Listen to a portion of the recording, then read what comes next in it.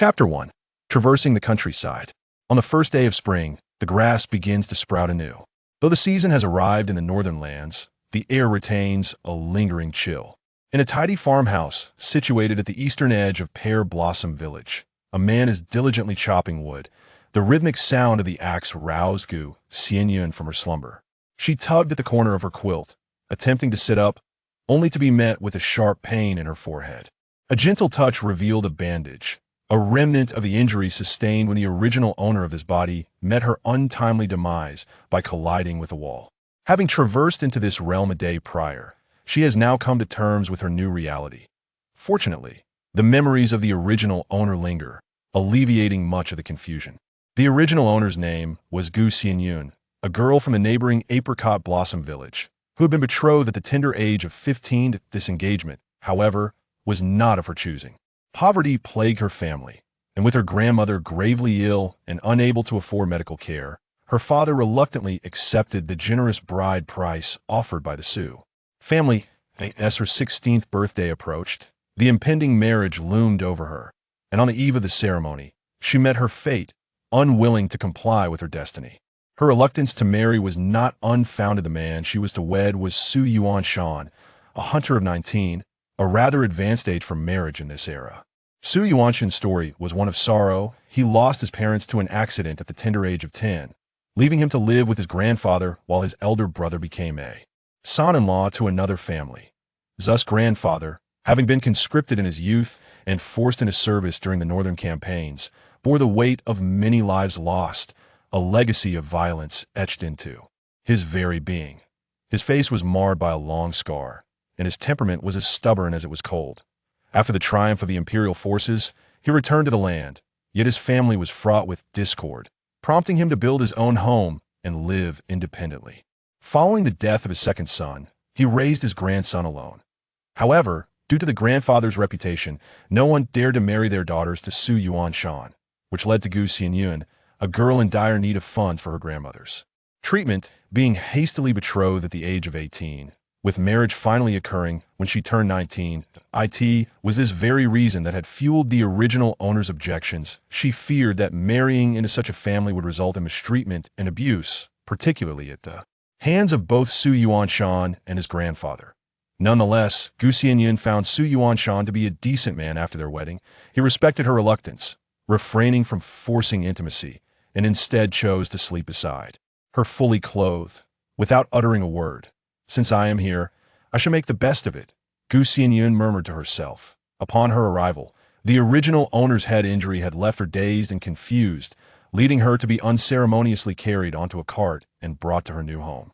Now that she had crossed over, she resolved to accept her fate, believing that through perseverance, brighter days could be forged from her current circumstances, which might not be as dire as she had initially imagined. Rising from her bed, she neatly folded her quilt. The Kong was still warm, a testament to Xianyun's early morning efforts in stoking the fire. Despite the lingering chill of early spring, the interior of the home remained comfortably warm. The Sioux residence comprised 3 main rooms. The grandfather occupied the eastern chamber, Xianyun resided in the western chamber, and in between lay the kitchen. As Xianyun stepped out from the western room, she was greeted by the sight of steam rising from the large pot in the kitchen. Pushing open the door, a cool breeze caressed her cheek, and she caught sight of Xianyun diligently chopping wood before the cattle shed, a neatly stacked pile of firewood. Beside him, Xianyun, having accompanied the venerable Sioux elder on hunting expeditions since childhood, possessed an impressive stature and robust physique. His handsome visage was marked by sharply defined and deep features, and the frequent excursions into the mountains had bestowed upon his skin a sun-kissed bronze hue, emanating a profound sense of security. Upon hearing the sound of the door, Xianyun turned his head to behold a small, dark-haired figure peeking through the entrance, followed by the emergence of a slender silhouette. Cascading down to her waist was a thick mane of jet black hair, framing a face that bore a pallid complexion. Her large, expressive eyes sparkled like water, complemented by a sharp, elegant nose and a petite mouth, rendering her utterly adorable. Yet, her frame was alarmingly frail. Xianyun pondered that he would soon venture into the mountains to hunt, ensuring she had sufficient meat to nourish her. Moreover, Her hair was left unadorned. He resolved to craft a hairpin for her that a peach would suffice. As she was still quite young and timid, he wished to create something benign, a talisman against malevolent spirits. Feeling his gaze upon her, Xianyun felt a twinge of embarrassment and offered a shy smile, waving at him to hi. "Good morning," she greeted unexpectedly, leaving Xianyun momentarily taken aback.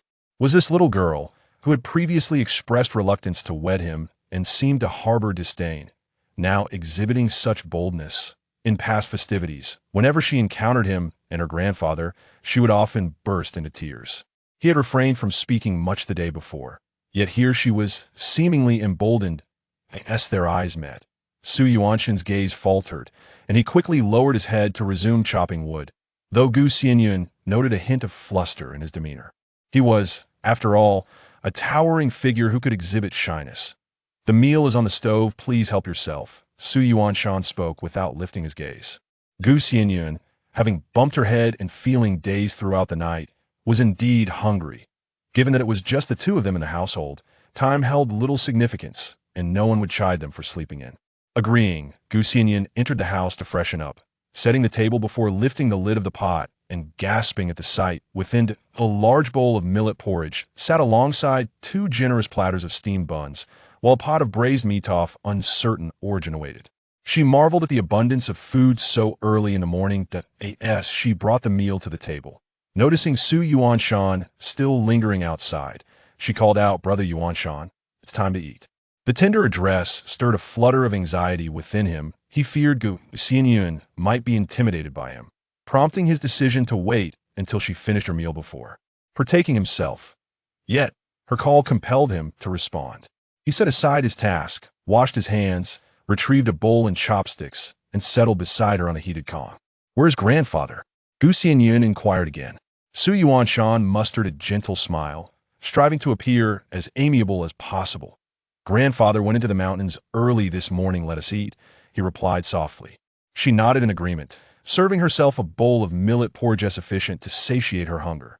"This meat is rabbit, not leftovers, it was saved from yesterday," Xianyun hurriedly clarified, noticing her hesitance towards the meat, worried she might assume it was from a previous meal done on the day of his marriage. His grandfather had specially prepared rabbit stew, yet no one from the village had come to celebrate. Grandfather had indulged in a bit of wine, and, having not consumed any vegetables, was preoccupied with concern for Xianyun's injury, resulting in a meager meal for himself. All that had been eaten was discarded. These dishes remained untouched and were impeccably clean. Xianyun, disinclined to eat meat that morning, found the aroma of the dish quite enticing. She nodded and took a piece, discovering it to be rather delightful in flavor. After consuming a bowl of porridge, she felt satiated. Xianyun pondered that perhaps his culinary skills were lacking. As she had eaten so little, it seemed he ought to dedicate himself to mastering the art of cooking. Observing Xianyun devour half of the porridge and steamed buns while finishing all the vegetables, Xianyun mused that he was indeed a growing young man, capable of consuming such quantities enough provisions to last her several days. However, Xianyun believed he should restrain himself, lest he startle the young lady. After their meal, he forbade Xianyun from engaging in any labor, insisting she take a rest and diligently clean the dishes himself. Chapter 2. The Spring of Spirits. After Xianyun finished preparing, he donned his mountain attire, slung his bow and arrows over his shoulder, and grasped his machete. With everything in order, he was set to venture into the mountains for a hunt. Standing tall, with a commendable physique, he exuded a certain gallant charm in his attire. However, he felt uneasy leaving Xianyun alone at home, and felt compelled to offer her a few words of caution. "Xianyun, please rest well at home. I shall return by noon to prepare our meal. If you find yourself hungry, there are provisions in the small room for you to enjoy at your leisure. Given your head injury, it would be best for you to lie down indoors." Although Xianyun had sustained a severe injury yesterday, she had traversed through time and, after a night of rest, had already begun to mend. "I am fine. Do not worry about me," she reassured him. Hearing her words, Xianyun felt a wave of relief wash over him. He held great affection for his delicate wife and wished to attend to her every need. Once Xianyun departed, Xianyun reclined on the warm kong, contemplating her current circumstances. With no money and unfamiliar surroundings, lacking even a household registration, she realized that should she attempt to flee, she would face the harsh elements and the risk of being reported and returned. Thus, returning to her family was out of the question. If the original owner of this body could not prevent the marriage, it was evident that her family would not accept her back. Staying here appeared to be the most prudent choice, especially considering Xianyun's appealing looks and amiable nature. This could very well become her home, and she resolved to make the best of her situation. Lost in thought, her attention was suddenly drawn to a cup that had mysteriously appeared on the Kong. It looked remarkably familiar. As she reached for it, the cup vanished without a trace. Awakening from her reverie, she realized this was the very cup she had used in the modern world. How tragic it was. While filling it with water one night, she had stumbled and, in the ensuing chaos, shattered the cup and cut her artery. The shards lay scattered, and now she found herself experiencing an illusion. Focusing her thoughts, she willed the cup to reappear, and to her astonishment, it did, swirling with a small vortex of water. Was this the water of a spiritual spring? Xianyun recalled reading about such phenomena in the novels she had perused on tomato fiction. Had such an extraordinary event transpired in her own life? Eagerly, she leaped from the Kong and retrieved a large bowl, attempting to summon the spring water with her mind. To her delight, the bowl filled to the brim with crystal-clear water. She quickly took a sip. It was sweet and refreshing, devoid of any unpleasant taste, enveloping her in a warm, comforting sensation. Using the spring water, she cleansed the wound on her forehead, and the pain gradually diminished. While it did not heal instantaneously, the improvement was unmistakable. This cup must have absorbed my blood and gained sentience, accompanying me through this journey. I now possess the spring water. How wonderful! Xianyun was elated. Although she lacked a spatial realm and modern resources, this newfound spring water was a blessing compared to having nothing at all. To find joy in life, one must learn to be content. Upon drinking the ethereal spring water, Xianyun felt a remarkable surge of vitality. She prepared to venture outside and explore the true nature of her new abode.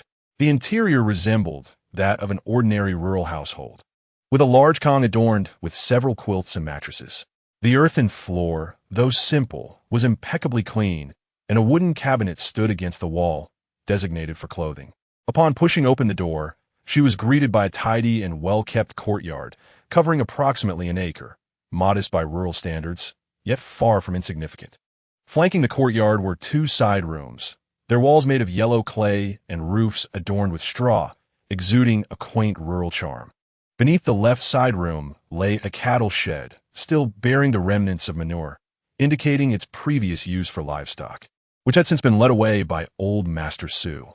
To the right, a vegetable garden awaited the spring planting season, its weeds meticulously cleared, featuring a flowering crabapple tree and a jujube tree, indicative of a household that embraced the rhythms of life. Xianyun mused to herself about the cleanliness of the home and the simplicity of its inhabitants. Even if old Master Su proved to be difficult as a grandchild-in-law, she would likely escape his ire. The household appeared somewhat impoverished, yet in these times, such was the fate of peasant families. In fact, the Su family fared better than her own. They not only possessed land, but also shared a passion for hunting, a skill that garnered envy in an era where meat was a luxury. Xianyun then opened the door to the right side room, revealing a storage area brimming with agricultural tools. Various willow baskets of differing sizes, sickles, winnowing baskets, straw hats, and ropes hung from the walls. The floor was strewn with picks, hoes, shovels, plows, and wheelbarrows. On the opposite wall, an assortment of animal hides, well preserved and likely intended for sale, was displayed. It was evident that the family had been engaged in farming for quite some time, their tools well-worn yet comprehensive, a testament to their industriousness. Next, she ventured through another door to discover a granary filled with millet, corn, yellow beans, green beans, as well as some whole millet and brown rice. While the quantity was modest, it sufficed for the family to sustain themselves until the autumn harvest. Perhaps out of concern for possible hunger, the door had been left unlocked. Hanging from the beams were cured meats, salted pork, and dried vegetables, alongside a pile of potatoes and cabbages. Exiting the east room, Xianyun surveyed the courtyard once more. There were no chickens, ducks, geese, or dogs, likely due to the frequent absence of the two inhabitants, leaving them unattended.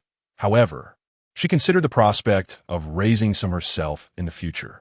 After inspecting the front yard, she turned her attention to the rear, which was not particularly spacious. Bordered by a grove of locust trees, with a small vegetable garden and 2 apricot trees nestled within. Having familiarized herself with the household, Xianyun felt a deep sense of satisfaction. This leisurely pastoral existence promised a fulfilling life, with the sun rising to labor and setting to rest, embodying a tranquil and warm simplicity. As she stepped out of the courtyard, she spotted a middle-aged man clad in a tattered robe, approaching with 2 radishes in hand. Radishes and potatoes were staples in this era of northern lands, easily stored and resilient to the cold. Xianyun did not recognize the man who entered the courtyard and lightly inquired, "Are you looking for someone, Daozhong?" Su Dazhuang halted his steps, sizing up the newlywed daughter-in-law. Quite suitable for my nephew, he thought. "What Daozhong? I am your uncle, as well as your husband's uncle, residing in the Taoist temple on the mountain in the town. I learned of Su Yuanshan's marriage, but could not return in time. I just arrived today, coinciding with the beginning of spring. Here are 2 radishes. Take them and eat them to ward off the plague." Only then did Xianyun comprehend that this man was Su Yuanshan's paternal uncle, though she was puzzled as to why he lived in a mountain temple. Judging by his unkempt appearance, he seemed to possess a carefree spirit. "Uncle, please come inside," Xianyun urged, accepting the radishes. Su Dazhuang waved his hand dismissively. "Yuanshan has gone hunting. You should return inside. I have matters to attend to at the temple. It's likely he has just gone up the mountain." "Uncle, stay for a meal before you leave," Xianyun insisted. She understood that the uncle had hurried back due to Su Yuanshan's wedding, since he was already here. It was only proper to invite him to dine. "No need. You should go back inside. I must take my leave." Su Dazhuang had no intention of staying for a meal, waving his hand as he departed. Xianyun escorted him to the door and returned with the radishes. Today marked the beginning of spring, and, according to her recollection of local customs, it was customary to eat radishes on this day, even if just a bite, as it symbolized the dispelling of plague. Additionally, there were customs involving spring pancakes and spring rolls, collectively known as biting into spring. Xianyun particularly enjoyed spring rolls, wrapping up the essence of spring. No sooner had she placed the radishes inside than she heard a lively commotion from the path outside the courtyard. A group of villagers returning from the fields in the east were whipping the spring ox. "I've managed to grab some oxhead clay. This year, our harvest will surely be bountiful." A group of children, their clothes filled with clay, chased one another, laughter ringing out as they passed in front of her home, followed by the adults. Xianyun surmised they must be returning from the village's spring ox-whipping festivities. There was a local tradition on the first day of spring, where a large clay ox was sculpted, and the village elders would break it apart. The children would scramble for the clay, with those securing the ox head receiving particularly auspicious connotations of a good harvest. Old Master Su, by age, was considered an elder in the village, yet he had not participated. After the wedding yesterday, it seemed no one had come to visit him, indicating perhaps a lack of harmony with the villagers. As the group passed by the Su residence, their voices lowered and they peered inside. Upon seeing Xianyun, they murmured softly amongst themselves. As Xianyun was new to the village and unfamiliar with its affairs or these individuals, she chose not to respond, allowing their chatter to drift away while she focused on her own life. With Su Yuanshan and his grandfather in the mountains, she remained at home to rest. It wouldn't do to wait for their return to cook. After all, she considered herself a budding cook and could manage a meal. Since today was the beginning of spring, she decided to prepare spring pancakes and spring rolls. Traditionally, biting into spring involved consuming vibrant green vegetables, but in the northern regions, the weather remained quite cold during the early spring, and there were no vegetable greenhouses in this era to provide such fare. The narrative has gracefully transformed into a depiction of various spring rolls filled with red bean paste, a delicacy enjoyed during the spring festival and the onset of spring. During this time, it is customary to consume radishes to ward off illness, alongside spring pancakes filled with shredded meat and scallions. Fortunately, Xianyun adeptly utilizes the earthen stove. She first brings in some firewood, then employs pine needles to kindle a fire, heating water to cook red beans. The water from the red beans is utilized to wash vegetables, while warm water is employed to knead the dough. Though spring has arrived, the weather remains quite chilly, necessitating the use of warm water for washing vegetables. Xianyun diligently cleans and slices the radish brought by her uncle, preparing a plateful for good fortune. She also chops some scallions that she has cultivated indoors during the autumn. Due to the cold, they have thrived within the house, producing new shoots that she harvests repeatedly throughout the winter.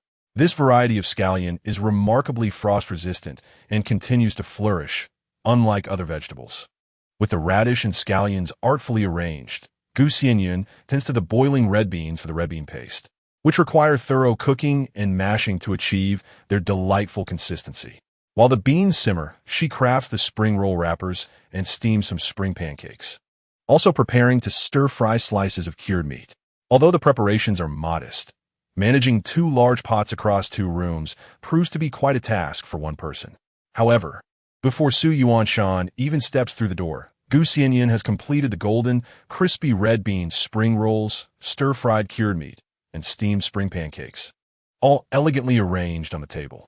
As Xianyun enters the courtyard, he is greeted by the enticing aroma of the meal, which fills him with immense joy, not solely because his wife has prepared a feast, but because she has chosen to remain with him. Her presence signifies her acceptance of life in this household. Xianyun is aware that Xianyun harbors no affection for him. Today, while hunting, he felt a sense of unease, fearing she might leave. He had resolved that should she choose to depart, he could not compel her to stay. Hearing a commotion in the courtyard, Xianyun hurriedly opens the door to find Xianyun returning with 2 rabbits and 3 wild chickens in his backpack. To her surprise, he has indeed proven himself capable, having acquired such a bounty in just half a day. It is no wonder that in these times of hardship, the Su family fares better than most. Not seeing old Master Su, Xianyun promptly inquires, "Brother Yuanshan, you're back. Where is grandfather?" Xianyun replies, "Grandfather will return later. Have you prepared the meal? You have an injury on your forehead. You should wait for me to return to cook." A flicker of concern crosses Xianyun's mind. Although it is the beginning of spring, the weather remains frigid. Old Master Su has been away for an entire day. Can he endure without a warm meal at his age? I am fine. You should have to cook after working all day. I need to eat as well. Wash your hands and come in for dinner, she responds, refraining from further questioning. Xianyun agrees, placing the branches of the peach tree he brought back in the courtyard. He decides not to venture out again this afternoon, instead crafting a peachwood hairpin for his beloved wife. After washing his hands and entering the house, he is met with the sight of the prepared meal, bringing a visible smile to his face. "Don't overexert yourself," he gently remarks, glancing at the injury on Xianyun's forehead. Xianyun, buoyed by the mystical properties of the spirit's spring water, found the wound on her forehead no longer painful and devoid of scars. Thus she brushed it aside without concern. "It's nothing. Let us eat. You must be tired," she remarked casually. Her words ignited a flicker of joy in Xianyun's heart. Was she expressing concern for him? The meal, enhanced by the spirit's spring water, was notably delicious, a stark contrast to the usual simplicity of their dining, as neither Xianyun nor the elder Su ever indulged in such delicacies. "I had no idea you possessed such culinary skills," Xianyun exclaimed, taking a bite of the spring roll. The crisp, fragrant exterior gave way to a sweet, soft red bean filling, prompting him to praise the dish. With a subtle smile, Xianyun replied, "Indeed, I can prepare many delightful dishes."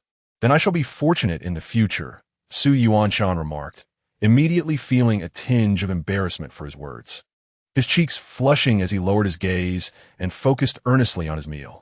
He savored the spring pancakes rolled with scallions and the fragrant cured meat, each bite a harmonious blend of flavors lingering on his palate. "I must say, your cooking is truly exquisite," he declared. Chapter 4. The peachwood hairpin. This radish was sent by my uncle.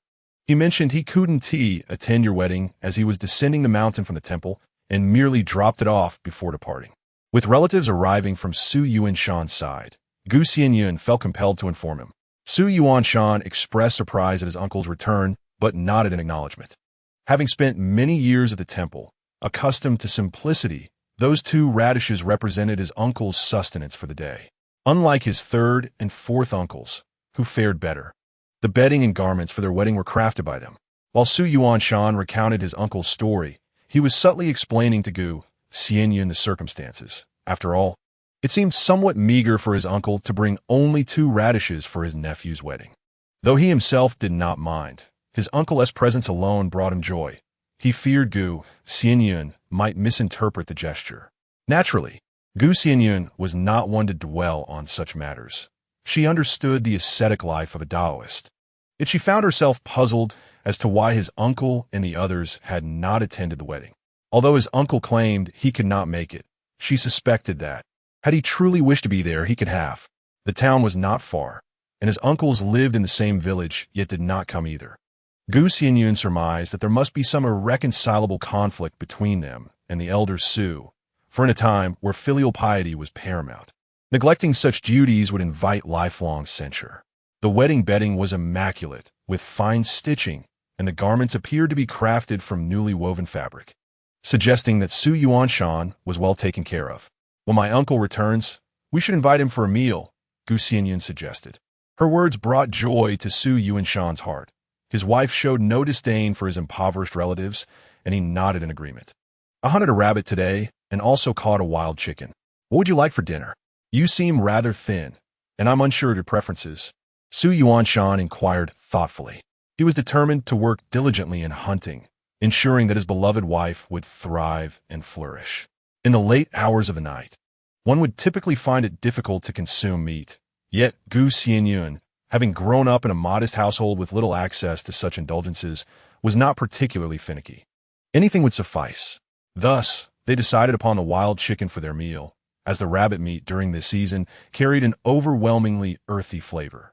In the morning, they had feasted upon the wild rabbit meat caught in winter, which had a milder taste, but with the arrival of spring, the rabbit's flesh was no longer as palatable.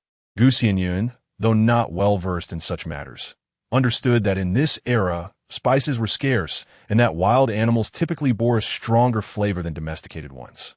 After enjoying their meal and tidying up, Gu Xianyun found herself at leisure, contemplating what to cultivate this year: vegetables, grains, fruits, and spices, all of which would be organic and free from pollutants, devoid of chemical fertilizers and pesticides. She meticulously planned to grow spinach, rapeseed, leeks, green beans, eggplants, and chili peppers. Fortunately, the nomenclature for most items in this age was akin to that of her own time, and with the memories of the former owner still vivid in her mind, Gu Xianyun felt assured in her endeavors. Armed with the miraculous water of the Lingquan, she was confident that whatever she planted would flourish under her care. Outside, Su Yuanshan was sawing wood, and Gu Xianyun assumed he was preparing firewood, paying him no mind as she envisioned the crops to be sown in front of and behind their dwelling. In truth, Su Yuanshan was not cutting firewood. He was crafting a peachwood hairpin for Gu Xianyun. However, as this was not his specialty, the process was rather slow. He first selected a piece of peach wood of suitable thickness, sawed it, and then charred the end of a small stick to outline the shape of the hairpin on the side of the peach wood. Lacking artistic skill, he merely sketched a rudimentary branch-like design before meticulously sawing out the shape, removing any excess edges and gradually smoothing the surface until it gleamed. After a busy afternoon, Su Yuanshan felt a twinge of anxiety. He had no money to purchase gold or silver, and he wondered whether his wife would find the peachwood hairpin to her liking. Upon entering the house, he noticed Gu Xianyun was on the verge of dozing off due to her idleness. He placed the hairpin on the Kong and proceeded to prepare the wild chicken for their evening stew. Hearing the sounds emanating from the kitchen, Gu Xianyun realized it was time to assist with dinner. As she opened her eyes, she noticed the hairpin before her. It was wooden yet polished to a smooth finish, albeit simple in design, bearing traces of handmade craftsmanship, surely a creation of Su Yuanshan. She picked it up for a closer inspection, finding it quite delightful, as such handcrafted items were rare and often unattainable. Brother Yuanshan, I thought you were chopping firewood in the yard, yet you were crafting a hairpin. Thank you, she expressed, Rising to her feet and lifting the curtain to see Xianyun plucking feathers from the wild chicken. His face brightened with a smile, relieved that his wife did not disdain his gift. He had feared she might not appreciate it. Use it for now. In a few days, once we sell these game animals, perhaps we can exchange them for some silver. Xianyun replied gently, having found a newfound purpose to earn well and provide for his wife, ensuring she could have whatever she desired. Xianyun deftly gathered her hair with a hairpin, and indeed, it appeared much more tidy. Duanshan, observing the charming demeanor of his beloved wife, felt a persistent smile grace his face. There was no need for purchase. Was this not splendid? It was entirely handcrafted and quite delightful. Xianyun sincerely believed it to be rather wonderful, for it was a creation of Xianyun's heartfelt efforts. Such sentiment was truly invaluable, and moreover, the craftsmanship was commendable. Upon hearing Xianyun's words, Xianyun felt a tinge of bashfulness. It brought him genuine joy to see her so pleased, his heart racing with excitement. As long as you like it, if you truly do, I shall craft another tomorrow. One made of peach wood, to ward off evil, he said lightly. Xianyun had not anticipated that it would indeed be crafted from peach wood, despite his rugged exterior. He was surprisingly meticulous. The lore surrounding peach wood as a talisman against malevolence had persisted through generations. As Xianyun deftly plucked the feathers from a wild chicken, he also collected the colorful long feathers from its tail to present to Xianyun. These feathers were exceptionally vibrant. Xianyun cleaned the feathers thoroughly and placed them in their abode, envisioning the many decorative items they could create, even simply displayed in a large vase. They would be aesthetically pleasing.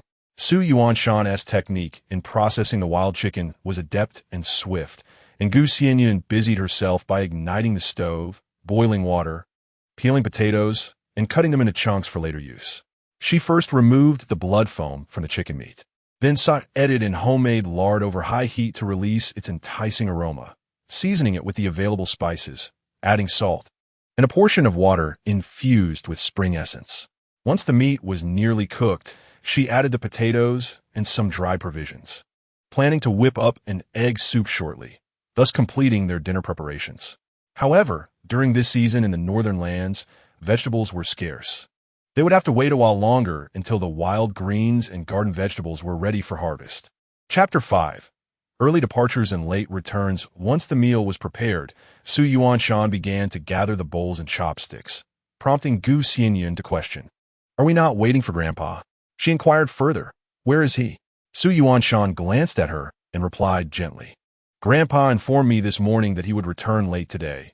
It suffices to heat his meal. Xianyun acquiesced, yet a vague sense of understanding washed over her. In the past, she would have been frightened to tears at the sight of Su's grandfather. It seemed he had taken great care to avoid alarming her, thereby choosing to come and go at times that would minimize their encounters, as if to prevent her from fleeing at the sight of him. Yet, given the harsh cold of the season, spending the entire day in the mountains was no small feat, even for the young. Is Grandpa truly afraid of startling me? She pondered. But the days ahead are long. He cannot possibly spend all his time in the mountains to avoid me. The lingering chill of early spring is unbearable. The love that all parents, including grandfathers, hold for their grandchildren is profound, despite her limited acquaintance with the elderly man. His actions suggested a desire for his grandson to lead a fulfilling life without being overshadowed by his presence. Xianyun sighed softly. He too felt reluctant to see his grandfather in such a state. However, the old man was steadfast in his ways. Once he made a decision, no one could sway him. Su had attempted to persuade him that morning, but to no avail. As I await my grandfather's return, I shall offer him counsel and convey your sentiments, Xianyun remarked. After dining, preparations for rest commenced. Xianyun felt a twinge of awkwardness within her heart. However, having resolved to wed Xianyun, she saw no reason to maintain a faade, nor would she reject his advances. Xianyun had laid out 2 beds, seemingly cautious not to frighten his bride away, given her initial reluctance to marry. Thus, he chose to gradually cultivate their bond. From this, Xianyun discerned the commendable nature of Xianyun. They were but strangers, recently acquainted, and sharing a bed indeed felt quite uncomfortable. They could only wait for their feelings to deepen and flourish naturally. In a state of half-sleep, she was roused by the sound of cattle in the courtyard, indicating that the elder Su had returned. "You rest, I shall rise and check," Xianyun said, getting up. The pot still held warm food, and given the elder's age and the chilly weather, a day spent in the mountains was taxing. It remained unclear how Xianyun had persuaded him, but evidently, little progress had been made. For 3 consecutive days, the elder had been mysteriously absent, leaving at dawn and returning at dusk, his presence a mere shadow. On the 4th day, Xianyun chose not to sleep, instead waiting alongside Xianyun. She was no longer the timid Xianyun of yore. She felt no trepidation towards the elder. It was unwise to continue hiding. When the elder Su returned at night, he pushed open the door to find the candlelight in his east wing flickering to life. Upon lifting the curtain, he beheld a table set with steaming, freshly served dishes. "Grandfather, you've returned. You must be hungry. It's quite cold.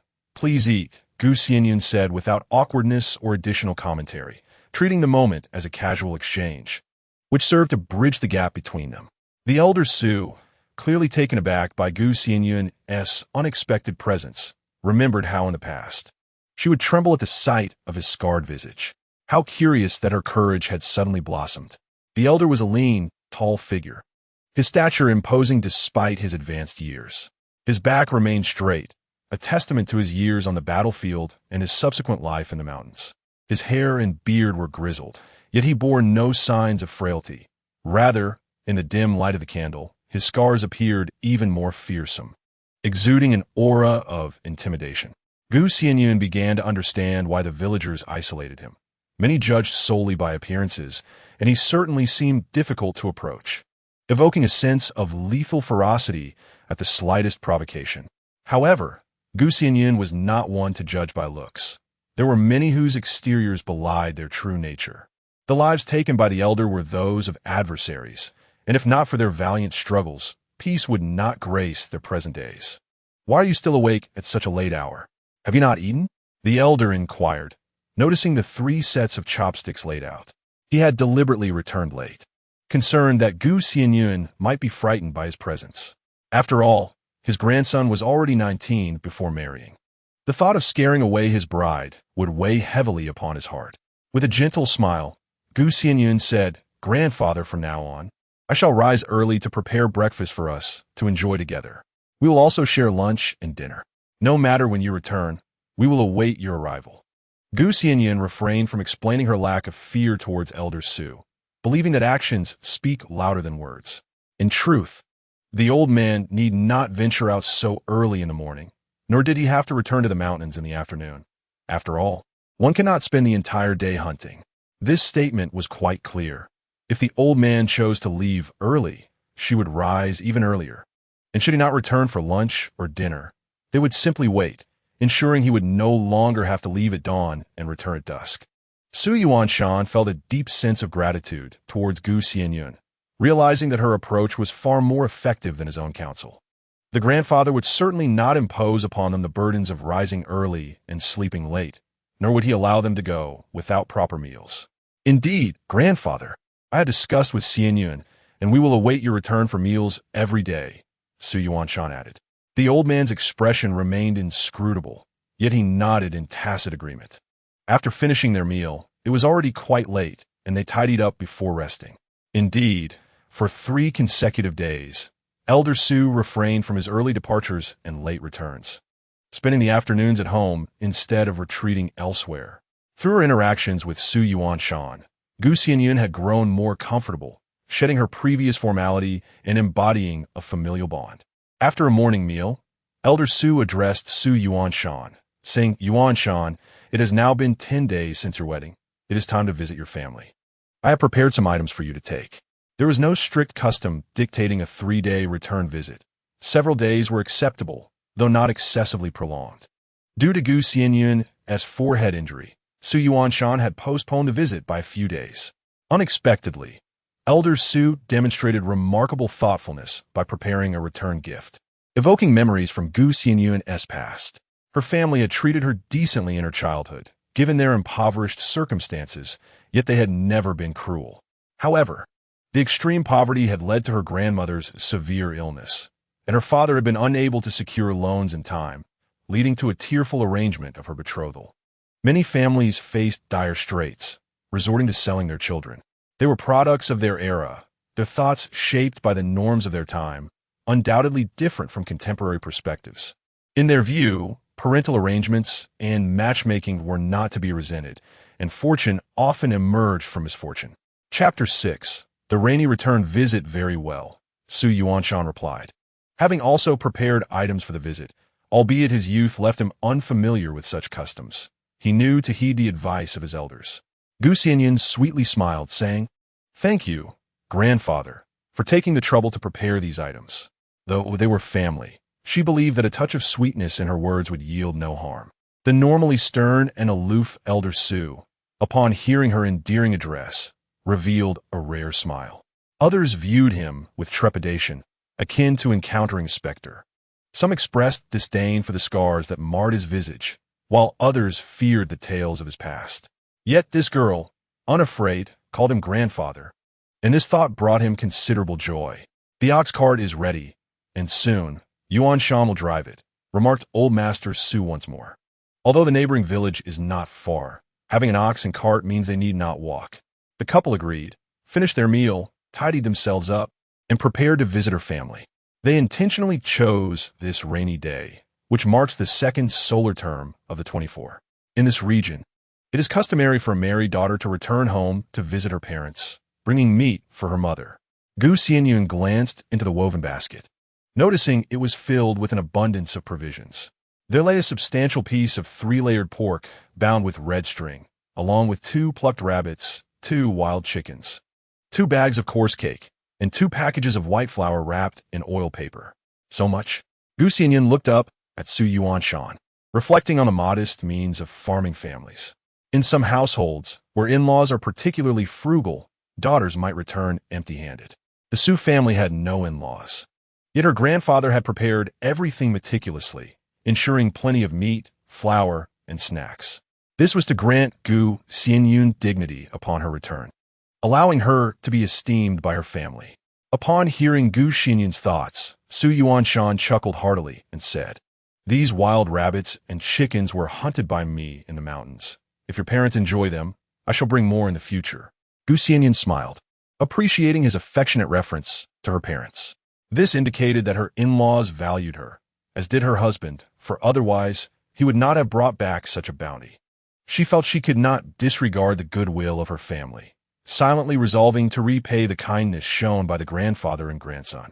After loading the provisions onto the ox cart, Su Yuanshan hurried into the house to fetch a cushion, concerned that Gu Xianyun might feel cold sitting on the cart.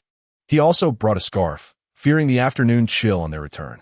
Observing his attentiveness, Gu Xianyun felt warmth swell in her heart. "Be careful, hold on tight, don't fall." Despite the leisurely pace of the ox cart, Su Yuanshan cautioned her with genuine concern. Gu Xianyun nodded, sitting on the opposite side of the cart, swinging her legs as she began to enjoy some sunflower seeds. These seeds were harvested the previous autumn, dried, and stored when she desired them. She would fry them in a large pot. Though they lacked the fragrance of sunflower seeds, they were still quite delightful. Su Yuanshan, watching his beloved wife's charming demeanor, couldn't help but smile. As long as she was happy, he would do everything in his power to cherish her. However, leaving the village meant passing through it, attracting the attention of several onlookers.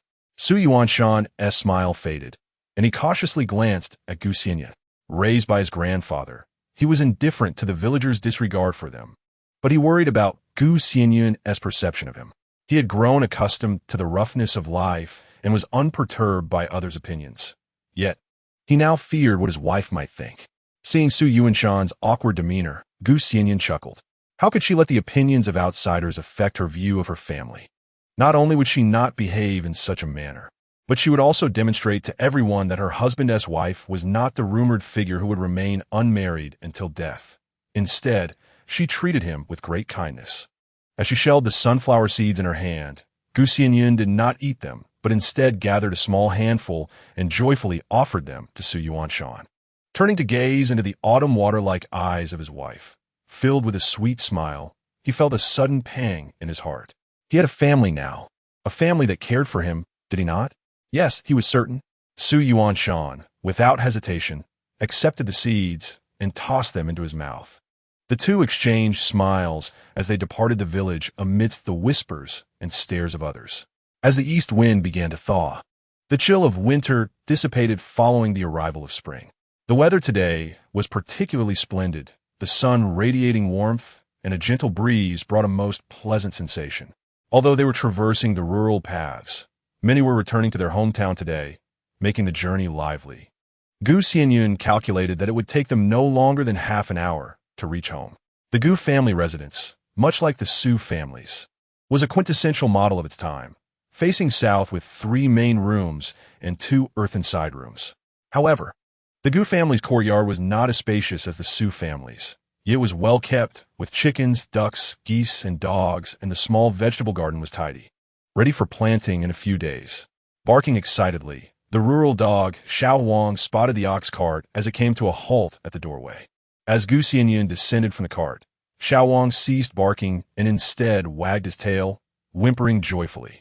The clever little dog recognized his owner and even warmly accepted Xianyun, as if he understood that he was now part of the family.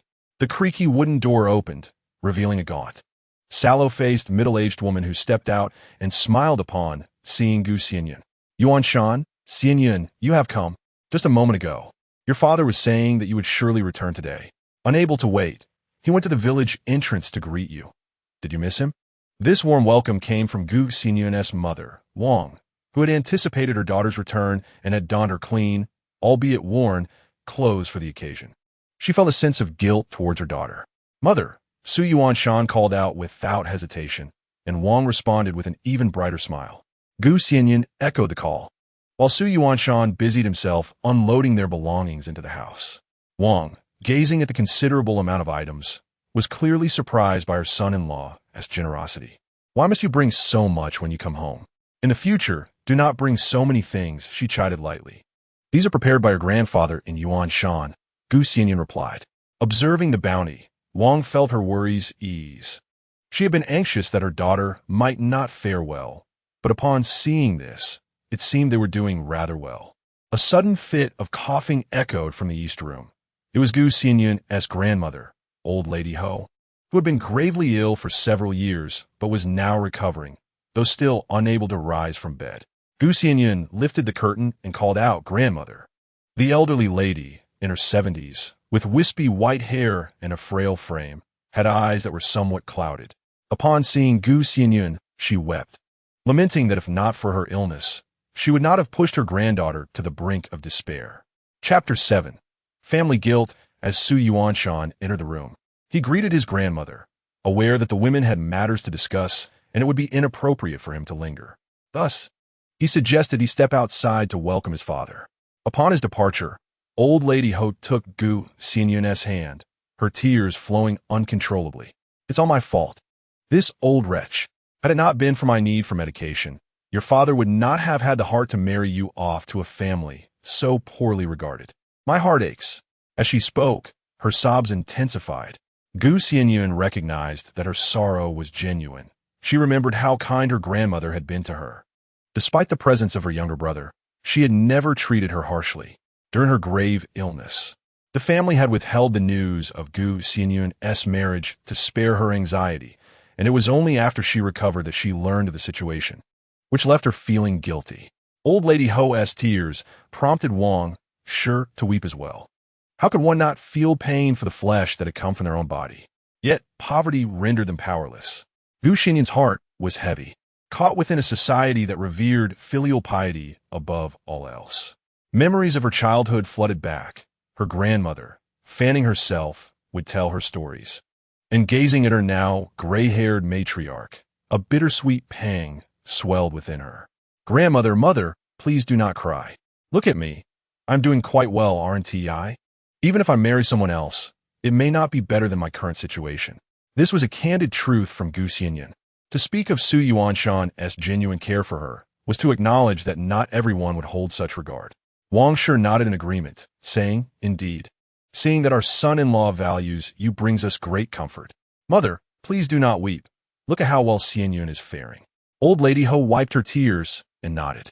Xianyun, if they treat us well, we must reciprocate. Gu Xianyun agreed, recognizing the mutuality of kindness. Noticing her daughter was clad in a neat floral jacket. With both her clothing and shoes new, Wang Shi observed that her daughter's appearance was lovely, her complexion fair and radiant. However, the attire seemed somewhat thin, prompting her to advise. They say to dress warmly in spring and to endure the chill in autumn. You should wear more layers. It is too cool to be dressed so lightly.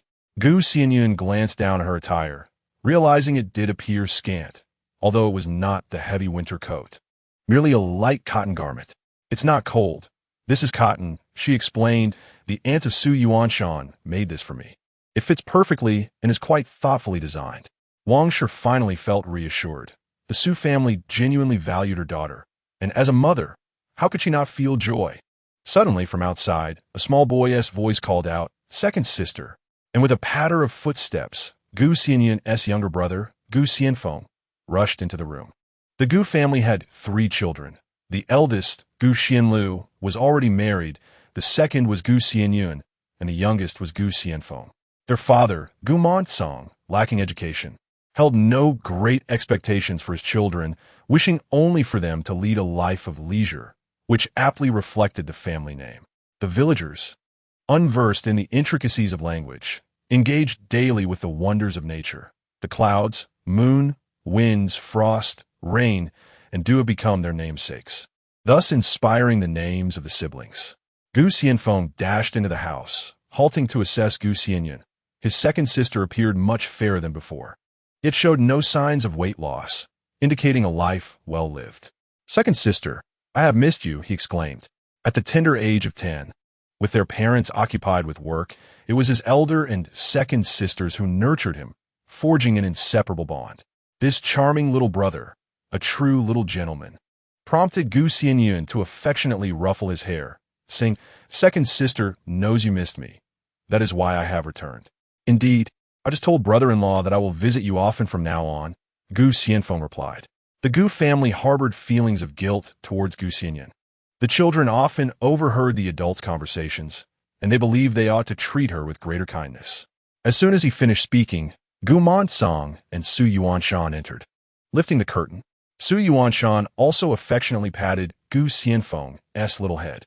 "From now on, if you miss your second sister, feel free to stay at our home. It's so close, you can find your way here. If not, send word, and I shall come to retrieve you," Su Yuanshan suggested. Gu Xianyun smiled and nodded, then looked up at Gu Montong, calling out, "Father." Gu Montong promptly acknowledged her with a nod. The heartfelt call of father stirred a deep sense of sorrow within Gu Montong, who felt a profound guilt towards his daughter. Had he not been compelled by dire circumstances, he would not have agreed to a marriage proposal that was widely deemed unfavorable. He lamented his shortcomings as a father, feeling he had failed his daughter. Fortunately, fate seemed to favor her. Observing his son-in-law's demeanor and his daughter's well-being, it appeared that the situation was not as dire as he had anticipated. Gu Xianfeng, oblivious to the adult sentiments, leaped with joy at the prospect of visiting his second sister's home, exclaiming, "Wonderful." Meanwhile, Wang Shi presented the pre-prepared fried melon seeds and some thawed pears, the only offerings available for their hospitality. Just as the gathering became lively, the little yellow dog in the yard began to whimper, followed by a familiar female voice, "Grandmother, father, mother." Instantly recognizing the voice, Gu Xianyun realized that it belonged to her elder sister, Gu Xianlu, who had married and moved away. This marked the first time she encountered her sister since her rebirth, and the memories of their shared childhood flooded back. Gu Xianlu was a gentle and virtuous woman. They were merely 2 years apart, having grown up together, rarely separated. However, as young women, they had dispersed like dandelion seeds to distant places. Upon hearing the commotion, Wang Shi hurriedly exclaimed, "Xianlu and her family have returned." The family rushed to welcome them, and Gu Xianyun caught sight of her sister and brother-in-law, who were cradling her little nephew, Jinbao, as they stepped through the door. Gu Xianlu, now 18, had married at 15 to Lu Taizhu, a simple and earnest farmer from a neighboring village. After exchanging greetings, Gu Xianlu took Gu Xianyun's hand, scrutinizing her with a sense of relief and nodding approvingly. She had been worried about her sister's well-being, but now she felt reassured. Though their circumstances were modest and her husband lacked ambition, she vowed that if her brother-in-law dared to mistreat her sister, she would not stand idly by. Gu Xianyun was aware that her elder sister's family was not affluent. Even when returning to her maternal home, she donned the most presentable attire, albeit patched.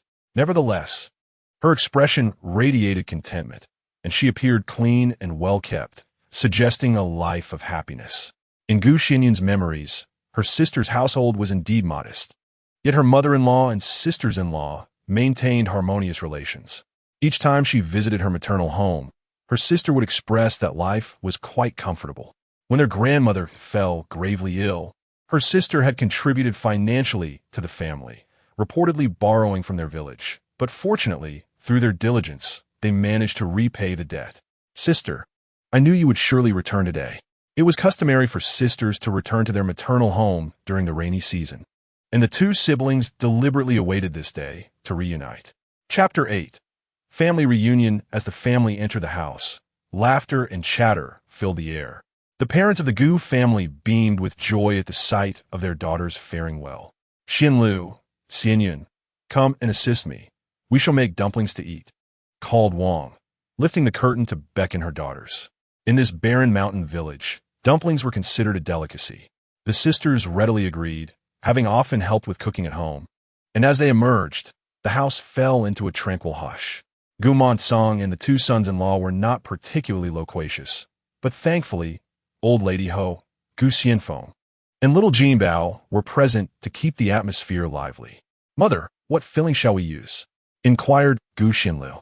Wang replied, we have no other fillings, just cabbage and pickled vegetables. What would you two prefer? At this time of year, fresh vegetables were scarce. However, in northern rural households during late autumn, it was customary to pickle some vegetables, which could be consumed until springtime.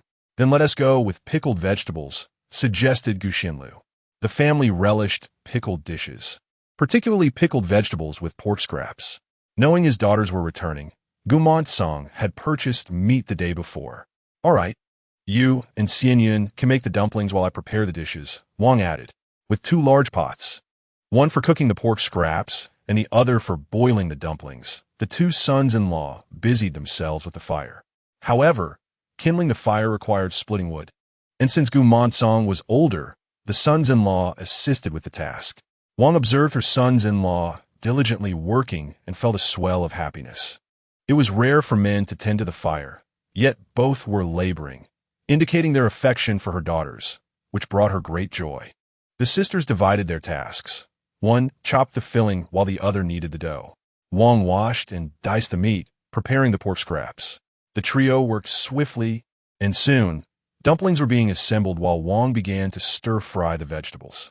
Dishes included braised pork, cabbage stewed with tofu, stir-fried yellow beans with pickled vegetable shreds, and stir-fried potato shreds with pickled cabbage. Though there were only 4 dishes, the portions were plentiful, truly a feast for a rural household in this era. In the west room, Gu Xianlu rolled out the dumpling skins while Gu Xianyun filled the dumplings, and the sisters chatted about everyday matters. Gu Xianlu lowered her voice, saying, I noticed your brother-in-law's family brought quite a few gifts. It seems they treat you well. Since guests' offerings were not meant for entertaining, Wang had placed the items in the west room where they stayed, and Gu Xianlu, upon entering, had naturally noticed them. It is indeed quite pleasant. Grandfather is not as fierce as one might imagine, and he possesses a commendable nature, Gu Xianyun remarked. Observing her sister's contentment, Gu Xianlu also smiled. For one must always find joy in satisfaction. Indeed, contentment is key. Regardless of what others may say about him, if they treat you well, you should reciprocate that kindness. After all, we are family and should live harmoniously together.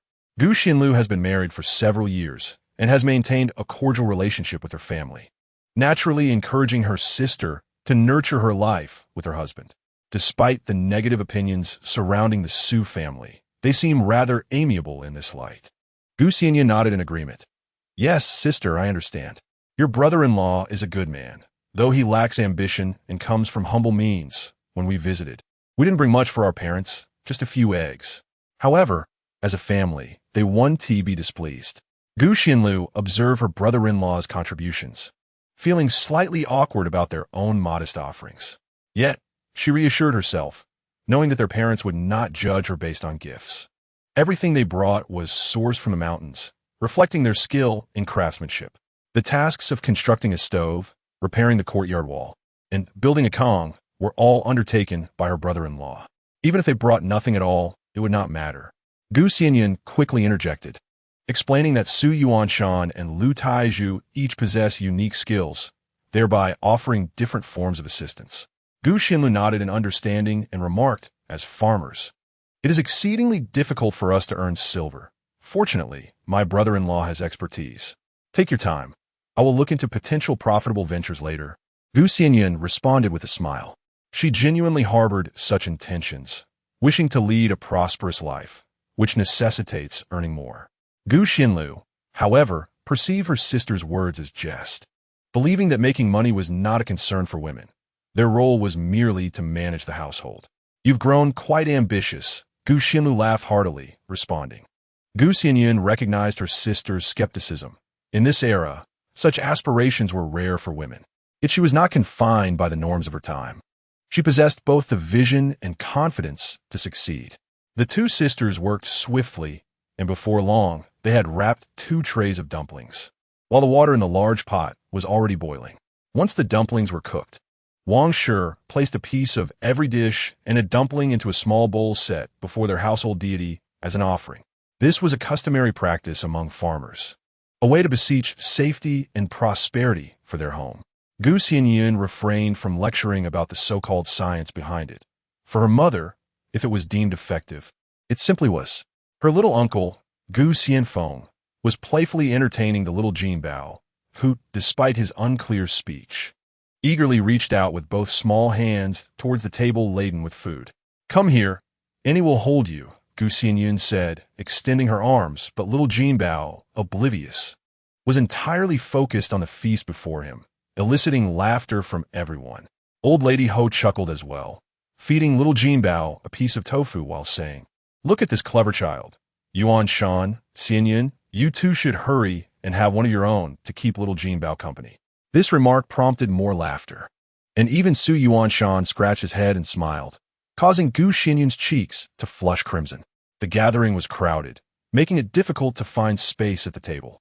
Fortunately, the clay kong was spacious enough to accommodate 2 tables, with the dishes being uniform. The men from the north were known for their fondness for liquor. Gu Montsong brought forth the spirits he usually refrained from indulging in. Initially, conversation was sparse, but as the drinks flowed, laughter and merriment ensued, elevating their spirits. The women at the table, however, were not inclined to drink. Gu Xianyun found the dumplings particularly delightful, and the dishes were well prepared, perhaps due to her familiarity with the family's culinary traditions from her upbringing. After finishing her meal, Gu Xianlu cradled her child and observed the lively atmosphere around her, advising, "You all should drink less. We still need to return home." "Return? We're staying the night. It's been ages since we've been back," Wang Shi interjected. The sisters naturally could not insist on leaving, so they decided to stay. Before their marriages, the 2 sisters had shared a room with their grandmother, and upon their return, it felt familiar. Wang Shi had also moved in to allow the sons-in-law to occupy another room. The women chatted until late into the night, while Gu Xianyun felt a profound sense of tranquility within her heart. The following morning, Wang Shi rose early to make handmade noodles. After a hearty meal, they each returned to their respective homes. In Chapter 9, titled "The Wild Geese Return North," Wang Shi brought her 2 daughters some yellow soybeans, as it was the season to begin making soy sauce. In farming households, other condiments were scarce, and soy sauce served as a valuable seasoning. Though Gu Xianyun had soybeans at home, Wang Shi insisted that she take some regardless. The 2 daughters were treated equally, and Gu Xianyun did not decline. As they traveled leisurely in the ox cart, Gu Xianyun swung her legs, when suddenly a chorus of birdsong caught her attention. Looking up, she spotted a flock of geese in the sky, divided into 2 groups.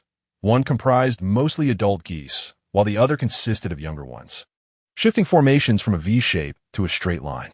"Look," The geese are heading north, bringing the warm spring breezes from the south, Gu Xianyun exclaimed, pointing to the sky. Su Yuanshan also glanced up, acknowledging, indeed, spring has truly arrived. In the city, the grass has already begun to sprout. Gu Xianyun nodded.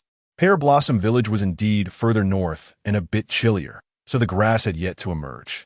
Yes, we must hasten to make the soy sauce upon our return, as the wild mountain vegetables will soon be in season, perfect for eating, she replied.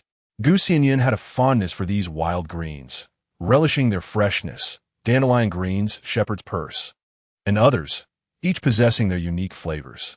Su Yuanshan was pleasantly surprised to learn that Gu Xianyun could make soy sauce and readily agreed to whatever she wished to prepare. Shall we go to the market tomorrow? Su Yuanshan inquired.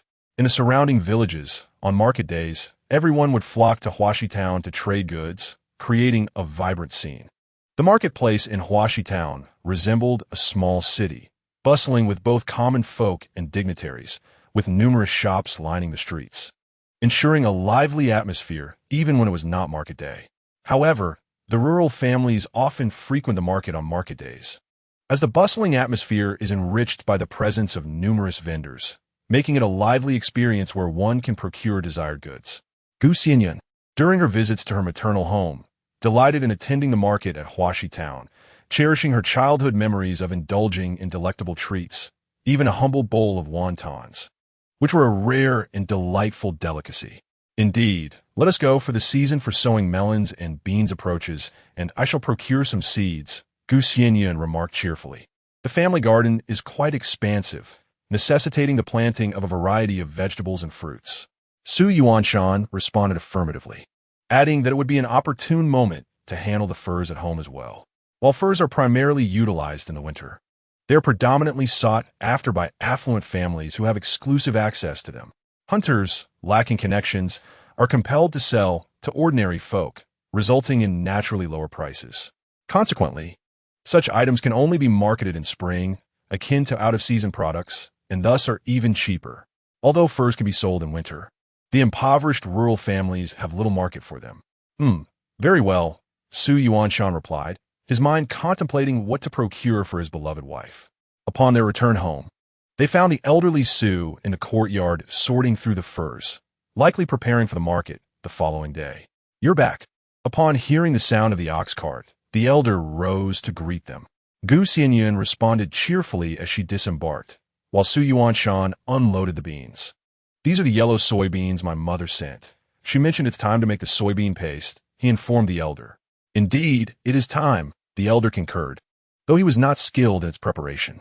The family seldom made paste, occasionally receiving some from Su Yuanshan's aunts, and the two men managed with that. However, Gu Xianyun possessed the knowledge. Her memories from her youth remained intact, as girls in their maternal homes were expected to assist in household tasks early on. Now that she was establishing her own home, she understood the importance of being well prepared. First, I shall wash the yellow soybeans and cook them, and then steam some cornmeal buns. I will prepare the ingredients today, and upon our return from the market tomorrow, we shall make the soybean paste. The soybean paste, crafted from yellow soybeans, varies in flavor from household to household, much like the art of cooking, as the ingredients differ. Some families use only pure yellow soybeans, while others mix winter leftovers with yellow beans, and some incorporate cornmeal buns into the mixture. Gu Xianyun favored the latter, as it exuded a rich aroma, perfect for dipping vegetables or enhancing the flavor of stir-fries and stews. The elder nodded with satisfaction, pleased that his granddaughter-in-law was diligent and skilled, capable of making soybean paste. Their lives had been rather rough before her arrival. Now, the family finally resembled a typical household. Yuanshan, tomorrow take these to sell, and keep the proceeds. Use the money for whatever you wish, the elder instructed once more. Though directed to Su Yuanshan, the implication was clear. He would forego the money from the sale of the furs, allowing the young couple to decide what they wished to purchase. Su Yuanshan acknowledged this, recalling that his grandfather had shared similar sentiments a few days prior, intending for his beloved wife to feel free to buy whatever her heart desired. Gu Xianyun was not one to hold back and remarked, Grandfather, around the Qingming festival, we should begin planting vegetables. I'm unsure about what seeds we have at home. I will check and purchase some tomorrow if necessary. In many farming households, seeds for grains and vegetables are often retained for the following year, ensuring convenience for future planting.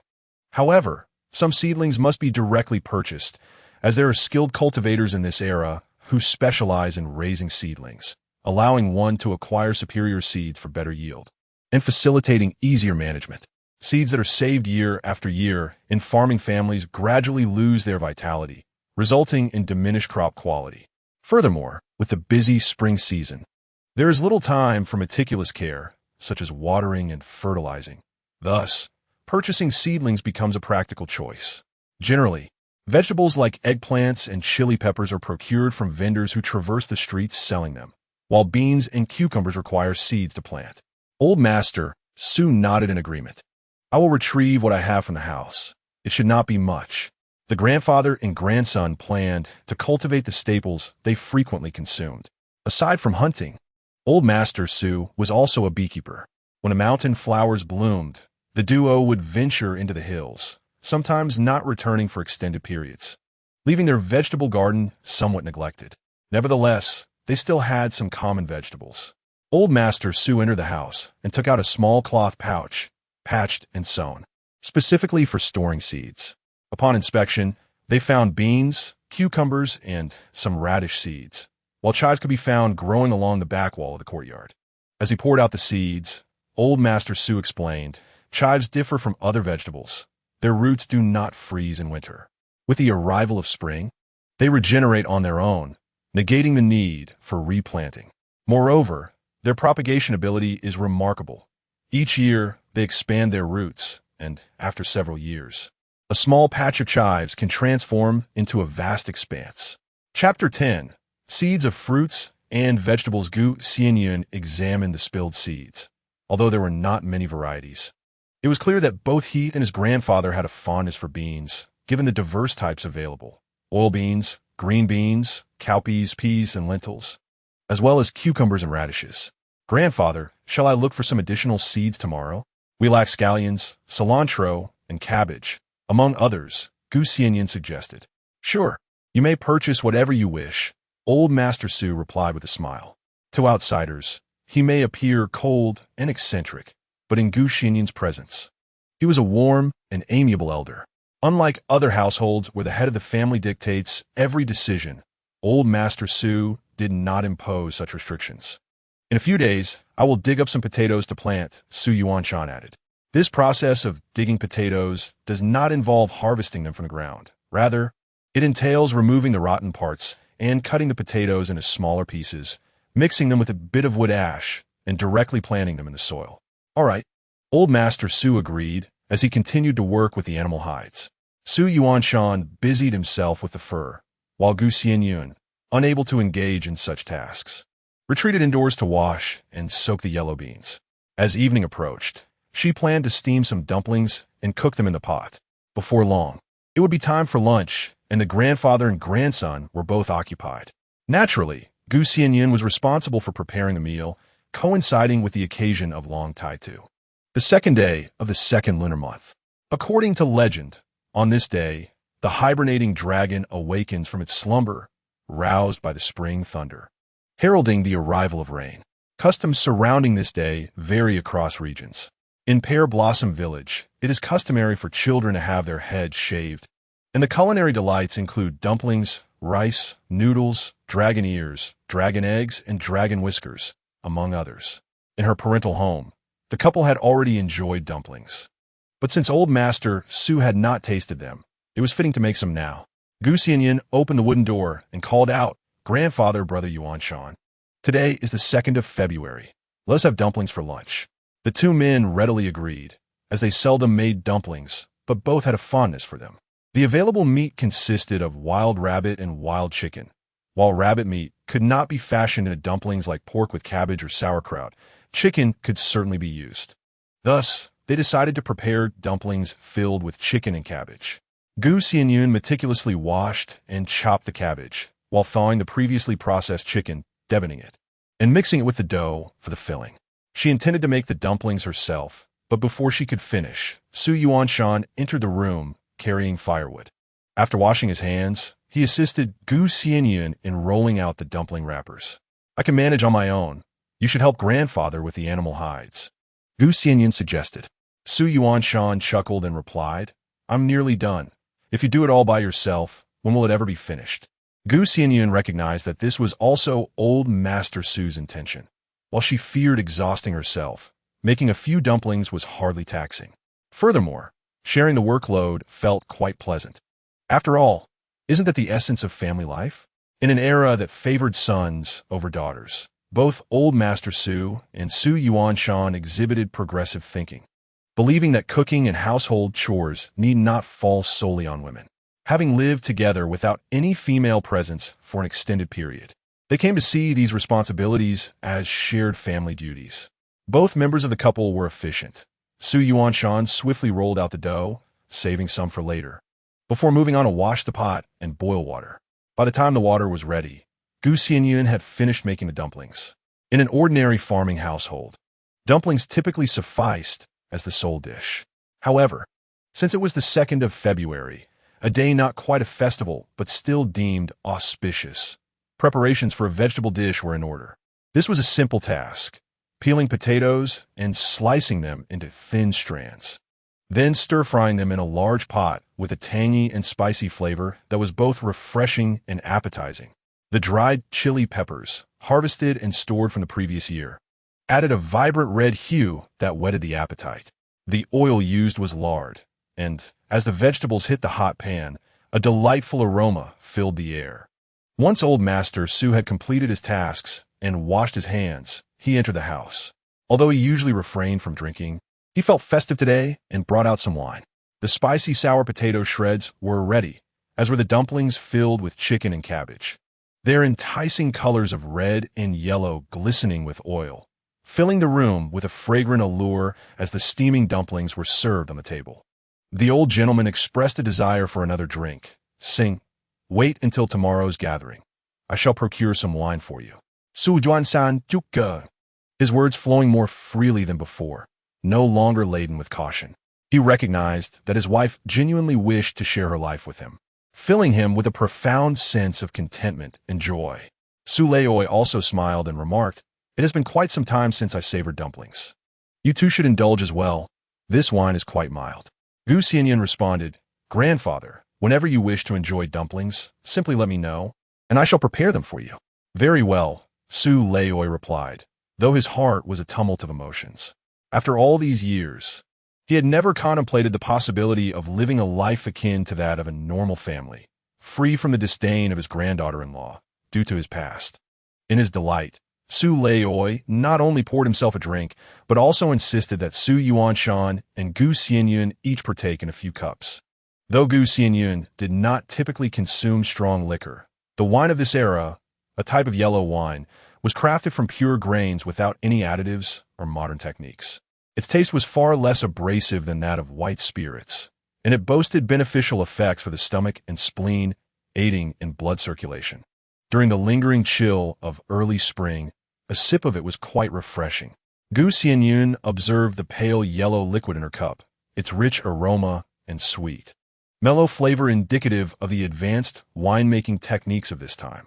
After lunch, the grandfather and grandson busied themselves in the vegetable garden, preparing for the upcoming planting season by clearing away withered weeds and turning the soil. Not only was the garden work necessary, but they also had chores in the fields to attend to. Gu Xianyun offered to assist, having done similar tasks at her family home. But the two men firmly insisted she refrain from such labor, declaring it a man's responsibility. Xianyun, you need not concern yourself with the work in our fields. There's no need for you to exert yourself. Yuan Shan has the strength, and I am not yet too old to manage, Su Leoi stated earnestly, making it clear that he would not allow Gu Xianyun to undertake any strenuous tasks. Such work was not deemed suitable for women, and they considered her an invaluable daughter-in-law, whom they would not permit to endure any hardship. Gu Xianyun understood that the grandfather and grandson were serious in their refusal to allow her to work. They did not believe household chores should fall solely to women, but they were adamant that outdoor labor was not for women to undertake. Accepting their stance, she did not press the matter and instead focused on preparing meals and tidying the house, which she considered her contribution. For dinner, She boiled soybeans and steamed corn cakes in preparation for making soy sauce. In another large pot, she reheated leftover rice and dumplings, mindful not to waste food. For what was meant to be eaten must be consumed. Additionally, she simmered some cabbage for a simple, light evening meal, beneficial for their health. Chapter 11. Moonlight in the countryside after dinner. The boiled soybeans and steamed corn cakes had cooled sufficiently to be crushed into granules for fermentation. Items such as grinders and stone mills were not common in every household. They were typically shared among several families or even the entire village. The Su family had their own grinder located near the old courtyard, just outside the home of Su Yuanshan's uncle, Su Sanjuan. Generally, the grinder was placed outdoors for communal use, crafted through the joint investment of several families, allowing everyone to utilize it freely. If the items to be crushed are numerous, then one must utilize a donkey. If they are few, a hand push will suffice. Xianyun suggested to Su Yuanshan to first crush a handful of corn kernels before proceeding to the beans. The millstone is a cumbersome device to clean, especially when dealing with powdered food, as it necessitates absolute dryness. After washing, it requires a prolonged period of drying. Otherwise, the flour may congeal into cakes. However, if left to dry for too long, it gathers dust. In this era, the peasant households are not overly particular. They simply use other grains meant for livestock to perform a preliminary crushing, which serves as a form of cleaning. The crushed corn can be fed to the cattle, who cannot subsist solely on grass. They also require salt and grains. Although the beans do not need to be crushed into powder, Su Yuanshan readily acquiesced, nodding as he filled a cloth bag with a modest portion of corn. "You stay at home. I shall go alone." It was early spring, and the northern days arrived late, with nights still quite chilly. Moreover, this laborious task did not necessitate his wife's assistance. Xianyun shook her head. Even if she did not need to push, the grinding process would cause the grains at the center of the mill to shift outward, thereby preventing the millstone from adequately crushing them. "Let us go together. I will fetch the broom." In peasant homes, there exists a specialized small broom for sweeping the millstone, crafted from millet straw, which can last for several years. Observing Xianyun's determination to accompany him, Su Yuanshan said nothing further, instead retrieving a thicker garment for her from inside the house. He bore the bag of corn and the boiled beans, while Xianyun merely needed to carry the small broom. Clad in her warm attire, she took hold of the broom and walked alongside Su Yuanshan, their contrasting heights casting elongated shadows beneath the moonlight. In this era, there was no air pollution or light pollution. Few households lit lamps at night. Yet the village was not engulfed in darkness. On the contrary, the myriad stars shone brilliantly, the moonlight and starlight intertwining to create a breathtaking tableau. As they passed by other homes, the sound of barking dogs could be heard, accompanied by distant voices. The weather remained too cold, but as it warmed, more people would gather outside their courtyards at night, engaging in lively conversations. "Let us consider adopting a puppy," Xianyun suggested.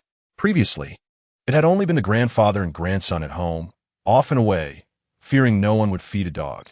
Their reputation deterred thieves, thus they had never kept one. Having a dog would equate to having extra ears. Xianyun adored small animals and yearned to have one. Su Yuanshan nodded in agreement. "Very well. I will inquire about which household has puppies to spare." Xianyun replied, smiling, as if her every request met with his swift consent. Although they had only recently wed, they behaved like an old married couple, their cooperation seamless. Su Yuanshan operated the millstone, while Xianyun swept the food that had been crushed onto the stone surface. The ingredients for making the soy sauce were not numerous, and before long, they had completed the task. In this particular process, the cornmeal dumplings require no pressing. Instead, the beans are crushed into large granules and left to ferment before being ground into powder. Upon returning home, Xianyun placed a clean, sun-dried cloth into a small bamboo basket with gaps. She then added the crushed beans and the cornmeal dumplings, covering them with the cloth once more. Finding a warm spot, she positioned the basket behind the stove where the fire was lit daily, ensuring a cozy warmth. As she awaited the beans to develop a sticky texture, she planned to shape them into bean cakes to facilitate ventilation for the lower layer of beans. Once the beans and dumplings were adorned with mycelium, they would be dried. ground into powder, and subsequently used to make sauce. The following morning, Xianyun rose early. Outside the window, the delicate chirping of birds filled the air, while the crackling fire in the stove mingled with the faint aroma of burning wood and the enticing scent of cooked food. Today marked the market day in Huaxi town, and Xianyun, with his habitual early rising, encouraged Xianyun to sleep a little longer as he prepared breakfast. Upon noticing Xianyun had awoken, Xianyun lifted the lid of the pot and said, "I've boiled some hot water. Wash your face with it." Xianyun responded affirmatively, grabbing a ladle to scoop the hot water, ready to pour it into a wooden basin for her morning routine. However, upon glancing into the pot, she noticed a rather meager portion of rice and inquired, "Has the rice been made in insufficient quantity?" The amount appeared to be suitable for only one person. Given Xianyun's tall and robust stature, such a portion would likely not suffice for him alone. "My grandfather suggested I take you to the market for a meal." Xianyun replied with a smile. Xianyun chuckled, appreciating that Su's grandfather understood her desires. Indeed, she yearned to sample the street food at the market. As Su's grandfather opted not to attend the market today, they would bring back food for lunch, but breakfast still required some sustenance, prompting Xianyun to reheat the rice. "All right, I could really go for some tofu pudding," Xianyun said, feeling comfortable enough to express her wishes, knowing the family need not tread so carefully around one another. "Then let us eat," Xianyun replied, adding firewood to the stove. "Buy whatever you desire. I brought money for Yuanshan. The furs won't fetch much." Inside, Su's grandfather's voice echoed, as he refrained from directly offering Xianyun the money, fearing she might feel embarrassed to accept it. Though he was the head of the household and held the purse strings, his grandson contributed significantly more labor. In earlier times, this might have sufficed, but now he felt it essential to provide his grandson and his wife with financial support. After a while, once the fields had been sown and expenses incurred, he intended to entrust the couple with the management of finances, thus granting himself some leisure. Hearing his grandfather's words, Xianyun pulled a small silver coin from his pocket, shook it lightly, and slipped it into Xianyun's pocket. She covered her mouth and smiled. The coin resembled a small ingot, yet it was significantly smaller than a silver tail ingot. "All right, I understand." "Thank you, Grandpa," Xianyun acknowledged, aware that incomes in this era were exceedingly low. The earnings of an ordinary peasant family from farming amounted to roughly 5 taels of silver. If there were more men in the household engaging in temporary labor in addition to farming, the total income might reach around 10 taels. Author's note: this is a fictional narrative. Please do not compare it with historical realities. After taxes on farming and setting aside provisions for the household, some families barely earned 5 taels. The sustenance and livelihood of the entire family hinge upon this modest sum of money. In ordinary households, a prosperous life remains elusive, and saving money becomes a daunting task. Merely having enough to eat is a noteworthy achievement. In regions abundant with arable land, particularly in the plains, the populace enjoys a slightly higher income. However, Pear Blossom Village resides in the mountains, where fertile land is scarce and rugged terrain prevails, resulting in diminished earnings.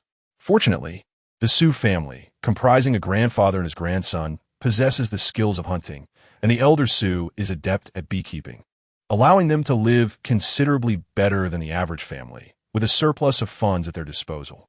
Nevertheless, they remain far from the opulent lifestyle they aspire to. Xianyun plans to explore the market today to seek potential business opportunities. Chapter 12. The curling smoke of cooking. The Su family's income derives from farming, hunting, and selling honey, amounting to a modest annual revenue of over a dozen taels, comparable to families where men engage in labor alongside farming. Although it is just the two of them, their expenses are minimal. Yet establishing a home and acquiring various tools requires substantial investment, which the elder Su and Xianyun have personally managed. The elder Su does not possess a considerable amount of silver, as he must purchase seeds for spring planting and cover various expenses. In fact, families that can spare even a single tael of silver for their daughter-in-law to spend are quite rare. Xianyun understands the challenges of earning money in this era, yet she yearns for self-sufficiency and strives to improve their circumstances through her own efforts. Selling culinary recipes is not a viable option here, as restaurants boast their own chefs and signature dishes, and the availability of seasonings is limited, with few willing to pay a premium for recipes. Likewise, brewing liquor and making pastries pose significant challenges due to the initial lack of capital and clientele. Thus, she must start with small-scale ventures. However, small businesses can indeed yield profits, and Xianyun contemplates what opportunities might present themselves at the market. Let's depart shortly. We should arrive early today. With the onset of spring attracting many to the market, Xianyun remarked. As spring unfolds, those seeking seeds, repairing farming tools, trading grains, and purchasing clothing eagerly await the market day. Xianyun nodded. Early rising farmers harness their ox carts, meticulously preparing their goods. By around 7 o'clock, they will be ready to head out, arriving at the market just in time. All right, Xianyun replied, hastily attending to her grooming and changing into her outer garments. She touched the silver in her pocket, considering it her capital, confident she would earn it back. The morning in the small mountain village was tranquil. With curling smoke rising from kitchens, the air redolent with the earthy scent of soil mingled with the aroma of burning grass and wood, especially the unique fragrance of springtime earth. Seated in the ox cart while Xianyun drove, they did not exit the village directly, but paused at the doorstep of Sanjuang, the third uncle. Traditionally, new brides are expected to pay their respects to the elders. Yet such was not the case with the Su family. To this day, aside from having met her uncle, Xianyun had not encountered any other members of the Su household, and Xianyun had not mentioned visiting them. This deviation from customary etiquette suggests deeper reasons behind it. The sons of the Su family seldom visit the elder Su, having not even attended his wedding day, indicating a strained relationship between the elder and his sons. As for the reasons behind this discord, Xianyun remains unaware. Certainly, it is not due to the esteemed elder Su engaging in battle and bearing scars upon his visage, nor is it attributed to his eccentric temperament. There must be other, irreconcilable reasons behind it. The villagers may speculate on one cause, yet his sons are likely to perceive matters differently. Xianyun was raised by elder Su, and the two have always cohabited. The uncles and aunts have treated Xianyun fairly well, yet due to elder Su's influence, the customary recognition of familial ties was perhaps overlooked. Xianyun surmises that it may relate to Xianyun's late grandmother, though she has never inquired about it. She believes that one's character should not be judged through the words of others. If a person treats her kindly, then in her eyes, they are a good individual. Observing that elder Su appears to treat Xianyun well, despite his peculiar temperament, she assumes he cannot be excessively harsh toward his sons, leaving her to wonder what unresolved conflict lies beneath the surface. Uncle and aunt are also heading to the market. Let's go together, Xianyun announced as he halted the ox cart. Very well, Xianyun replied. She was aware that the new bedding and the garments she wore after her marriage were crafted by Aunt San and Aunt Si. She chose to remain uninvolved in the bygone grievances of the older generation, yet she could not ignore her uncle and aunt. Uncle, aunt, we are leaving, Xianyun called out to the courtyard, and a man's voice promptly responded. The door swung open, revealing a radiant young girl clad in a bright yellow jacket, who dashed out. Brother Yuanshan, sister-in-law, you have arrived. I'm going to the market as well, she exclaimed, laughter bubbling forth as she exited the courtyard. Xianyun waved at the girl and then turned to Xianyun, introducing her. This is Aunt San's eldest daughter, Sulanlan. She is 16. At 16, she was at the lively and vibrant age of youth. The Su family's lineage was commendable, and Sulanlan was no exception. Her fair complexion, large eyes, and charming smile made her quite appealing. Come aboard. There are cushions here, Xianyun said with a smile, extending her hand to assist Sulanlan, who graciously accepted the offer and hopped onto the cart. In truth, Xianyun was slightly younger than Sulanlan, yet the latter still referred to her as sister-in-law. The two young women, of similar age, felt no sense of awkwardness. Sulanlan recognized Xianyun's beauty. Her mother had discreetly pointed her out during market visits when her brother was still unmarried, hence their familiarity. Sister-in-law, I will come to find you to play whenever I can, Sulanlan expressed, feeling an inexplicable sense of kinship with Xianyun. Xianyun, often alone at home and feeling quite bored, nodded in agreement. That sounds wonderful. Come over and I shall prepare delicious treats for you. As they conversed, Su Sanjuang and his wife, Yun, emerged with their son, Su Shirtu. Following Su Yuanshan's introduction, Xianyun greeted them, and they all boarded the cart. Uncle Su Sanjuang was a man of few words, possessing a quiet demeanor, while Aunt Yun was spirited and lively, and their son was quite mischievous. When your grandfather is not at home, you may come to play with Long Long. You are of similar age, and she will soon be married, though it will be to someone from our village. It would be nice for you to keep in touch, Yun said warmly, taking Xianyun's hand. This child, Yuanshan, has faced much hardship, having lost his parents at an early age.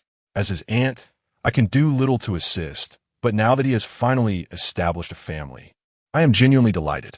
Xianyun nodded in agreement, while Su Lanlin's face flushed slightly. However, in the context of marriage, there was little to be embarrassed about. Generally, in this region, girls were expected to marry by the age of 14 or 15, with some engagements occurring earlier, allowing for marriage at 16. Beyond that age, it was considered late marriage. In our village, it's quite convenient, as it's close to home, Xianyun remarked. Yun nodded approvingly, clearly satisfied with her prospective son-in-law, adding, the groom's family runs a tofu business.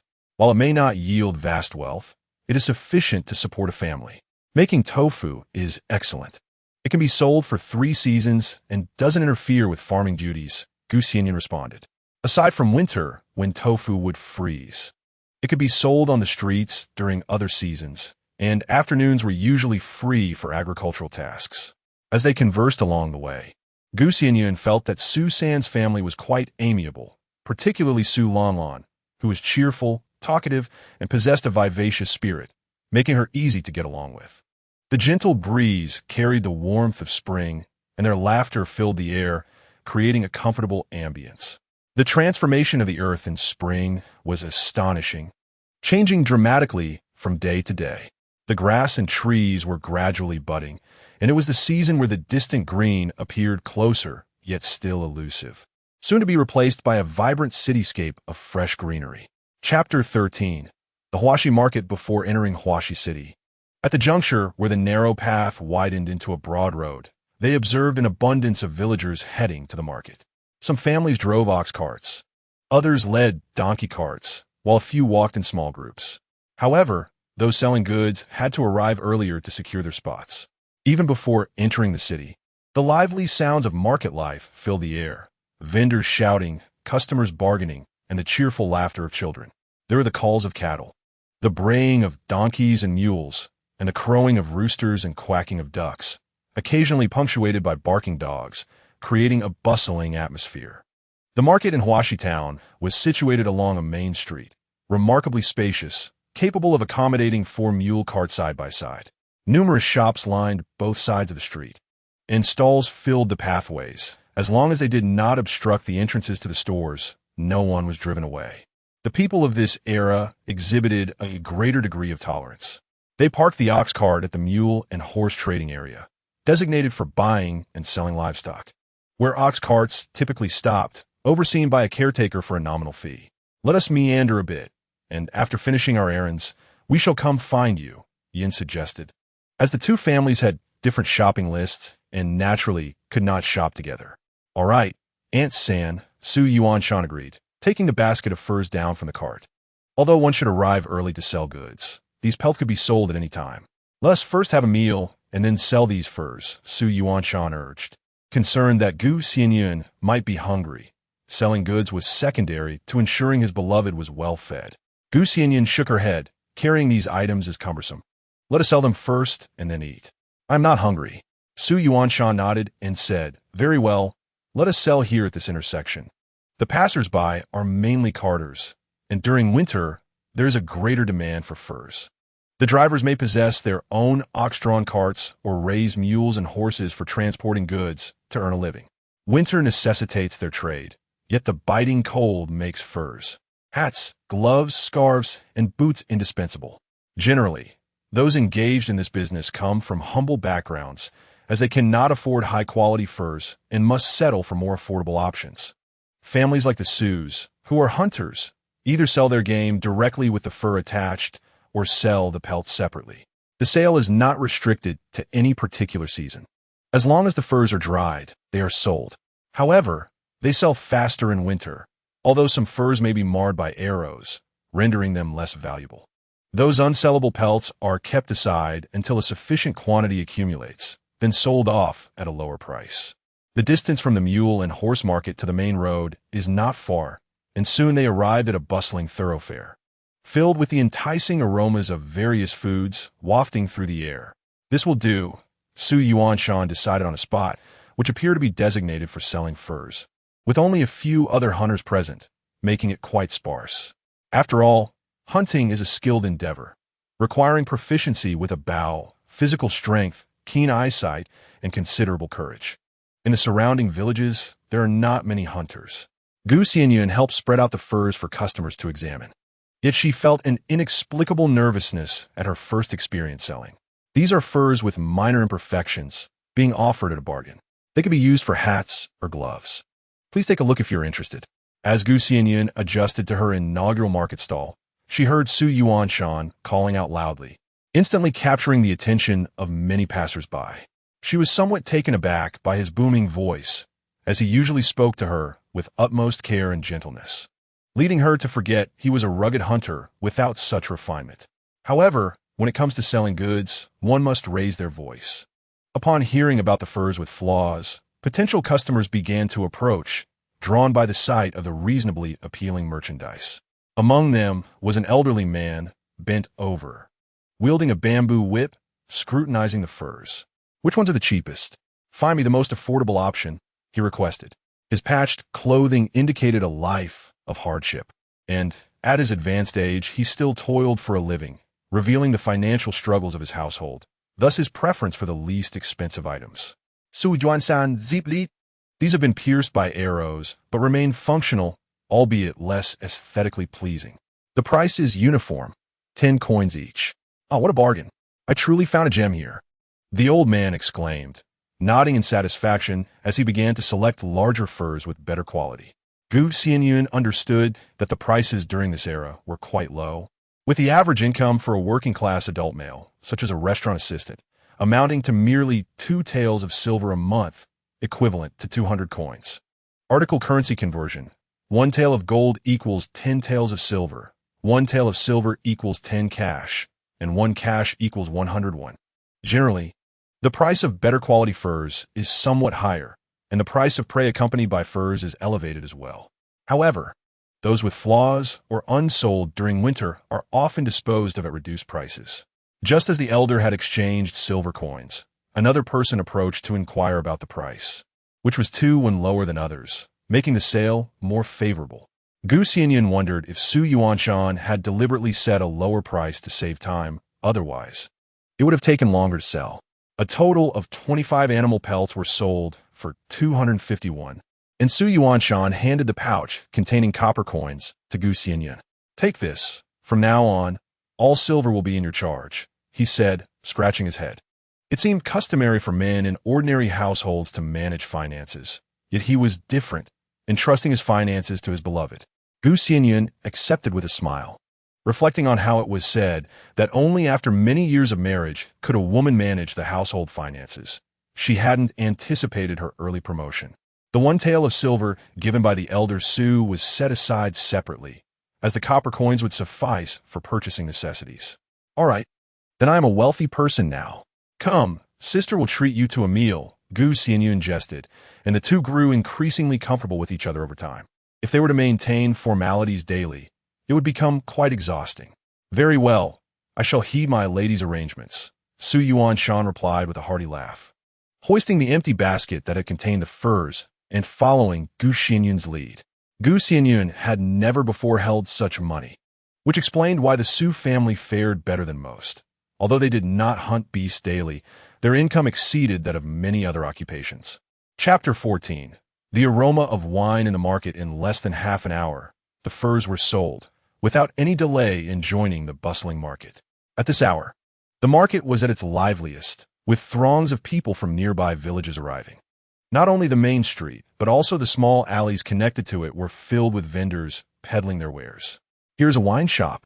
Didn't you mention buying some wine for grandfather? Gu Xianyun recalled that day when Su Yuanshan had said he would purchase wine for the elder Su. Su Yuanshan, too, remembered this and nodded. Very well, let us go in and take a look. The shop was not large, yet the aroma of wine wafted from the entrance and inside. Jars of various sizes were neatly arranged, showcasing both fine wines and those at more modest prices. Come in, gentlemen. We have all kinds of wine here in our winery. A young attendant, dressed with the character for wine embroidered on his attire, warmly welcomed them. Regardless of whether they intended to purchase wine, every visitor was met with a friendly smile. The fragrance of wine grew more intense within, and Gu Xianyun even spotted fruit wines made from grapes and pears, albeit at exorbitant prices. The yellow wine, frequently enjoyed by the elder Su, was priced at 81 for a quarter for liters, considered rather expensive for the era, and many elderly folk refrained from indulging in it regularly. Shall we have a drink? What would you like? Su Yuanshan inquired once more. Gu Xianyun contemplated preparing some rice wine for sweet potato balls, yet the price was rather steep. She decided to postpone until she had earned some money. Let's just get yellow wine, nothing else, she instructed the attendant. The young lad eagerly complied, responding, I shall get that for you right away. It was a rarity for someone to purchase a single measure of wine. Most patrons brought their own flasks to be filled. Those who opted for a measure typically received a gourd flask as a gift. The flask was crafted from a dried gourd, emptied of its insides, making it a gift. However, a ceramic flask would require a personal expenditure. This ample gourd of wine would suffice for Elder Su for quite some time. Su Yuanshan placed the flask in his basket and turned to Gu Xianyun. Shall we dine? What are you in a mood for? I crave tofu pudding and soup dumplings. Gu Xianyun replied, her memories ignited by the allure of these delicacies, which had been rare treats during her childhood, often savored only once a year. The Gu family lived less comfortably than the Su family. Su Yuanshan, concerned for Gu Xianyun amidst the bustling crowds, nodded in agreement. Very well, let us head there. The breakfast vendors were situated at the far end of the market, dedicated to an array of culinary delights. Before they even approached, the air was infused with a medley of enticing aromas. The place was bustling with patrons, many adults accompanied by children, eager to sample foods not found at home. To the right, stalls lined up, offering freshly fried meatballs, fried cakes, youtiao, and sweet twists.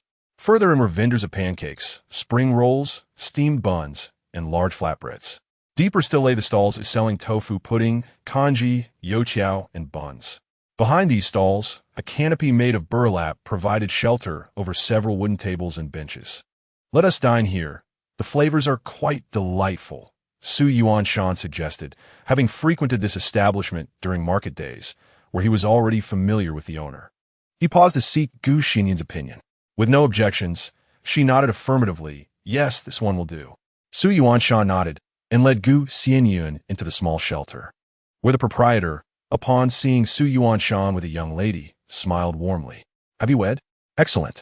The proprietress regarded Gu Xianyun with an appreciative gaze. Despite her simple cloth attire, her beauty was unmistakable. Indeed, I have brought my wife to enjoy some tofu pudding, Su Yuanshan announced. 2 bowls of tofu pudding and 3 baskets of buns, please. Mentioning his wife brought a smile to his face, a joy he could not conceal. Coming right up. The proprietress replied as she began to serve the tofu pudding while the proprietor brought over the buns. The steaming soup dumplings, ate to a basket, were generously sized. Without any compromise on quality, Gu Xianyun found it difficult to finish even one basket. The bowls of tofu pudding were substantial, creamy, and inviting. Enhanced further with a sprinkle of chili powder for added flavor. Try it.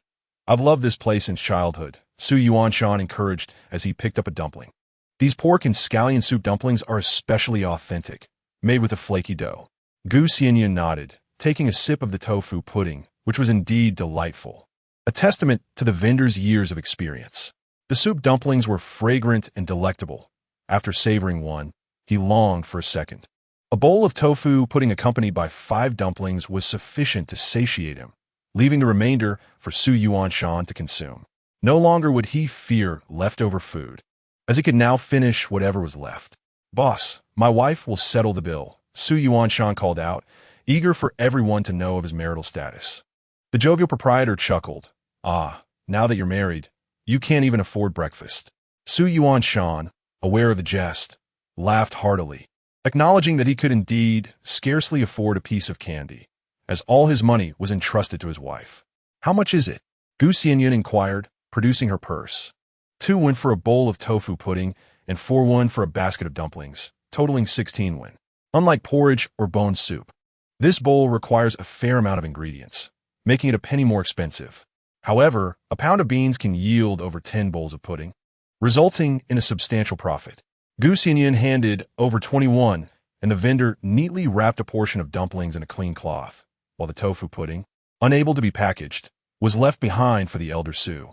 In the previous chapter, it was customary to carry cloth bags or food boxes for purchasing food, as plastic bags were non-existent and impractical for packing.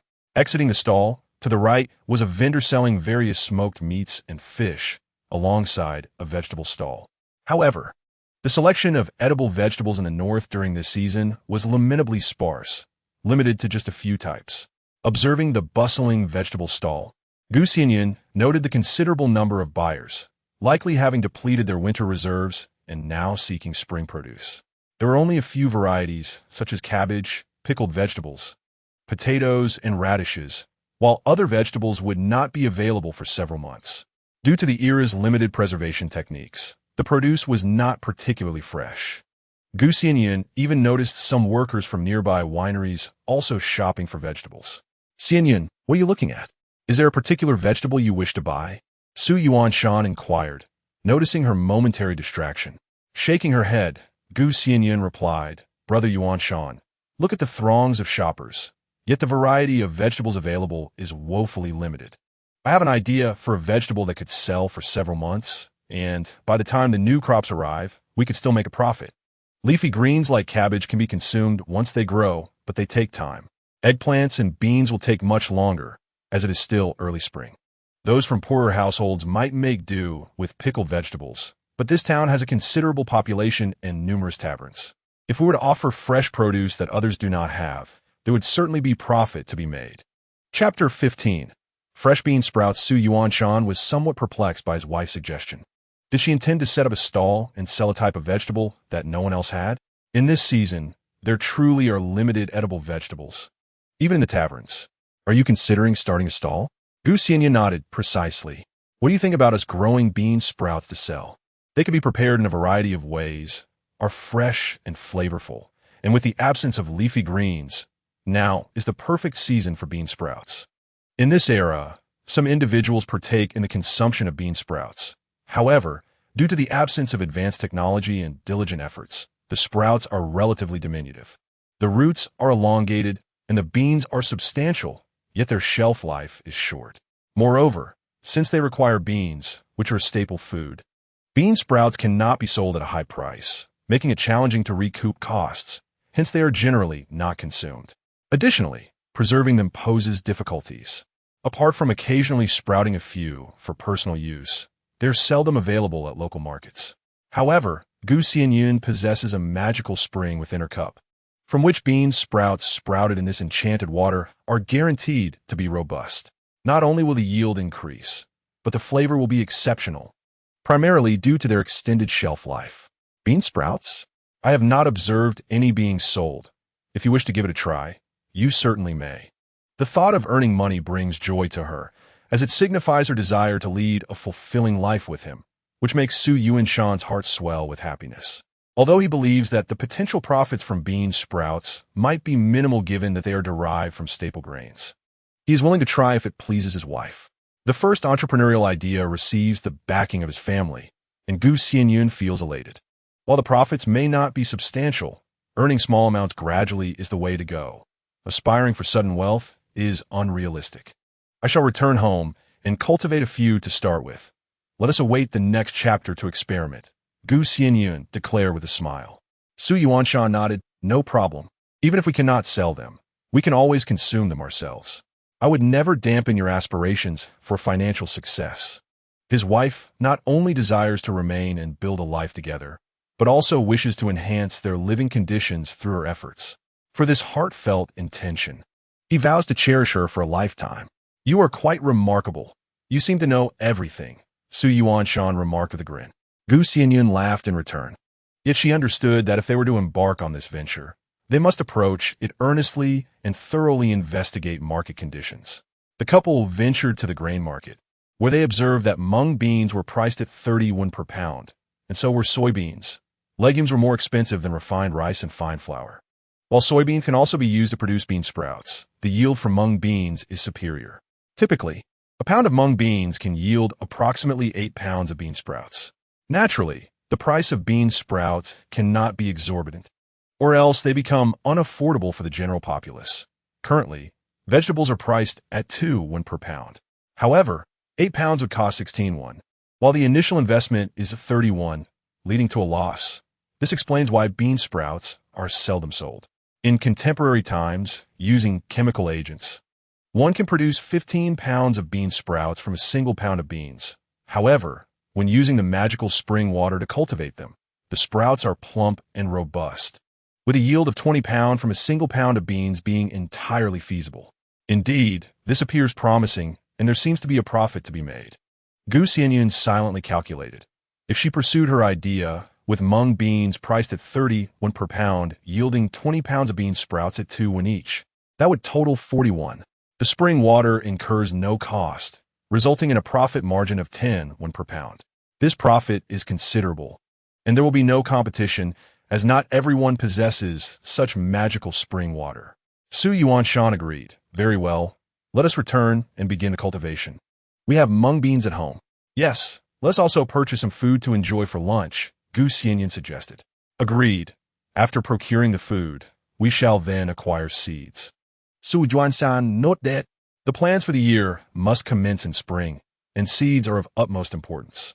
Xianyun intended to cultivate a variety of vegetables to dry for winter consumption, for in this era, the availability of winter vegetables is lamentably scarce. The couple then proceeded to purchase fried dough sticks and tofu, while their basket also contained small steamed buns, ensuring a sufficient lunch. Having completed their shopping, they made their way directly to the seed vendor. The seeds were neatly packaged in small cloth bags, while grains were stored in larger sacks. Many of these seeds were sourced from local farmers, who selected the plumpest and finest seeds for sale. There were also seeds sold by merchants from the south, which, albeit slightly more expensive, offered varieties of vegetables not found in the north. Eggplants, peppers, and tomatoes required seedlings, while their home already boasted yard-long beans, green beans, cowpeas, peas, and broad beans, cucumbers, and radishes. Xianyun calculated what they already had and shared his findings with Xianyun, prompting her to formulate a plan. Nodding in agreement, Xianyun suggested they purchase some scallions, coriander, cabbage, cucumbers, winter melons, zucchini, spinach, and lettuce for the time being, stating that they could always return for more if needed. Xianyun, admiring the beauty of his wife with her sparkling eyes and joyful demeanor, felt his heart melt at the thought of sharing life as plans with her. They did not purchase seeds by weight, as that would be excessive. Instead, they bought seeds for peanuts, strawberries, and sweet melons from the southern merchant. Regrettably, there were no watermelon seeds available, which Xianyun would have eagerly acquired, but she resolved to inquire about their availability later. After purchasing the seeds, they strolled around, realizing there were many items still needed, but Xianyun believed in being prudent with their resources, planning to buy more once they earned some money. The one tael of silver Sue's father had given them remained untouched, alongside the 250 won from selling animal hides. They spent 2 won on the ox cart attendant, 20 won on meals and the small buns to take home, 80 won on wine, 20 won on tofu and fried dough sticks, and 30 won on seeds, leaving them with 98 won. Such expenditure was indeed rare for an ordinary farming household, especially for a newlywed bride whose in-laws seldom provided such funds at once. "Brother, sister-in-law." In the distance, Xianyun spotted Xianyun greeting her by the ox cart. The third branch of the family had completed their shopping and was waiting nearby. Xianyun waved back at Xianyun, and the couple hurried over, unaware of how long the third branch had been waiting. "Aunt San, Lan, have you been waiting long?" Xianyun inquired with a smile. Xianyun responded with a grin. "Not long, We just arrived. We are here to select vegetable seeds as well. Xianyun chimed in. I have bought some seeds too, hoping to plant more. Seeing that her niece-in-law was also adept at managing household affairs brought Aunt Yun great joy. She then said, wonderful. When the chicks and ducklings hatch in a few days, I will take you to buy some to raise. Yes, that sounds good, Xianyun replied. Aware that eggs and poultry meat were considered exquisite delicacies in this age. Thus it was prudent to raise some herself for both sustenance and nourishment. As the wild vegetables arrive, accompanied by small insects and grasshoppers, the chickens and ducks will have ample food, thus conserving grain. Chapter 16. Fresh tofu soup has yet to disperse, but all necessary items have been procured, and Xianyun is preparing to return home, driving the ox cart out of the city. The climate here is somewhat milder than in the mountains, with the signs of spring more pronounced. Along the way, one can observe farmers already engaged in agricultural tasks. Xianyun steers the cart while Su Sanjuang sits on the opposite side, and the two, uncle and nephew, begin discussing the upcoming spring plowing. In just over 20 days, it will be time to cultivate the land, and household chores will demand their attention, as plowing must commence. Su Sanjuang advises. Though young, Xianyun has ample experience with farm work and responds, indeed, it has warmed up in recent days, and the ground is thawed. It is indeed time to plow. The traditional farming method involves first uprooting the roots of corn, soybeans, or other crops, followed by breaking up the clods of earth, then drying the roots at home for firewood. After that, the land is plowed, and planting can begin. During this season, most regions have already commenced their spring plowing. Though in northern areas, the warmer weather arrives a bit later, naturally delaying the farming activities. While the uncle and nephew discuss agricultural matters, in the cart, Xianyun, Su Lanlan, and Aunt San engage in conversation. Although this is their first encounter, Xianyun finds the family of her uncle to be remarkably amiable, particularly Su Lanlan, whose laughter is infectious. Perhaps due to their similar ages, they converse easily. Along the journey, they encounter villagers returning home, and Aunt Yun greets them. Yet most prefer to walk rather than ride in Su's cart. Xianyun is indeed curious. She perceives both old Su and Xianyun as good people. The villagers' attitudes are rather peculiar, but her curiosity does indeed lead to further speculation. Life is lived on one's own terms, and the opinions of others hold little significance. The ox cart meanders leisurely into the village, first dropping off her uncle's family before the young couple heads home. In early spring, hunters typically take a break, a customary practice within their profession, allowing wildlife a chance to reproduce, as spring is the season for nurturing young. This is akin to the fishing moratorium. One should refrain from shooting the spring birds, for the young await their mother's return. Such wisdom is essential for sustained coexistence with nature. However, since there are few hunters, this practice is not enforced. Nevertheless, during spring, the Su family ventures into the mountains less frequently, focusing instead on their agricultural responsibilities. Old Su may not enter the mountains, but he is not idle. He has been tending to the vegetable garden in the backyard, preparing it for planting in due time. Upon returning, he remarks, "Today's market seems bustling, doesn't it?" Hearing the commotion from the front yard, he emerges with a hoe and, upon seeing the young couple, smiles and inquires. Xianyun observes his grandfather's jovial demeanor. Ever since his wife entered their lives, his grandfather has become much more affable, a stark contrast to his previous demeanor. Xianyun steps down from the cart and replies, "Indeed, there were many people today. We plan to go again for the next market. And grandfather, you should join us then." Old Master Su nodded in agreement, displaying no hint of reluctance. Xianyun felt an overwhelming sense of fortune.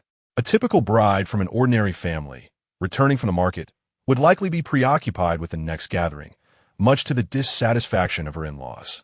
However, within the Su household, no one found anything amiss. Both the grandfather and grandson were exceedingly amiable. Upon entering the house, Xianyun cheerfully remarked, "We have prepared some wine for you, enough to last you a while." The children were dutiful, and old Master Su felt gratified, even while attending the market. They thought of him, knowing his fondness for wine, and bringing him a bottle. His spirits lifted, he said, "Ah, this spring chill calls for a drink." With a cheerful demeanor, he stepped inside. Old Master Su did not inquire about the price, nor did he express discontent at the perceived expense of the wine. Instead, he responded with a smile, which pleased Xianyun immensely. Once inside, Su Yuanshan presented the wine to his grandfather, who was genuinely delighted, for this was a fine quality, and such a large jug was no small fortune. Xianyun then showcased the seed she had purchased, which also met with Old Master Su's approval. In the past, our household never cultivated such a variety of vegetables. Now it truly resembles a proper farm. Grandfather, this is the one tael of silver you gave me this morning, untouched. I sold the animal hides for 251, which is the remainder. Xianyun generously displayed the silver, having relied on each other for so many years. The bond between them was unbreakable. Old Master Su remained the head of the family. Old Master Su was momentarily taken aback. He had not expected her to return the unspent funds. Typically, a new bride would keep whatever was given. It was not the amount of silver that mattered, but the openness of the heart. He waved his hand and said, "Xianyun, keep it. I am old, and life will depend on you young ones. It is more convenient for you to hold the silver." Old Master Su intended for Xianyun to manage the household, but he wished to see her capabilities first, knowing that young people often had areas needing guidance, although he refrained from voicing this intention. When the old man offered, it was genuine, not mere pretense. Su Yuanshan chuckled and added, "Xianyun, if grandfather gives it to you, then you should accept it. Then I shall take it, and later I will purchase some chicks and ducklings." Seeing Old Master Su's insistence, Xianyun accepted it without insincerity. It was only right for him to reclaim it. If given to her, it was hers to keep. Old Master Su nodded with delight. Indeed, she is suited for domestic life. Yuanshan, my boy, you are fortunate. Unexpectedly, approaching 20 years of age, he had found such a wonderful bride. After storing the seeds, they took a brief respite before commencing the preparation of lunch, which would be rather simple, as everything had been purchased.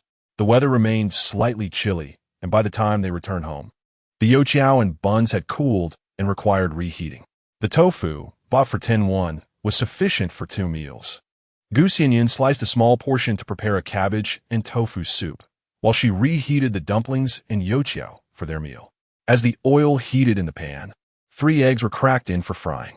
Just a few days before the wedding, a modest basket containing a mere dozen eggs had been resting in the kitchen cupboard. Xianyun contemplated purchasing more for the next meal, mindful of not squandering money while ensuring that their meals remained both delightful and nourishing.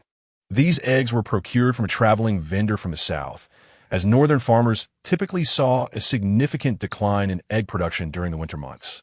To prepare the eggs, they were fried until golden brown on both sides, then combined with a pot of scalding hot water to create a velvety, milky broth. Diced tofu was added, followed by hand-torn cabbage seasoned with salt. One pot simmered a fragrant soup, while another heated crispy fried dough sticks and steaming soup dumplings. The resulting dish, a delectable and nourishing soup paired with aromatic fried dough and dumplings, was truly a feast for the senses. Chapter 17. The orchard on the mountain, the creamy vegetable and tofu soup was served alongside the steaming dumplings and fried dough sticks. Old Master Su ladled himself a bowl of the soup, yet he had never encountered such a milky concoction before, leaving him somewhat perplexed. "How can the soup be white? This is truly my first time tasting it," he inquired. Su Yuanshan filled a bowl for Xianyun and then one for himself, nodding in agreement. "Indeed, I too have never seen such a thing. Give it a taste. If it's good, we shall make it often." Xianyun accepted the bowl with a smile. After taking a couple of sips, Old Master Su declared, "This is remarkably good, so fragrant." He nodded approvingly. "Delicious, Xianyun. Your culinary skills are truly impressive, better than what one finds at the town's restaurants." Su Yuanshan chimed in. "Indeed, I'm not merely flattering you. Your cooking far surpasses that of the cooks in grand households. In affluent families, there are dedicated cooks who are regarded as the best in the region. However, as Su Yuanshan savored the soup crafted by his wife, he was resolute in his belief that her skills eclipsed those of any grand household cook. "Grandfather, Brother Yuanshan, please have more. It will keep you warm. I have plenty of soup recipes and will prepare them often," Xianyun encouraged. Both grandfather and grandson nodded in agreement. Their daily meals typically prioritized fullness over the quality of soup or dishes. Such a creamy soup was uncommon in their region, yet it was undeniably delicious. Following this delightful meal, Old Master Su sipped a bit of the wine they had purchased. For a family of farmers, enjoying a meal like this was indeed a luxury. Grandfather, spring is approaching, and it's time to set the bees. We must plant before the flowers bloom, Xianyun remarked. Beekeepers typically venture into the mountains during the spring and autumn seasons to place their hives for honey collection. Most flowers bloom in spring, such as peach and locust blossoms, while summer is dominated by wildflowers, which do not warrant a dedicated trip to the mountains. Autumn, on the other hand, is the season for various medicinal herbs to flower. Although the honey produced at this time may not be as palatable, it offers excellent health benefits. Old Master Su nodded, taking a sip of his wine. Indeed, it is time to get busy. I see that the ground has thawed and the mugwort is sprouting. It's time to plow the fields. Mugwort is the hardiest of northern plants, the first to emerge when the soil is exposed, signaling that the cold weather has passed. All right, I will check the hoe and plow this afternoon to see if anything needs repairing, Xianyun replied. These agricultural tools have lain idle throughout the winter. It is prudent to inspect them before use to ascertain if any issues have arisen, so that necessary repairs can be promptly undertaken. When we set out to gather bees, must we venture deep into the mountains? I shall accompany you, inquired Xianyun. The path into the depths of the mountains is arduous, and Xianyun intends to assist, prompting Xianyun's desire to join as well. Remaining idle at home, he finds greater allure in the prospect of experiencing the beauty of the great forest. After all, both grandfather and grandson are seasoned hunters. Their journey into the mountains is assuredly safe. The mountains can be classified into deep and shallow, generally. The shallower ranges near the villages are frequented by locals for foraging herbs, mushrooms, and hunting, and over time, paths have formed. However, the deep mountains are a different realm altogether, with towering trees, dense underbrush, and the presence of larger game, a blend of peril and mystery. Yet for the Su family, who venture into the mountains annually, such endeavors have become second nature. The elder nodded in tacit agreement. Xianyun remarked, "Very well, I shall take you for an adventure." Fortunately, the season of spring blossoms is brief. Once it passes, we shall retreat to grandfather's orchard, where the bees will forage for wild honey, a much safer endeavor. Xianyun was aware of Su Laoi's pursuits in hunting and beekeeping, yet he was oblivious to the existence of the family's orchard. An orchard? We have an orchard at home? Xianyun exclaimed in surprise. Xianyun affirmed, "Indeed, at the foot of the mountain lies our cultivated land. My grandfather and I have gradually cleared the area.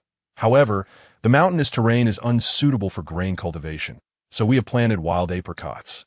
We have cultivated the entire hillside, and during the sweltering summer, my grandfather and I sometimes reside there to hunt and tend to the crops."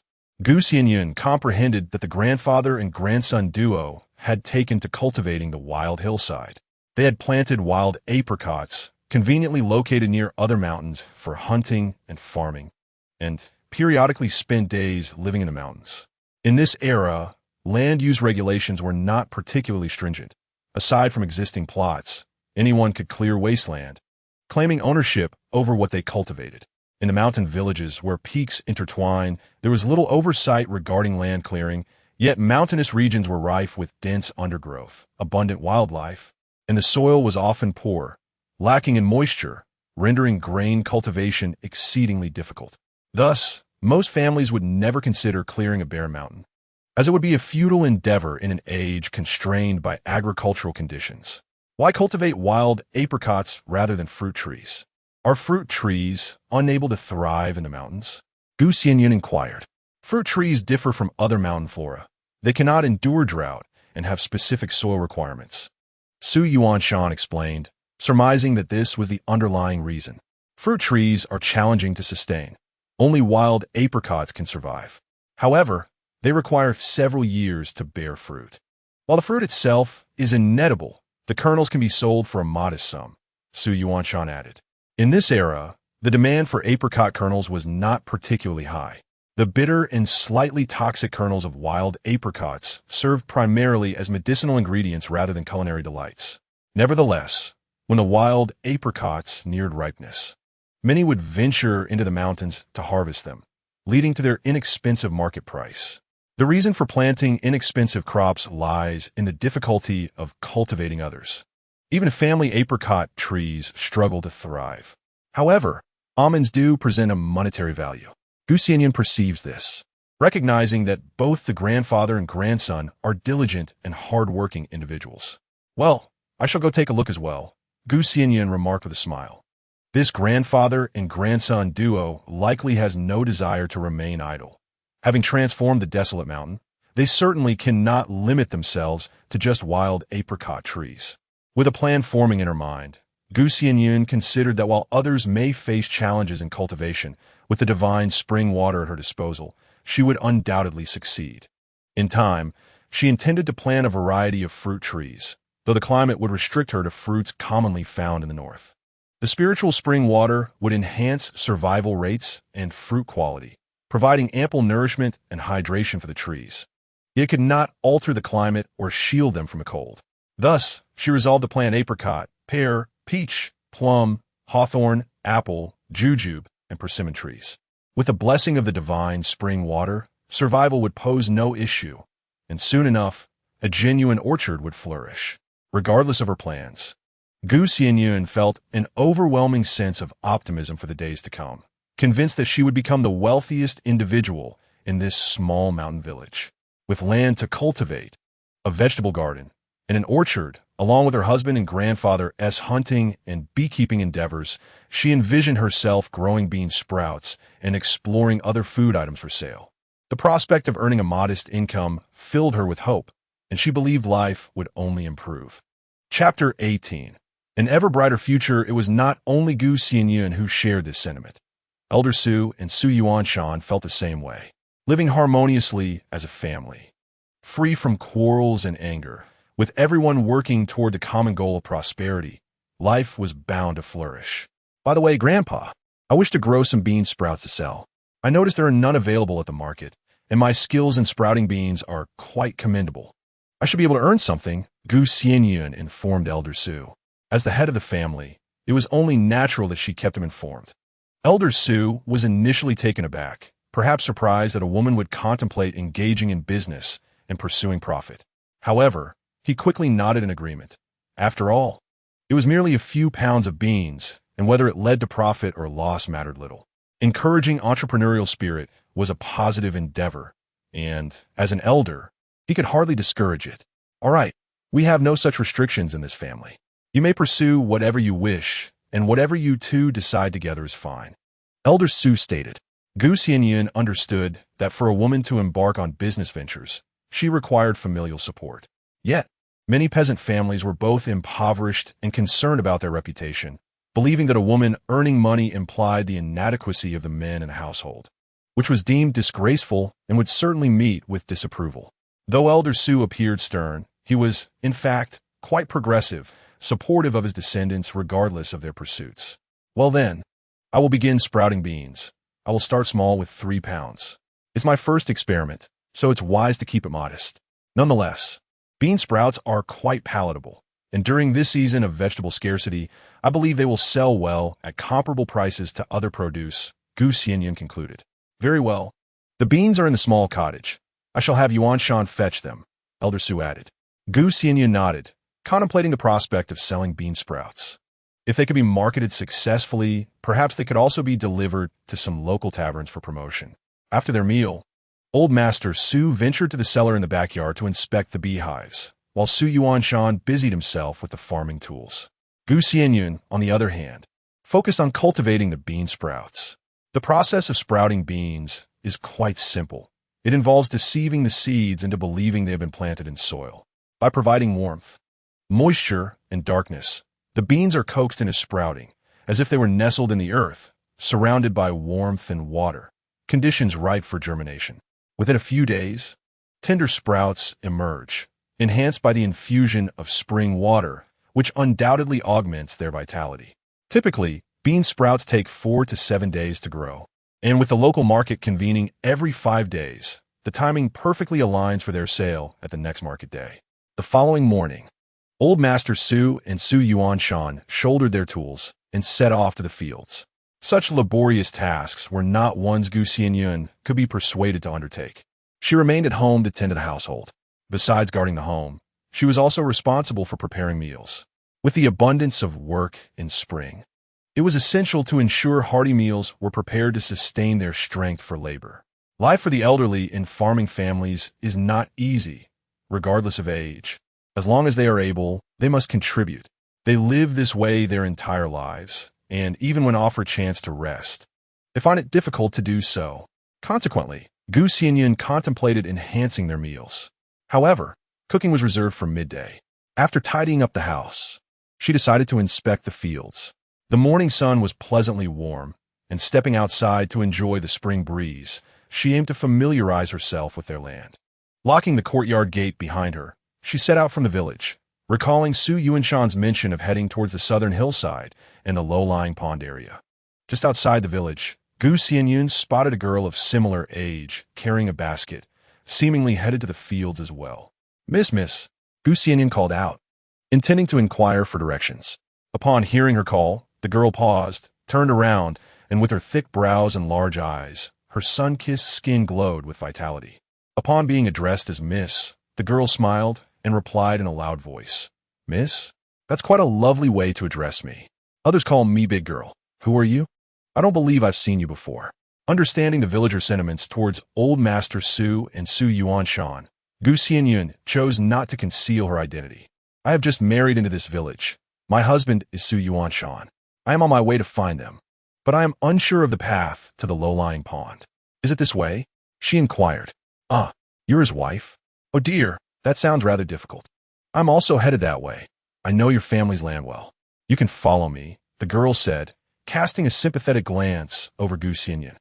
Xianyun sensed the girl's pity, likely stemming from the assumption that her married life was fraught with hardship. Thank you, Xianyun replied politely. Following the girl as they made their way southward, the young woman displayed a straightforward nature, speaking candidly as she walked alongside. You don't know me, do you? My name is Su Shantao, and our families are actually related. I live in the house next door. The Su family resided at the eastern edge of the village, separated by a vast expanse of poplar trees from other households, thus qualifying as neighbors. However, Xianyun seldom ventured out and had never encountered this family. Shantao, my name is Xianyun, she replied, uncertain of how to address Xianyun, but inferring that Shantao was likely younger than him, so introducing herself sufficed. Ah, you haven't brought any food to the fields? Susanta inquit. Xianyun thought to herself that it was still early, having only just finished breakfast, and with the cold wind blowing, she intended to return home for lunch. The elderly Su and Xianyun had taken a cart, making it convenient for them to return home at noon, which was why she hadn't packed any food. No, I'll eat when I get back, Xianyun smiled. Su Shantao laughed heartily. You don't understand, do you? To win a man's heart, you must first capture his stomach. I've prepared delicious pastries. Xianyun nodded with a smile, observing Su Shantao's demeanor, which suggested she was delivering food to her man. How long have you been married? She asked. I'm not married. Do you want to try some? Have a bite.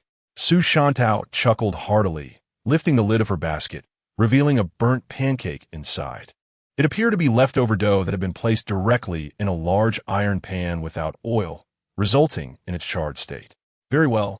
Such a feast for the senses, Xianyun thought, realizing Shantao was not yet married and was likely delivering food to her fiancé.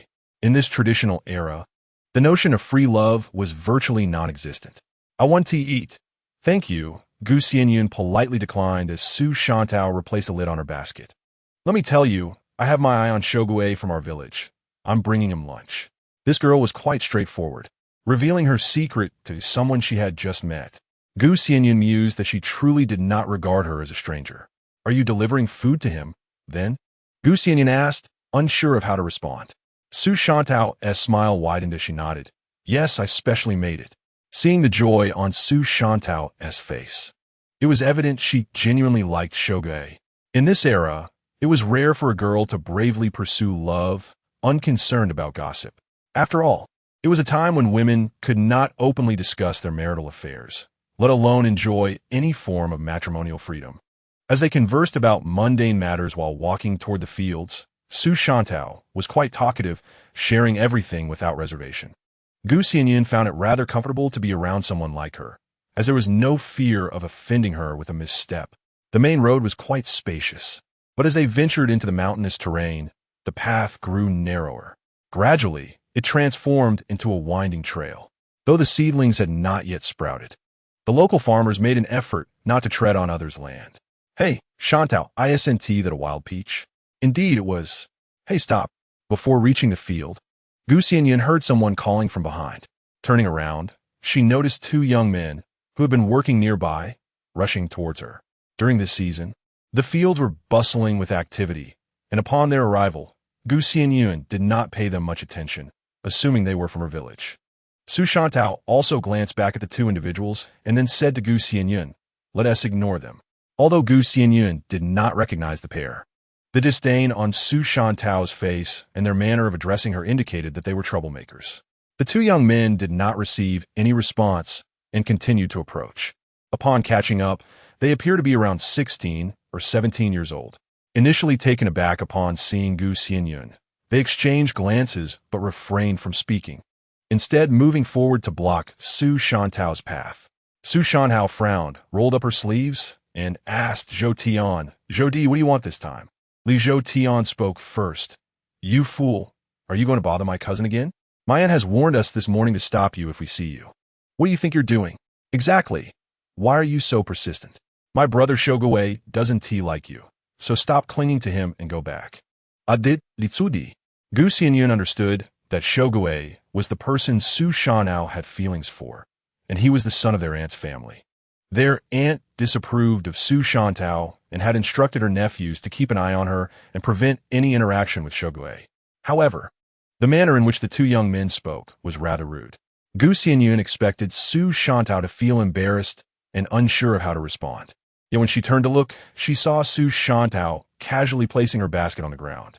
"If you dare to call me a fool in front of me, I shall show you just how foolish I can be," Su Shantao declared.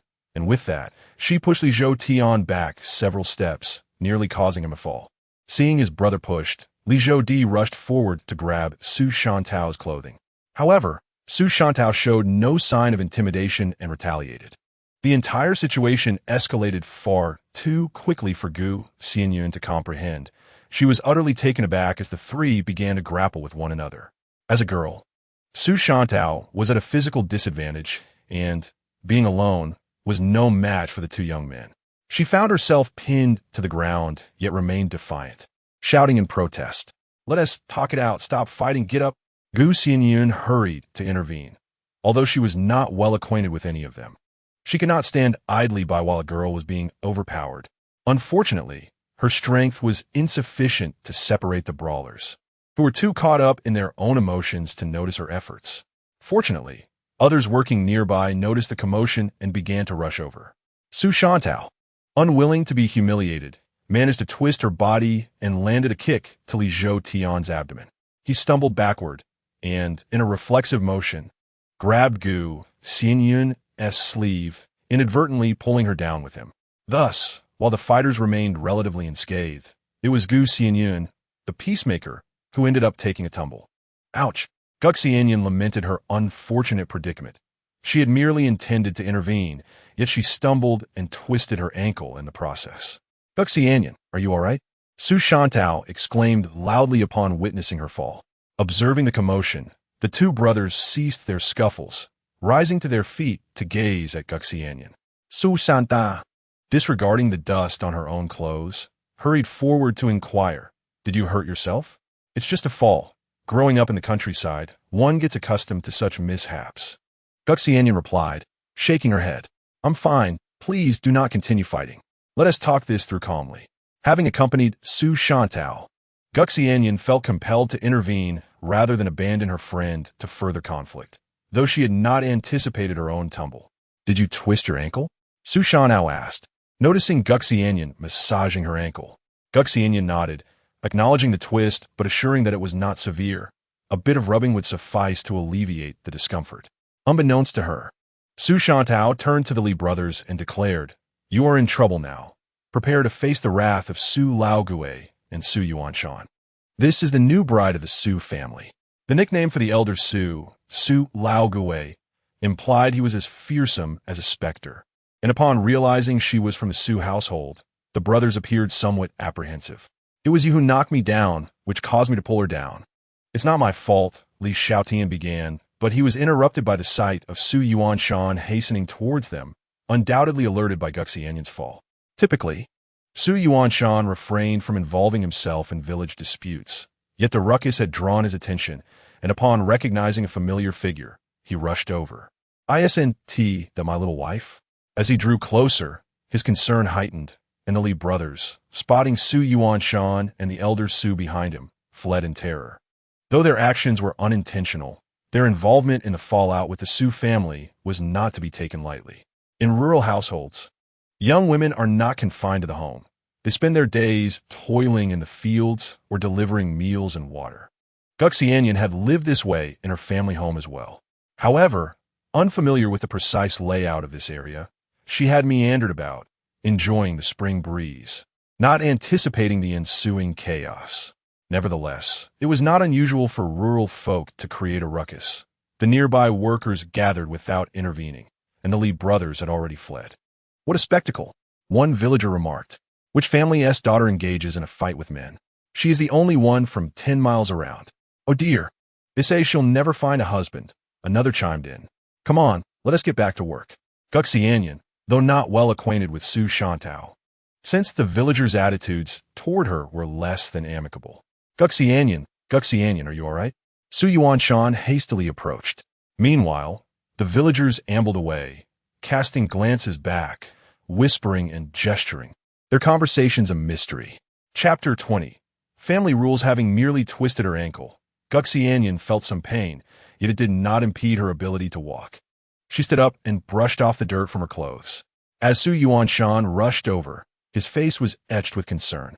"I'm fine, really," he insisted. His anxiety stemmed not from his own potential fall, which he would have brushed off with indifference, but from the fact that Xianyun had stumbled. "Can you walk?" Su Yuanshan squatted down to examine her ankle, his gaze filled with worry. Xianyun shook her head gently. "It's nothing, I can walk."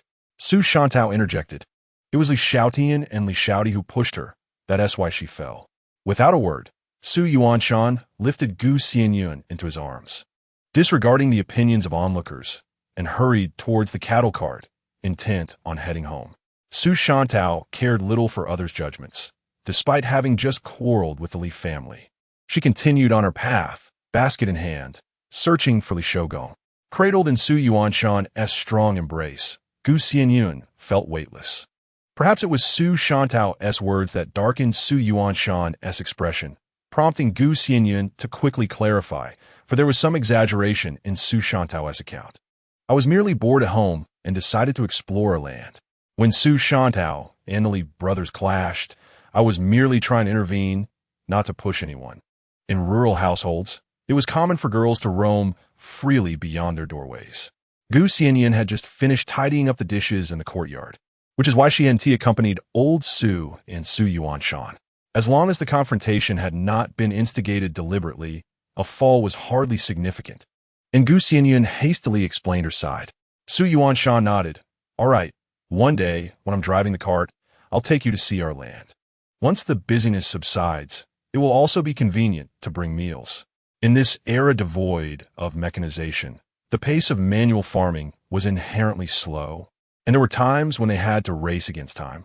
During weeding in the midsummer, the grass grew with astonishing speed, changing dramatically in a single day. Delays could jeopardize crop growth.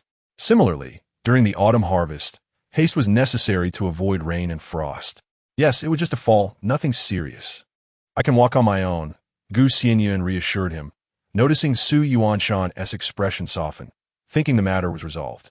Su Yuanshan remained silent, but did not set her down. Instead, he placed her directly onto the cart. Old Su approached, inquiring about the situation. Before joining them on the cart, although it was still before noon, the pair had decided to return home.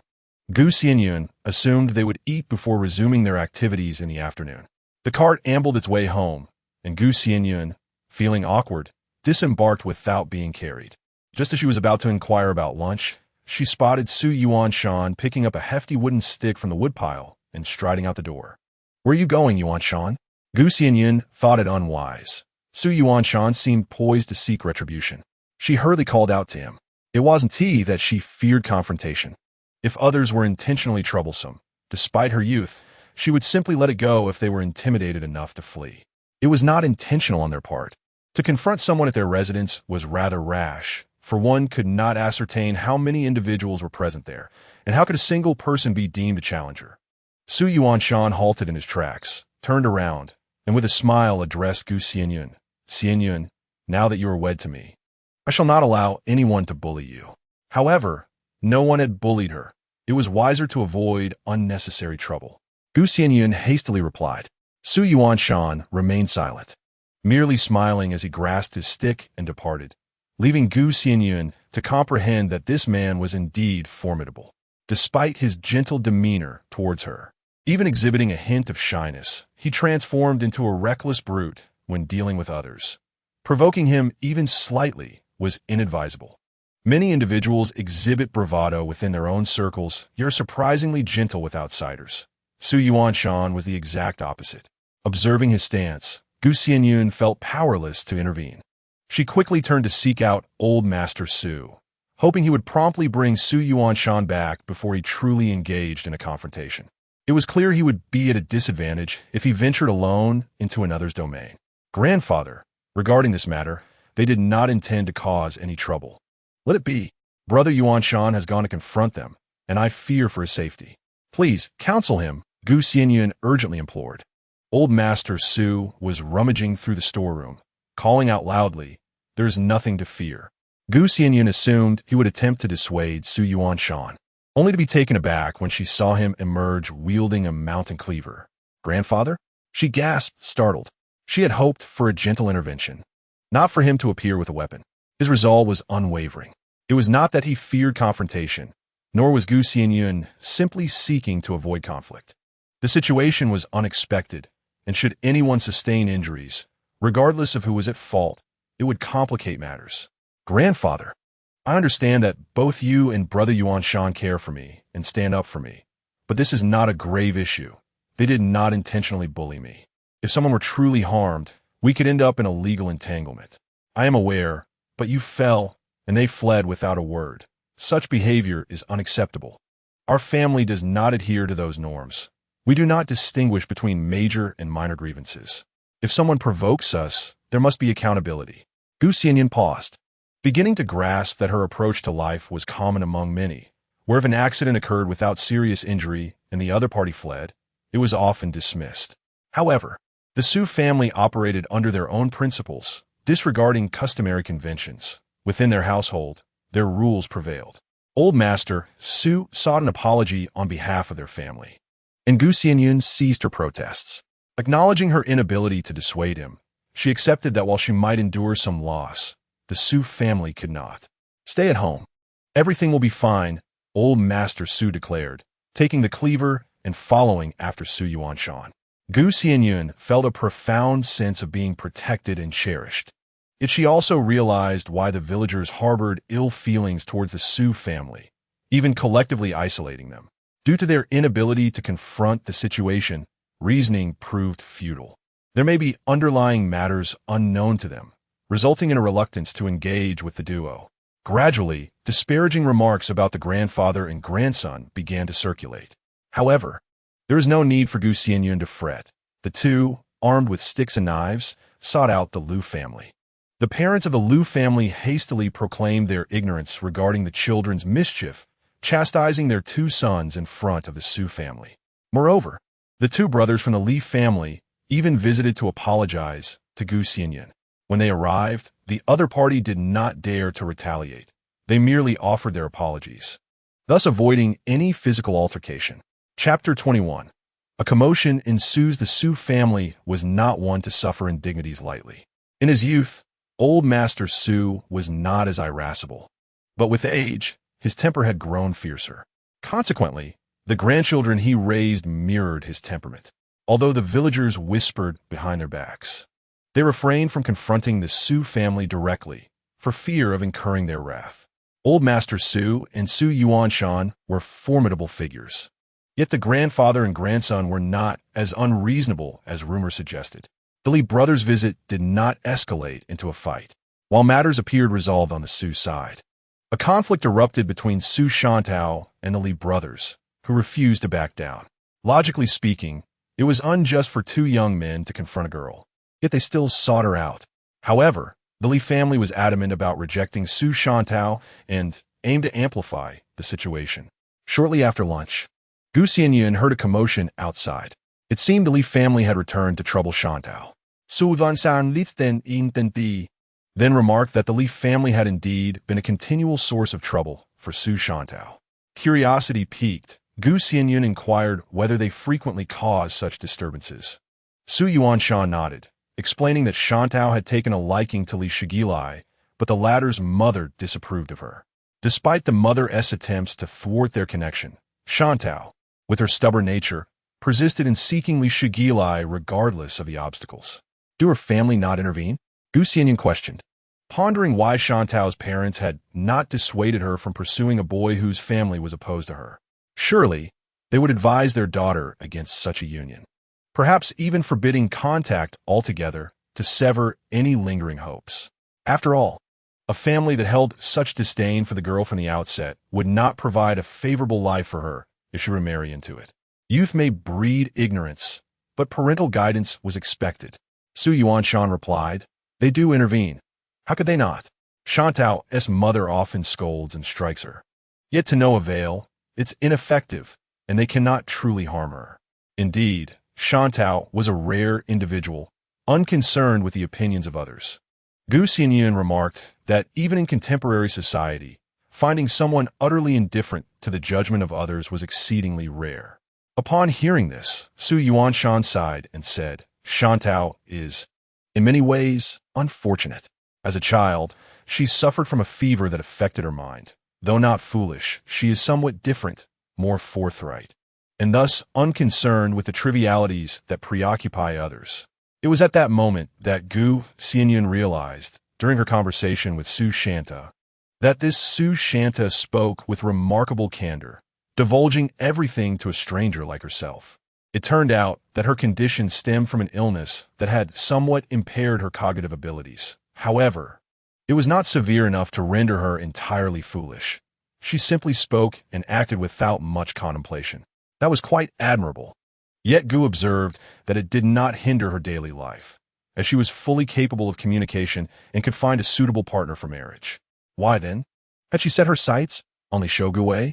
Noticing Xianyun's curiosity, Su Yuanshan recounted the tale of Su Shanta and Shogui in its entirety. It transpired that Su Shanta had been arranged for marriage since the tender age of 15, but her bluntness often deterred suitors. A few prospective grooms had initially agreed, but she would reject them and confront them directly.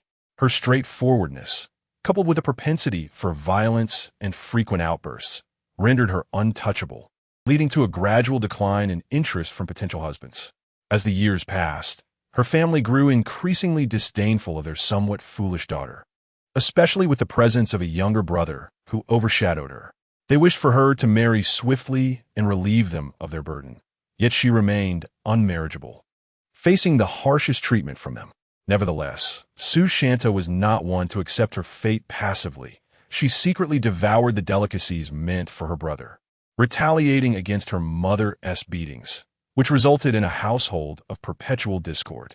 Her parents and kin showed little kindness toward her, and she had never truly experienced warmth, which only made her more resilient against adversity. Why had she chosen Shogui? Perhaps he was the only one who treated her with kindness out of pity. Yet, Shogui was no simpleton.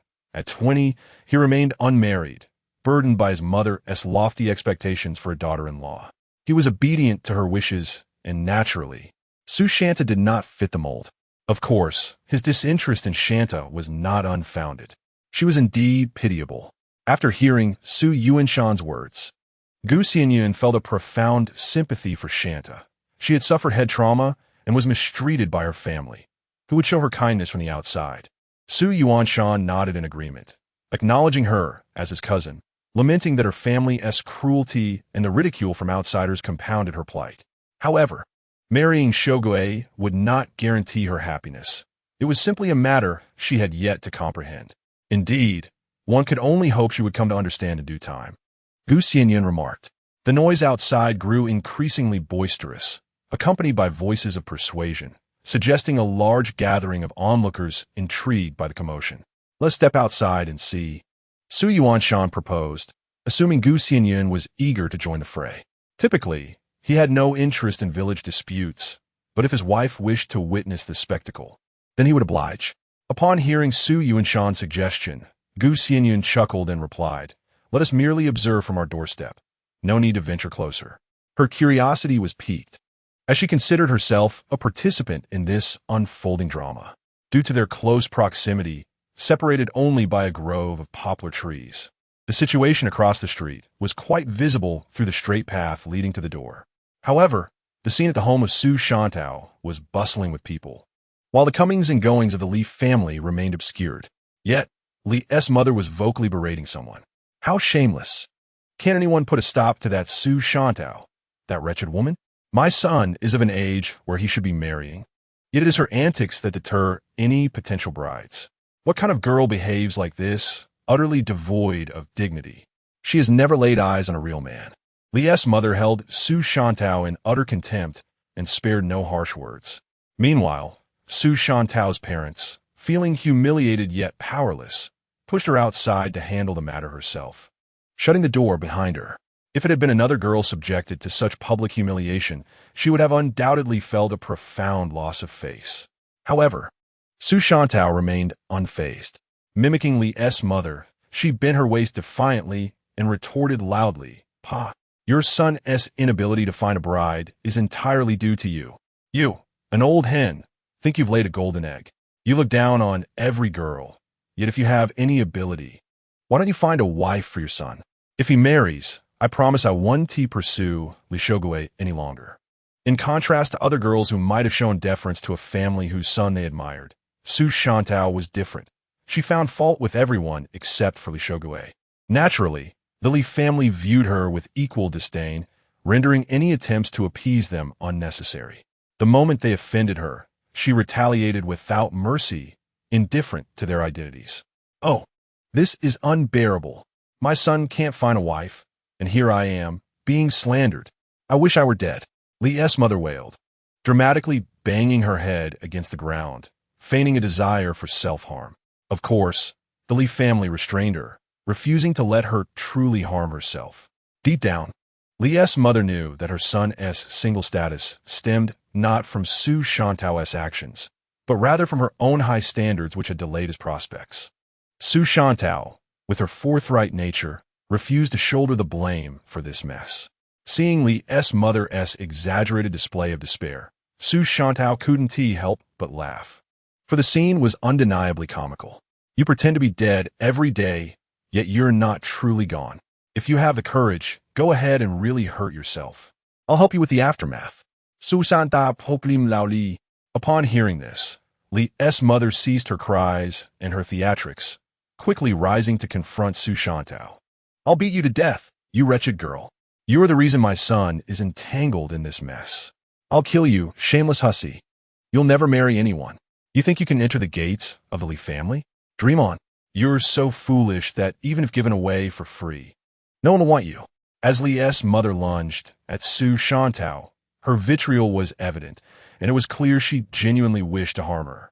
Though she understood that her son's prolonged bachelorhood was due to her own unrealistic expectations, she nonetheless directed her ire at Xianyun, insisting that this shameless girl was to blame for all her woes.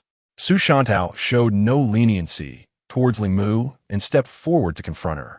However, the number of people from the Li family was overwhelming, and she stood alone, clearly at a disadvantage. Fortunately, neighbors and acquaintances intervened, pulling them apart. Otherwise, Xianyun would have faced further assaults. Ultimately, the village head had to step in to resolve the situation, while Xianyun noted that Xianyun's family had not made an appearance. despite Su Shantao being beaten at her doorstep. No one from her family came to check on her. Xianyun remarked that regardless of whether the daughter was right or wrong, it is customary for families to show concern when outsiders come to harm their kin. Su Yuanshan commented that the Shantao family did not care for her. They worked the hardest and ate the least, indifferent to her suffering. Xianyun nodded, relieved that the village head intervened, hoping that Shantao would not cling to her grievances in the future. This matter was theirs alone, and the community could only gossip in the background, unable to provide any real assistance. In the afternoon, Xianyun accompanied Su Yuanshan to the fields to familiarize herself with their land. As they passed Su Shantao's home with the ox cart, they overheard her mother berating her. The harshness of the village woman's words was shocking, revealing that such people exist in the world. For several days, old Su and Su Yuanshan busied themselves with farm work, while Xianyun kept their home immaculate and prepared delicious meals. Old Su visibly brightened, perhaps never having anticipated such care in his twilight years. Su Yuanshan felt fulfilled. With a wife at home, life seemed more hopeful. Chapter 23. Selling bean sprouts before long. The market day in Huaxi town arrived, and Xianyun's bean sprouts were ready. Early in the morning, old Su, pipe in mouth, watched with satisfaction as Su Yuanshan filled the bamboo basket with bean sprouts. The sprouts were plump, tender, and pristine, exuding freshness and apparent deliciousness. "Let us save some for lunch," Xianyun suggested, secretly marveling at how the spring water had nourished the sprouts, making them robust compared to the typical frail ones that lacked enhancements. Su Yuanshan had initially thought his wife was merely indulging in folly, but he was pleasantly surprised by the quality of the sprouts she had cultivated. "All right, I do enjoy bean sprouts," he acknowledged. Old Su agreed. The grandfather and grandson rarely consumed bean sprouts, as they were seldom available for purchase. As Su Yuanshan finished packing sprouts, old Su prepared the ox cart while Xianyun retrieved their homemade balance scale from a storeroom. It was their first time setting up a stall at the market. She felt a mix of anticipation and uncertainty. With 3 pounds of beans yielding over 50 pounds of sprouts, they had a substantial quantity. After loading the cart, Su Yuanshan and Xianyun climbed aboard while old Su drove them out of the house. "Let's buy some pork today, and once we finish the farm work, we'll go hunting in the mountains. Then we will have meat to eat," Su Yuanshan remarked. He observed that Xianyun was rather too slender and ought to indulge in more meat. However, as the weather grew increasingly warm, the preservation of such meat became a challenge. Even when coated in coarse salt, it would eventually lose its flavor. Old Master Su nodded in agreement, saying, "Indeed, in a few days, we shall venture into the mountains. When the time comes, Xianyun can hunt for whatever she desires." Xianyun nodded in acknowledgement. Although the grandfather and granddaughter appeared somewhat incompatible, their kindness towards her was undeniable. A heart for a heart, she understood that she must reciprocate their goodwill. The ox cart did not move swiftly, and upon exiting the village, they encountered fellow villagers heading to the market. Yet, these individuals merely glanced at the duo without uttering a word. The old gentleman remained unperturbed, leisurely guiding the cart out of the village. Although old Master Su was also heading to the market, Su Yuanshan did not call upon his uncle and aunt, as they were not accompanying them this time. They had set out early to sell their wares. The spring temperatures were gradually warming, and even though only a few days had passed since their last market visit, it felt significantly more pleasant. The marketplace in Huaxi town was always vibrant with the essence of life, a symphony of bustling sounds and lively chatter. Xianyun reveled in such an atmosphere.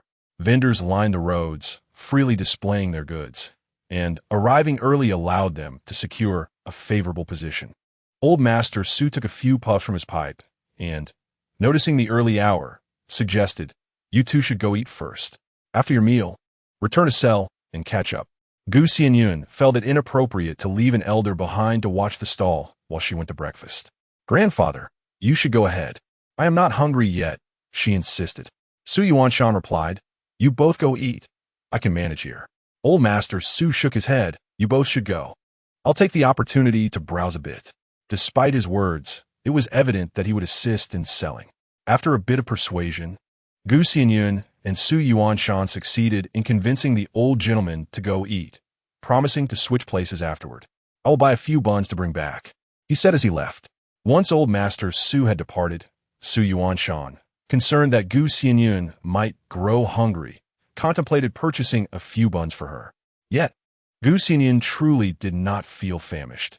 Her mind was preoccupied with thoughts of selling bean sprouts, wondering whether they would attract buyers and gain favor. After all, this was her first venture into the world of commerce since arriving in this realm. Failure was not an option, as it could tarnish her confidence for the future. "Let us wait until we finish selling before we eat. I'm not that hungry," Xianyun declared. "Su Yuan-san, not that," lifting the cloth covering the basket of bean sprouts, and began to call out, "Fresh bean sprouts. Only 2 won per pound. Delicious whether stir-fried or served cold." At this time of year, fresh vegetables were scarce. Many households did not cultivate bean sprouts, and those who did were often reluctant to part with their grains, given that other vegetables were not as costly.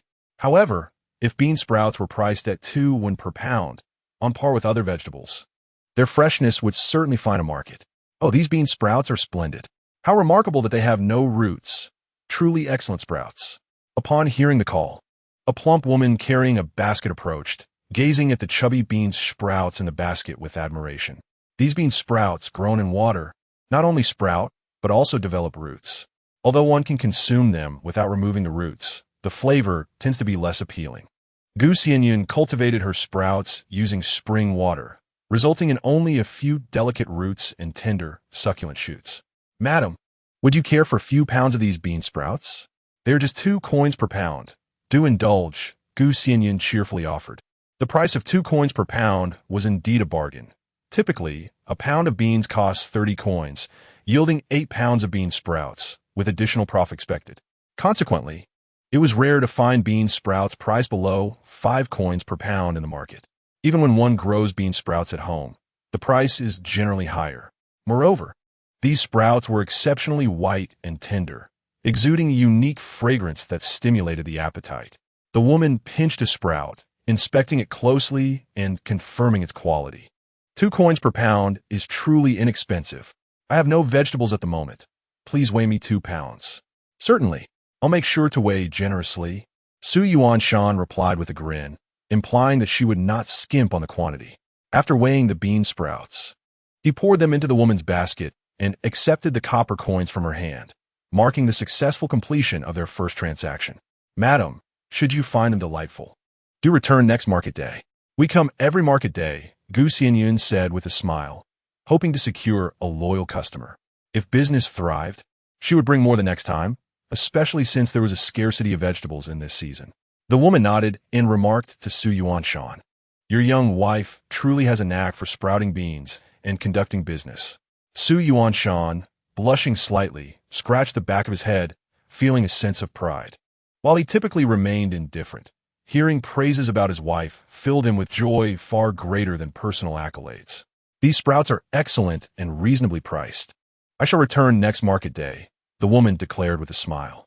Despite the majority of the townsfolk being impoverished, spending a few coins for a taste of novelty was still within reach.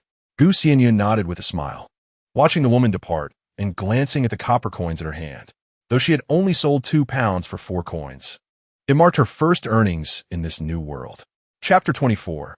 "A coin of silver, you truly are remarkable, my dear," Xianyun observed, noticing Xianyun's delight and sincerely voicing his admiration. "Just look at these plump and pristine bean sprouts. Who but my wife could master such a skill? In the entire Huaxi town, your method of sprouting beans surpasses all others." Xianyun held the coins before Xianyun's eyes and said with a smile, though modest, "We shall earn coin by coin, saving diligently, and undoubtedly, we will live a prosperous life. Indeed, I shall also work hard, hunt diligently, and earn more silver." Xianyun replied with a smile. The fact that his wife was committed to building a good life together and focused on saving money filled Xianyun's heart with joy. Encapsulating the essence of home, the couple shared a common goal: to earn a little, save a little, and savor each moment of their lives together. Xianyun nodded, acknowledging Xianyun's commendable ambition, eagerly anticipating the opportunity to explore various culinary preparations of wild delicacies in the future. After all, the mystical spring water could extend shelf life. potentially yielding greater profits. Given that bean sprouts are rather scarce in the market, although the crowd of the market was still modest, several pounds had already been sold. Each customer who purchased the bean sprouts praised Xianyun's exceptional technique, having never encountered such plump, pristine sprouts before. Ah, the business has commenced, and sales are quite promising, exclaimed Elder Su, returning with 3 oil paper wrap parcels. Observing the soul bean sprouts, he cheerfully inquired. Indeed, grandfather, Xianyun replied. We've sold a few portions already, and the market has just begun to fill. I'm confident we shall sell out. Initially, I worried we might not sell anything. Your bean sprouts are splendid. If sales continue to thrive, we shall return to the market next time.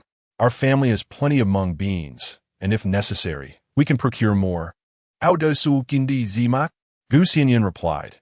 Yes, although we sell a low price, our strategy of thin profit and high sales is still rewarding. Elder Su was genuinely pleased with his granddaughter-in-law, appreciating her acumen in generating income and her capability for daily living. He felt fortunate that Xianyun had married such an admirable wife. Let's have a bite to ease our hunger. Once we finish selling, we can buy whatever we desire. Elder Su suggested, concerned that Xianyun might go hungry. Instead of dining at the stall, he bought 3 savory pancakes and brought them for the young ones to enjoy while warm. Xianyun gratefully accepted one, her heart warmed by the elder's thoughtful gesture and care for his descendants. Thank you, grandfather, she said, as they each took a pancake. The pancakes, though simple, consisting of a crepe wrapped around a crispy layer with some scallions, were undeniably delicious.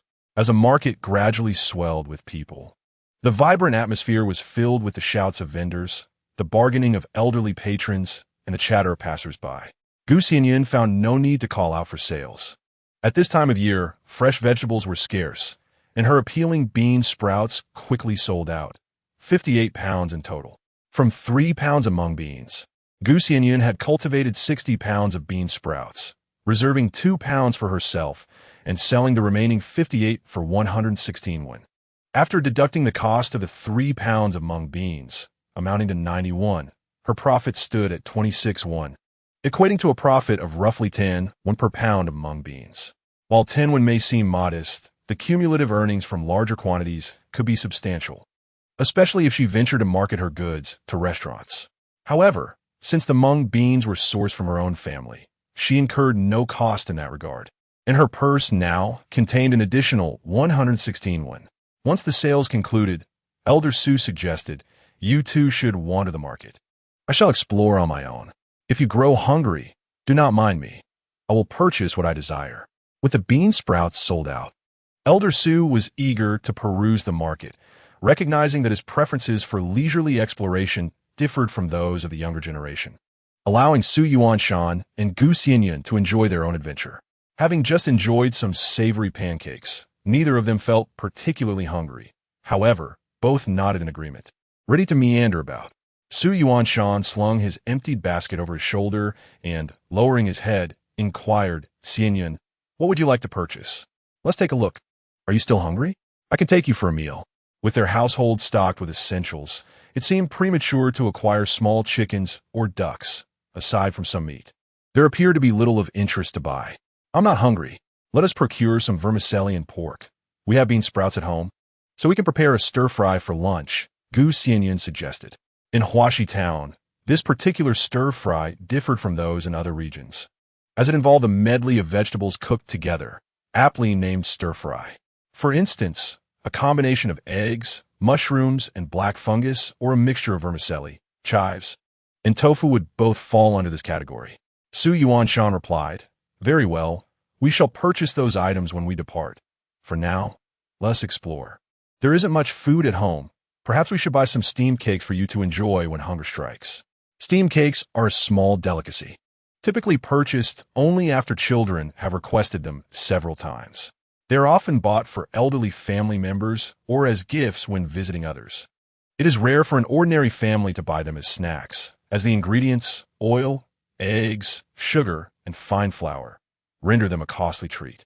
Xianyun recalled having indulged in them only a handful of times throughout her life, and noticed that Xianyun was not hesitant to spend money, prompting her to think of treating herself to something delightful for when she felt peckish at home. They are too expensive.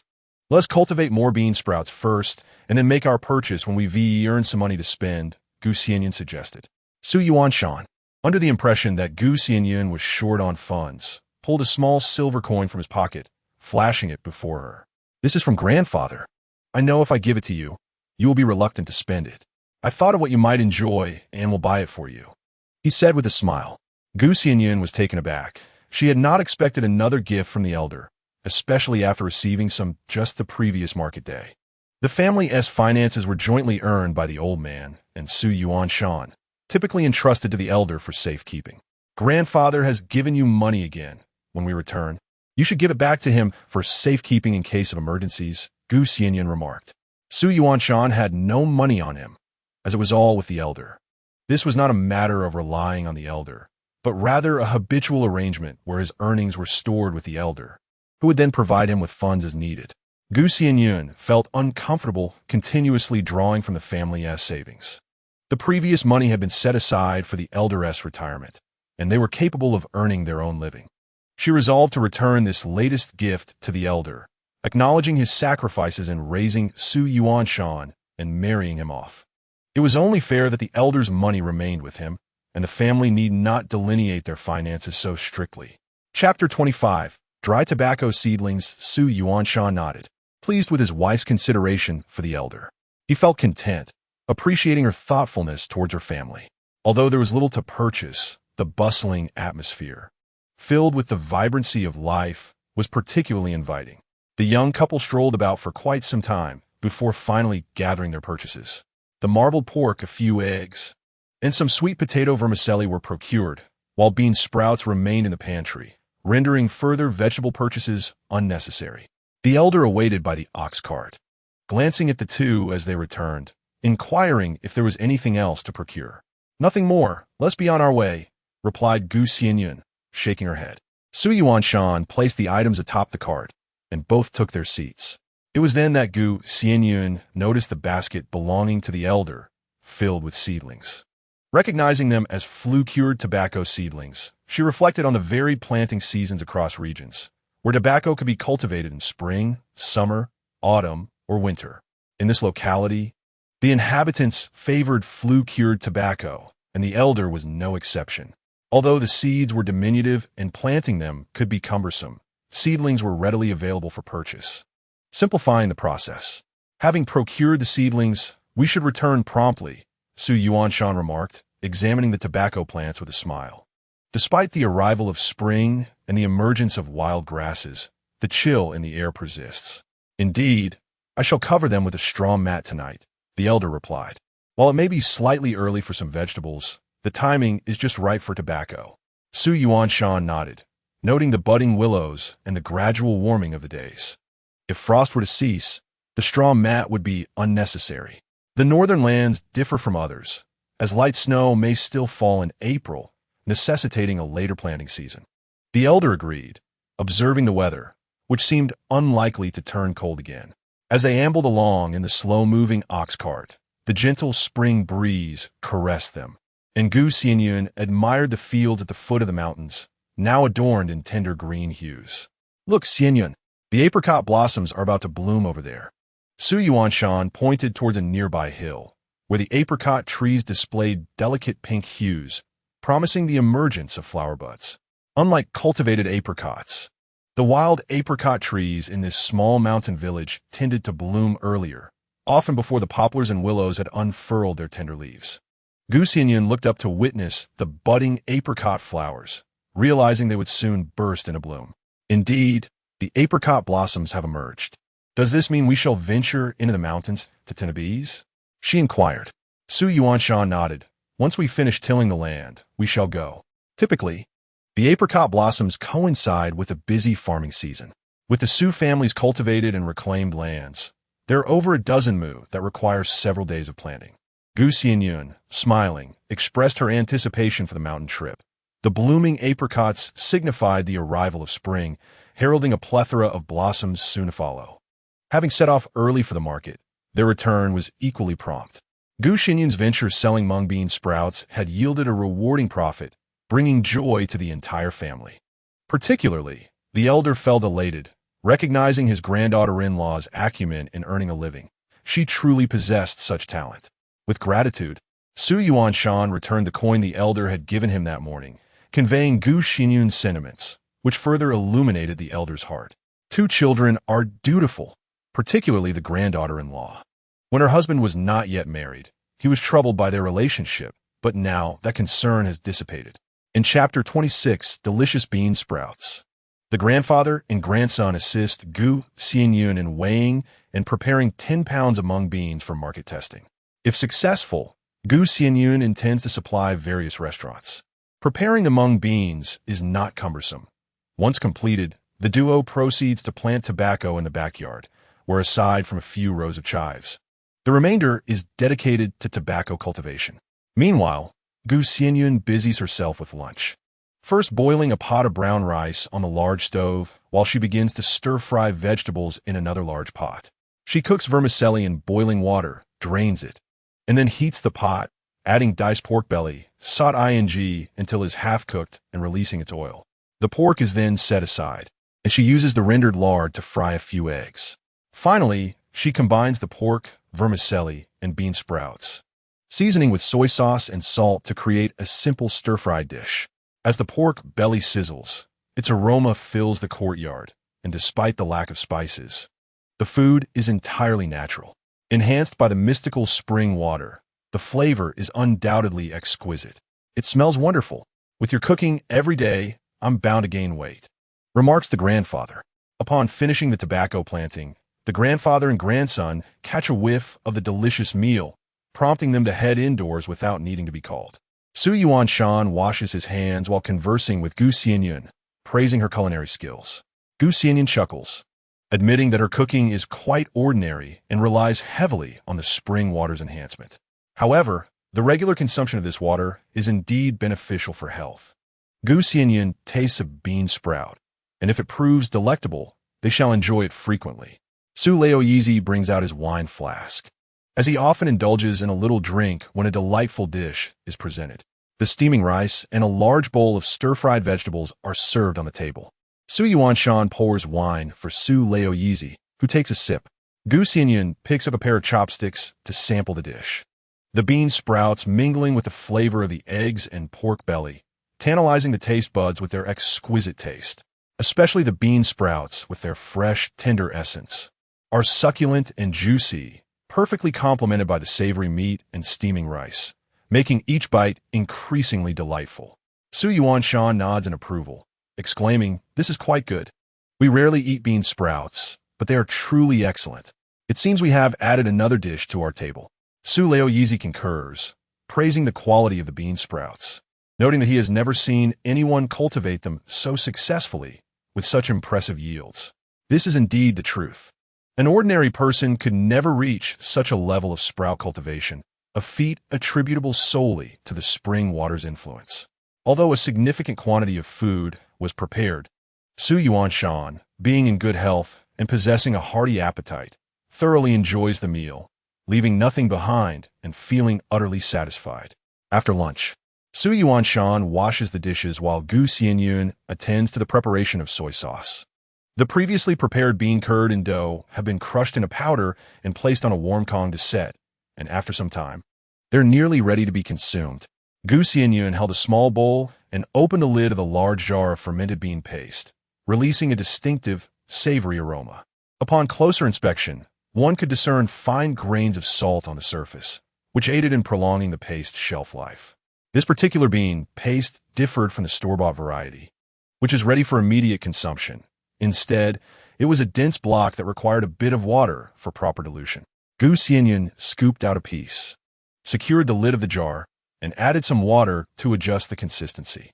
After taking a whiff, she found it quite satisfactory. "Is the bean paste ready?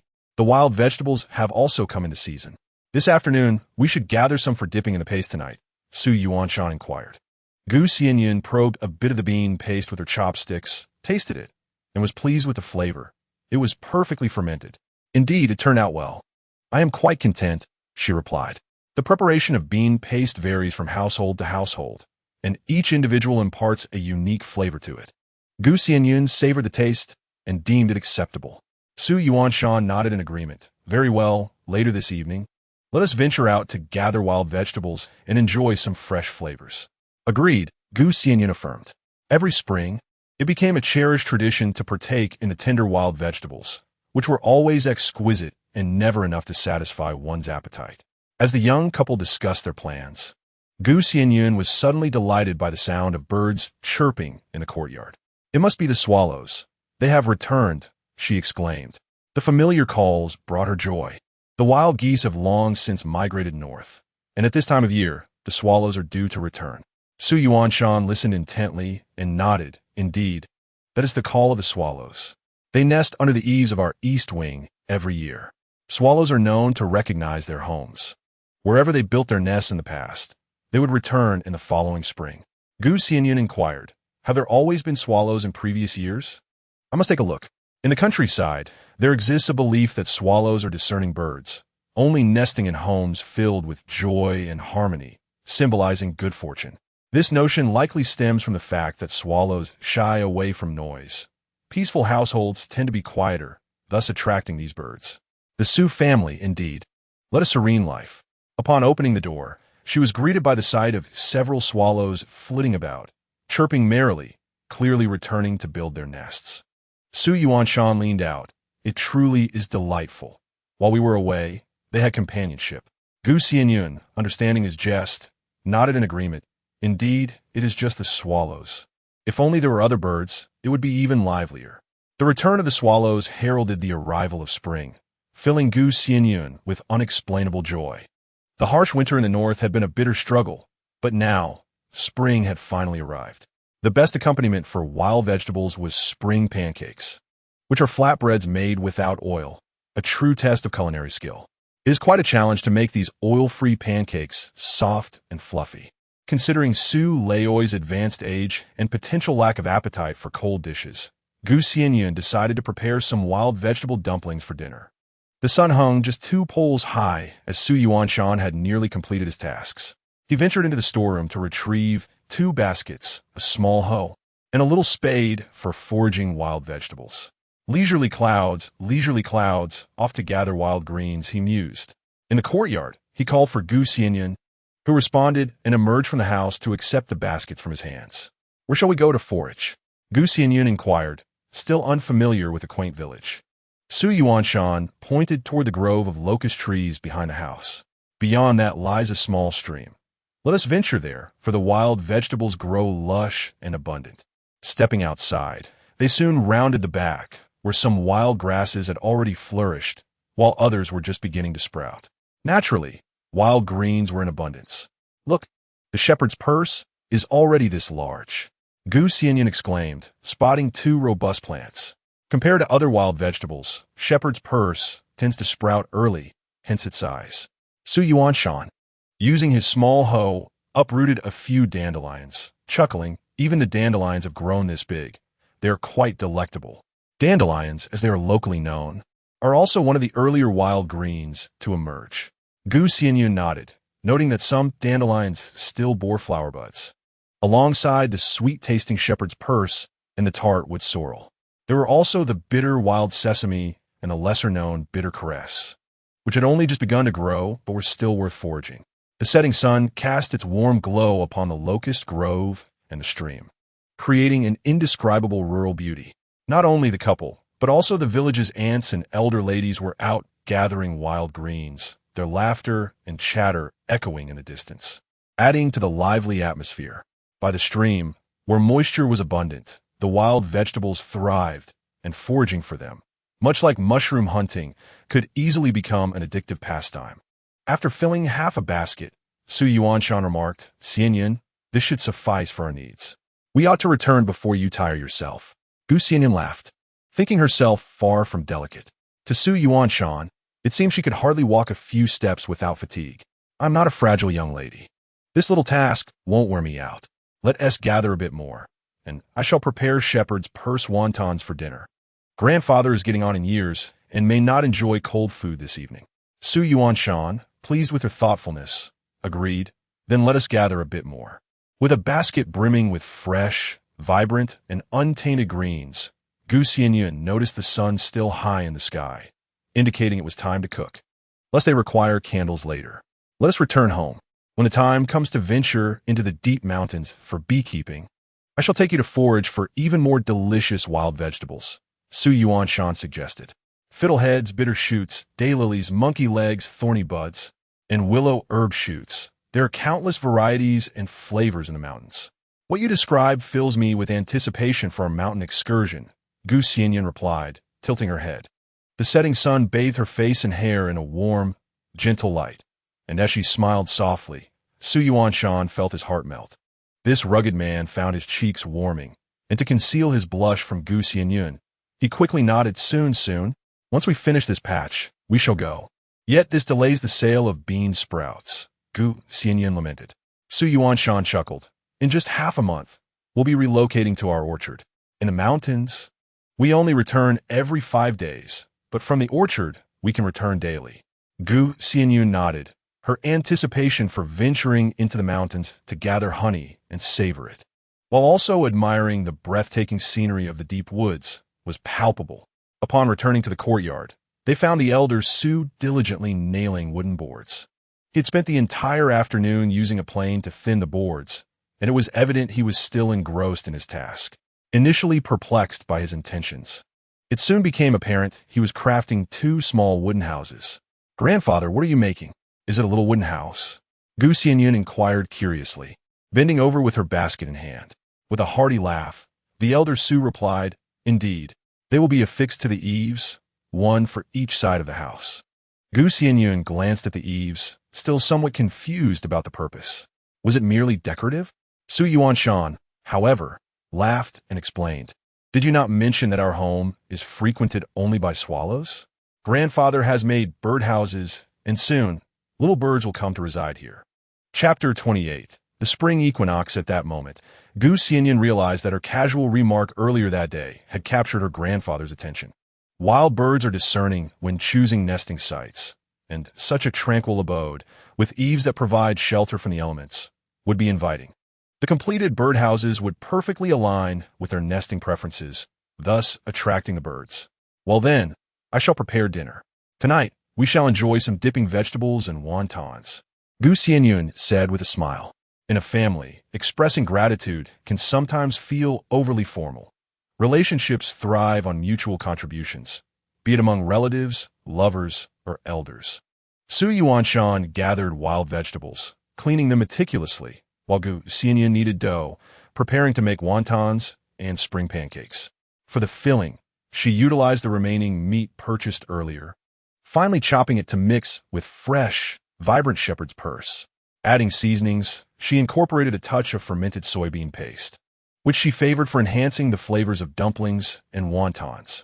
With the wontons expertly wrapped, Xianyun stoked the fire in the large stove to the perfect temperature, allowing Gu Xianyun to commence cooking the pancakes. The thin, soft spring pancakes were ready, and soon, a steaming bowl of wontons was served, along with the pancakes and wild vegetable soybean paste brought into the house. "This is delightful. It pairs perfectly with rice," the elder Su remarked, admiring the vibrant greens.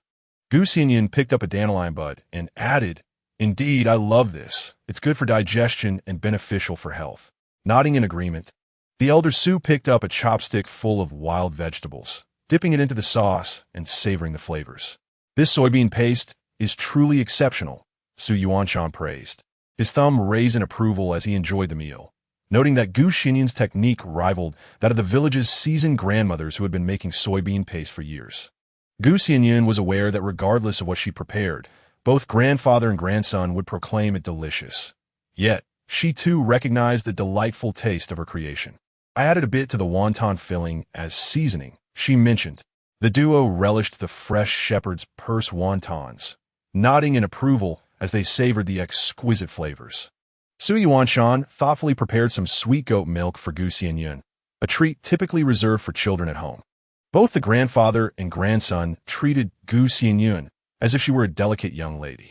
After several days of diligent labor, the farm work was nearly complete, and they planned to sell the bean sprouts before heading into the mountains to tend to the bees. With the arrival of the spring equinox, It was a time for planting vegetables, and on this particular day, it coincided with the market day. Early in the morning, the elderly gentleman harnessed the ox cart, loaded it with bean sprouts, and the family set off towards the Huashi town market. This time, they had harvested 10 pounds of green beans, yielding 200 pounds of bean sprouts. At 2 won per pound, they sold for 400 won, and after deducting the 300 won cost, they netted a profit of 100 won, equivalent to a single silver coin. For ordinary laborers, a month's wage typically amounted to just 2 silver coins, making this profit quite substantial for a common family. Xianyun had never anticipated becoming a wealthy tycoon overnight or earning hundreds of silver coins. Life unfolded gradually. However, it was regrettable that there had been no opportunity to promote their produce to the taverns. Once they established a regular supply, she could increase production. For now, they would only sell this amount at each market, planning to distribute more once they emerged from the mountains. The sprouts sold quickly, and after finishing, they enjoyed breakfast, purchasing some meat along with seedlings. Many vegetables had already been sown at home, but some, like eggplants and peppers, required arduous seedling cultivation, necessitating the purchase of seedlings instead. Xianyun acquired a variety of seedlings, ensuring that their home would be well stocked with vegetables, allowing them to enjoy whatever they desired in due course. Once all the purchases were completed, they prepared to head home, surrounded by the breathtaking scenery of blooming apricot flowers. Let's get ready. We shall venture into the mountains tomorrow. If the bean sprouts cannot be soaked, then they shall remain as they are. If they can, then soak them. I am uncertain about this, so you decide, Su Yuanshan remarked.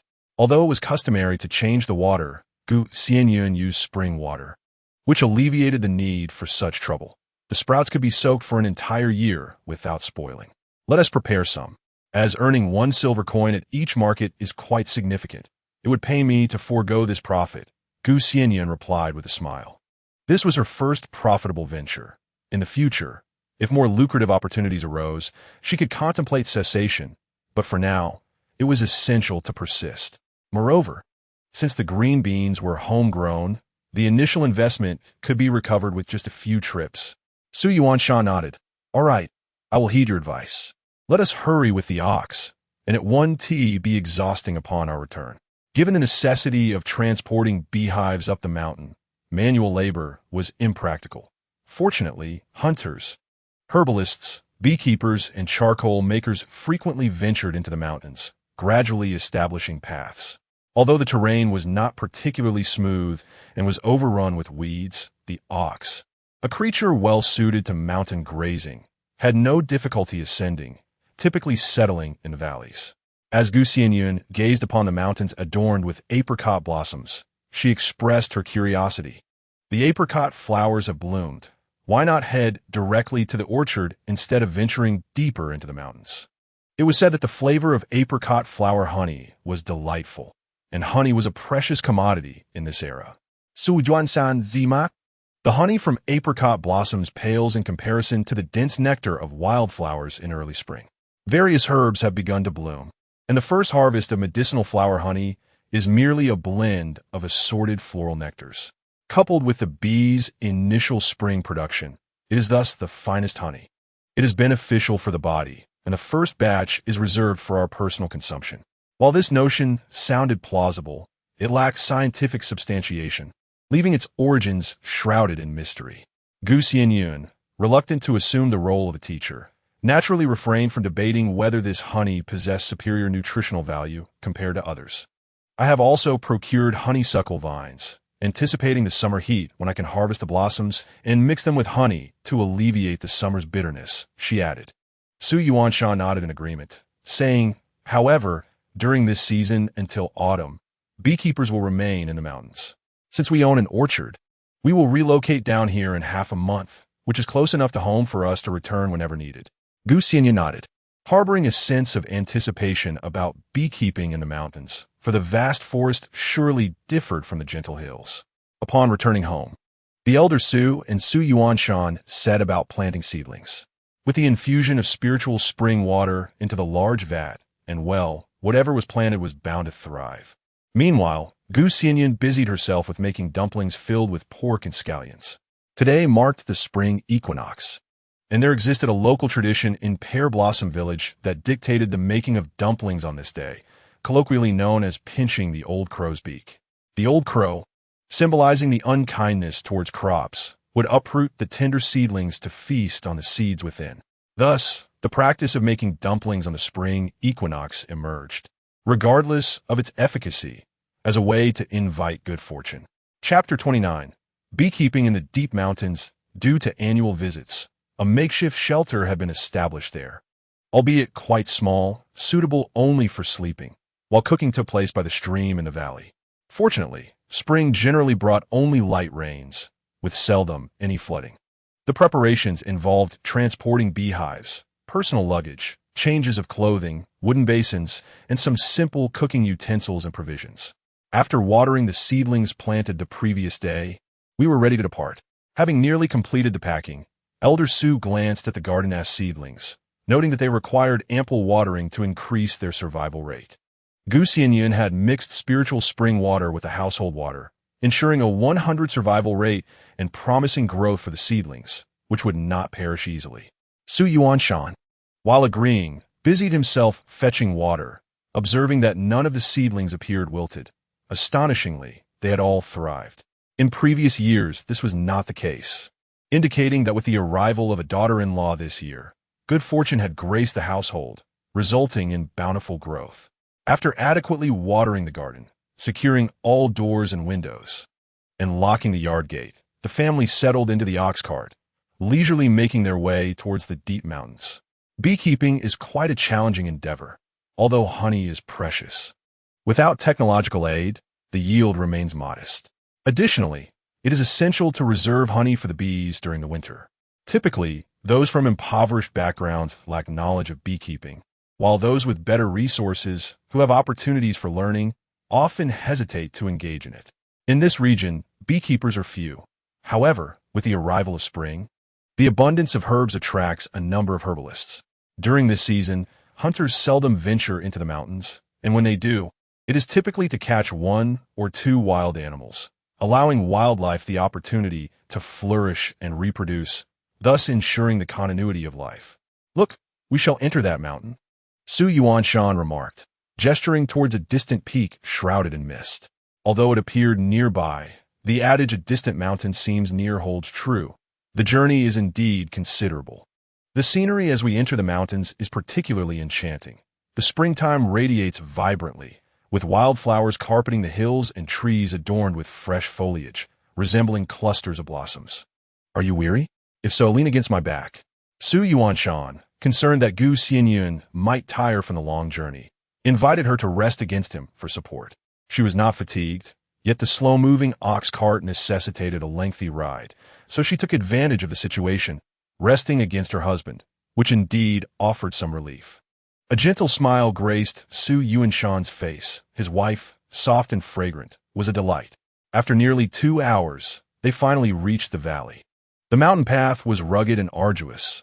Further passage into the mountains would take quite some time.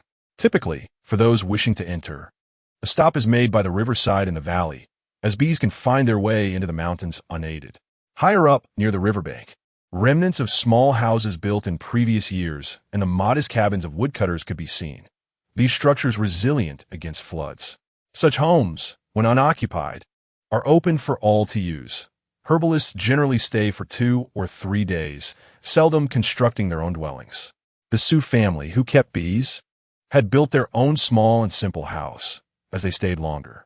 Occasionally, hunters and herbalists would stay for a few days, and when absent, the houses were available for others. They prepared 2 small rooms to store their belongings. These diminutive shelters lacked a proper stove. In colder weather, they would heat a large pit in the ground, covering it with soil, and then place their luggage on top, creating a makeshift warm bed.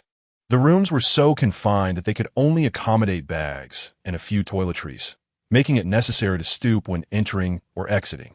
Due to the lack of familiarity among the occupants, the small houses were spaced somewhat apart, scattered like stars. Nevertheless, a few other houses were in the vicinity, though Xianyun did not perceive any nearby inhabitants. The grandfather and grandson commenced the task of organizing the beehives and clearing the weeds surrounding their abode, reinforcing the structure as well. Noticing that time was slipping away, Xianyun suggested it was time to prepare lunch. Let's cook by the riverside. It will be convenient for water and washing dishes.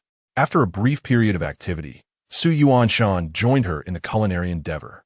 In this era, many men believe cooking to be solely a woman's responsibility, yet Xianyun differed in this regard. Glancing towards the lower river valley, Xianyun spotted a crystal-clear stream flowing from the mountains. "What shall we eat?" she inquired. Given their assent, they had brought only the essentials, leaving little to choose from. Elaborate dishes such as dumplings, pancakes, or stir-fried meals were out of the question. A simple stew might suffice, ensuring their meal remained uncomplicated. Xianyun chuckled. "Anything is fine, as long as it is made by my dear wife." Xianyun also smiled, noticing how increasingly sweet Xianyun's words had become. The previous awkwardness had vanished. Indeed, companionship fosters familiarity. She pondered that the simplest dish to prepare would be wild vegetable dumpling soup. In the valleys and fields, wild vegetables were abundant, and adding some small dumplings would create a simple yet hearty meal. "Let's gather some wild vegetables and make dumpling soup," she proposed.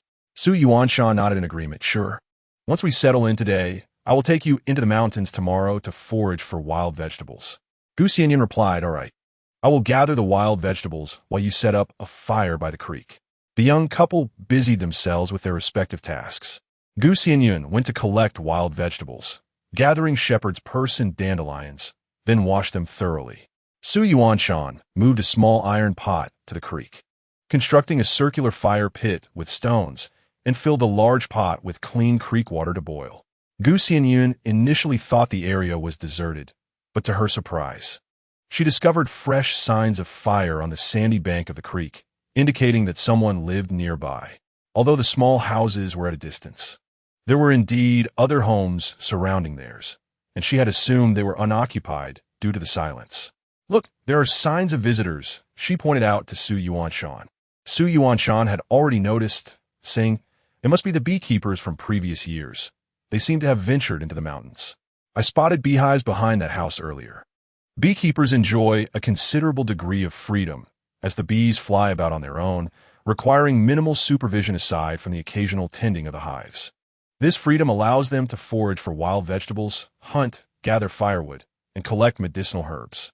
However, the deeper woods are home to wild beasts, and it is generally advisable to venture in pairs. Going alone can be perilous unless one is a skilled hunter. Xianyun nodded. "That's good. It seems we have neighbors." In these deep mountains, wild animals abound. Yet with Su Laoyezi and Xianyun as hunters, she felt relatively untroubled. Nevertheless, having neighbors would be a welcome addition. As the water in the pot began to boil, she added the dumplings, and just then, she caught sight of her neighbor, a young woman in her 20s, a beekeeper. The beekeeper wore a tattered, oversized gray robe and carried a basket on her back, her hair wrapped in a worn scarf as she emerged from the mountains. The scene felt surreal, akin to a painting. "Hello, you all have come quite early this year, haven't you? Your elder brother has also gone into the mountains, I presume?" Xianyun greeted, clearly recognizing the woman as she approached. The beekeeper removed her scarf, revealing a smiling face as she glanced at Xianyun and then at Xianyun. "Su family brothers, you've arrived as well. I just got here the day before yesterday. Alas, my elder brother has injured his leg and cannot go anywhere," she replied lightly. A woman, alone in the depths of the forest with a machete, hinted at the harshness of life that compelled her to venture into such remote wilderness. It appears that a man has suffered a leg injury, and she possesses no other means of livelihood, nor any additional skills to earn a living. Her sole expertise lies in beekeeping. Thus, irrespective of her trepidation, she must venture forth to tend to the bees. Such a severe injury, affecting both muscles and bones, necessitates diligent care, Xianyun remarked. He was acquainted with the beekeeping gentleman, a simple and honest man from the mountains who had previously collaborated with him in this endeavor. However, he had not anticipated such misfortune would befall him, rendering him unable to participate this year. The beekeeper's brow furrowed, a faint sorrow gracing her features. Yet she regarded Xianyun with a gentle smile. "Brother, you are married now. Is this your wife?" she inquired with a smile. "Xianyun, note that," and Gu Xianyun returned the greeting with a cheerful sister. The beekeeper acknowledged them and said, "You may continue with your tasks. I shall head back. Your presence is a comfort. Otherwise, I would be filled with apprehension." As they watched the beekeeper depart, Gu Xianyun remarked, "This sister appears frail, and her demeanor is not particularly cheerful. Life must be quite challenging for her." Su Yuanshan replied, "Indeed, she is a kind-hearted woman. If it were not for the pressures of survival, she would not venture alone into the depths of the mountains. We should extend our support to her in the future." Gu Xianyun, not one to harbor jealousy or ill feelings, understood the plight of fellow women and agreed to offer assistance. The beekeeper, without a given name, had followed her father into the trade since childhood, and everyone referred to her simply as the beekeeper. Even after marrying, she continued to earn a living through beekeeping, leading a life devoid of identity, fraught with hardship. Upon hearing Su Yuanshan's words, Gu Xianyun responded, "But beekeeping should be relatively lucrative. While it may not lead to immense wealth, it certainly shouldn't be excessively impoverished. Honey holds considerable value in this era, even with low yields and a winter hiatus. 3 productive seasons in a year can yield a profit, undoubtedly surpassing other labor." Su Yuanshan sighed. With a household full of in-laws, although unspoken, Gu Xianyun discerned that the beekeeper likely bore the responsibility of not only providing for her own family, but also supporting her in-laws. This reflects the sorrowful reality faced by many women of this time, living a lifetime without a name, yet perpetually subjected to exploitation. Thankfully, she had not married into such a family. Otherwise, with her temperament, supporting an entire household would be an exhausting ordeal. "Mother, wait for us." The couple was engaged in conversation when they heard 2 youthful voices calling out. Gu Xianyun turned to see the beekeeper carrying a pot, followed by 2 small children. The children, no older than 5 or 6, were the beekeeper's daughters. It was evident that they had not accompanied their mother into the mountains, but had remained hidden in the house, likely under her instruction to remain silent until her return. Gu Xianyun had assumed there were no inhabitants in the vicinity, yet these obedient children were prepared to brave the mountains as well, highlighting the resilience of impoverished children. "Is the meal ready?" the beekeeper inquired. "I just prepared it, wild vegetable soup." The beekeeper approached the stream, smiling. Behind her followed 2 children, who, recognizing Su Yuanshan, called out in their innocent voices, "Uncle Su, sister." This sister referred to Gu Xianyun, who had been described by their mother as someone particularly young and beautiful, thus deserving of the title. The beekeeper laughed again and, bending down, said, "Little doe, little me, you should call her aunt." The 2 children, with their sweet voices, complied once more. Gu Xianyun observed the 2 little ones, dressed in ragged yet clean attire, frail and vulnerable, eliciting a sense of pity. She nodded in acknowledgement. "Sister, Little Doe and Little Me are here too," Su Yuanshan remarked, somewhat surprised. The arrival of the children meant that the beekeeper would still venture deep into the mountains to find something to sell, which was no easy task. The beekeeper nodded, saying, "Yes, left at home, no one looks after them." Gu Xianyun speculated that perhaps the in-laws favored sons over daughters, disregarding the well-being of the 2 girls. It seemed they were not concerned about the lives of the mother and her daughters. After all, they were merely girls. If there were any compassion, they would have been kept at home. Fortunately, the 2 children had their own names, though the beekeeper might not know how to name them. She understood the value of food, and thus named her children after it. Smoke began to rise from the nearby hearth, indicating that the meal was ready, and Su Laoyizi came to the stream to eat.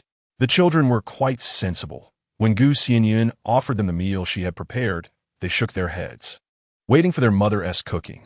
After finishing their meal, washing the dishes, and tidying up, they returned to the little cottage. Su Yuanshan and Su Laoyizi were tending to the beehives, while Gu Xianyun played with Little Doe and Little Me, gathering wildflowers. The beekeeper ventured into the mountains, but having known Su Yuanshan and the others for several years, she felt comfortable allowing the children to remain outside, trusting in their safety.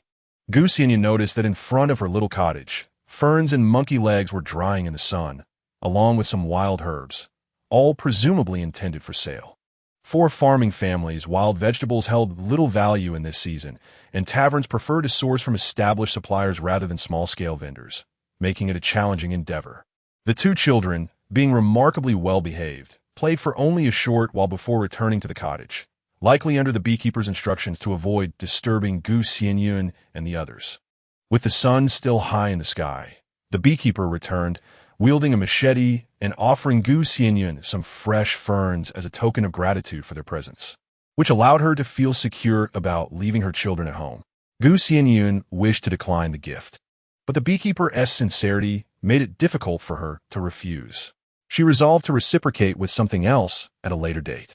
That evening, after dinner, they retired early, marking Xianyun's first night spent outdoors, a distinctly different experience. A bonfire blazed outside the wooden cabin, meant to ward off wild beasts, which tended to roam at night. Yet, instinctively fearing fire, these creatures would keep their distance, ensuring safety. Inside the cabin, the door could be shut, but the interior remained shrouded in darkness. This was unlike the spacious Kong at home. Here, the space was limited, and lying side by side, especially with the robust Xianyun, felt quite cramped. Chapter 31. The misty green mountains. Xianyun could sense Xianyun's entire body tensing, as if he were immensely uncomfortable. Indeed, they were too close, with even the sound of his breathing palpable. How could Xianyun feel at ease? He was no longer a child. At his age, others had children who were already quite grown. At this moment, the fragrant and soft young lady was right beside him, igniting a flame within his heart. "My dear, do you think Xiaodou and Xiaomi are adorable?" At last, Xianyun could no longer contain himself and spoke up. Previously, he had always referred to her as Xianyun, but today he yearned for a more intimate address. After all, Xianyun was his wife, and there was no shame in calling her so. Xianyun, puzzled by his sudden mention of the two little ones, replied, "Of course they are cute, though the two little rascals are somewhat pitiable." Before she could finish her sentence, Xianyun grasped her small hand tightly, his breath becoming more rapid. "Then, let us have a lovely child together. I can provide for the family. I assure you, neither you nor our child will suffer." Xianyun spoke audaciously, revealing his innermost thoughts. He would never allow her or their future children to endure hardship. Xianyun understood Xianyun's intent. He wished to consummate their marriage.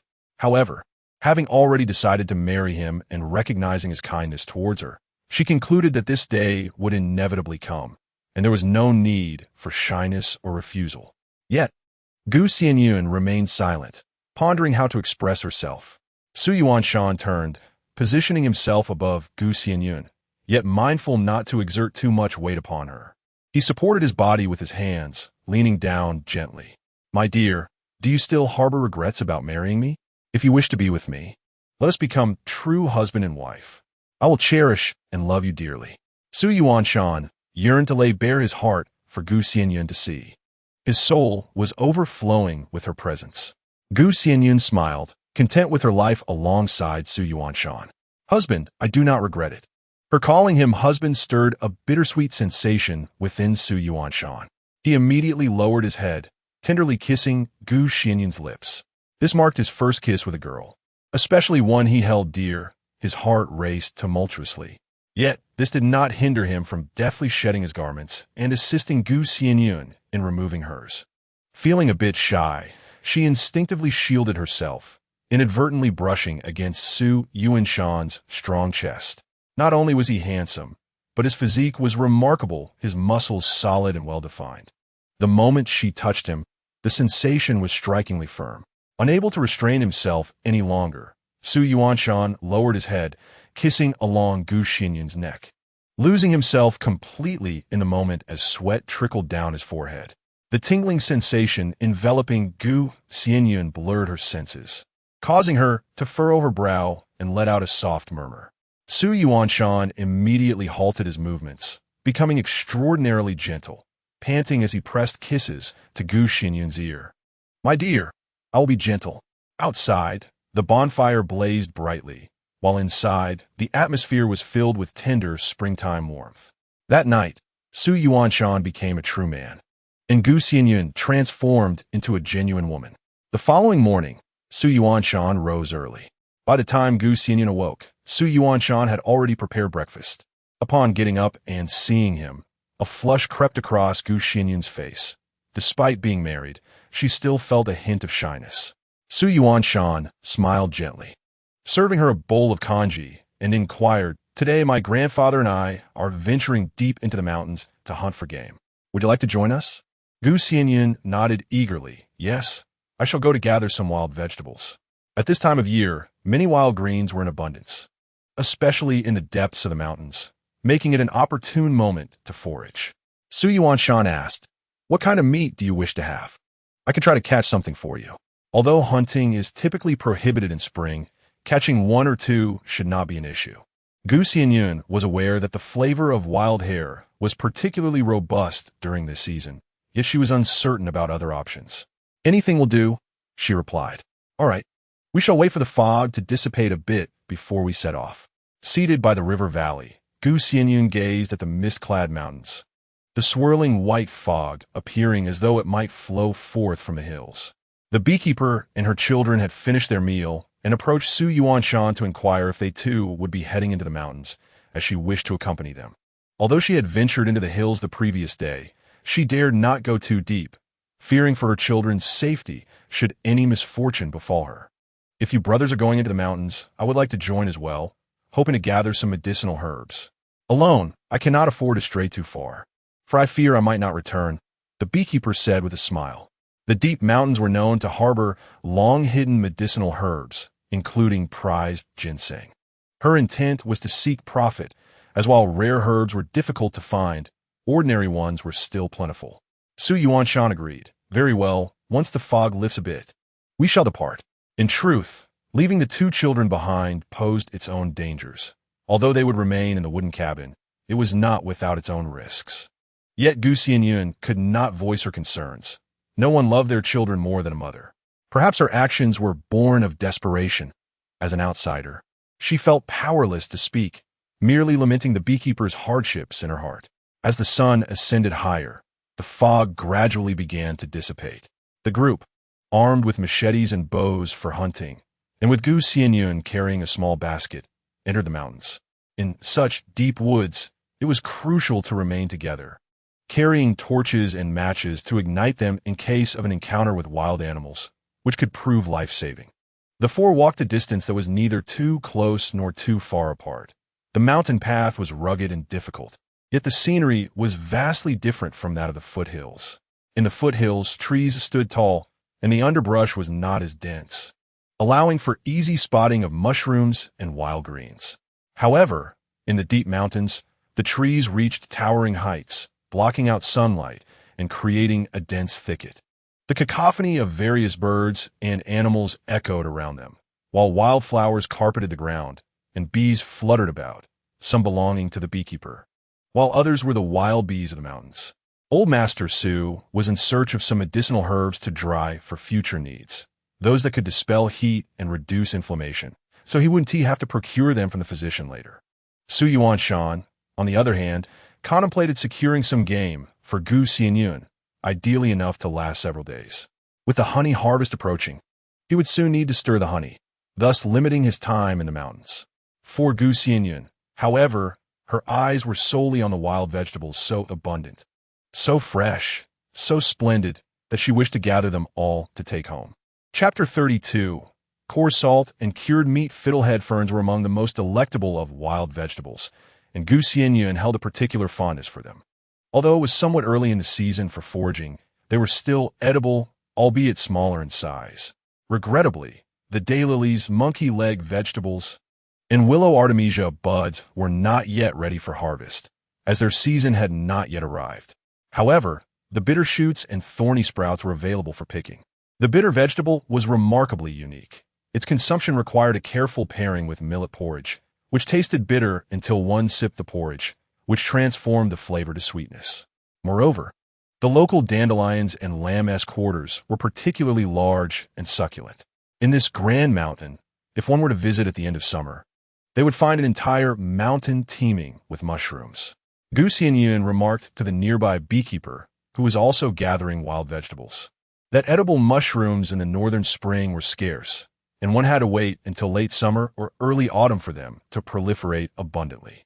Professional herbalists would return each year with baskets brimming with mushrooms, yet ordinary peasant families seldom ventured to gather them, as the lower mountains were equally abundant with fungi. The beekeeper nodded in agreement, saying, "Indeed, the variety of mushrooms in this mountain is considerable, and come autumn, there will be an array of wild fruits, a veritable treasure trove." Though regrettably, the peril to life keeps ordinary folk at bay. As they chatted animatedly, their hands did not pause, deftly foraging for wild vegetables at their freshest and most tender state. The beekeeper also dug for herbs, and when Xianyun encountered familiar medicinal plants, she would also collect them.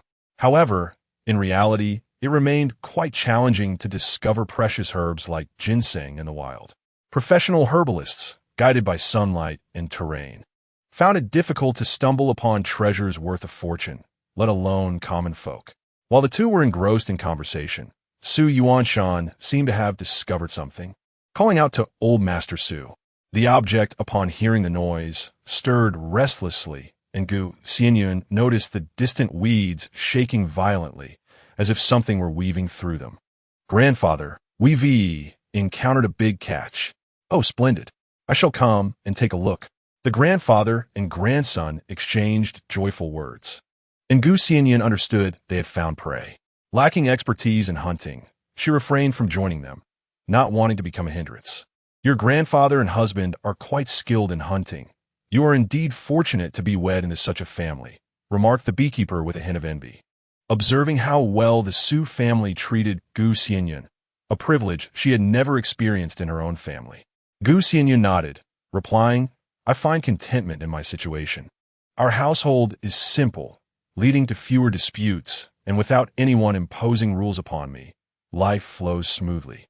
The beekeeper then tilted her ear to listen closely, saying, "It seems to be a wild boar." Xianyun also heard the cries of a wild boar, a solitary creature known for its considerable size and fierce disposition, making it a challenging quarry. "Indeed, if it is a wild boar, we shall be fortunate enough to feast on meat."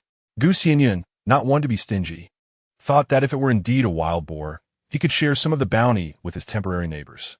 The beekeeper, unreserved, responded with a smile. "Then we are in for a treat."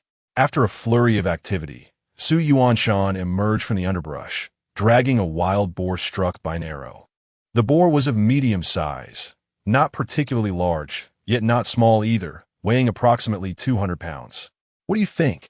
This fellow will suffice for us for a while," Xianyun remarked, gazing at the still grunting creature. Su Laoi nodded in agreement, expressing his satisfaction. "Yes, this one is quite decent. My dear, how is your foraging going? If you're nearly finished, we should make our way down mountain," Xianyun urged, as the wild boar still breathed. It was imperative to descend quickly to let it bleed out. Only then would the meat be delectable.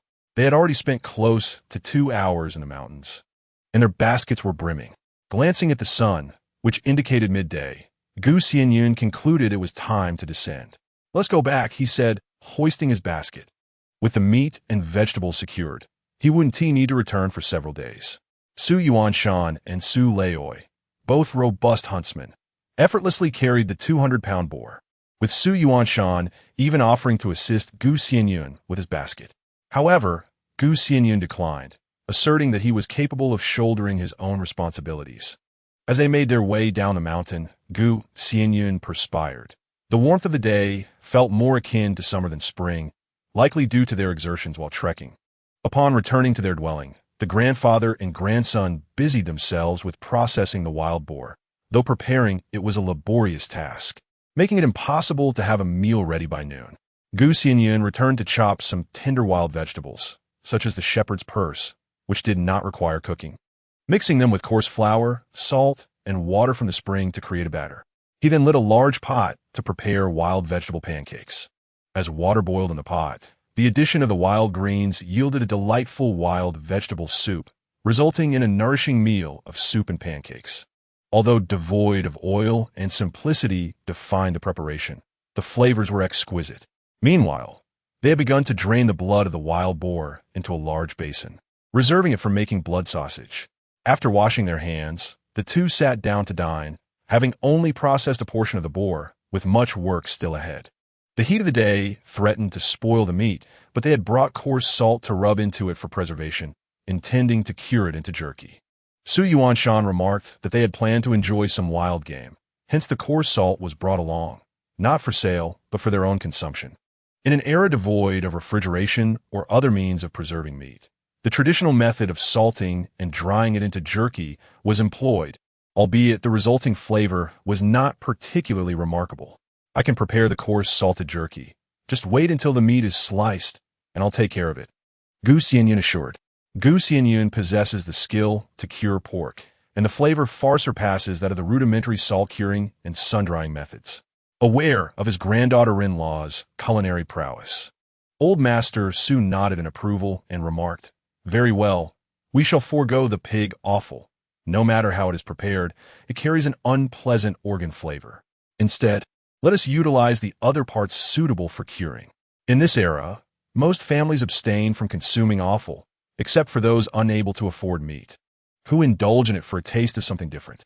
Given the limited spices and methods available, offal seldom yields delightful dishes. Thus, when there is an abundance of meat, offal is typically discarded.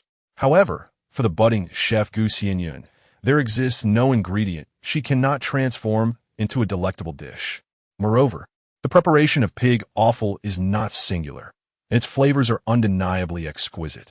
Grandfather, do not discard it. I can prepare it, and once properly cooked, it will be truly delightful. Chapter 33. Outdoor barbecue indeed. Such fare is rarely consumed, yet Old Master Su nodded, permitting the children to proceed with their endeavor. Xianyun stated, "All right, I shall clean and prepare it for you." Typically, pig offal encompasses the liver, heart, lungs, and tongue, yet these can also be quite tasty. Here, the term pig offal primarily refers to the intestines and kidneys, which few choose to eat due to their inherent flavors. After the meal, Xianyun ventured to the mountainside to gather some wild Sichuan peppercorns. Although not true peppercorns, they possess a similar flavor profile and can be used for seasoning. She harvested them and laid them on the sun-heated stones by the stream, allowing them to dry thoroughly. Once sufficiently dried, she crushed a portion and combined it with coarsely ground salt, sought the mixture in an iron pot. While an array of spices is typically necessary, the limited resources here necessitated a more makeshift approach. As the salt turned a light golden hue, she set it aside and evenly coated the strips of meat, ribs, and offal brought by Xianyun with the sought-ed seasoning, allowing them to marinate. During this time, Xianyun boiled the meat and ribs set aside for the evening, removing the blood scum and cooking them to about 80% doneness, preparing for the barbecue feast. No staple foods would accompany the meal. Instead, they would indulge in roasted meat and fine wine, savoring a taste of the life of wandering knights. Once the meat was adequately cooked, it was cut into large chunks and skewered with resilient wet elm branches, which would not ignite over the open flames. Old Master Su had already informed the beekeeper to join them for the evening's pork feast, and she arrived eager to assist. Clearly accustomed to labor, she moved swiftly and efficiently. The marinated meat, ribs, and organs were suspended on sturdy branches, arranged in neat rows upon a wooden rack. Xianyun then instructed Xianyun to fetch branches from the cypress trees and some wild fruitwood branches. Dry kindling was placed beneath the meat and ignited, followed by a cover of vibrant cypress and fruitwood branches, producing a thick smoke. The smoke gradually enveloped the meat, and under the sun's warm embrace, it would slowly transform into cured pork. This method of smoking imparts a unique herbal aroma, distinct from the simplistic application of coarse salt, resulting in cured meat with an extended shelf life and a far superior flavor. The cured meat has been completed, and now it is time to address the preparation of the intestines. The remaining stuffing from the sausages is being soaked in the spring water by Xianyun, who plans to stir-fry it tomorrow, ensuring it remains unspoiled. One might assume that the meat and ribs could also be preserved in this spring water, rendering them eternally fresh. However, both Elder Su and Xianyun would undoubtedly find such a wondrous notion hard to accept, perhaps even believing it to be the work of ghosts. Thus, it is far more sensible to turn it into cured meat, which is much easier to explain. Xiaodo and Xiaomi, filled with joy, surrounded Gu Xianyun and the beekeeper, for they seldom had the chance to indulge in meat and had never before encountered such an abundance, naturally feeling quite envious. As the sun cast its final rays, the bonfire beside the riverbank was ignited. The feast comprised grilled pork belly, barbecued ribs accompanied by honey-infused spring water, Elder Sue's vintage liquor, and a few wild herbs to cleanse the palate, creating a delightful repast. A sprinkling of the afternoon's stir-fried mountain pepper and coarse salt would serve as a temporary seasoning in the absence of other grilling materials. Given that the ingredients had been partially cooked in spring water, they required only a brief grilling to be ready for consumption, avoiding any charred flavors. The beekeeper, perhaps feeling a touch of shyness, busied herself with the grilling as several bonfires crackled to life, all roasting meat. The morning star was the first to twinkle in the sky, enveloping the mountains in darkness. Yet beneath the bonfire, the heavens appeared particularly vivid. The enticing aroma of grilled meat wafted through the air, and Elder Sue, sitting at the water's edge, began recounting tales of the morning star to Xiao and Xiaomi. Although Elder Sue may seem fierce at first glance, those who spend time with him come to realize his benevolent nature. The beekeeper whispered to Gu Xianyun. When she first encountered Elder Sue, she too found him difficult to approach, his scarred visage casting him as a seemingly fearsome figure. And his lack of a smile could be intimidating. Gu Xianyun laughed, acknowledging that many perceive Elder Sue as unapproachable, stubborn, and ill-tempered. Yet he is indeed a good man. And kindness begets kindness. Yes, my grandfather may appear stern, but over time, one comes to understand him, Gu Xianyun remarked. The beekeeper quietly added, I see that the Sue brothers treat you with genuine kindness. You are indeed fortunate. Su Yuanshan's affection for Gu Xianyun is evident even to outsiders, and she feels grateful for having encountered such a person. Indeed, I am content. Gu Xianyun nodded in agreement. The beekeeper expressed her envy, saying, Ah, you are fortunate. I truly admire your luck. Gu Xianyun, aware of the beekeeper's struggles, understood that her life was not particularly easy. A woman raising 2 children in the remote mountains to tend bees requires not only courage, but also a sense of resignation. Sister, sometimes one need not be bound by societal conventions throughout life. These rules are merely human constructs, not divine decrees. As long as one lives well for oneself, that is what matters. Relationships are reciprocal. If my grandfather and my husband did not treat me well, I would not extend my kindness to them. I do not believe in the notion of a woman being subservient to her husband. While unable to articulate her thoughts directly, Gu Xianyun hoped that the beekeeper would consider her own needs a bit more. What is filial piety and devotion? Such notions are mere fabrications. The essence of human relationships is founded upon reciprocity, rather than unilateral sacrifice. The beekeeper was momentarily taken aback. She had never encountered this perspective before. In her childhood, her parents had instilled in her the virtues of filial piety, the importance of obedience towards her in-laws, and the necessity of submission to her husband. Yet, gazing upon Gu Xianyun's countenance, she suddenly felt that perhaps Gu Xianyun was indeed correct. Yes, this is the essence of the matter.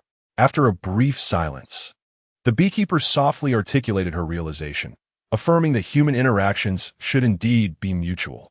If I treat you well, you should also treat me well. Gu Xianyun nodded, hoping she would genuinely grasp this truth.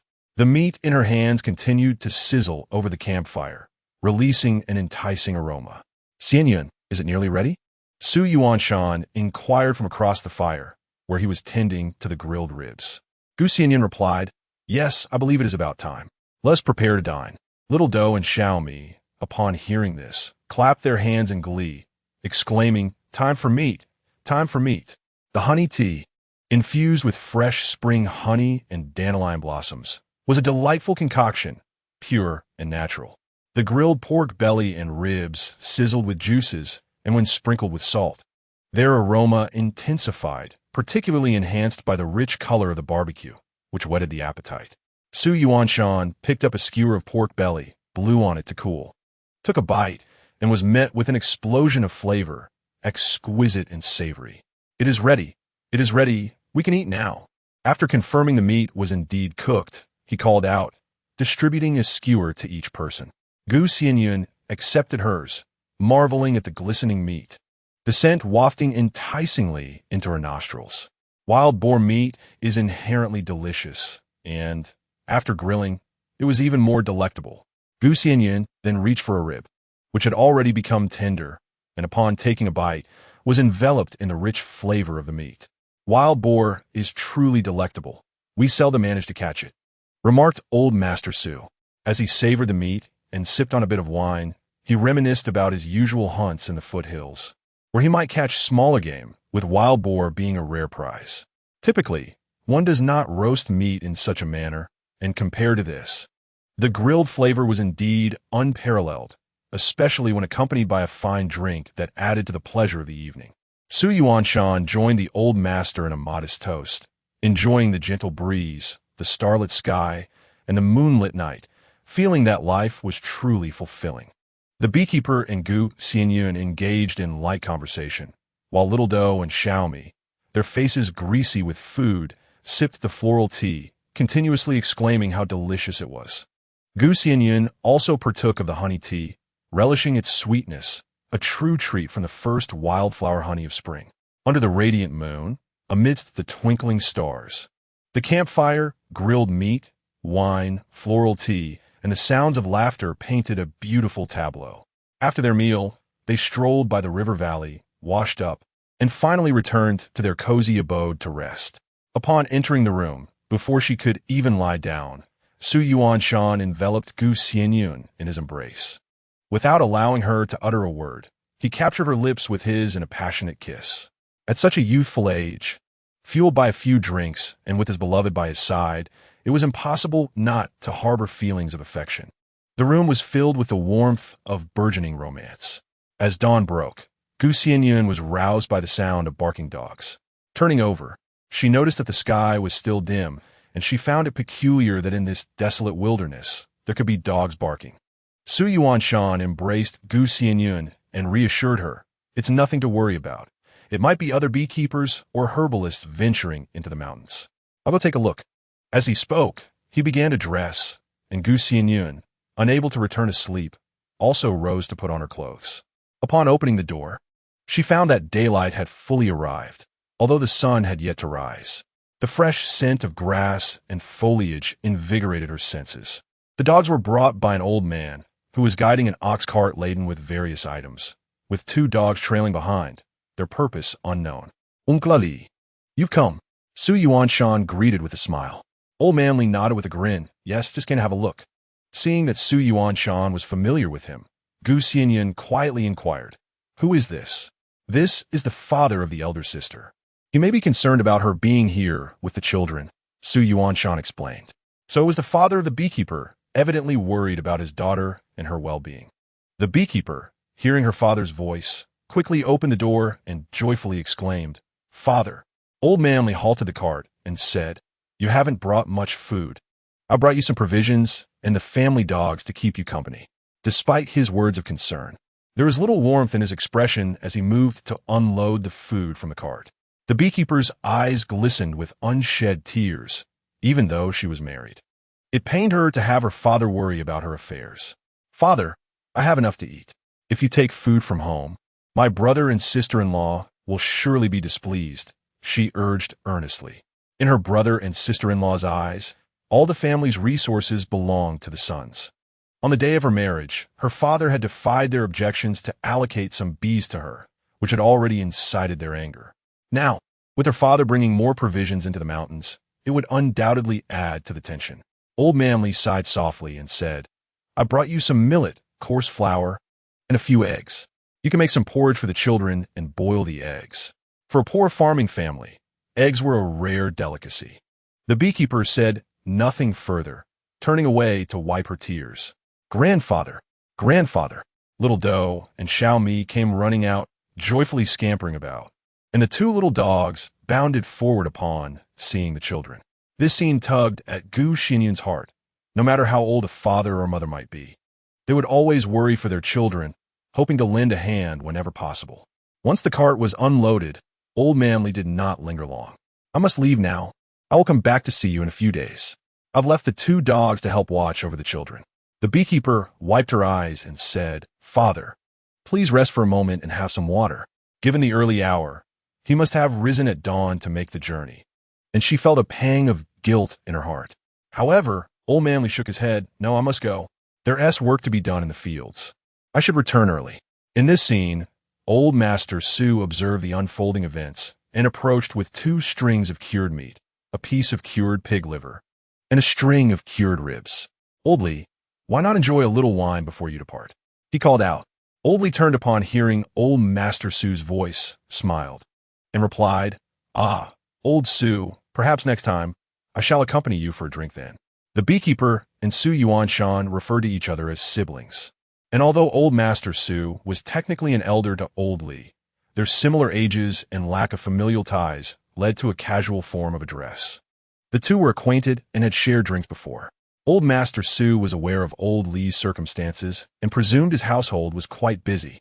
Very well then, we hunted yesterday. Take this meat home to enjoy, he offered. Xianyun understood that Old Master Su was a kind-hearted man, not lacking in compassion.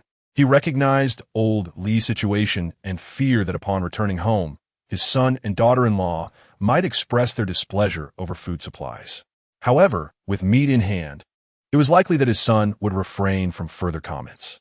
Old Li quickly waved his hands, expressing concern for the financial burden. Old Su, this is too extravagant. I cannot accept it. I appreciate your goodwill, but it is beyond my means. Old Master Su, being quite obstinate, disregarded Old Li's refusals and placed the meat directly onto the cart. In this heat, it won't last long. It's not for domesticated livestock, but from our hunt. Not purchased. Take it home. Otherwise, it will spoil and be wasted. In truth, the meat would not spoil, but Old Master Su intentionally said so to assist Old Li. Old Li, though reluctant, could not withstand Old Master Su's determination and graciously accepted the gift after expressing his gratitude repeatedly. As he drove away, Old Master Su, smoking his pipe, sighed, leaving Xianyun to ponder whether he was reflecting upon his own relationships with his sons. The beekeeper then approached to thank Old Master Su, feeling relieved that he had provided so much meat for her father. She felt reassured that upon returning home, her brother and sister-in-law would not trouble him. Chapter 35. Blossoms in the courtyard in the early morning.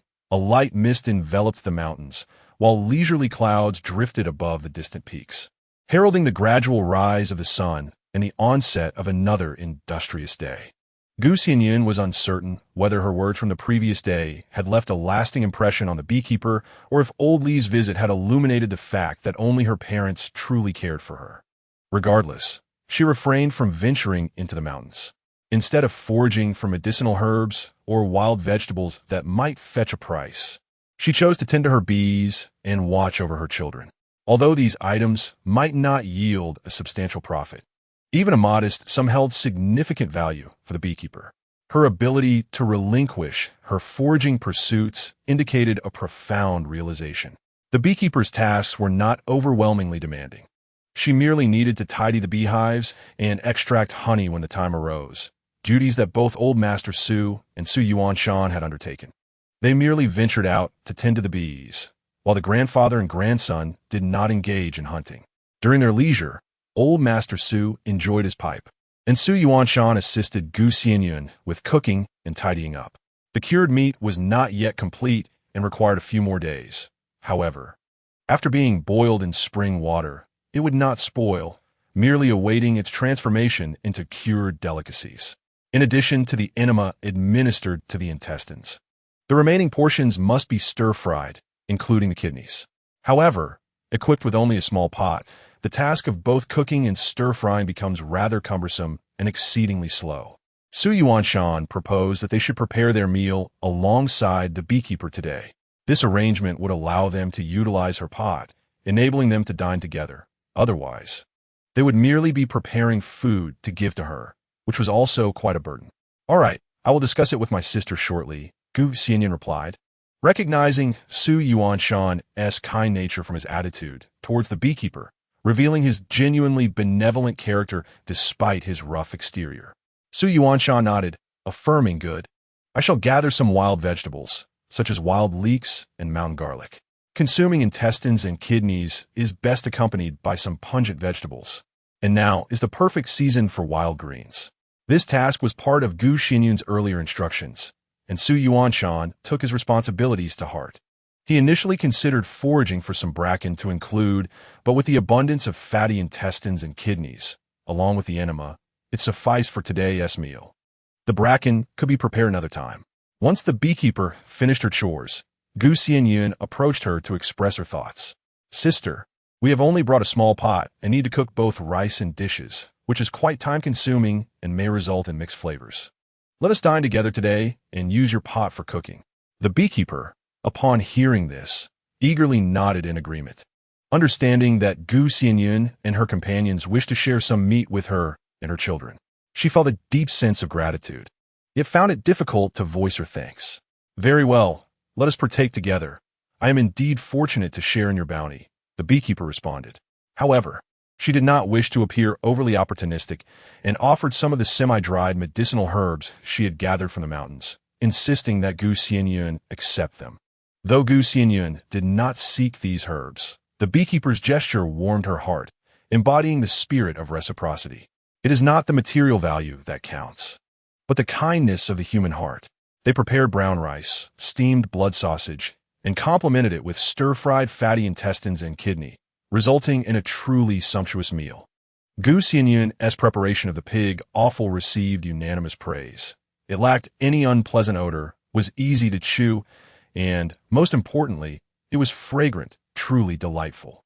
The beekeeper even took care to learn the cooking method, recognizing that pig offal is quite economical, making it a viable option for those times when meat is unaffordable, yet equally delicious.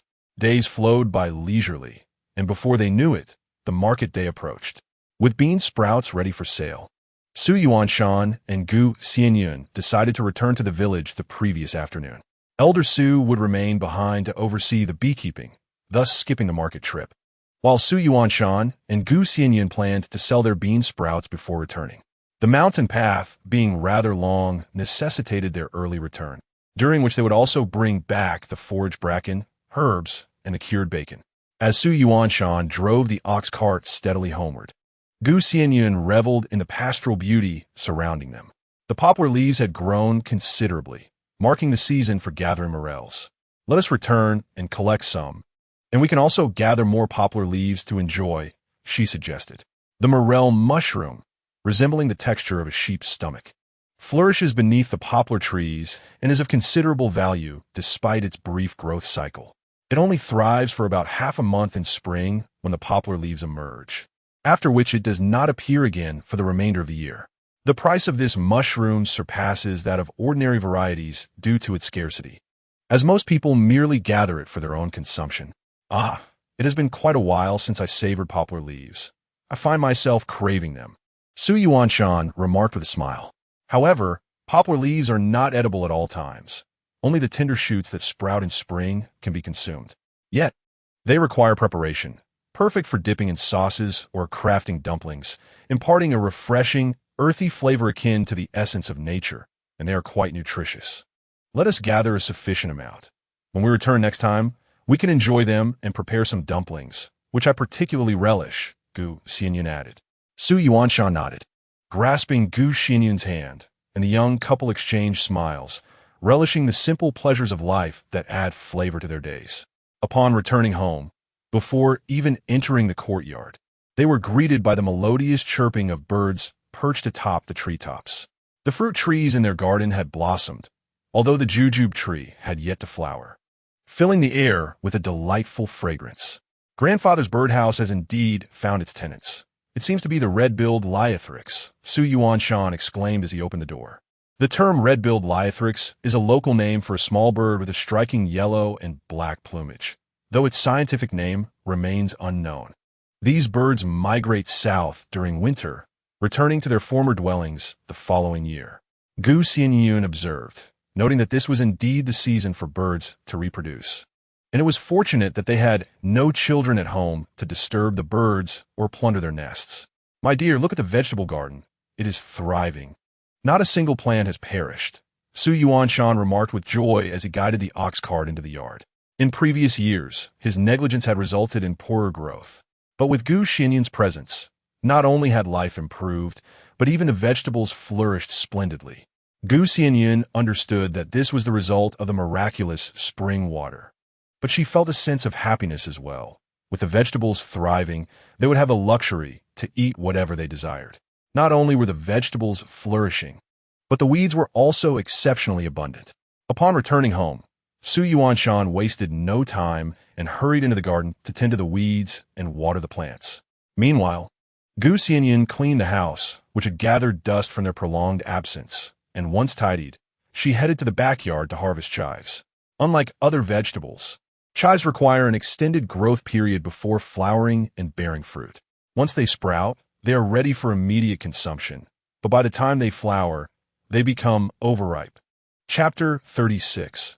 Chive pies. The tender first sprouts of chives were thriving splendidly, nourished by well water enriched with the miraculous spring water. Growing much taller than typical chives of the season and showing no signs of pests. With a generous patch of chives in the backyard, Xianyun planned to make chive pies, saving the remainder for when Su Laoyizi returned home. As she cut the chives, their fragrant aroma wafted through the air. Xianyun particularly enjoyed chive and egg pies. They possess a distinct flavor, yet with the cleansing properties of the spring water, there was no need for concern regarding any lingering aftertaste. Xianyun was tidying up the vegetable garden when he noticed Xianyun carrying a basket filled with leeks, prompting him to speculate about the evening's dinner. "My dear, what do you plan to make? Stir-fried leeks with bean sprouts? Dumplings? Buns? Or perhaps leek pancakes?" Xianyun placed the basket beneath a tree and began sorting through the leeks, playfully asking, "What would you like to eat?" "Whatever you desire, I shall prepare." Although she had a longing for stuffed pancakes, she was open to Xianyun's preferences, showing her willingness to adapt. Xianyun chuckled warmly and replied, "I'm fine with anything. You know that as long as it's your cooking, I find everything delectable." This was not mere flattery. He was generally unpicky about food, and with his wife's culinary skills, he was satisfied with whatever she conjured in the kitchen. "What do you think about leek and egg stuffed pancakes?" Xianyun proposed. "Sounds great. It's been a while since I've had pancakes," Xianyun responded enthusiastically. "All right then, after we finish here, let us gather some poplar leaves and pick some morels. Then we can come back and make pancakes," Xianyun suggested. Xianyun nodded in agreement. "Sure. I'll tidy up the area by the cow shed. Remember I mentioned getting you a puppy? I'll find out who has puppies and bring one home." Xianyun nodded, her heart swelling with joy. She knew Xianyun was a man of his word, always remembering promises made. "Let us clear some more space. I want to raise a few chickens, ducks, and geese, so we won't have to buy eggs. When winter comes and it snows, we can have some meat to stew," she added. She had discussed this with her sister-in-law during their previous market trip, and now was the perfect season to acquire chicks and ducklings. Straightening his back, Xianyun gazed at Xianyun beneath the blooming trees. Dressed in simple, coarse farm clothing and adorned with no embellishments, she was diligently picking leeks. Petals fluttered down, settling on her clothes and shoulders. This picturesque scene was one he had never witnessed before, filling his heart with an unparalleled sense of tranquility. It was a moment he would cherish for a lifetime. With a wife like this, what more could a man desire? Her beauty, kindness, and zest for life make me feel as though I am truly blessed from a past life, he reflected. Indeed, my dear wife knows how to live well. Whatever you wish for, simply tell your husband, and I will bring it to you, Xianyun said with a grin. Xianyun smiled and nodded, her faith unwavering. After gathering the leeks, she intended to assist Xianyun with his tasks, but he insisted she rest inside. Once he finished, the sun had softened, and the heat began to dissipate. The young couple then took their basket to search for morels. The poplar grove lay across the road, a vast expanse of trees. This season was indeed the time for foraging for morels, and families flocked to gather them. Given their limited yield, they were quite challenging to find. After some time, they managed to collect 6, enough for a meal. They planned to dry them for later, eagerly awaiting the return of Su Laozong to share the feast. Xianyun was not a selfish person. She preferred to wait until everyone was home before enjoying the food, rather than indulging alone. "All right, let's not linger any longer. It is time to gather leaves," Xianyun remarked. "Very well, I shall collect them," Otherwise, I might end up with sticky hands, Su Yuanshan chuckled, his tall stature making the task quite effortless. Occasionally, the leaves of the poplar tree bear a sticky resin that can leave one's hands oily and fragrant. I will be cautious. It is nothing to worry about. Although Gu Xianyun was slightly shorter, he was still able to reach the lower branches without difficulty. These tender leaves were indeed easy to pick, requiring only a watchful eye for any lurking insects. As the sun dipped below the horizon, shepherds herded their cattle and sheep back home, while the village echoed with the calls of mothers summoning their children for dinner. Hand in hand, Su Yuanshan and Gu Xianyun meandered back home with a basket in tow. The quaint little village exuded an aura of tranquility and harmony. Upon returning home, the sky was still bright. Su Yuanshan kneaded the dough, while Gu Xianyun chopped chives and scrambled eggs to prepare the filling. Once the filling was ready, the dough was rolled out, and Su Yuanshan lit 2 stoves. Gu Xianyun began to shape the dumplings, while the other stove was used to boil the poplar leaves. The leaves were not suitable for direct consumption due to their bitterness. They needed to be cooked first. After boiling, they were rinsed in cold water and soaked for 3 to 5 days, with the water changed daily. Finally, a thorough rinse in clean water rendered them edible. However, due to the use of spring water, the water change could be bypassed. As Su Yuanshan boiled the poplar leaves, Gu Xianyun placed the dumplings in the pan. The dumpling skins bubbled in the hot oil, releasing an enticing aroma that wafted through the courtyard. Cooking dumplings was indeed an art. They needed to be perfectly cooked without burning, and the skins should be crisp and flaky for the best flavor. Let us dine in the courtyard. There is no wind today, Su Yuanshan suggested. Eating indoors would be dark and stifling, whereas the courtyard offered the fragrance of flowers and a refreshing breeze. All right, you set the table and bring out the cushions, Gu Xianyun replied. The cushions, woven from dried corn husks, were common in rural households, serving as makeshift stools. Knowing Su Yuanshan had a hearty appetite, Gu Xianyun prepared a bit extra. Instead of soup, she prepared a refreshing herbal infusion using spring water and licorice to soothe the palate. When the dumplings were served, their aroma was even more enticing. Gu Xianyun picked one up, allowing it to cool slightly before breaking in half. The filling was generously abundant, with a delightful fragrance of chives and eggs emanating from within. Taking a bite, she found it to be both fresh and delectable. Delicious. I absolutely adore chive and egg dumplings, Su Yuanshan declared. This sentiment echoed Gu Xianyun's own preferences, as she too relished them and believed they surpassed meat-filled ones. Whether in buns, dumplings, or pastries, we grow quite a bit of chives at home. I'll make them often since they serve as both a dish and a meal, simplifying things. In truth, it was not necessarily less effort, but cooking together made things significantly quicker and more manageable. Gu Xianyun was aware that as long as she prepared the meals, Su Yuanshan would certainly lend a hand when he wasn't too busy. The couple enjoyed their meal heartily, with Su Yuanshan consuming an impressive amount. It's better to eat more. It contributes to good health and strength, he reasoned. Chapter 37. The most important thing after finishing her meal, Gu Xianyun took a stroll, while Su Yuanshan, recognizing the effort she put into cooking, promptly went to wash the dishes. As the fragrance of flowers wafted through the air, Gu Xianyun leisurely strolled in the courtyard when she suddenly heard footsteps approaching from outside. The Su family was not particularly sociable, so it was rare for visitors to drop by. Curiosity piqued, Gu Xianyun peered beyond the courtyard. Xianyun, have you finished your meal? Called her sister-in-law. 2 figures entered the yard, and the voice was unmistakably familiar. It was her third aunt, Yun, and her daughter, Su Lanlan. Typically, they would never visit while old man Su was at home. Auntie Lanlan, you're here? Kumin. Gu Xianyun greeted them eagerly, while Su Yuanshan poked his head out from the kitchen to join in the salutation. Upon noticing Su Yuanshan washing dishes, Yun stifled a smile, remarking on the evident affection between the young couple. No need to go inside. It's stuffy in there. Let us stay in the yard for a while. I saw you return this afternoon, and thought I'd drop by after finishing my chores, Yin said cheerfully. Su Lanlan chimed in. It's perfect to stroll around the yard and aid digestion. Gu Xianyun nodded, responding, We've been in the mountains for several days. We're heading to the market tomorrow, and my husband and I just returned.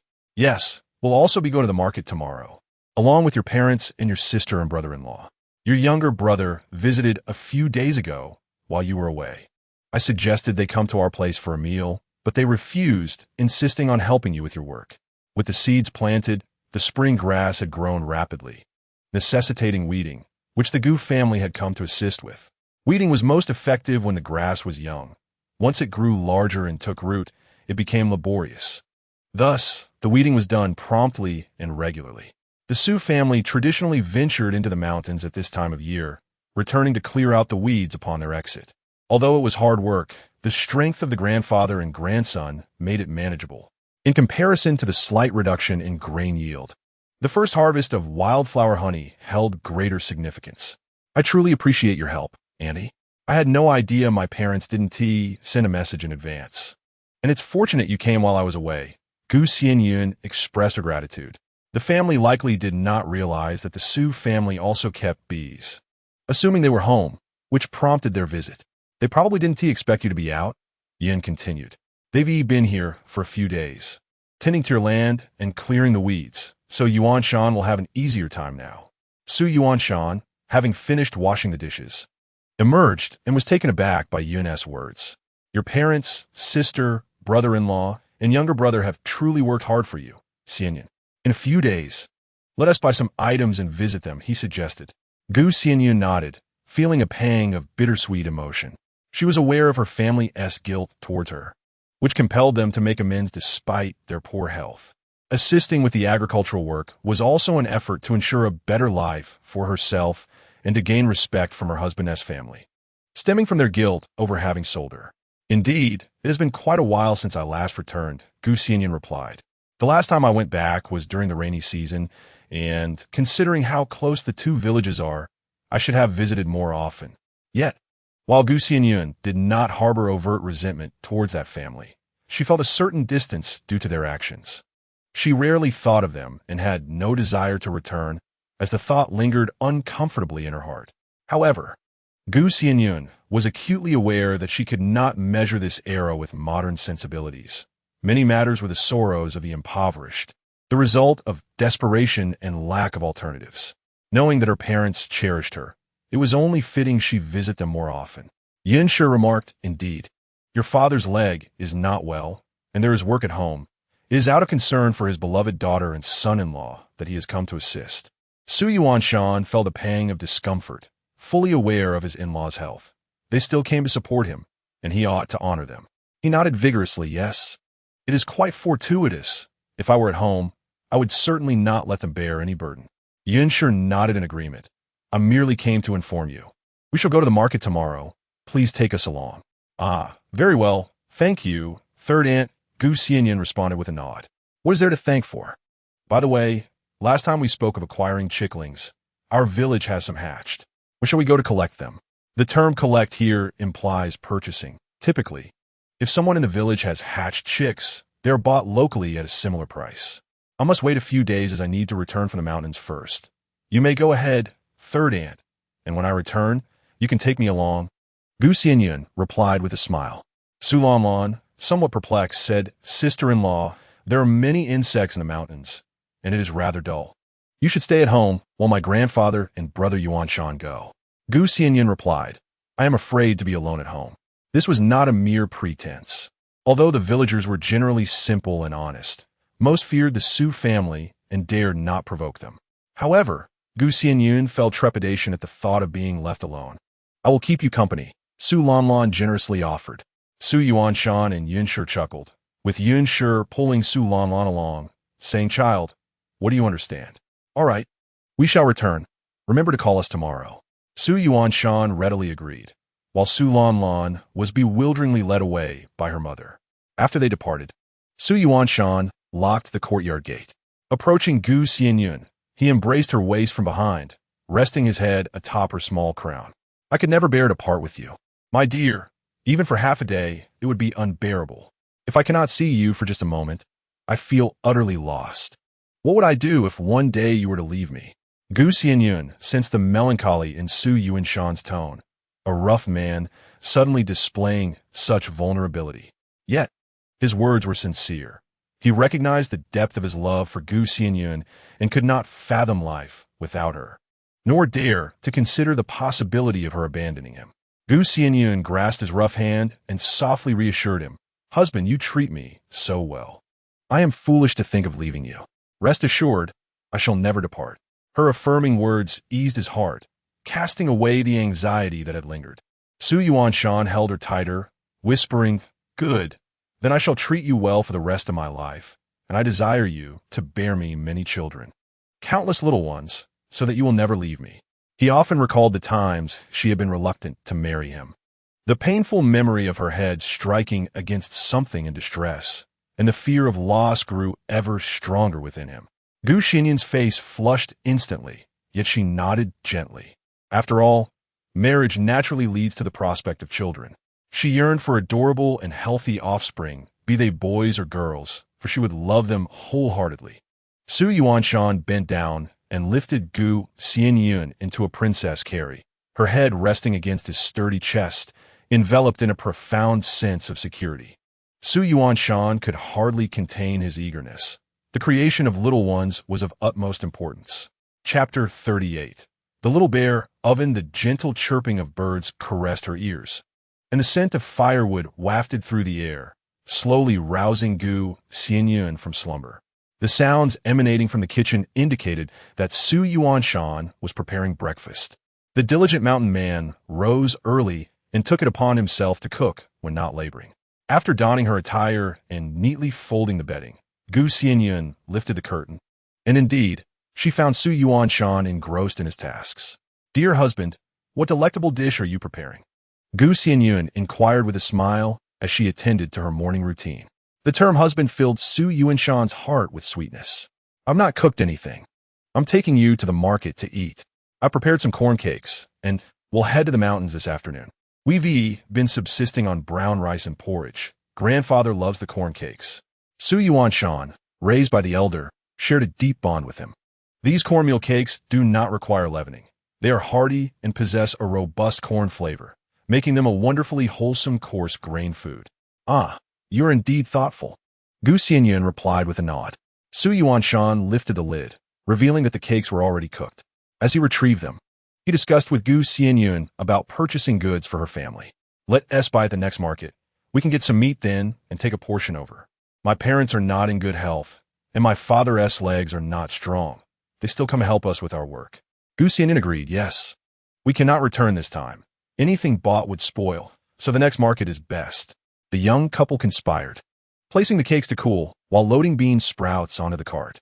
"Let us go pick up Aunt San and the others." Su Yuanshan called to Gu Xianyun as he prepared the cart, locking the door before setting off to the Su family's residence to join them for the market trip. Yunshi was already waiting at the door, accompanied by Su Lanlan, who was beside a young man. "Isn't uncle and the younger brother coming?" Su Yuanshan inquired as he parked. Yunshi shook her head. "They are not coming. We are." Su Lanlan blushed as she glanced at Gu Xianyun, who scrutinized the young man, suspecting he was the one Su Lanlan was betrothed to, the tofu vendor. "Come, Lanlan, get in the cart." Gu Xianyun extended her hand, helping Su Lanlan aboard. Yunshi also climbed onto the ox cart, her boisterous nature evident as she pointed to the tofu vendor, introducing him to everyone. Indeed, as Gu Xianyun had presumed, this was Gu Jialong, commonly referred to in the village as Tofu Sanling. After exchanging greetings, they became acquainted. Gu Xianyun observed that Gu Sanlang was a decent fellow, possessing good looks and a pleasant demeanor, confirming Su Lamlin's choice was not misguided. "Oh my, what is this? Bean sprouts? Why are there so many? These bean sprouts are quite plump. Who cultivated them?" Yunshi exclaimed upon seeing the basket in the cart. Her curiosity piqued as she lifted the cover to reveal the tender, white bean sprouts inside. Gu Xianyun remarked, "This is what I sent to the market, and I have already sold several batches. Third aunt, please take some to eat." Yunshi was quite astonished, never having expected her niece-in-law to possess such remarkable culinary skills. The bean sprouts were impressively large, plump, and succulent. "Oh my, Xianyun, you truly are impressive. You also know how to conduct business. In our 10-mile radius, I have yet to see a daughter-in-law venture into commerce. Indeed, my family is exceptional. My niece-in-law can sell." I will not eat these now. I shall wait for you to bring some to my home. In this era, even men from farming families seldom engaged in trade. Typically, they apprenticed or labored as manual workers, occasionally selling fresh vegetables, but rarely did anyone specifically pursue commerce. Thus, Xianyun regarded Xianyun as exceptionally talented, especially considering the quality of the bean sprouts, which she herself, despite her age, could not replicate. Xianyun smiled and nodded, saying, "All right, when I have another good batch, I will bring some for third aunt." Xianyun nodded in agreement, while Su Lanlan and Gu Sanlang repeatedly praised the sprouts, noting they had never encountered such fine specimens before. At the marketplace, Xianyun led her daughter and son-in-law to shop, while Xianyun and her companion sold bean sprouts. The crowd at the market was substantial, with some loyal customers arriving to purchase, and soon Xianyun's bean sprouts were entirely sold out. With nothing left to sell, they decided to have a meal, and Su Yuanshan took Xianyun to enjoy lamb offal soup, a local delicacy. This dish was not widely consumed, but someone had once created lamb offal soup, which, combined with freshly baked flatbreads, was truly exquisite. Try it. Their flavor is unparalleled. Would you like some chili flakes? Su Yuanshan asked as he added chili flakes to his bowl. Xianyun gazed at the creamy, fragrant lamb offal soup garnished with scallions and thought a little chili would enhance the taste. "Yes, please. Their flatbread is delightful, especially fresh out of the oven," she replied. As she broke apart the flatbread, sesame seeds cascaded down, revealing layers within. The outer crust was crispy while the inside remained soft and aromatic. "I also enjoy it. If I take some home to reheat, the taste diminishes," Su Yuanshan commented. In this era, there were no air fryers or ovens. Reheating such flatbreads required either frying or steaming. However, steaming and baking produced different results. The second steaming made them somewhat doughy, compromising the texture. "Let's wait to return home and construct a small oven. We can bake flatbreads ourselves and make other things as well," Xianyun proposed. She had once seen a beloved female blogger online named Li Ziki, who had ingeniously crafted a small bear-shaped oven from clay and stones, capable of baking bread. Su Yuanshan hesitated, saying, "I truly do not know how to do that. If you wish to proceed, let us inquire where the owner obtained their flatbread oven and see if we can create a smaller version." The owner's oven was made of iron and suited for business, far too large for personal use. Xianyun shook her head and said, "There's no need for such trouble. I can manage it. Just lend me your assistance, and we'll accomplish it together." Su Yuanshan nodded with a smile, replying, "All right, I shall do as you direct, my dear." He marveled inwardly at her intelligence and skillfulness, realizing she was adept at everything. With the roasting oven at their disposal, it would become much easier to prepare baked pancakes, bread, cookies, and various herbal teas, as well as dried meats, among other delights. Homemade fare is invariably more delectable and cost-effective than store-bought. The flavor of mutton soup and the savory aroma of baked pancakes filled Xianyun, who felt content after indulging and leisurely strolling for a while before returning to the village with the family of third aunt. Gu Sanlang carried a basket filled with bright red paper, firecrackers, and wooden basins adorned with the character for happiness, indicating preparations for a wedding. Third Aunt Yin had also procured red fabric, bedding, and copious cotton, presumably for the bride's dowry. "Third Aunt, when is Lanlan getting married?" "It must be soon," Xianyun inquired with a smile. Given the close familial ties, Xianyun's family would certainly attend Su Lanlan's wedding and prepare her dowry in advance. Upon hearing Xianyun's question regarding her marriage, Su Lanlan's face flushed red, while Gu Sanlang, with a simple-minded grin, scratched his head and laughed alongside her. Chapter 39. Steamed wild vegetable noodles. It's still a month away, and I will definitely inform you in advance. You will need to help third aunt as well," came the reply. In rural households, wedding festivities are typically hosted at home, requiring many hands to assist with the preparations, including buying vegetables and meat for the feast. "All right then, I shall assist third aunt with the cooking," Xianyun promptly agreed. Su Yuanshan inquired about the sufficiency of firewood, and, if lacking, he would venture into the mountains to gather some, and he could also procure any missing meat. Yin was pleased and remarked, "This child, Yuanshan, was certainly well loved in his youth. Your third uncle often praises you, saying you are capable, Hunting is no simple feat. It often yields valuable silver. Though Yin knew she could not accept such offerings, hearing Su Yuanshan's words brought her comfort. As he drove the cart, Su Yuanshan turned back and said, "Third aunt, if there is anything you need assistance with, do not hesitate to call upon me. We are all family, and I shall certainly help with my sister's wedding. Indeed, however, I find myself troubled by one matter, and since there are no outsiders present, I wish to consult you." Yuan Shan. Yin hesitated, unsure of how to express her thoughts. "What is it, third aunt? Speak freely. We can deliberate together," Su Yuanshan encouraged.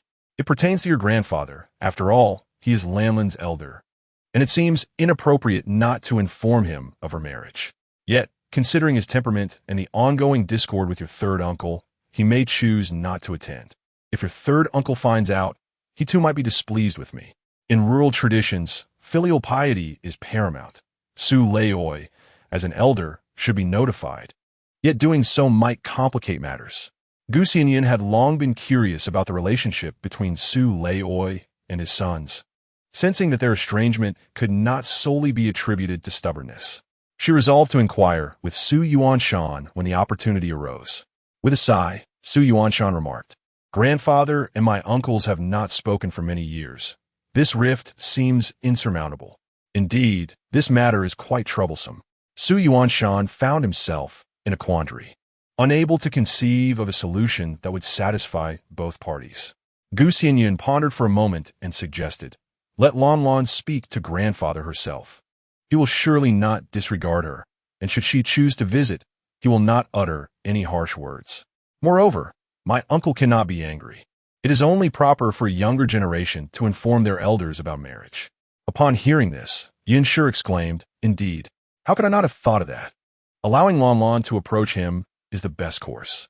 Alas, even though she is about to marry, I still regard her as a child and often forget she can handle such matters."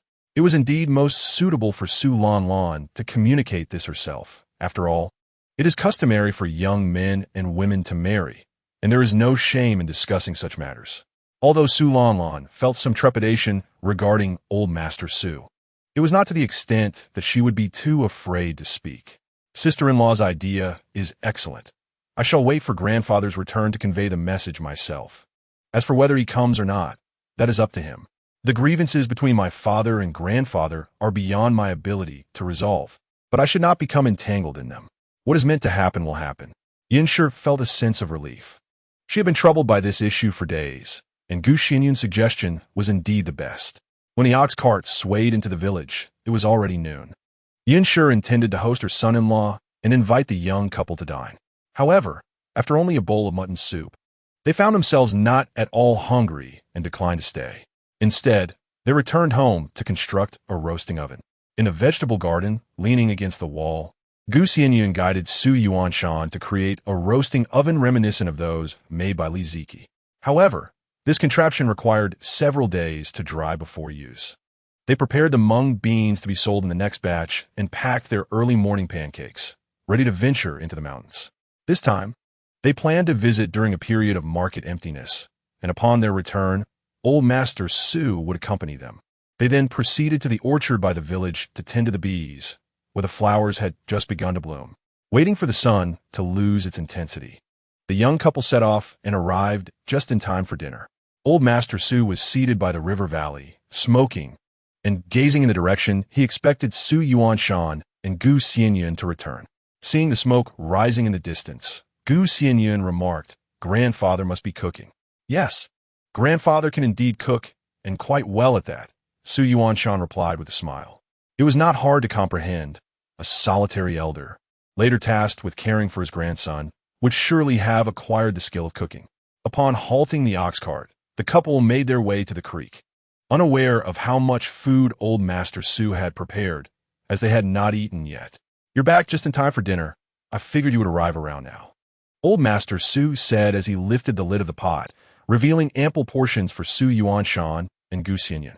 They had prepared steamed wild vegetable noodles, a dish known by various names in different locales, and Gu Xianyun was unsure of its formal name.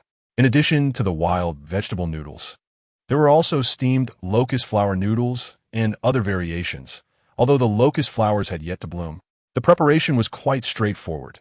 Various wild vegetables were washed, chopped finely, mixed with salt and a touch of flour, then steamed directly without adding water.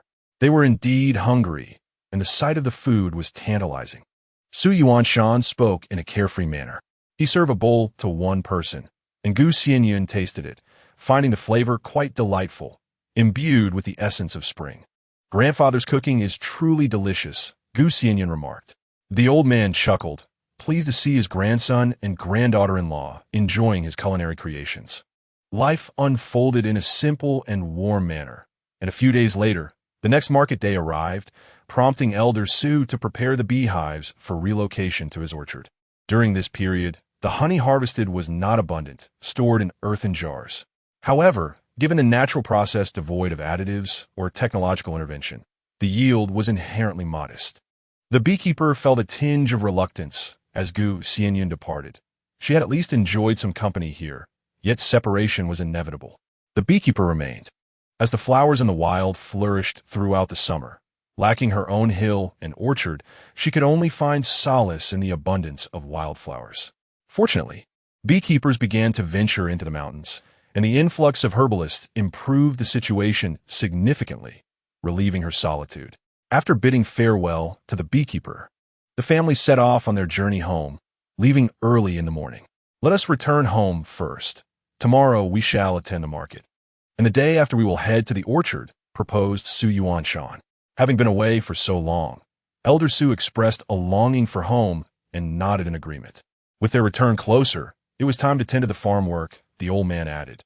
Xianyun then recounted how Xianyun's family had been helping with the agricultural tasks. Elder Su nodded appreciatively and reminded the young couple to honor their parents dutifully.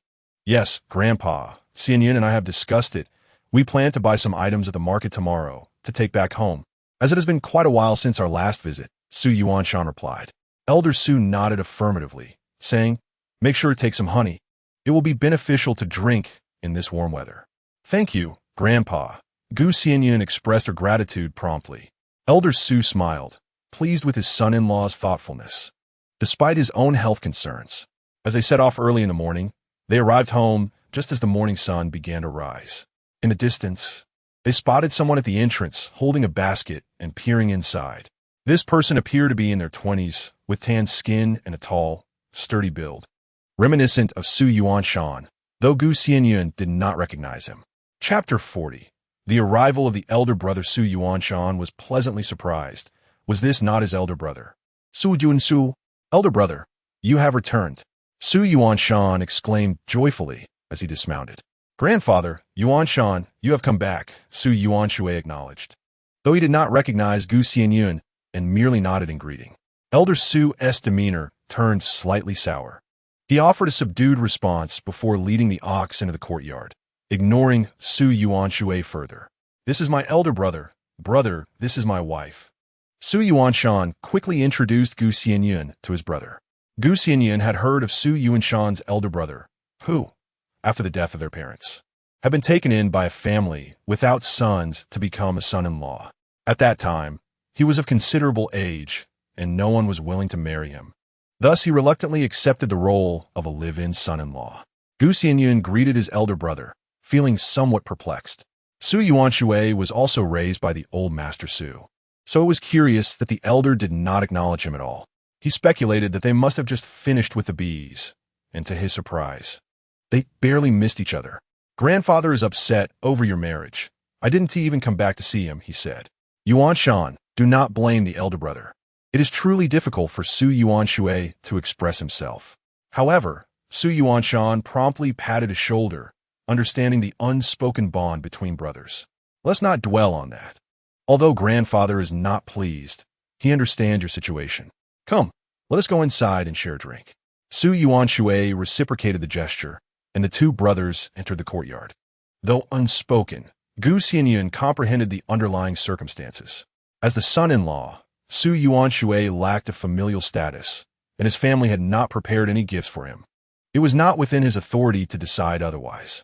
Nevertheless, Xianyun, being magnanimous, naturally acknowledged his brother's difficulties. It is almost Qingming. I returned early to pay respects to grandmother and our parents, Su Yuanshui added. Su Yuanshan nodded in agreement, as he typically returned to honor their ancestors before the Qingming festival.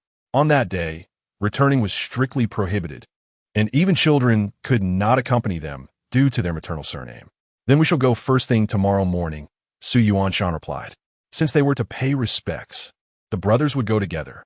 Having settled on their plan, they followed Old Master Su into the house, where Su Yuanshui presented the items he had brought. Of course, these were not offerings for their ancestors. The ancestral tributes consisted of paper money, paper ingots, and food for the rites, which remained outside in the basket against the outer wall.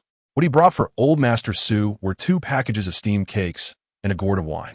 This was likely the best he could afford, having saved diligently for some time. Xianyun, however, would not judge others by their means, choosing instead to prepare several dishes herself. After all, Old Master Su had raised her husband, and he understood Su Yuanshui's predicament. Once they had spoken, the tension dissipated, and the grandfather and grandson engaged in conversation inside the house. Su Yuanshan stepped into the kitchen and softly remarked, "Elder brother has returned. We must prepare more dishes. Let me assist you in the cooking. I appreciate your hard work, dear." Understanding the importance of hospitality, Xianyun replied, "I have already prepared several dishes. There is no need for you to help. It is rare for your brother to visit. Let them have some time together. If it were anyone else, I would gladly accept your help, but with your elder brother, their bond is profound, and they seldom meet. A single meal will not burden me. Let them enjoy their reunion." Su Yuanshan felt a wave of emotion as he recognized his wife's kindness and thoughtfulness. He was both delighted and touched. Yet, unwilling to see her overburdened, he said, "I will chop the meat and start the fire. You can handle the rest." The meat was difficult to slice, and tending to the fire was hot work, so he took on that task. Xianyun nodded, "Very well. Please buy some tofu. We are running low on vegetables. Let's prepare 4 dishes for lunch and make extra for dinner." In the village, there resides a family known for their tofu making, which happens to be the family of Su Lanlan, who has been selling tofu for an extended period. Su Yuanshan was asked to procure some, as Su Lanlan was unfamiliar with the route and had never ventured out to buy it. Su Yuanshan nodded, considering that his elder brother typically dined poorly. Thus, he decided to prepare a more elaborate meal today. Xianyun reminisced about the last time she and Su Yuanshan had enjoyed chive-filled pancakes. And with the esteemed guest arriving today, she thought it fitting to prepare some pancakes. In this era, life was quite austere for peasant families, and pancakes were regarded as a delicacy. The dishes included a braised pork belly, sautéed fiddlehead ferns with meat, cold tossed bean sprouts, and pan-fried tofu with chives, complemented by preserved pork. The 4 dishes, along with the pancakes, constituted a commendable spread, especially during this season when vegetables were scarce. She first ventured into the backyard to harvest some chives. By the time she had selected the finest ones, Su Yuanshan had returned with the tofu. Seeing Xianyun preparing pancakes, he eagerly set about kneading the dough. Once the dough was ready and the meat finely chopped, he finally entered the house to chat with his elder brother at Xianyun's urging. Xianyun began by seasoning the pork belly with autumn oil and salt before steaming it. Then she mixed the bean sprouts and commenced making the pancakes. The pancakes were soon cooked, and the pork belly was also done. Xianyun then turned to frying the dishes. The fiddlehead ferns and pan-fried tofu were quick to prepare, and soon a table brimming with fragrant dishes was ready. The savory aroma of the braised preserved pork was distinct, and the sautéed fiddlehead ferns with pork were bursting with flavor. The cold tossed bean sprouts offered a refreshing crunch, while the pan-fried tofu was rich in bean essence. Coupled with the round chive and egg pancakes, the delightful aroma filled the room. Su Yuanshan poured some wine, and everyone took their seats, ready to enjoy the meal. For a peasant household, such a bountiful spread during this season was indeed a heartfelt gesture. Su Yuanshui, who usually subsisted on coarse rice and pickled vegetables, felt a pang of emotion at the sight of the lavish feast before him. He had once feared that his advancing age would hinder his chances of marriage and burden his younger brother, which led him to accept the arrangement, not realizing that it was not a family of noble character. While his wife was good-hearted, he held reservations about his in-laws, viewing them as lacking in stature. Nevertheless, witnessing his brother's current well-being brought him joy. Dear sister-in-law, you've worked hard to prepare such a grand meal, Su Yuan Shui remarked with a smile. Gu Xianyun quickly responded, Elder brother, I had no knowledge of your visit, and thus could not prepare anything special. We shall eat whatever is available. Please indulge. This was indeed the truth. Had she been forewarned, she would have made more elaborate preparations. Su Yuan Shui nodded, picking up a chopstick full of vegetables, and, upon tasting, he was pleasantly surprised by the exquisite flavors, even better than those from a restaurant. The three of them, grandfather, grandson, and brother, enjoyed their meal, drinking and conversing, while Gu Xianyun listened attentively, recognizing the hardships Su Yuan Shui had endured. It appeared that his sister-in-law was indeed quite commendable, a virtuous woman, and life seemed to be manageable for them. Su Laoyi, the grandfather, was genuinely pleased to have his grandson back, and after a few drinks, he began to feel drowsy and fell asleep after the meal. Su Yuan Shui also rested in the house, while Su Yuan Shan took to washing the dishes. Not wanting to exhaust his wife with the cooking, he insisted she take a break. Gu Xianyun offered to assist, but he would not permit it, and so she returned to her room to rest. Chapter 41 Daily Provisions. The spring weather, in comparison to the summer swelter, is still rather mild. However, the afternoon sky has taken on a somber hue. Old Master Su is a man who cannot remain idle, and he takes Su Yuan Shui to the fields for a look. The spring weeds grow swiftly, necessitating weeding every few days. Fortunately, having moved to the gentle hills beside the village, it has become much more convenient to tend to the farm and return home. Meanwhile, Su Yuanshan has requested some money from Gu Xianyun, intending to purchase provisions in town, as his elder brother's arrival warrants a proper reception. Typically, Gu Xianyun manages the household finances, leaving Su Yuanshan without any pocket money. She provides him with a bit more than usual, acknowledging her own oversight. After all, when guests visit, one should not have to ask for money to procure ingredients. What shall I buy? Su Yuanshan inquires, uncertain about what dish to prepare. At this time of year, the selection of vegetables is rather limited. After a moment's contemplation, Gu Xianyun suggests perhaps some spare ribs and a bit of fish. Though their household is not particularly affluent, they have enough funds from selling bean sprouts and hides to afford some meat. Su Yuanshan feels a swell of gratitude. His wife is certainly generous towards their relatives. Very well, I shall go and purchase them, he replies, preparing to harness the cart for a trip to town. Glancing at the sky, Gu Xianyun notes its gloomy appearance, but believes rain is unlikely. Perhaps I should accompany you. Taking some bean sprouts to promote at the tavern, she proposes. Su Yuan Shui is returning to pay respects to their ancestors, having departed for the graveyard early in the morning, and the mountains are not close. It is uncertain when he will return. Selling bean sprouts at the market may not be feasible, so it would be prudent to attempt selling them at the tavern today, a notion she has long wished to explore. After all, bean sprouts can be prepared in various delightful ways, whether as a cold dish or stir-fried. While they may not be an extraordinary delicacy, and certainly not unique, Gu Xianyun's appeal lies in their affordability. Priced similarly to cabbage, such a bargain is rare in this era. She is confident that the tavern will accept them. This endeavor is unlikely to create a culinary sensation that monopolizes the market. Therefore, it is reasonable to propose them to various establishments, operating on a model of thin margins and high volume.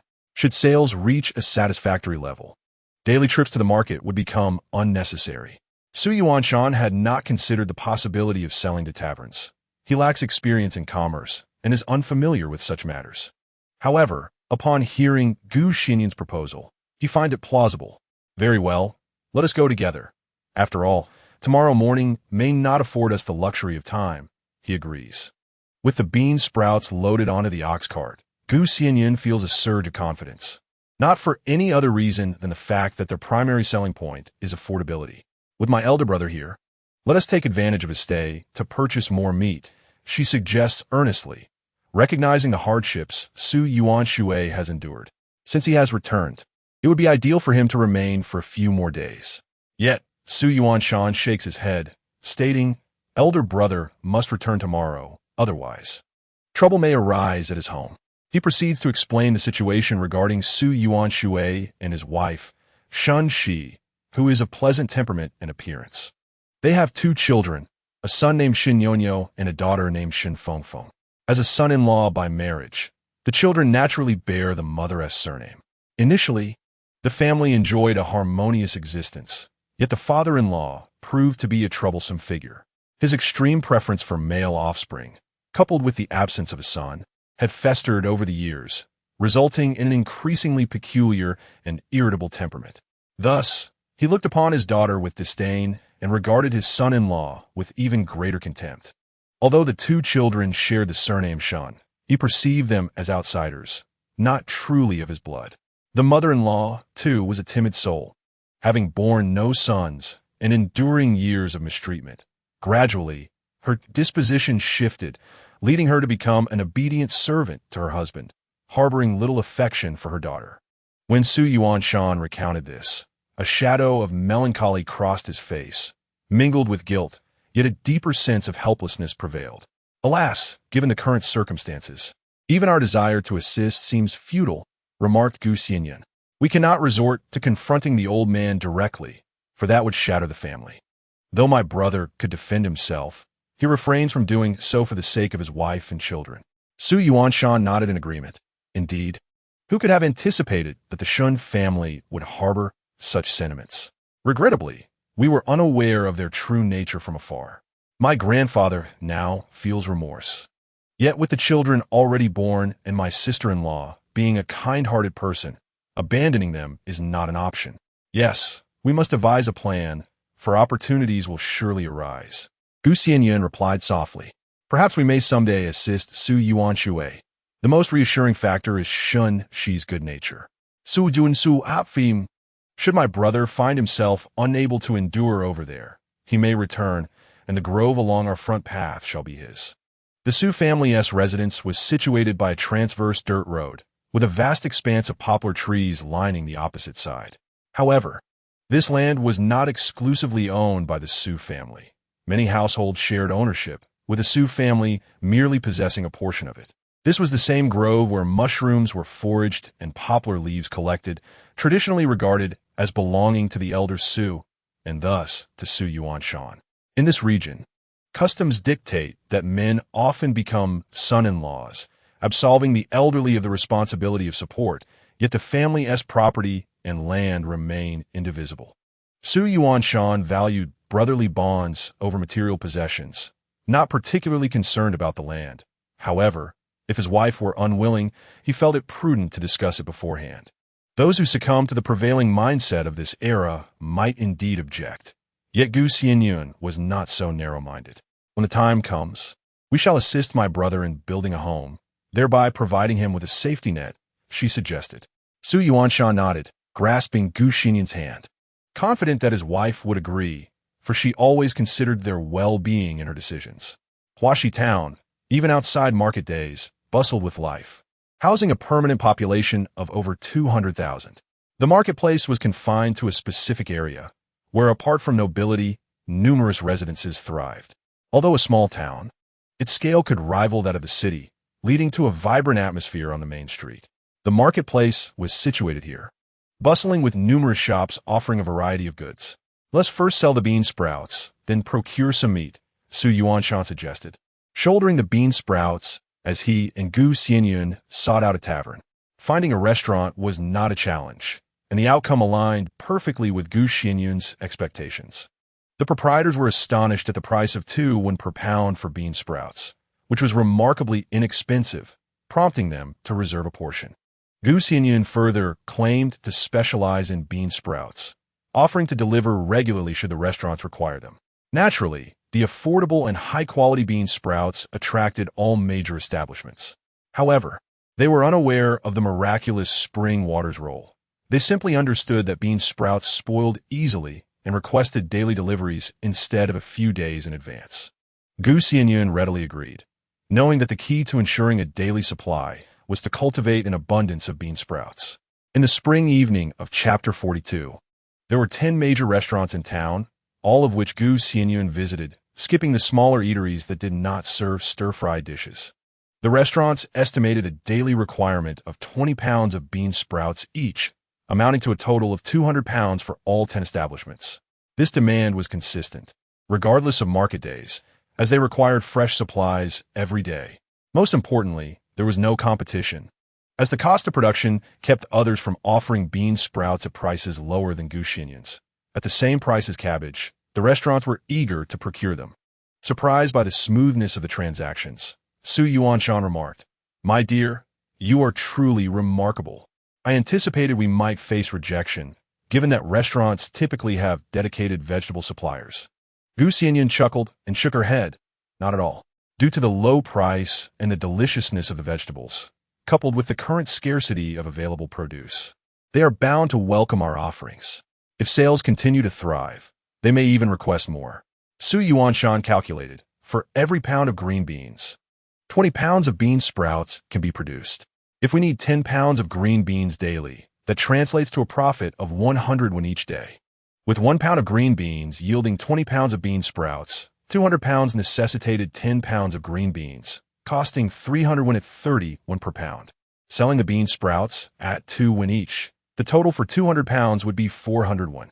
After deducting the cost of 10 pounds of green beans, the daily profit would amount to 100 won, equivalent to a single tael of silver. Indeed, Xianyun replied softly, even when other vegetables become available. 2 won for bean sprouts remains exceedingly affordable. We can sustain this venture, earning a tael of silver every 10 days, which sums up to 3 taels in a month.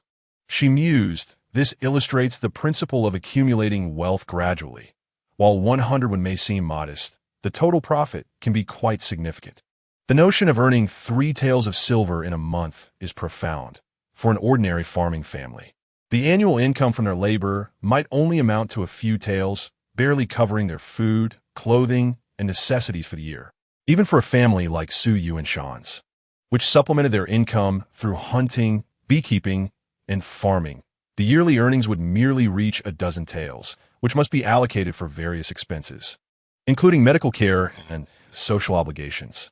Most individuals struggle to save money, but the Su family, due to their modest size, managed to set aside some silver, gradually acquiring property, yards, and various farming tools.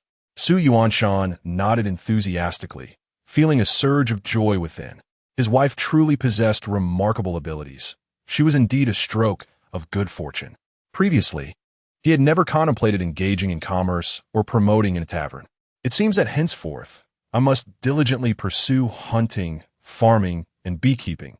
Otherwise, should my wife prove so adept at earning, I might find myself inadequate in her eyes. Xianyun chuckled, though beneath his jest lay a kernel of genuine concern, a fear that he may not be worthy of her. His wife, beautiful and intelligent, could earn a living while he remained merely a village man. Xianyun also smiled, appreciating Xianyun's character. He did not belittle himself or claim undue credit, nor did he exhibit any form of male chauvinism. Instead, he aspired to improve himself, to become as capable of earning as she was. Yet, in truth, he refrained from allowing himself to engage in the more arduous tasks, such as sprouting beans or weighing and cleaning them. His contribution lay in providing the spring water and the methods, and it was he who transported the goods. Claiming a share of the credit was not entirely unfounded. "My dear husband, were it not for your assistance, I would not have achieved this. We are a united couple, sharing both honor and disgrace, and we shall strive for a prosperous life together," Xianyun promptly declared. In this era, the simplicity of the folk culture allowed for small businesses to genuinely thrive. It was even more innocent than in the 1950s and 60s. Common people were constrained by their mindset, unable to envision the possibility of entrepreneurship. Many lacked skills or knowledge of what to pursue, merely laboring in fields or working menial jobs. Xianyun agreed, saying, "Very well, I shall deliver the bean sprouts daily." Xianyun nodded, planning to produce a larger quantity of sprouts for delivery in about 5 days. This would ensure a steady supply, as the spring water would keep them fresh. With time slipping away, she suggested, "I will buy some pastries and wine. You should procure meat, ribs, and a fish." Xianyun calculated the time, knowing she needed to prepare dinner, and they parted ways to shop. Xianyun went to obtain ribs and fish while Gu Xianyun collected items from her family home. She picked up 2 bags of steamed cakes, 2 bags of cloud cakes, and 3 bags of peach crisps, along with a gourd of wine. Coupled with the meat Su Yuanshan purchased and the honey from their home, they had enough. This was also a gesture of gratitude to her parents for their assistance with the household chores, reflecting Gu Xianyun's resolve to foster good relations with them. Relationships are reciprocal. As long as they treat her well, harmonious coexistence is beneficial, as having family support is always advantageous. They kept 1 bag of peach crisps for themselves, and with the steamed cakes brought by her elder brother, they had sufficient provisions for their needs. The remainder would be taken back to her family home. Once their purchases were complete, Su Yuanshan returned, carrying the meat to meet Gu Xianyun. He had acquired 5 pounds of ribs, 5 pounds of meat, and a fish. The ribs were for today's meal, while the meat would be salted and taken to his father-in-law's home the next day. The young couple hastily returned, where Su Laoyizi and Su Yuanshui were tending to the yard, clearing weeds and organizing the chicken coop. Upon seeing the abundance of goods they had bought, Su Yuanshui felt somewhat embarrassed. "You two went to town? I truly appreciate your generosity," he said, awkwardly scratching his head. Su Yuanshan responded with a smile. "Generosity? Not at all. We will enjoy it too. Tonight we shall stew ribs and fish." "Dear sister-in-law, I truly appreciate your kindness," Su Yuanshui remarked to Gu Xianyun. Although he felt somewhat embarrassed to trouble his sister-in-law, he believed that the inconvenience was minor when considering the effort it took to involve her. Gu Xianyun responded warmly. "Elder brother, it is no trouble at all. I look forward to your visits whenever you have the time." Her words filled Su Yuanshui's heart with warmth. His sister-in-law did not seem to mind his humble means or the little he could offer upon his return. She was efficient in her tasks, a truly good person. The couple busied themselves preparing the meal, with Su Yuanshan handling the fish and pork ribs, while Gu Xianyun kneaded dough to make flatbreads. 1 pot contained a delightful fish stew with tofu, and another pot simmered pork ribs with potatoes. Although the stored potatoes had begun to sprout, the small shoots were easily removed, and their flavor, albeit not as fresh, remained satisfactory. Coupled with the flatbreads, the meal was quite sumptuous, though the abundance of meat could become overwhelming.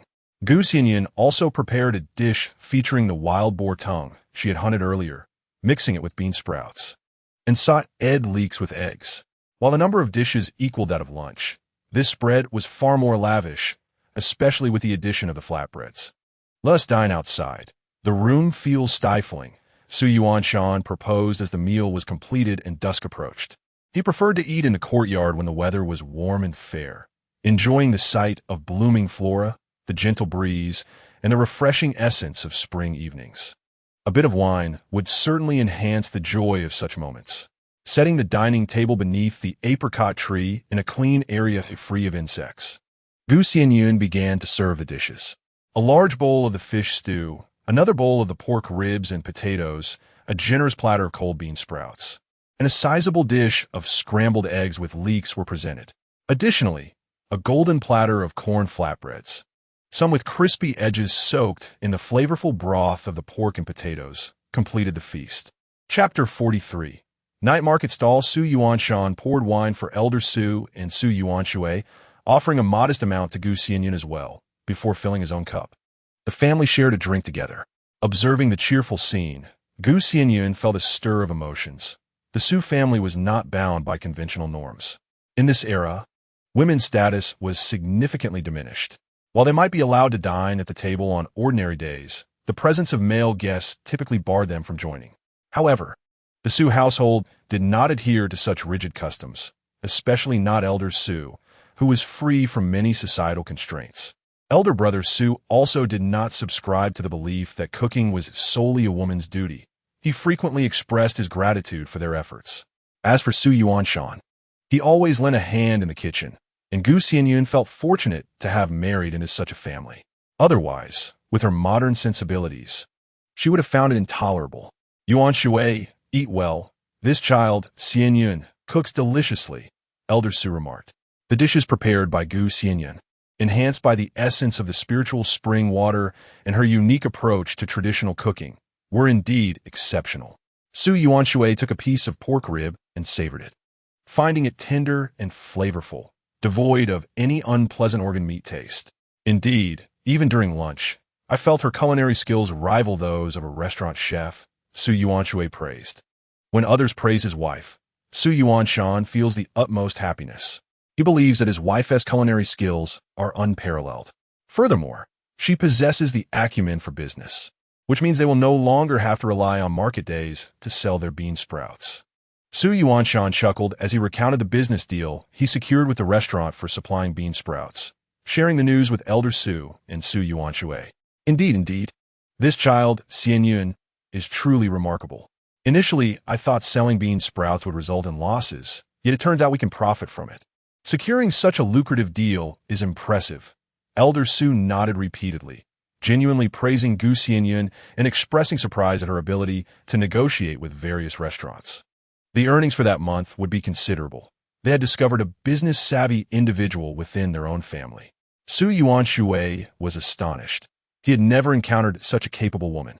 Her boldness in engaging in business and negotiating with restaurant managers left him in awe.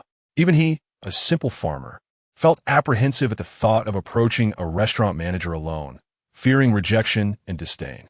Yuan Shan, you are fortunate. Your sister-in-law is both wise and capable, which gives me peace of mind, Su Yuanshui remarked with a smile. Elder Su nodded in agreement, affirming that Yuan Shan had indeed chosen the right partner. Though he married late, he found the right person. Feeling a bit shy from the compliments, Gu Xianyun had her own ideas brewing, which she wanted to share for everyone's input. I was thinking that since the restaurant requires fresh bean sprouts daily, we could deliver them in the afternoon for the next day's use. We might as well set up a small stall at the night market while we're at it. It wouldn't take much effort, and we could earn a little extra. Gu Xianyun considered that since they would be making the round trip daily, selling some food would provide additional income without much exertion. The early hours of this era meant that the night market began around 6 and ended by 8. She could arrive early, set up her stall by 5, and finish by 8, allowing her to return home by 9, just in time to rest. Selling food for 3 hours would yield profits. Otherwise, returning empty-handed after delivering bean sprouts felt like a waste of time. Moreover, earning extra money would grant her ample time to rest during the day, allowing her to sleep in longer. This would not interfere with Su Yuanshan's daytime activities of hunting and tending to the bees, alleviating the need for him to venture into the mountains twice a day. Elder Su set down his cup, clearly intrigued by Gu Xianyun's proposal. After some contemplation, he realized it was indeed feasible. Remarkable. Xianyun's skills are commendable. A small stall could generate substantial daily earnings, and she wouldn't tire herself out. I think it's a good idea, Elder Su affirmed. Su Yuanshan fully supported whatever his wife chose to pursue, viewing the plan as practical and sound. After all, they needed to deliver bean sprouts daily, so it made sense. Gu Xianyun was pleased that the restaurants were interested in their bean sprouts, and she did not insist on the notion that her sprouts wouldn't spoil, acknowledging that the restaurants might not trust such claims. The restaurant can certainly accommodate this. They will deliver daily, today for tomorrow, just for one night, and the restaurant is bound to agree. Yet, there is an underlying sense of time wasted in back-and-forth travel, which led me to contemplate this stall business. Indeed, it seems feasible, as the profit from food is substantial. I can hunt, so meat will never be lacking, and the vegetables at home should be thriving soon. Coupled with my wife's culinary skills, there is no worry about earning income, Su Yuanshan remarked. Naturally, Su Yuanshan must deliver bean sprouts daily. Thus, he would also set up the stall together, assisting with the work while providing raw materials. It feels like a promising venture. Su Yuanshui was utterly astonished, compelled to admire his sister-in-law's entrepreneurial acumen. With a considerable population in Huaxi Town and a bustling night market, many patrons forego dinner merely to stroll about. Although the time for stall operations in the evening is limited, the income could potentially surpass that from selling bean sprouts. What shall we sell? As the days grow warmer, perhaps steamed buns, tofu pudding, and fried dough stick for dinner? I observe that many sell wontons and dumplings at night, along with some pancakes and sweet soups, Su Yuanshui suggested. In this era, the variety of foods available at night markets is not particularly extensive. However, the restaurant offers a complete selection, albeit exclusively for the affluent. The common folk wouldn't patronize such establishments. Therefore, The selection must not be overly expensive, yet it should be delectable, not too mainstream, and appealing to both the wealthy and the less fortunate. Xianyun proposed, what about barbecued items?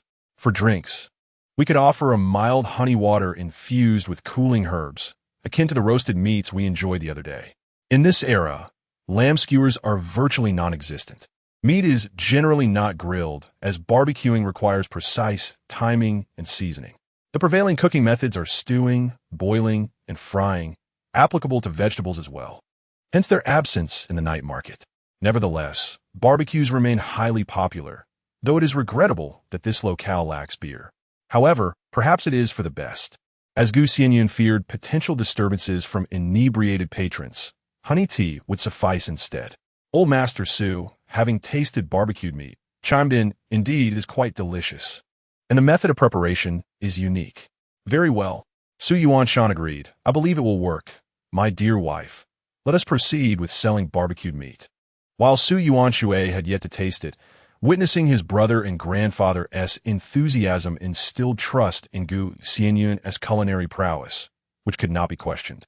In any endeavor, the utmost joy arises from the support of family. The Su family embodies this spirit, wholeheartedly backing Xianyun in her plans and business ventures. Xianyun felt a surge of happiness. They believed in her ability to succeed, and even if it did not materialize, it would only require some effort.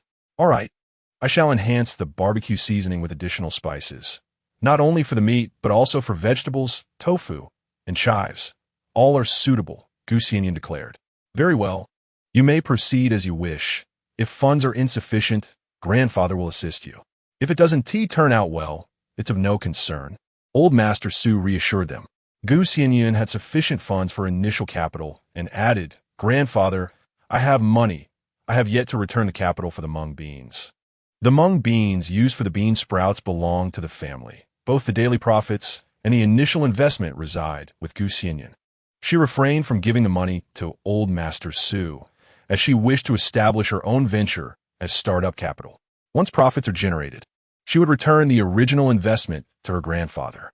Though they're a family, the elder still needs to possess some silver, a testament to the fruits of his laborious toil in the fields. Chapter 44. The dog knows the new son-in-law. Old Master Su waved his hand lightly, saying, You keep it. I still have funds in hand. Any endeavor requires capital. Xianyun nodded, acknowledging that this money was indeed necessary for the time being. Once they earned more in the future, they would certainly not neglect the elder. The family continued to discuss the specifics of setting up a stall, enjoying a meal, and some tea before retiring for the night. The following day, early in the morning, Xianyun arose to prepare breakfast. After eating, the two brothers intended to visit the graves. Initially, they had planned to attend the market, but since the bean sprouts were already pre-ordered, they naturally abandoned that idea. There exists a local custom that prohibits visiting graves outside of festive seasons, as it is believed to bring misfortune to the living. Xianyun felt that this tradition was meant to encourage the living to embrace life fully. Otherwise, frequent visits to graves would only immerse them in sorrow. Over time, this fixed practice would gradually diminish the pain. However, Xianyun's situation was unique, as he would return early for grave visits during festive seasons. Xianyun, unconcerned with such customs, followed his elder brother without hesitation. After paying their respects, the two brothers, along with Old Master Su, moved the beehive into their orchard. Su, carrying the honey that the elder had provided, returned home directly. Xianyun began to gather the items she intended to take back to her family. Before departing, Old Master Su specifically reminded her to bring some freshly collected honey and the wild boar meat preserved from the last time. Dear, are you ready? He inquired. I'm all set. We can head home now, Xianyun replied, securing the door as she emerged with the basket. Xianyun entered the courtyard, hoisted the basket without inspecting its contents, trusting that whatever Xianyun chose to bring for her family would suffice. As they settled onto the ox cart, Xianyun had grown accustomed to this leisurely mode of transport. While undeniably slower compared to modern vehicles, she found a certain charm in this unhurried pace of life. Once we earn some money, we should buy an old yellow ox. It's exhausting to have the same ox running back and forth every day, Xianyun remarked. This old ox is not easily replaced. It must toil in the fields and serve as our means of transport. It will be quite tiresome to rely solely on one. She continued, yet, among farming families, it is customary to view the old ox as a beast of burden, one that should endure hardship without any sentimentality. Xianyun, however, held a different perspective. She regarded the old ox as a sentient being, an integral part of their household. Xianyun recognized his wife's kind-hearted nature and replied, "Indeed. This old yellow ox has been with grandfather for many years. It is a steadfast companion. We should purchase another to alternate the workload. Otherwise, grandfather would surely feel pity for it." Xianyun nodded in agreement, but she was aware that acquiring an ox in this era would not come cheaply. She resolved to wait for her initial earnings from setting up a stall and delivering bean sprouts to invest in one. Xinghua Village and Lihua Village were in close proximity. After a half-hour of gentle swaying on the old ox cart, they finally arrived. As I return to my ancestral home, the first to greet me is the little yellow dog, Dahuang. The moment it hears a sound, it barks, but upon recognizing Xianyun and Xianyun, it ceases its barking and rushes over, wagging its tail furiously. The dog, astute in its understanding, knows well the new son-in-law. Although Xianyun does not visit frequently, Dahuang seems to have long recognized him as family. "Little Huang, I'm back." Xianyun kneels to gently pat the dog's head, and the creature nuzzles against her leg with a soft whimper. The door to the main house creaks open, revealing the elderly matriarch, Madame Ho, who peers out with her cane in hand. "Who is it? Who has come?" she inquires. Given her advanced age, her eyesight is not what it used to be, and from a distance, she struggles to discern who stands before her. "Grandmother, it is I, along with my husband," Xianyun responds promptly, though unable to see clearly.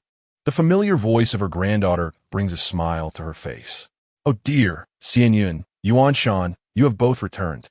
"Gumin, Gumin," Madame Ho exclaims, her frail figure trembling with joy as she hurries to welcome them. This beloved granddaughter, raised by her side, has always held a special place in her heart. Were it not for her illness, she would never have allowed her to marry into the Su family. Although it appears that her granddaughter is thriving and her husband is a good man, a pang of guilt still lingers in her heart. Xianyun quickly steps forward to assist the elderly woman. "Grandmother, you shouldn't be alone at home," she says. After exchanging a few words, she realizes that no one else has emerged from the house, as if the rest of the family is away, possibly at the market. Madame Ho nods. "Your parents have gone to tend to the fields." "Which field?" "I'll go help," Xianyun calls out from behind, carrying a basket.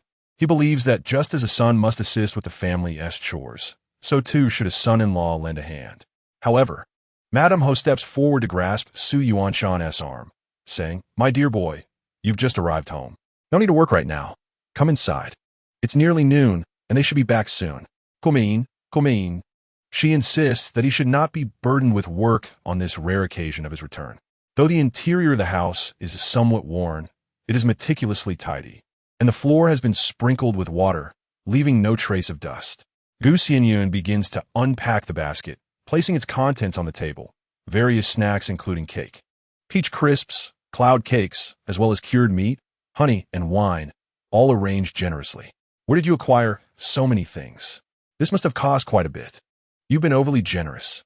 In the future, just come back without bringing anything," Madame Ho remarks, her heart swelling with joy at the children's filial piety, yet also feeling a twinge of concern about their expenses. "Not too much money was spent. The honey and cured meat were gifts from my grandfather.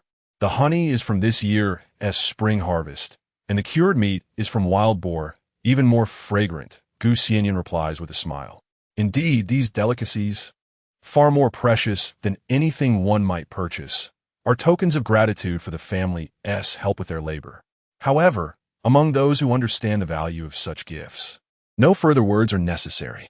"Still thinking about the in-laws? Is your grandfather in good health?" inquired old lady Ho. Xianyun nodded in affirmation. "Yes, grandmother. You too should take good care of your health. If you desire anything, just tell Xianyun, and we shall bring it to you." Old lady Ho repeatedly nodded, her face aglow with smiles, appreciating the child's sincerity and pleasant speech. As mealtime approached, Old Lady Ho began to busy herself with lunch preparations, only to be halted by Gu Xianyun. "Grandmother, allow us to cook. What would you like to eat?" "We shall prepare it," Gu Xianyun said with a smile.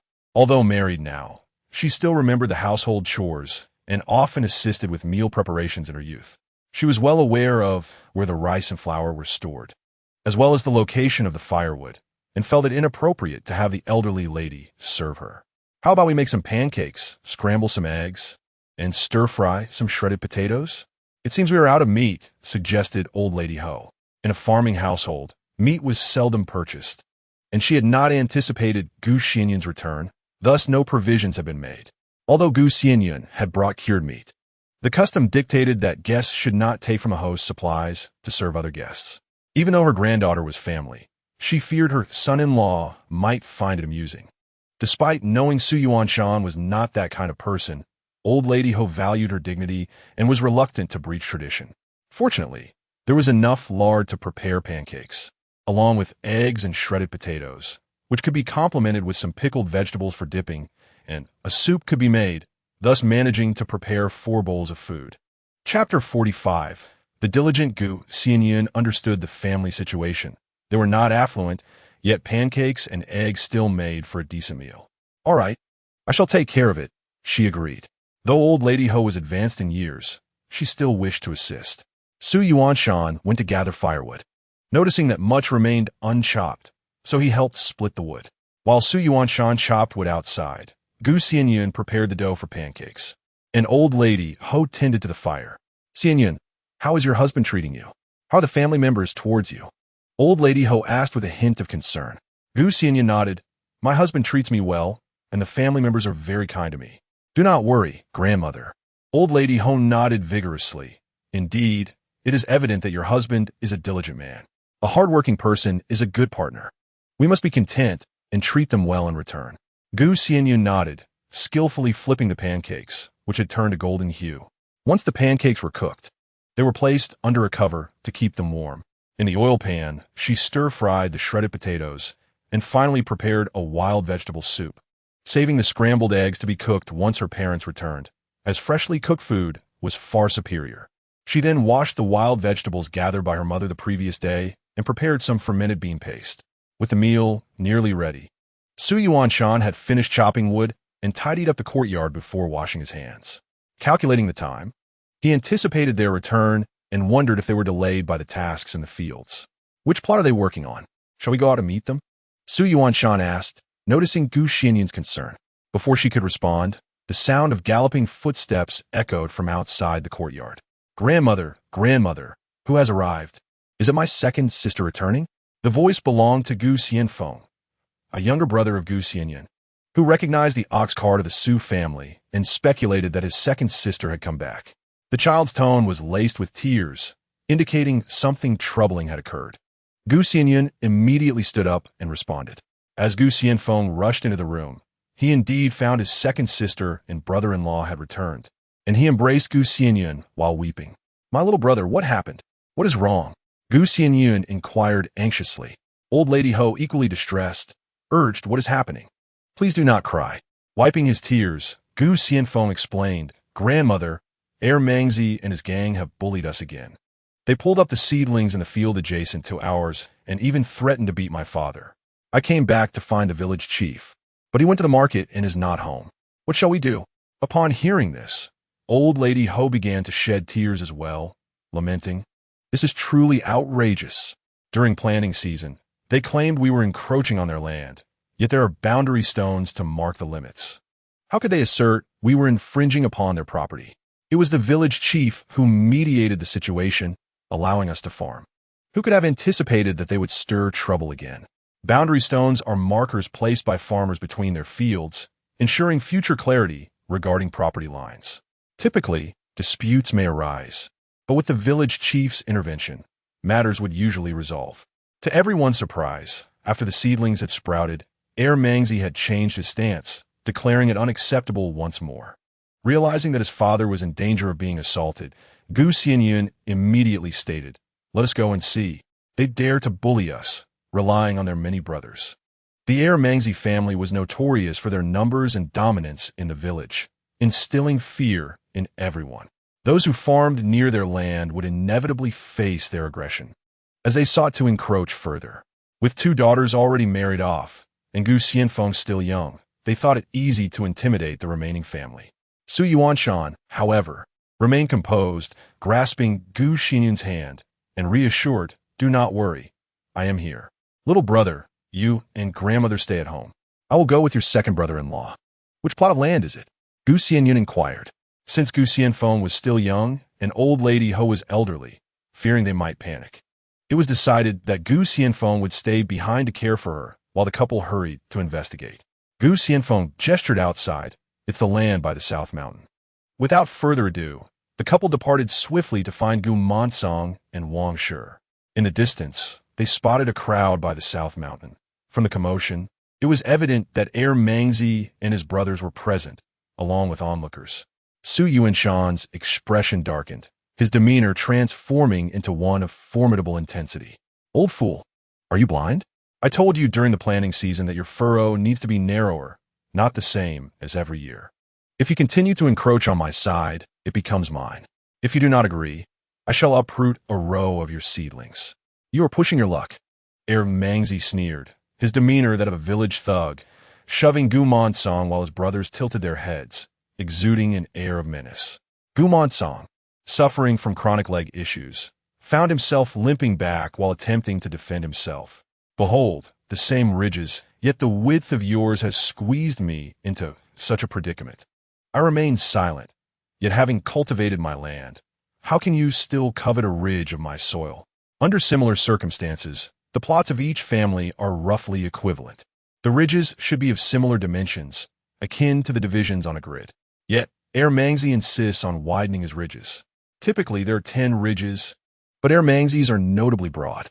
His land cannot accommodate 10, so he encroaches upon others' territories. Meanwhile, others also maintain 10 ridges, though theirs are considerably narrower. Wang Shi remarked, "Indeed, is this not an act of bullying? We toil diligently in our fields. How can you uproot our seedlings? This matter cannot simply be dictated by your whims. We must consult the village head." Heir Mangzi sneered dismissively. "What of the village head? Our brothers have languished in prison. Are we to fear? No. Killing a few of you would merely lead to another stint in jail. Many with criminal records take pride in such experiences, viewing imprisonment not as disgraceful, but as a badge of honor, believing it signifies their resilience." Not content with mere words, Heir Mangzi raised his hand to strike Wang Shi, deeming her a nagging nuisance deserving of punishment. However, before his palm could descend, his wrist was firmly seized. He fancied himself strong, yet could not break free. Su Yuanshan, towering above Heir Mangzi, looked down upon him. This small fellow dared to act as a village bully, clearly someone who had never experienced a beating. Since he had never been disciplined, Su Yuanshan decided to oblige him. A resounding slap struck Heir Mangzi's face, leaving a crimson imprint and swelling half of his visage. Spitting out a bloodied tooth, he exclaimed in dismay, "Father, mother, are you unscathed?" Gu Xianyun rushed forward, noticing the slap mark on Gu Mansong's face, indicating he had already endured a beating. Gu Mansong and Wang Shi were taken aback, wondering why Gu Xianyun and the others had arrived. Gu Mansong sighed and shook his head, while Wang Shi burst into tears. De Mangzi and San Mangzi, witnessing their kin being assaulted, charged forward recklessly, unaccustomed to such humiliation. Yet, even though they were village ruffians, they lacked any martial training. Su Yuanshan, a hunter accustomed to facing ferocious beasts, possessed not only strength but also agility. Heir Mangzi wiped the blood from his mouth and, cursing, rose to stand alongside his brothers, encircling Su Yuanshan. Wang Shi was frightened, but Gu Xianyun quickly reassured, "Fear not. Father and mother, let my husband teach them a proper lesson, otherwise they will never learn." Gu Xianyun understood Su Yuanshan's temperament, as well as his strength and skills. In Pear Blossom Village, those who looked down upon the 2 generations of the Gu family were many, yet no one dared to provoke them. The reason for this was clear. Their martial prowess was indisputable, for mere words held no weight against true strength. Chapter 46. The village rascals caused trouble, Xianyun scoffed derisively. Is there anyone else? If so, come forth together. Do not accuse me of bullying you. Standing at an impressive height of nearly 2 meters, his muscular physique rendered the combined strength of the three brothers inadequate. Amidst the astonished murmurs of the onlookers, Xianyun landed a powerful punch on the chin of the first ruffian, followed by another strike to the liver of the second. The two collapsed instantly, defeated in the blink of an eye.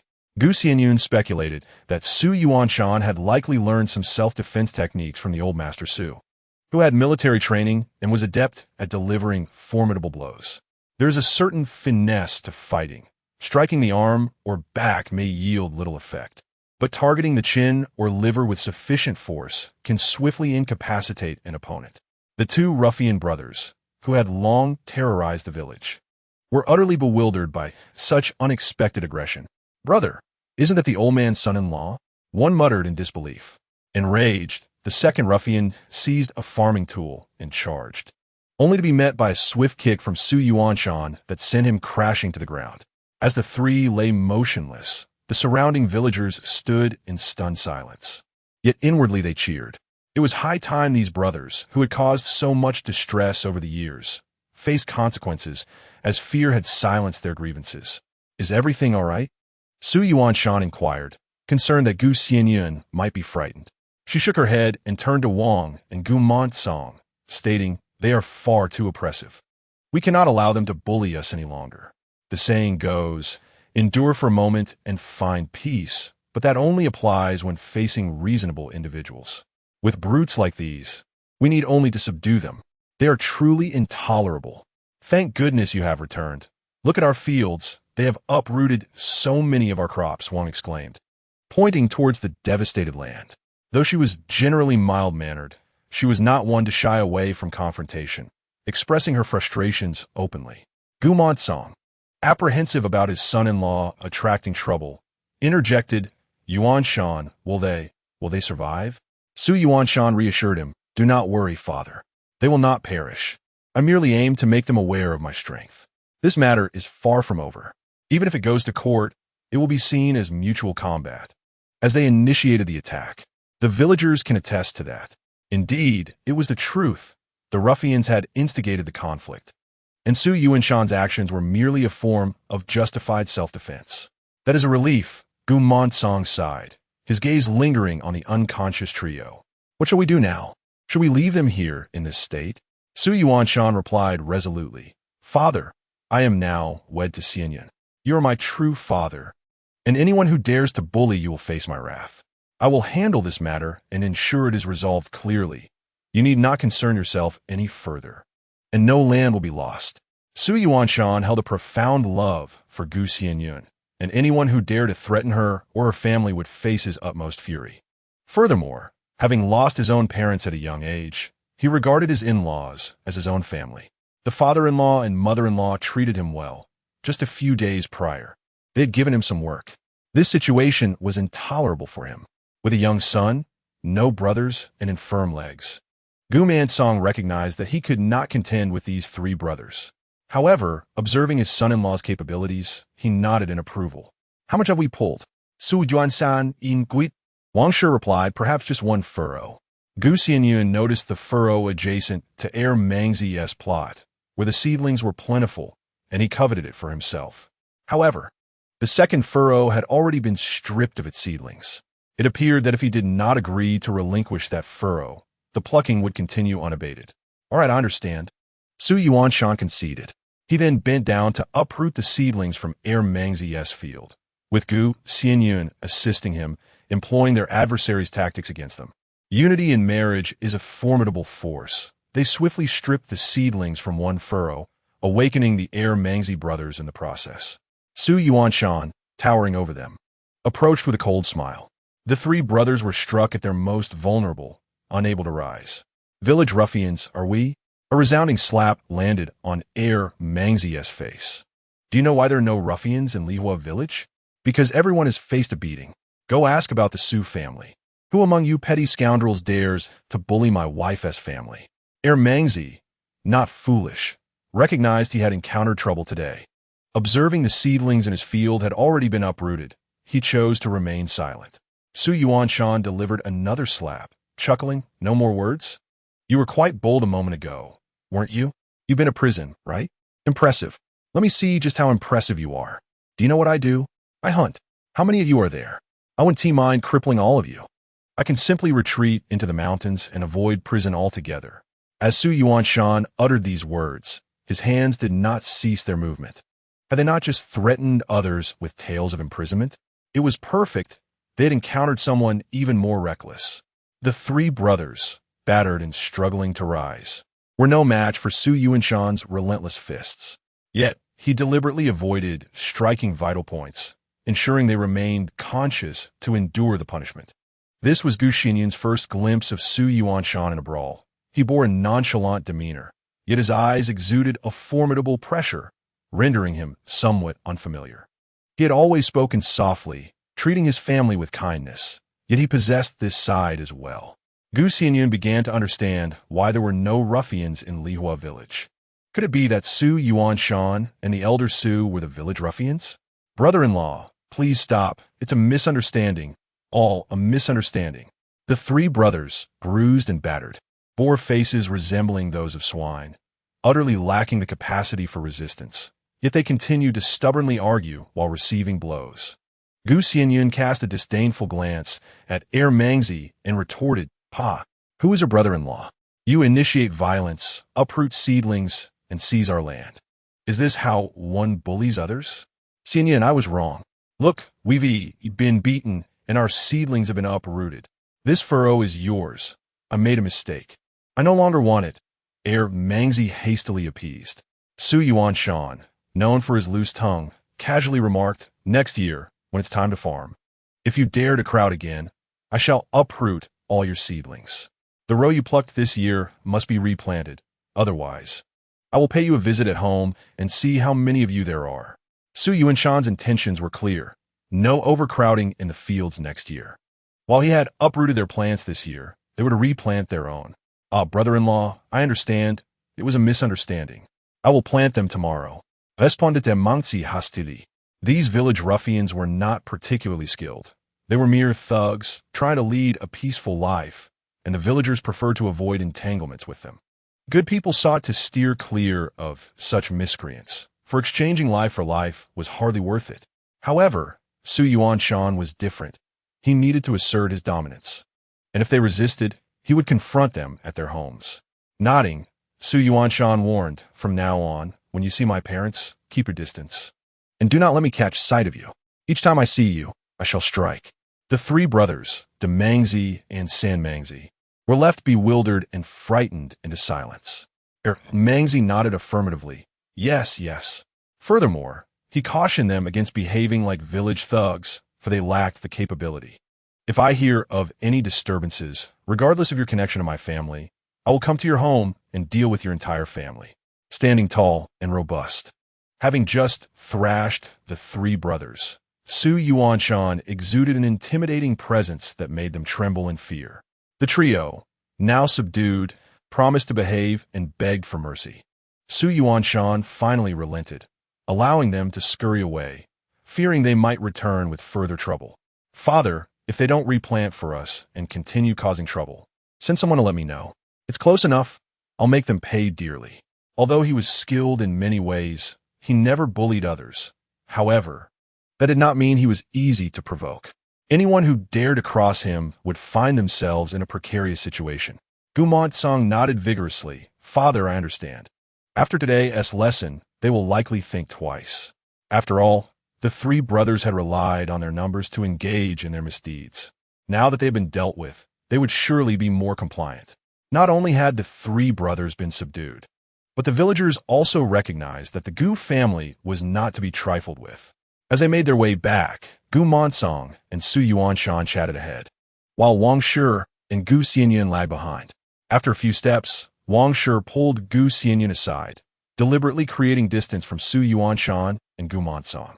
Once they were a bit further away, Wang Shi whispered, "Xianyun, did your husband strike you?" Wang Shi felt a twinge of fear upon observing Su Yuanshan's demeanor, uncertain if he might turn his aggression towards her daughter. Gu Xianyun sensed her mother's concern and quickly shook her head. Mother, do not worry. My husband would never lay a hand on me. Is that true? If you ever feel wronged, you must tell me. I fear for you and your sister being mistreated in your husband's home, Wang Shi replied, still uneasy. Gu Xianyun understood that her mother was likely frightened by Su Yuanshan's earlier demeanor, apprehensive that she too might face his wrath. After all, she is her mother, and the concern for her well-being is profound. Mother, truly, there is nothing to worry about. My husband is not that kind of person. Even if he were, we have grandfather, who is a reasonable man, Gu Xianyun hurriedly reassured. Su Yuanshan would never initiate violence or bully anyone, especially not his own family. And Su the elder would certainly not permit such matters to transpire within the household. Only then did Wang nod with relief, saying, that is good, that is good. As long as you and your husband live well, I can rest easy. Gu Xianyun nodded, knowing that they would indeed continue to live well. Su Yuanshan treated her with tenderness, providing her with ample security, leaving her with no room for dissatisfaction. Upon returning home, Wang conveyed the events to old Madame Ho, who nodded happily, relieved that they had not been subjected to bullying. Although they originally planned to return in the afternoon, fearing that the three brothers might cause a disturbance, they opted to stay at her maternal home for the night. However, the three brothers did not create any trouble that evening and, the next day, obediently went to plant the seeds. They may not grow well by autumn, but they could still enjoy tender corn. Su Yuanshan further instructed the Gu family that if the village ruffians came to cause trouble, they should send word to him. After ensuring everything was settled, he finally returned home. Departing early in the morning, when he arrived, Su the elder was busy tidying the courtyard and had not yet gone to the orchard. Beekeeping had moved to the nearby foothills, allowing him to return home anytime, whether for the night or to tend to the orchard. Hearing the ox cart enter the courtyard, Su the elder stood up, his expression warm. Welcome back, Gu Xianyun responded as she dismounted from the cart. Before she could enter the house, she heard Su Lanlin's voice. Grandfather is home, sister-in-law. My mother asked if you would like to go buy some chicks together. This had been previously arranged, and the timing was perfect. Gu Xianyun quickly nodded, saying, yes, I almost forgot. Where's third aunt? My mother is at home. Sister-in-law, you go ahead. I need to discuss something with grandfather. Su Lanlan had come to speak with Su the elder about the upcoming marriage, which Gu Xianyun and Su Yuanshan were already aware of. Gu Xianyun agreed and went to find third aunt to buy chicks, while Su Yuanshan followed with a basket to carry the chicks and ducklings. Upon hearing that Su Lanlan had business with him, Su the elder straightened up, looking at her. Despite his discord with his son, his temperament softened considerably when it came to this granddaughter. However, Gu Xianyun was less curious about their conversation. As they exited the courtyard, Gu Xianyun quietly asked, do you think grandfather will attend Lanlin's wedding? She was uncertain, as the elder's relationship with his son was strained, and he seldom interacted with his granddaughter. It was truly hard to say whether he would attend. Su Yuanshan shook his head, replying, that remains unknown. The elder's temperament is unpredictable. Has grandfather not spoken with third uncle for many years? Gu Xianyun inquired. Su Yuanshan nodded. Indeed, ever since grandmother passed. Third uncle and fourth uncle have not exchanged a word with grandfather. Naturally, he wouldn't initiate conversation with them, and thus, they remain at an impasse. I try to mend their relationship, but to no avail. Now I understand. Gu Xianyun nodded, refraining from further inquiries. It appeared that the discord between the elder and his son stemmed from the grandmother, and the underlying reason was likely a source of sorrow. Thus she chose not to probe any deeper.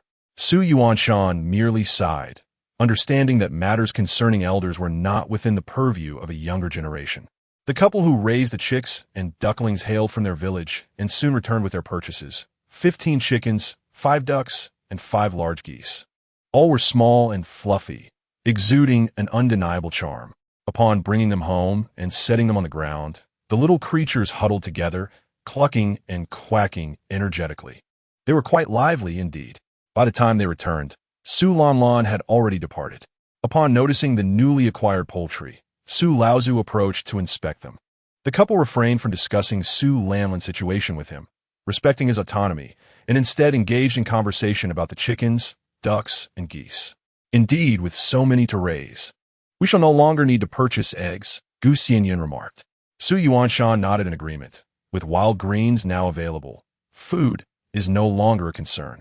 Once the ducks and geese grow a bit larger, they can roam freely to the creek behind, ensuring their daily sustenance.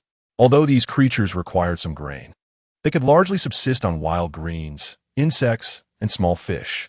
While ducks and geese bore some resemblance, they were fundamentally different. Geese, for instance, required a bit of grass to graze on, albeit not excessively or laboriously. Indeed, not only does this conserve feed, but the eggs they lay are of superior quality. Gu Xianyun added. Su Laozu also concurred, observing that raising chickens, ducks, and geese made their household feel more like a thriving home. I shall fetch the dog. You wait here, Su Yuanshan declared. Earlier, while purchasing the poultry, he had inquired about any litters of puppies, and learned that Grandma Lu's little yellow dog had just given birth. He intended to acquire one. Typically, in the village, anyone could take a puppy from a family that had a litter without any cost. However, due to their family's less favorable reputation, Su Yuanshan was reluctant to impose. Thus, he opted to buy one instead.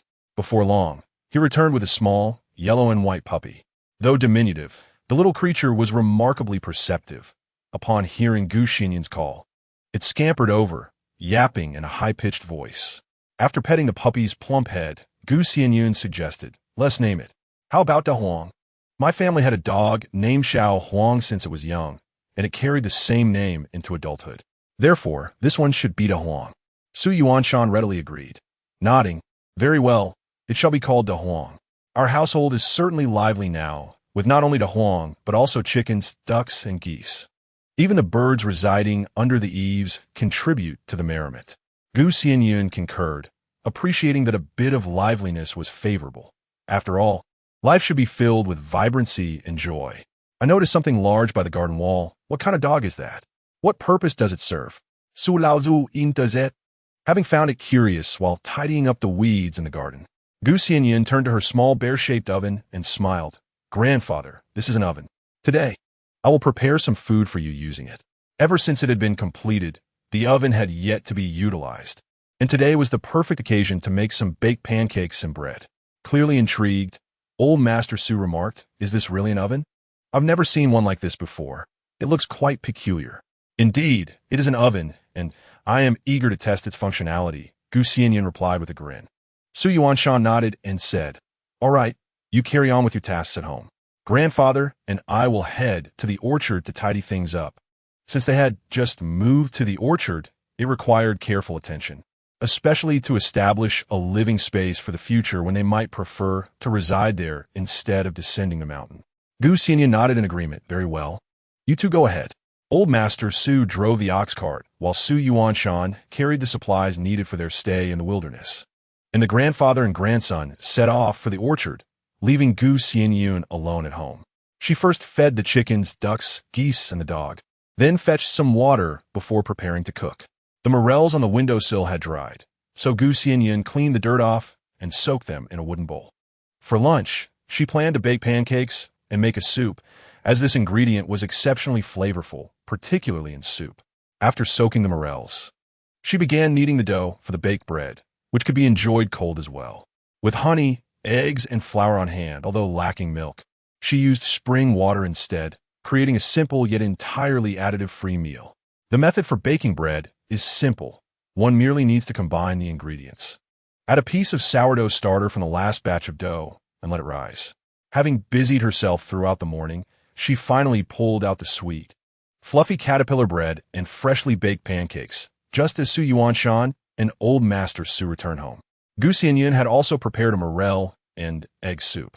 Despite the scarcity of ingredients and seasonings, she endeavored to make the food as delicious as possible.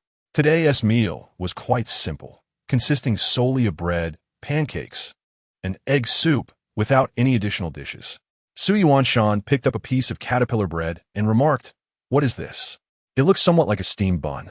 In this era, there were many ways to make pastries, but bread was indeed a rarity, piquing Su Yuanshan's curiosity. "It is a sweet steamed bun," Gu Xianyun replied with a smile as she ladled the soup. Su Yuanshan nodded and took a bite of the bread, finding its fragrant, soft, and sweet texture to be quite delightful. Old Master Su also picked up a pancake, which was crispy and aromatic, and upon taking a bite, he nodded in approval. This oven is truly impressive. From now on, we can enjoy pancakes at home. Remarkable, Old Master Su praised, having never imagined that they could bake pancakes in their own home. Previously, food preparation involved either sticking or steaming, but this baked flavor was indeed delightful. Not only could they bake pastries, but they could also roast peppers, fruits, herbal teas, and even meat. Xianyun cheerfully introduced the various foods they could prepare in the future, and both Old Master Su and Su Yuanshan nodded in agreement, praising her cleverness. As this was indeed a unique addition to their village, unmatched by any other household. Xianyun smiled as she savored a spoonful of the delicious soup made from morel mushrooms and spring water. Chapter 48. Once a scholar after having a meal and resting for a while, Xianyun decided to accompany Su Yuanshan and the elder Su to the orchard in the afternoon, for she had never visited her own family's orchard. "My dear, look, that mountain is the barren land that my grandfather and I have cultivated." Su Yuanshan pointed toward a nearby forested hill as they exited the village from the other side. Pear Blossom Village, with its myriad hills, is a place where mountains abound, one rising after another, yet is predominantly characterized by rocky terrain, lacking fertile soil. The hills are filled with stones of various sizes, while arable land is scarce. Such mountains cannot be transformed into farmland suitable for grain or fruit trees, as they cannot retain water, and the soil is insufficient, resulting in desolation, occasionally adorned with wild trees and shrubs. The cultivated land, however, appears markedly different, exhibiting a neatness, primarily planting wild apricot and jujube trees, both of which thrive well enough. "It is quite tall," Xianyun remarked. "This mountain is the tallest among the neighboring hills. Though not particularly large, just an ordinary mountain, with winding paths suitable for ox carts." Su Yuanshan nodded. At present, various flowers, including pear blossoms, crabapple blossoms, and wild pepper blossoms, are in full bloom.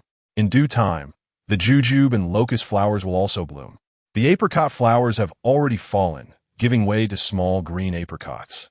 Yet due to the mountain's inability to retain water and its arid conditions, it cannot support many fruits. "Indeed, this is a perfect spot for beekeeping," Xianyun replied. The grandfather and grandson cultivated the barren mountain not only for beekeeping, but also to keep themselves occupied. However, this type of mountain truly cannot sustain much. Thus, while it is referred to as an orchard, it bears only a few wild apricots and jujubes. As Xianyun surveyed the mountain, an idea began to form in her mind.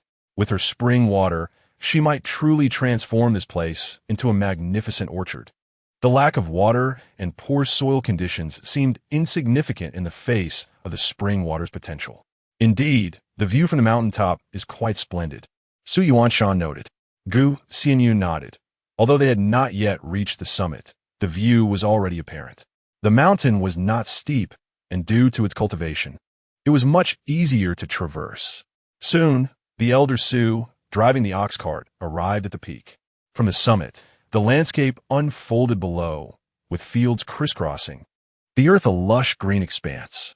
The mountaintop featured a sizable flat area, roughly 2 acres, adorned with simple wooden houses and beekeeping structures. The open spaces were filled with flourishing wild pepper plants and an assortment of unidentified wildflowers, where bees busily flitted about. There were 2 wooden houses, presumably intended as residences for Su Yuanshan after his marriage, hence the 2 structures.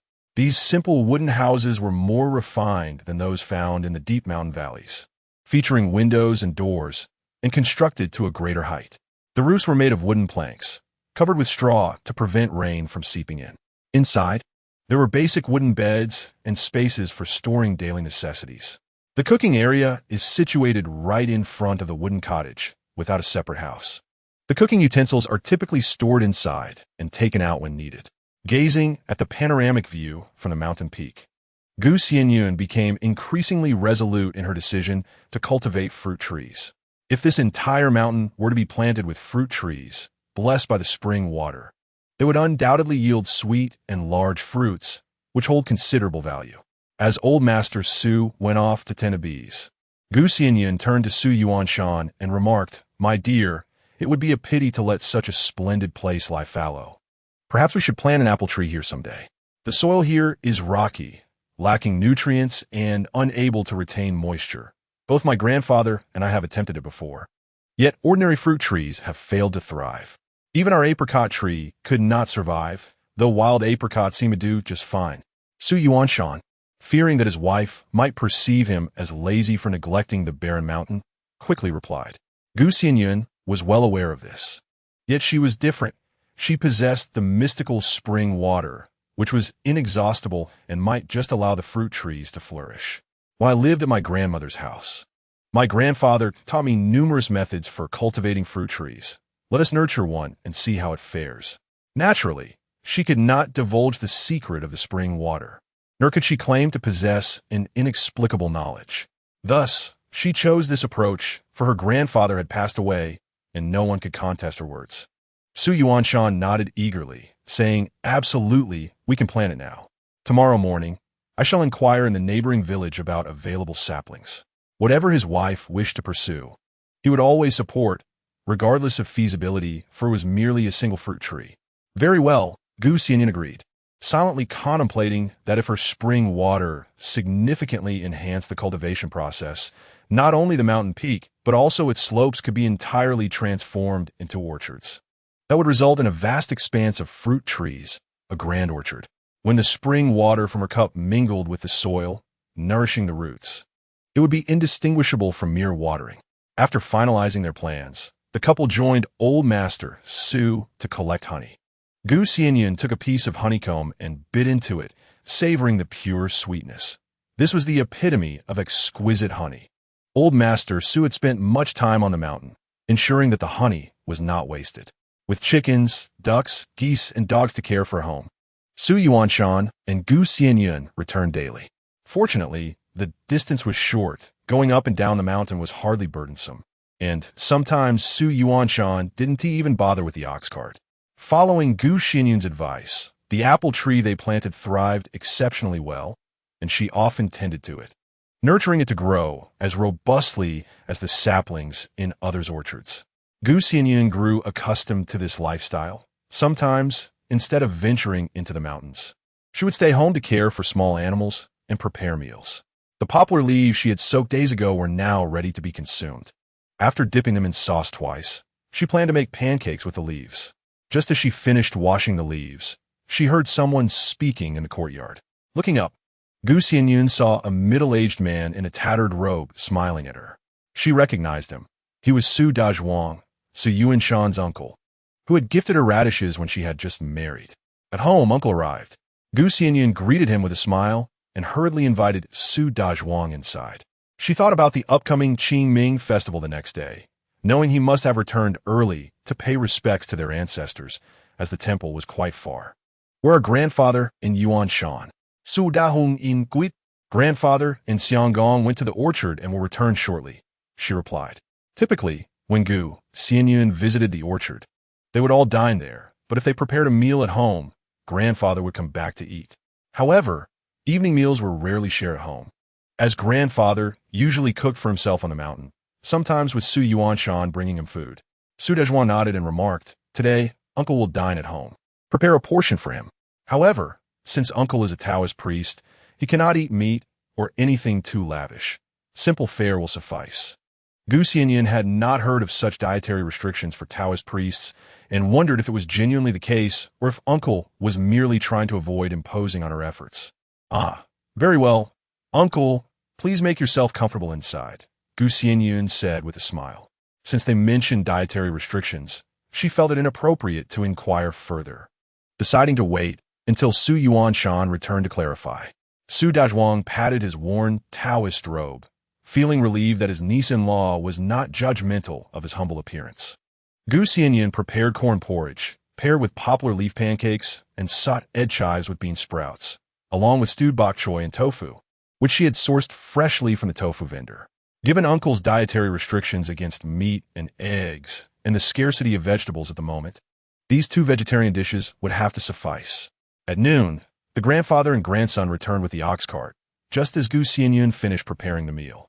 Hearing the sound of the cart, Su Dezhuang stepped out of the main house and greeted Su Laoyizi, calling him father. Initially, Su Laoyizi appeared in good spirits, but upon hearing Su Dezhuang's voice and seeing him, he abruptly refused to disembark, turning the cart around to leave. "Grandfather, it's time for dinner. Uncle has come home after such a long time," Su Yuanshan quickly interjected, attempting to persuade him. While Uncle was different from the other uncles, Grandfather's attitude towards him was also distinct. Stubborn by nature, Su Laoyizi disregarded Su Yuanshan's words, pushing him aside and departing. Gu Xianyun was taken aback, perplexed by the situation. "Yuanshan, do you miss Uncle?" "Su Daung, undata biganfatha dipato, chefing vit Su Yuanshan." "Of course, Uncle. It's not too far. Why don't you come back more often?" Su Yuanshan replied with a smile. Su Dezhuang chuckled and said, "Your grandfather is still upset with me. Quickly take him some food. By tomorrow when I return to the temple, he will be fine." Su Yuanshan agreed and filled a large wooden bowl with food, placing some poplar leaf pancakes on top, and set off to deliver it to Su Laoyizi. Gu Xianyun found the whole situation bewildering. Completely unaware of the underlying tensions between Su Laoyizi and his sons, which seemed to suggest a lack of harmony among them. After a considerable time, Su Yuanshan returned, and only then did Gu Xianyun set the table for their meal. Su Dezhuang abstained from alcohol, indulging instead in the delectable dishes prepared by Gu Xianyun, who had received much praise for her culinary skills, particularly her unique pancake made with poplar leaves. The aroma of these pancakes, imbued with an indescribable freshness of nature, rendered them exceedingly delightful. After the meal, Su Dezhuang sought respite in the elder Su's room, while Gu Xianyun, unable to contain her curiosity, returned to her quarters. "Dear husband, why did grandfather react so angrily upon seeing uncle? He ignored him completely and walked away," she inquired softly, noting that the elder had remained silent towards his other two sons, yet conversed with this particular son. Alas, look at uncle now.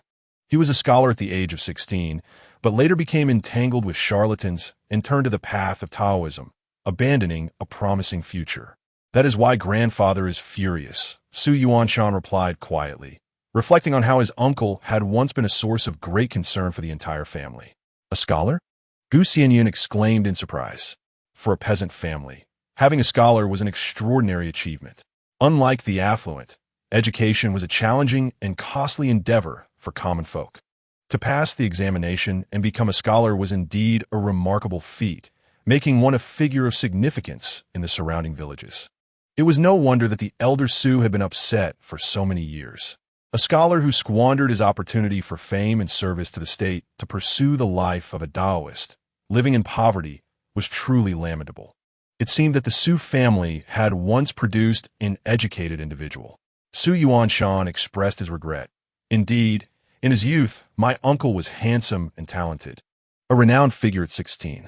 However, after certain changes in his life, he devoted himself to the study of the supernatural, alchemy, and the pursuit of spirits, forsaking all ambitions for fame and fortune. In this impoverished mountain village, such accomplishments would be envied, yet they are ultimately tragic." Gu Xianyun shared in his lament, recognizing how difficult it was for peasant families to cultivate scholars, especially one with talent. The elder Su, along with Su Yuanshan and his uncles, were all well-favored in appearance, leading her to ponder what misfortune could have befallen her uncle to lead him to such beliefs. What could have caused such a transformation in him? Gu Xianyun mused. Su Yuanshan sighed and shook his head. "I do not know. I was not yet born at that time. As I grew older, I asked my grandmother, but she would only weep in silence. I also inquired of grandfather, who merely sighed, and I decided not to press further. Could it be related to grandfather's conscription?" Gu Xianyun speculated, though it seemed unlikely. Su Yuanshan shook his head. "No, that is not the case, although I am unaware of the specific reasons. I recall my grandmother's reproaches towards my uncle during her lifetime, which did not seem to involve grandfather." "Did uncle never marry?" Gu Xianyun asked again. Su Yuanshan replied no. He was deeply devoted to his beliefs, investing substantial sums in his pursuits, and having entered a Taoist temple, he essentially renounced worldly ties. It would be unlikely for any woman to share her life with him, although the reasons remain unclear. It is evident that an individual devoted to scholarly pursuits can be led to fervently believe in the supernatural due to significant upheavals in their life. Indeed, one cannot help but feel sympathy for Uncle. Xianyun remarked, "Indeed, while others enjoy the harmony of familial bonds, Uncle has spent years in the temple with little means, leading a rather impoverished existence." Xianyun replied, "True, yet this is his own choice. Perhaps he finds solace in it. One cannot understand the joys of a fish if one is not a fish themselves. Many matters are beyond the comprehension of outsiders, but there must be reasons behind them. As long as the individual finds their path fulfilling, that is what truly matters. The opinions of others hold no weight," Xianyun asserted. "Yes, if Uncle believes it to be good, then for him it is indeed good. As his juniors, our duty is merely to care for him as best we can," Xianyun added. Xianyun continued, "Today, Uncle mentioned his vow of vegetarianism since becoming a monk, though it seems that such a decree is not typically observed among Taoists. Perhaps he wishes to spare us the expense. However, I hesitate to prepare meat dishes." Xianyun replied, "I am uncertain. Uncle always expresses this sentiment upon his return. It may very well be true, or perhaps he seeks to avoid burdening us. In any case, we should honor his wishes. Well, I shall prepare a few vegetarian dishes. I suspect he does not enjoy good meals at the temple." Xianyun nodded. However, Xianyun quickly shook his head. "No, just 1 or 2 dishes will suffice. If we overdo it, he may not return next time." This could also explain why he refrains from visiting the homes of 3rd uncle and 4th uncle. He is reluctant to impose on others. "I see. I understand now." Xianyun nodded in agreement. Uncle Su Dazhuang is indeed a diligent man. Having spent the entire afternoon tidying the surroundings, leaving no trace of weeds, the place was immaculate. The old master Su usually prefers not to descend the mountain in the evenings. Now that Su Dazhuang is present, seeing him stirs feelings of irritation within him, leading him to forego dinner.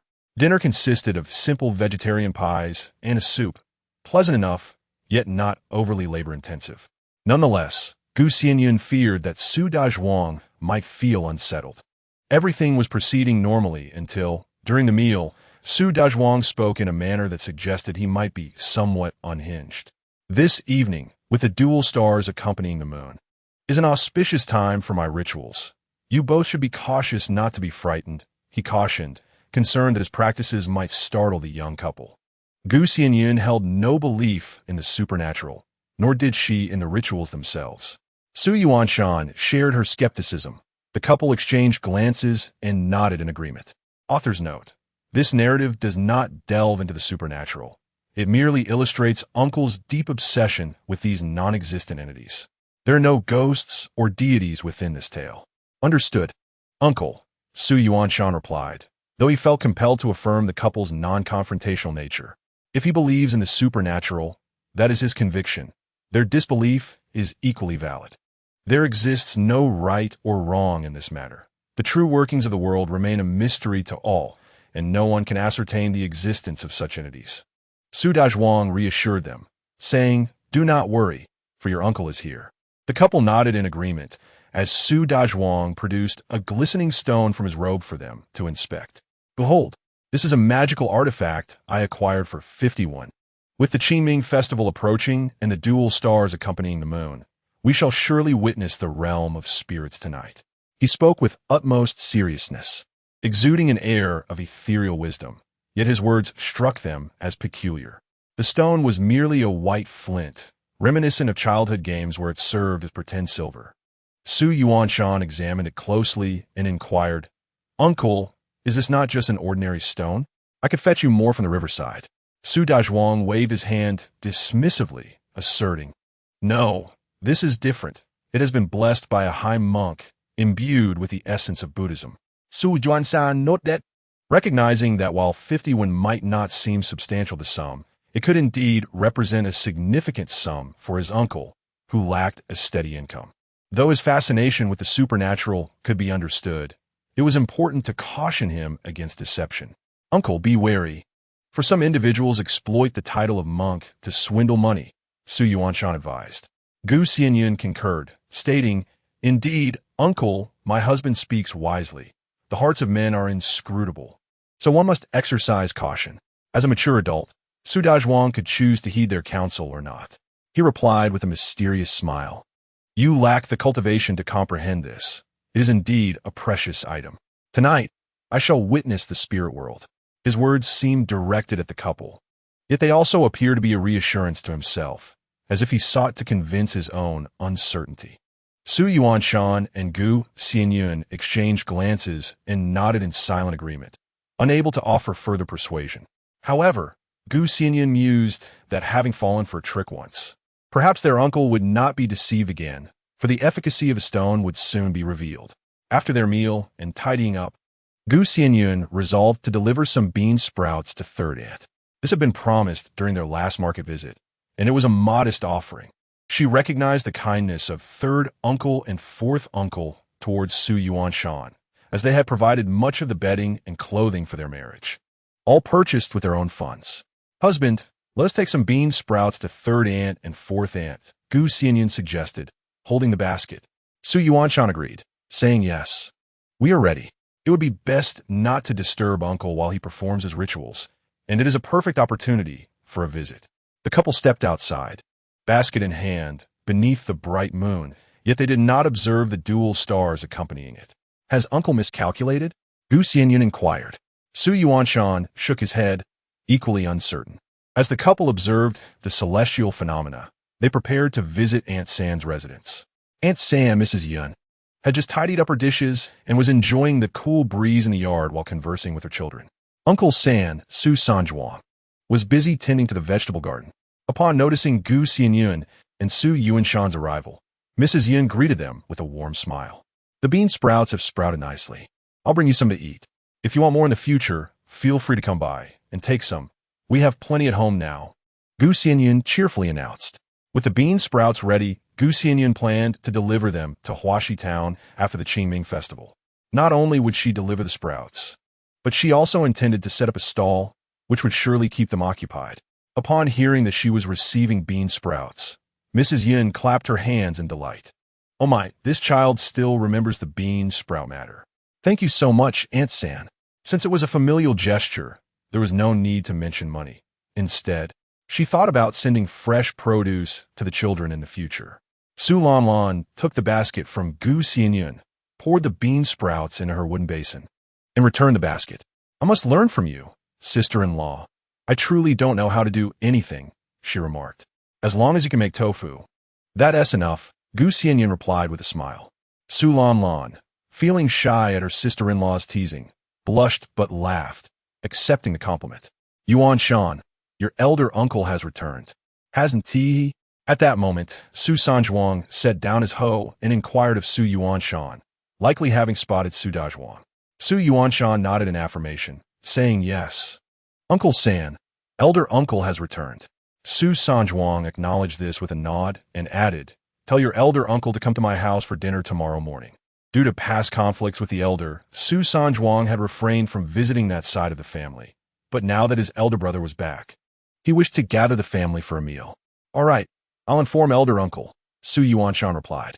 Under ordinary circumstances, Su Yuanshan would have been more formal about dining at home, but the Su family was straightforward, understanding that the brothers desired to reconnect.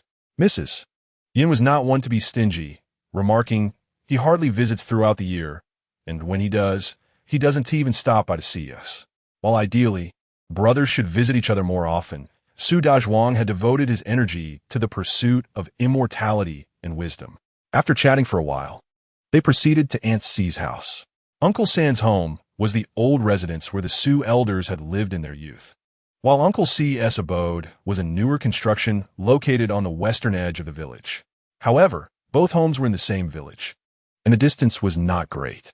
Upon arrival, the house appeared dark and quiet, as if no one were home. Uncle C, Aunt C, are you home? Su Yuanshan called out from the yard several times. A voice responded from within, and the door creaked open. A slender middle-aged woman appeared, smiling upon seeing Su Yuanshan. Aunt C, are you the only one at home? Where's Uncle C? Su Yuanshan inquired further. Hearing Su Yuanshan's respectful address, Gu Xianyun chimed in with a cheerful Aunt C. This was the first time Aunt C, Mrs. Wu, had encountered Xianyun, and she beamed with joy, nodding in acknowledgement. Observing her niece-in-law's pleasing appearance and demeanor, she felt an immense sense of happiness. Your fourth uncle has taken the children to gather firewood. You may sit inside for a while, and he will return shortly. Wu replied. Su Yuanshan and Xianyun followed Aunt Wu into the house, where she hurriedly lit a candle, illuminating the interior. This is the bean sprout sent by my wife. I brought it for Uncle and Aunt to taste, Su Yuanshan said, handing the basket of bean sprouts to Aunt Wu. She was pleasantly surprised, exclaiming, "Oh my, these bean sprouts look splendid. My dear niece-in-law is truly capable. Look at how well they have sprouted." Upon receiving Wu's compliments, Xianyun smiled and remarked, "I have no special skills, only the ability to sprout a few beans. Please, Aunt, have a taste." Wu nodded and poured the bean sprouts in her wooden basin, noting that she had never seen such plump and pristine sprouts before. The young couple lingered for a while, engaging in light conversation, but as Uncle and the children had not yet returned, they decided to leave. On their way home, Su Yuanshan shared insights about his uncle's family.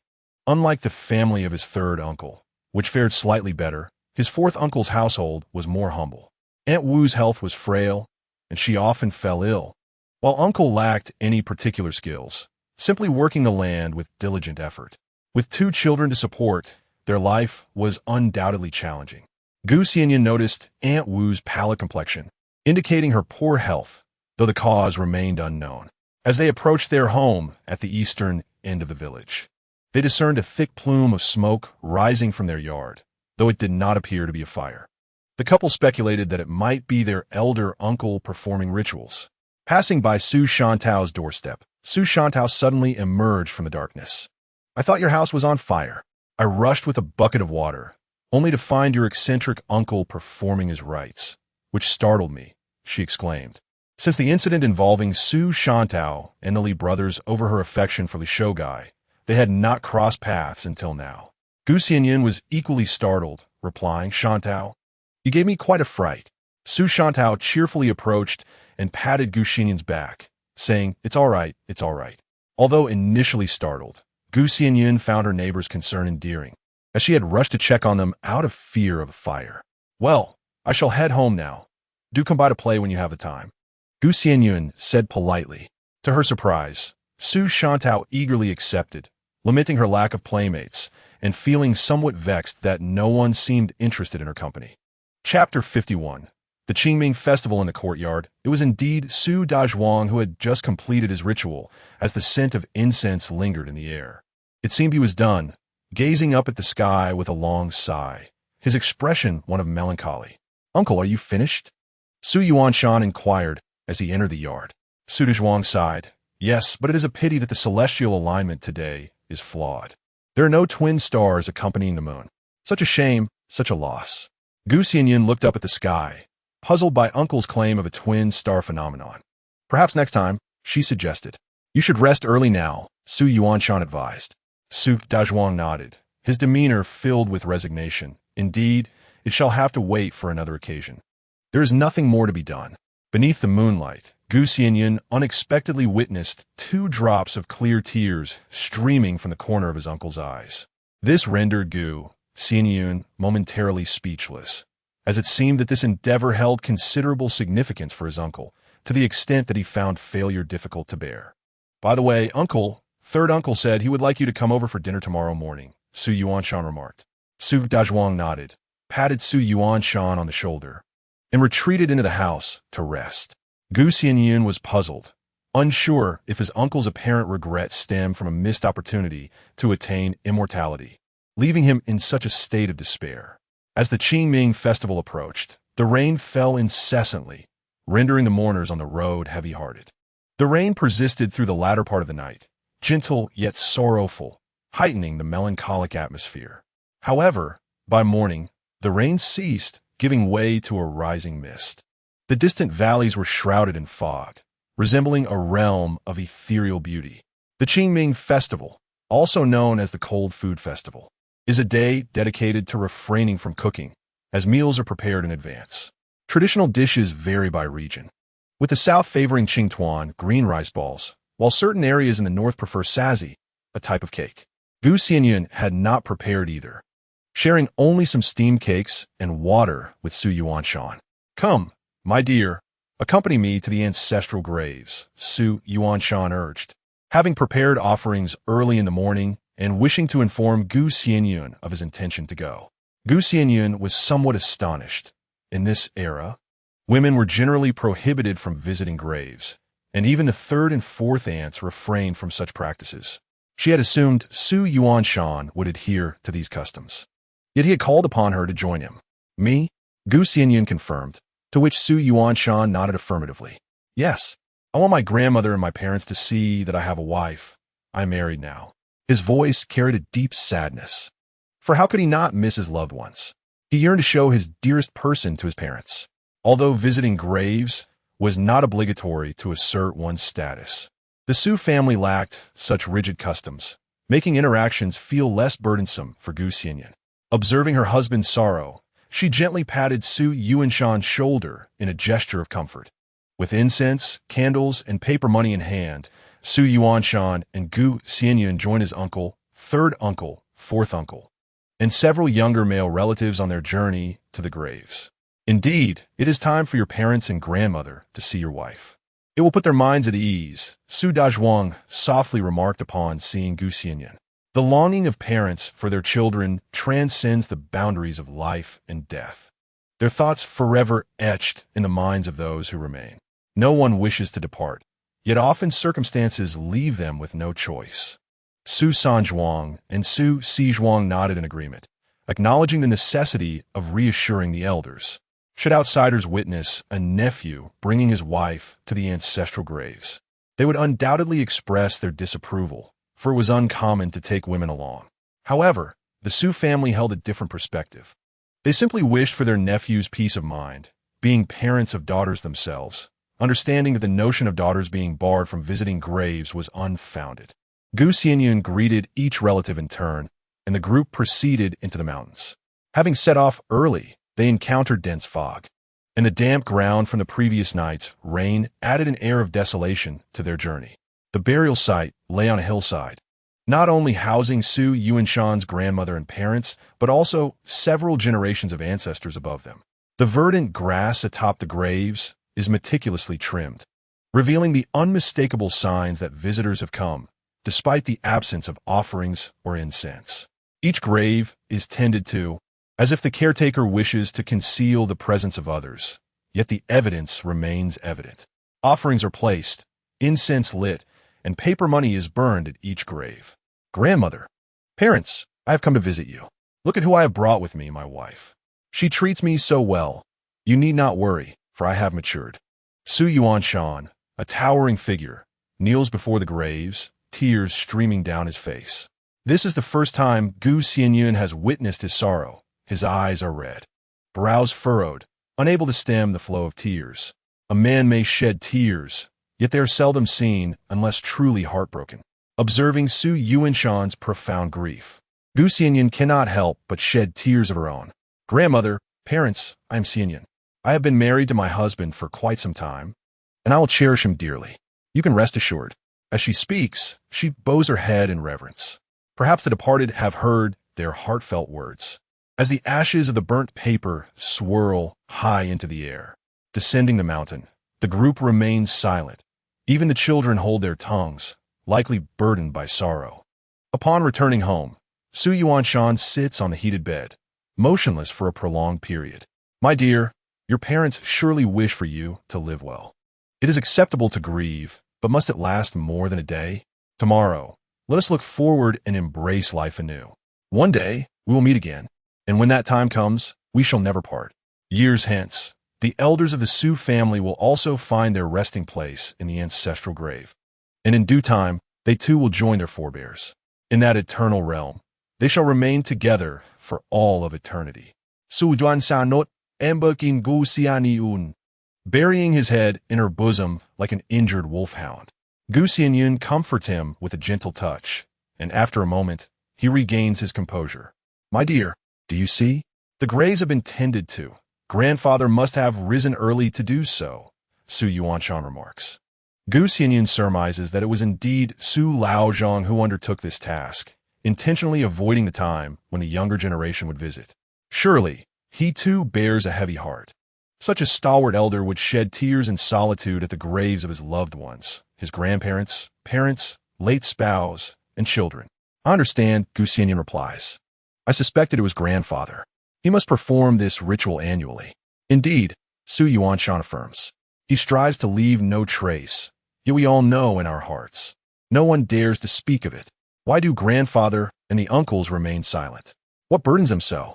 Xianyun cannot suppress her curiosity, for she is part of this family and yearns to understand. Su Yuanshan sighs deeply and begins to recount the tale. Chapter 52. Unveiled Memories. You must be aware of the circumstances surrounding grandfather's conscription. During that time, many men in the village fled, while others paid or provided grain to evade military service. At that time, my grandfather was in his 30s, with numerous children and a large household, struggling to have enough food to eat. It was difficult to afford anything, and when he attempted to hide with fellow villagers, they were discovered. He was not the only one who went to war. Many joined him. Su Yuanshan recounted the tale. As for the incident of the old gentleman, Su being conscripted, Xianyun was naturally aware of it. In those impoverished times, who had the silver or grain to offer to the authorities? The common folk merely wished to live in peace, and their desire to evade conscription was entirely understandable. Did many people go? Xianyun inquired. Su Yuanshan shook his head, saying 5 were captured. Among them, 3 families sold off everything they had to pay the fees. Grandfather went with a family surnamed Song, who had just divided their household. They had many children and could scarcely provide for themselves. Thus they also had no choice but to join the battlefield. Xianyun reflected that with barely enough to eat, there was no way they could afford to bribe anyone. At that time, my uncle had already passed the examination to become a scholar, funded by my grandfather's father, or rather my great-grandfather, which meant that after the division of the household, my father, 3rd uncle, and 4th uncle could not continue their education. Su Yuanshan elaborated. Xianyun pondered. Could it be that my 2 uncles harbored resentment towards old gentleman Su because of this? Yet it seemed unlikely, as there were few in their farming community who pursued education, and such circumstances were commonplace. Could this be the reason for the grievances of my 3rd and 4th uncles? Xianyun hastily asked. Su Yuanshan shook his head. Certainly not. Even if grandfather had not gone to war, they would still have been unable to study. Common folk favor their younger sons, but my great-grandfather valued the eldest. Grandfather was the firstborn, and my uncle was the eldest grandson. Thus, the family could only afford to educate one. Xianyun nodded, realizing that this was not the cause.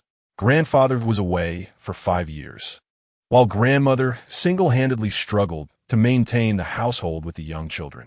It was said that during those times, life was exceedingly harsh. My father and his siblings often went without food. Su Yuanshan continued, with no adult male labor in the family and my uncle having taken to the religious life. Their situation must have been dire. The young children had to work as well, yet they still faced hunger. However, this cannot be blamed on grandfather. Life was indeed difficult, but it was beyond his control.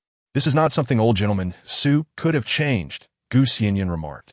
Su Yuanshan agreed. Indeed, had it been otherwise, the situation would not have deteriorated to such an extent.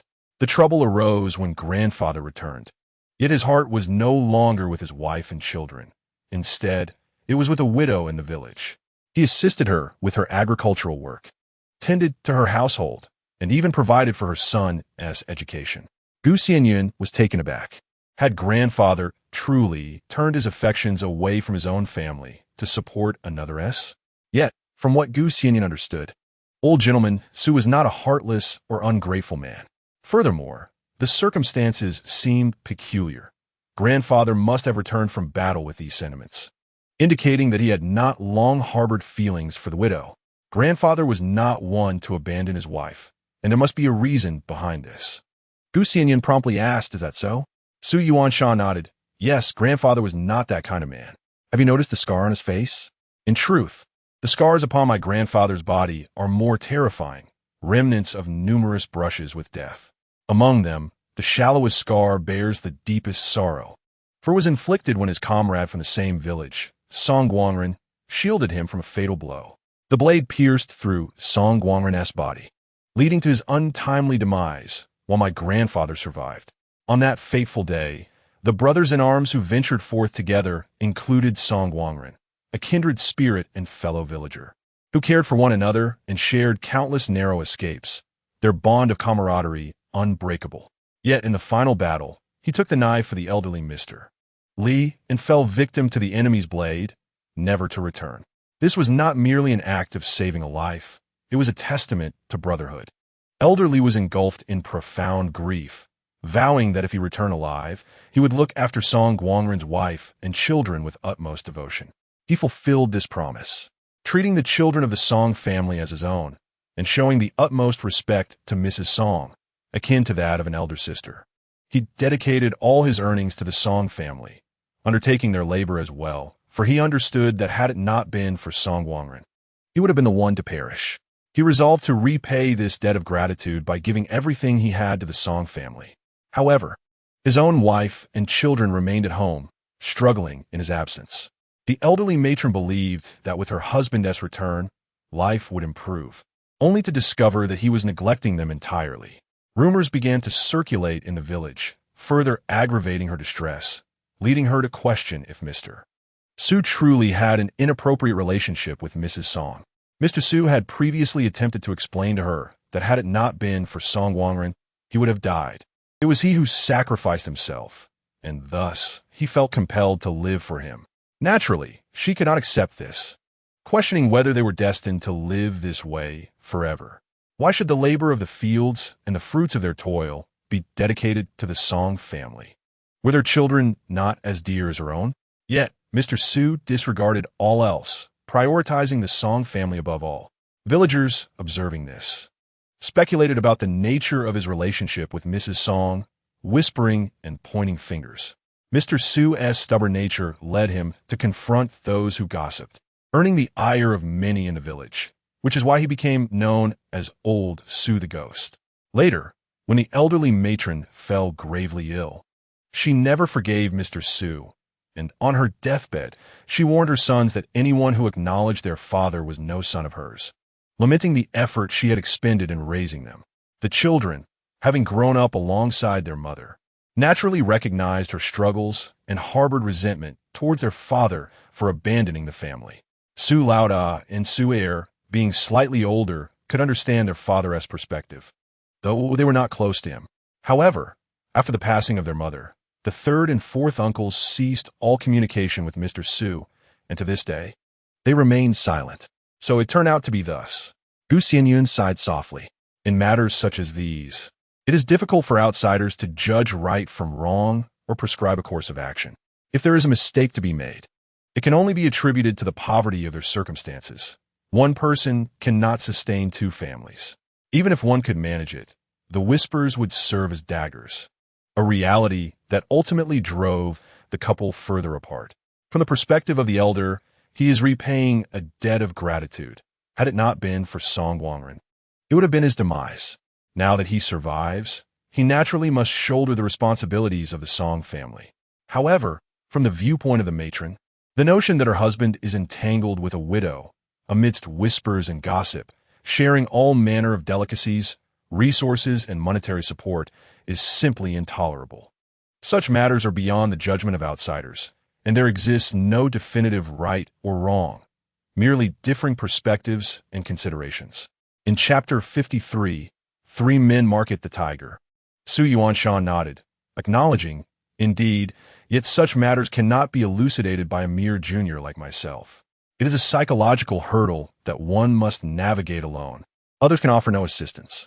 Xianyun nodded, feeling an immense sorrow for her grandfather, who toiled his entire life without receiving understanding or recognition. She lamented for her grandmother, who endured countless hardships to raise children while awaiting her husband's return, only to be met with betrayal and die harboring resentment. Although this betrayal is perceived by the matron and the community as such, the collective voice can distort truth just the same. It turns out to be a tale of sorrow from the past. It seems her grandfather is also burdened by guilt, which explains his early visits to the grave. Su Yuanshan sighed, Yes, he is undoubtedly filled with remorse, yet he would never voice it. And what the Song family? Do they not reside here any longer? Xianyun inquired further. Ever since the marriage, she had not seen the Song family or witnessed the elder helping anyone from their household. Su Yuanshan replied, "The Song family has moved, relocating to the capital. Previously, my grandfather encouraged the third son of the Song family to pursue education, and he turned out to be quite astute, ultimately passing his examinations. Gradually, he ascended the ranks, securing a position in the capital. Though I am unaware of the exact nature of his post, I have heard he has attained the status of a third-rank official." Third rank? How remarkable! Xianyun could scarcely believe her ears. In this era of rigid class distinctions, it is exceedingly rare for an ordinary family without connections to reach such heights. Indeed, he has become one of the most capable among those who have ventured forth from our circle. It is said that the third uncle of the Song family was always clever and quick-witted, which is why my grandfather supported his studies, Su Yuanshan continued. Yet, the Su family remains impoverished. Has the success of the Song family's child rendered them forgetful of the elder Su's kindness? Do they never return? Xianyun inquired. Not at all. They return every few years, bringing genuine gifts of gold and silver, yet grandfather refuses to accept any of it. Even in poverty, he will not take a single coin from the Song family, Su Yuanshan explained. Xianyun understood his reasoning. Accepting benefits from the Song family would betray his conscience and dishonor the memory of his late spouse. His assistance to the Song family has always been rooted in friendship, not ulterior motives. Well, he must indeed be a person of gratitude, Xianyun remarked gently. Su Yuanshan nodded yes. He has often stated that if there are ever matters at home, we should certainly seek him out. However, grandfather has never done so. Xianyun nodded in acknowledgement. A third-rank official in this small locale could wield considerable influence. As long as personal interests of officials are not at stake, they are generally inclined to show respect. In other words, if old Master Su were a man driven by avarice, he could easily leverage this connection to ingratiate himself with officials in the capital, seeking to acquire land and property with little effort. Yet, he refrains from such actions, never even mentioning his ties to the Song family. Alas, his life has been fraught with hardships, and grandmother has endured her own struggles. When two such burdens come together, they often breed resentment. Xianyun felt a profound sadness in her heart, understanding old Master Su. If someone were willing to sacrifice their life for her, she too would prioritize caring for their family. However, she also empathized with the old lady. Even the greatest of favors would not erase her husband's ambiguous affections towards others. Nor would it be easy for her to accept that he treated another's children with more kindness than his own. Noticing Xianyun's troubled demeanor, Su Yuanshan gently took her hand. "My dear, are you all right?" "I'm fine, just a bit saddened. Let's go spend some time with grandfather," she replied. "Today is Qingming festival, and old Master Su must be feeling quite heavy-hearted." Xianyun thought that perhaps their presence would lighten his mood. The grievances of the elders are not something the younger generation should involve themselves in. Su Yuanshan nodded. Today, they would eat the cold food in the orchard. In the shade of the wooden cabin atop the mountain, old Master Su puffed on his pipe, gazing into the distant valley, lost in thought. "Grandfather, what are you looking at?" Su Yuanshan called out cheerfully, appearing as he usually did, concealing his melancholy. Xianyun, too, was her usual self, admiring the flourishing apple saplings they had planted. "Look, these apple saplings are thriving. I learned the art of planting from my grandfather. Growing fruit trees on this mountain will surely succeed." The arrival of the two children brightened old Master Su's spirits, and he nodded in agreement. "I have hunted for years without studying the nuances of fruit trees. We tried various saplings before, but none survived. I thought this place unsuitable for fruit cultivation. Yet, I am pleasantly surprised that Xianyun's plants have thrived. If this continues, we should plant even more come spring. There is indeed a season for planting fruit trees. They must be sown when there are no leaves or flowers, which is the only time one can procure a large quantity of saplings. At this time of year, acquiring a substantial number of various seedlings is impractical." Su Yuanshan replied, "Yes, let's plant more next year and try different varieties. If all goes well, we could transform this entire mountain into a true orchard." "Absolutely. I can ensure they thrive, Gu Xianyun responded with a smile. This was no idle boast. She had faith, bolstered by the mystical spring water she possessed. In a few years, the mountains would be awash with fruit, and there would be no shortage of wealth. Old Master Su nodded, acknowledging that his granddaughter-in-law, who rarely jested, was indeed serious, affirming her confidence. As spring draws to a close, I should venture into the mountains to hunt, lest I leave all the earning to my dear wife. Don't you agree, grandfather? Su Yuanshan remarked. Old Master Su chuckled and nodded. Indeed, Xianyun is far more capable than you, and she earns more silver. It is high time you brought home some game. Gu Xianyun raised her chin towards Su Yuanshan, saying, Did you hear that? Grandfather has spoken. You must work diligently from now on. Su Yuanshan responded with a hearty laugh. And even the old gentleman chuckled, perhaps softened by a tinge of sorrow. The departed have left this world. Those who remain must live well. Lunch consisted of leftovers from the previous day. The old gentleman spent the afternoon tending to the beehives, while Su Yuanshan and Gu Xianyun kept him company, stirring the honey. As evening approached, the couple returned home, preparing to deliver bean sprouts to the town starting tomorrow. They needed a scout for suitable locations to set up their stall. Tomorrow, we shall search for the best spot to set up our stall, purchase meat and spices, and commence operations the day after. Gu Xianyun contemplated, first selecting a location, then preparing ingredients, pricing, and finally readying to assess the results. Su Yuanshan nodded, saying, I lack knowledge in business. I will defer to my wife. Tomorrow, let's explore the night market, he continued. I have heard that the night market in Waxika town is quite lively. Indeed, let's go take a look. Gu Xianyun agreed. The livelier, the better. More people mean greater profits. Chapter 54. Gossip and intelligence before the morning mist had fully dissipated. Gu Xianyun was awakened by the barks of a puppy. Upon opening the window, she saw the golden dog frolicking joyfully in the yard, while the chickens, ducks, and geese stirred awake, foraging for food. Time to rise. Gu Xianyun yawned and hurriedly dressed. She swiftly fed the chickens, ducks, geese, and dog, prepared a simple brown rice porridge, and after finishing, Su Yuanshan went to assist the old gentleman in the orchard. Gu Xianyun stayed behind to tidy the courtyard and water the vegetables with spring water. The vegetables were flourishing a vibrant green, and soon the leafy greens would be ready for harvest. Particularly, the water radishes were already peeking out of the soil, their pinkish hues glistening enticingly. Xianyun, are you home? Earlier, Gu Xianyun had told Su Shanta to visit whenever she wished, and now she had come. Gu Xianyun had no aversion to Su Shantao. Her company was welcome, for solitude could be quite dull. Shantao, come in, she beckoned. Gu Xianyun was seated beneath the apricot tree, surrounded by small animals chattering around her. Upon seeing Su Shantao, they waved. The two girls, of similar age, called each other's names with ease, without formality. Su Shantao entered the house, retrieved a cushion, and sat beside Gu Xianyun. What brings you here today? Want to visit? Gu Xianyun smiled. Su Shantao replied, I have free time every day. My mother always wants me to work, but treats me poorly, so I refuse to comply. I even have to snatch my meals. Su Shantao's illness had rendered her somewhat carefree in demeanor, but Gu Xianyun enjoyed the company of such individuals, as they were easy to converse with, devoid of the anxiety of saying the wrong thing. Does your mother not scold you? Gu Xianyun inquired. Su Shantao chuckled innocently. Oh, she does scold me, but I'm not afraid. It is her prerogative. Well, as long as you find it agreeable, that is what matters, Gu Xianyun responded. Su Shanta zimak, hello, Xianyun. You are aware of the matchmaker for Shogui, aren't you? His mother has approached several suitors for him, yet none have succeeded. As Su Shantao spoke, a sense of pride illuminated her face. Shogui's mother is notoriously discerning.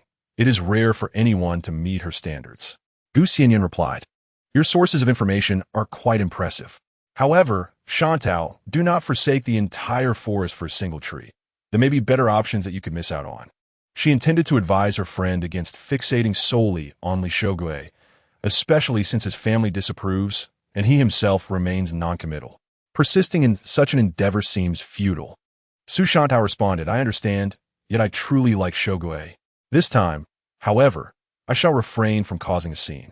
If I were to create a stir, Shogui's mother might just find a suitable match she would approve of. by not causing a ruckus. She seems to believe that no one in this world is worthy of her son. Xianyun laughed at this, saying, "You certainly have a way about you. The outcome aligns perfectly with your expectations." Su Shantao nodded, "Indeed. Xianyun, let me tell you, I possess a wealth of knowledge. During my idle moments, I roam the village, keeping a watchful eye.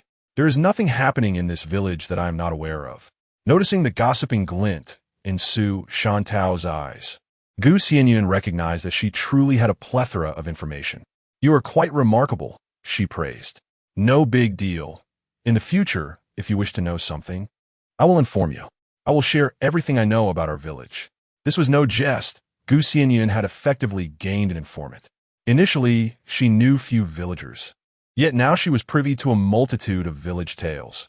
Who spoke to whom? Which young lady fancied which young man, and the quarrels between mothers-in-law and daughters-in-law.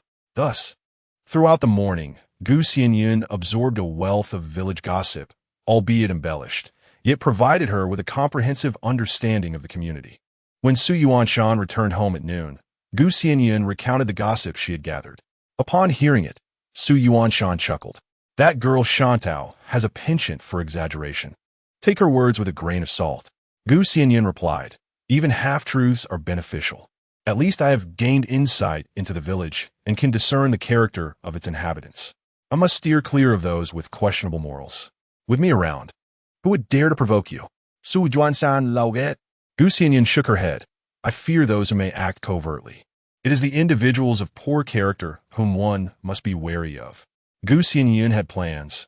Her bean sprout business and market stall could not remain a secret forever. The villagers would eventually find out. Along with farming, hunting, and maintaining an orchard, her ventures into selling bean sprouts would likely incite envy among those with ill intentions. If such individuals attempted to ingratiate themselves, she would need to be cautious. Although the Su family, bolstered by connections within the Song family's political sphere, generally deterred trouble, one could never be too careful. Su Yuanshan remarked, "Indeed, my wife's foresight is commendable. It is good for you to have Shantao's company. Being alone at home can be quite dull. She means no harm and simply wishes to keep you company." Their household, unlike others, enjoyed harmonious relations with the villagers. Infrequent visits and conversations were common, which made them feel they were doing a disservice to their wife. Indeed, Xianyun nodded with a smile. In the afternoon, Su Yuanshan began to package the bean sprouts. He had previously purchased baskets and weighed the amount needed for each restaurant in advance, ensuring that every portion was generous, as it was better to provide a little extra than to risk shortchanging. He filled the empty containers with bean sprouts to ensure a steady supply for daily needs. The already packaged bean sprouts would last for 5 or 6 days, and with daily shipments, there was no concern regarding supply. "Are we running low on mung beans? We should buy more when the market day comes," Xianyun suggested. Su Yuanshan nodded in agreement. "All right, I will buy some at the market. Mung beans yield more sprouts than yellow beans, so it seems he would need to cultivate more bean sprouts next year." Having loaded the cart, the couple set off towards Huaxi Town. They first delivered bean sprouts to each restaurant, supplying what was needed for the next day, and arranged to deliver fresh supplies daily to ensure quality.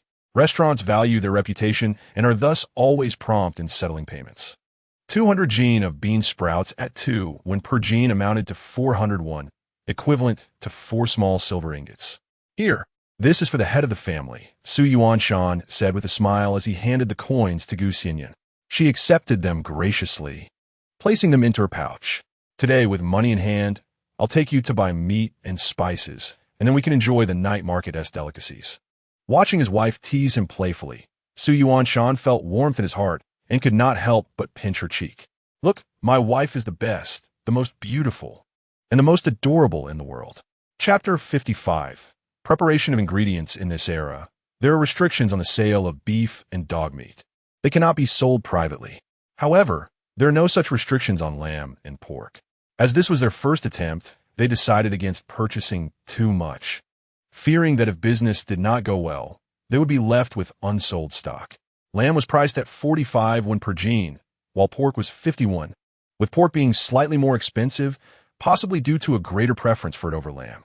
Meat was more expensive than grains, which meant that ordinary households seldom consumed it. One jin of meat could yield 30 skewers, and Gu Xianyun planned to make 60 skewers of each type, requiring 2 jins of each meat. Is 2 jins enough? Su Yuanshan inquired. That totals only 4 jins. With so many people, I fear it may not suffice. Gu Xianyun replied, it is not much. But we cannot buy too much either, as we are uncertain about the demand. What if people do not enjoy grilled meat? Su Yuanshan nodded, appreciating his wife's thoughtful consideration. It was indeed their first attempt, and they should not overextend themselves. If the meat did not sell, they would have difficulty consuming it all. Purchasing 2 jins of lamb and 2 jins of pork came to a total of 191. Su Yuanshan placed the meat into the backpack and accompanied Gu Xianyun to buy spices. What would be a suitable price for each skewer of meat? Su Yuanshan asked. Gu Xianyun pondered for a moment, reasoning that given 30 skewers per jin, the skewers would not be excessively large, yet not overly small either. They could set the price slightly higher. At 3 won per skewer, 1 jin yielding 91, with lamb costing 45 won per jin, would yield a profit of 45 won, while pork would generate a profit of 41. We shall sell skewers for a mere 3 coins each, thus achieving a profit margin that is nearly halved. Gu Xianyun, upon calculating, was pleasantly surprised by the considerable profitability of this culinary venture. The price of 3 coins per skewer is accessible to both the affluent and the impoverished, ensuring that, provided the flavor is exquisite, sales will flourish. Furthermore, we can also grill some leeks, tofu, and other vegetables, and even the game hunted by Su Yuanshan could be roasted, incurring no cost at all. As for the expense of seasonings, that is negligible. Su Yuanshan, upon tallying the figures, was equally astonished and remarked, "My dear, this truly is a lucrative enterprise, even more profitable than our bean sprout venture. Your cleverness and resourcefulness shine through. This equates to nearly half the profit from each skewer. Other industries simply do not offer such returns. Indeed, without the burden of a storefront and the necessity for constant labor, we save on rent and can enjoy leisurely days. If sales go well, it is bound to succeed," Gu Xianyun mused. Su Yuanshan chuckled. "With your culinary skills, my dear, we shall surely sell out. Although our variety is somewhat limited, once the season yields more vegetables and I return from hunting, we shall have a greater selection. Yes, we must focus on the barbecue seasonings. I fear we may not have an ample variety." Gu Xianyun expressed her concern regarding the scarcity of seasonings in this era. Fortunately, she possessed the unique spring water, which bolstered her confidence. In line with her thoughts, the selection of seasonings was indeed limited. She had only procured cumin, chili powder, sesame seeds, and Sichuan pepper. However, possessing these ingredients instilled a greater sense of assurance in Gu Xianyun. Once the seasonings were acquired and the twilight approached, the couple hurried to the night market. From a distance, the night market glimmered with vibrant lights, red lanterns hanging high, and bustling stalls abounded, alongside numerous shops and eateries that were in full operation. The throngs of people were plentiful. Some had just dined and were leisurely strolling to aid digestion, while others had come specifically to seek out food at the market. Additionally, many attendants carried food boxes, likely procuring late-night snacks for their masters, while a greater number simply wandered about in leisure. Beyond food, there were numerous vendors selling handcrafted goods and various daily necessities, creating an atmosphere of lively exuberance. "My dear, look at the sheer number of people. If we set up a stall, there will undoubtedly be no issue," Su Yuanshan remarked, observing the comings and goings of the crowd, his heart filled with certainty of success. He privately admired his wife's ingenuity. Had it not been for her, he would never have imagined selling food in the city, nor had he considered that his farming and hunting could yield additional income. Indeed, look at them.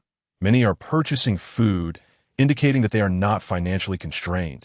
Gu Xianyun noted, the disparity between wealth and poverty is significant in every era. Observing the bustling scene of the night market, it was evident that this area was relatively affluent. While it may not compare to the imperial capital, it was certainly on par with other large cities. Gu Xianyun observed intently, noticing patrons with oil paper-wrapped food in hand, eating as they walked, some dining at stalls, and others gathered on the grass with friends. Savoring delicacies, an array of experiences unfolded before her. Observing the throngs of people, Su Yuanshan grasped Gu Xianyun's hand and said, "Come, my dear, what would you like to eat? I shall treat you." Gu Xianyun nodded, having already caught a whiff of tantalizing aromas from afar.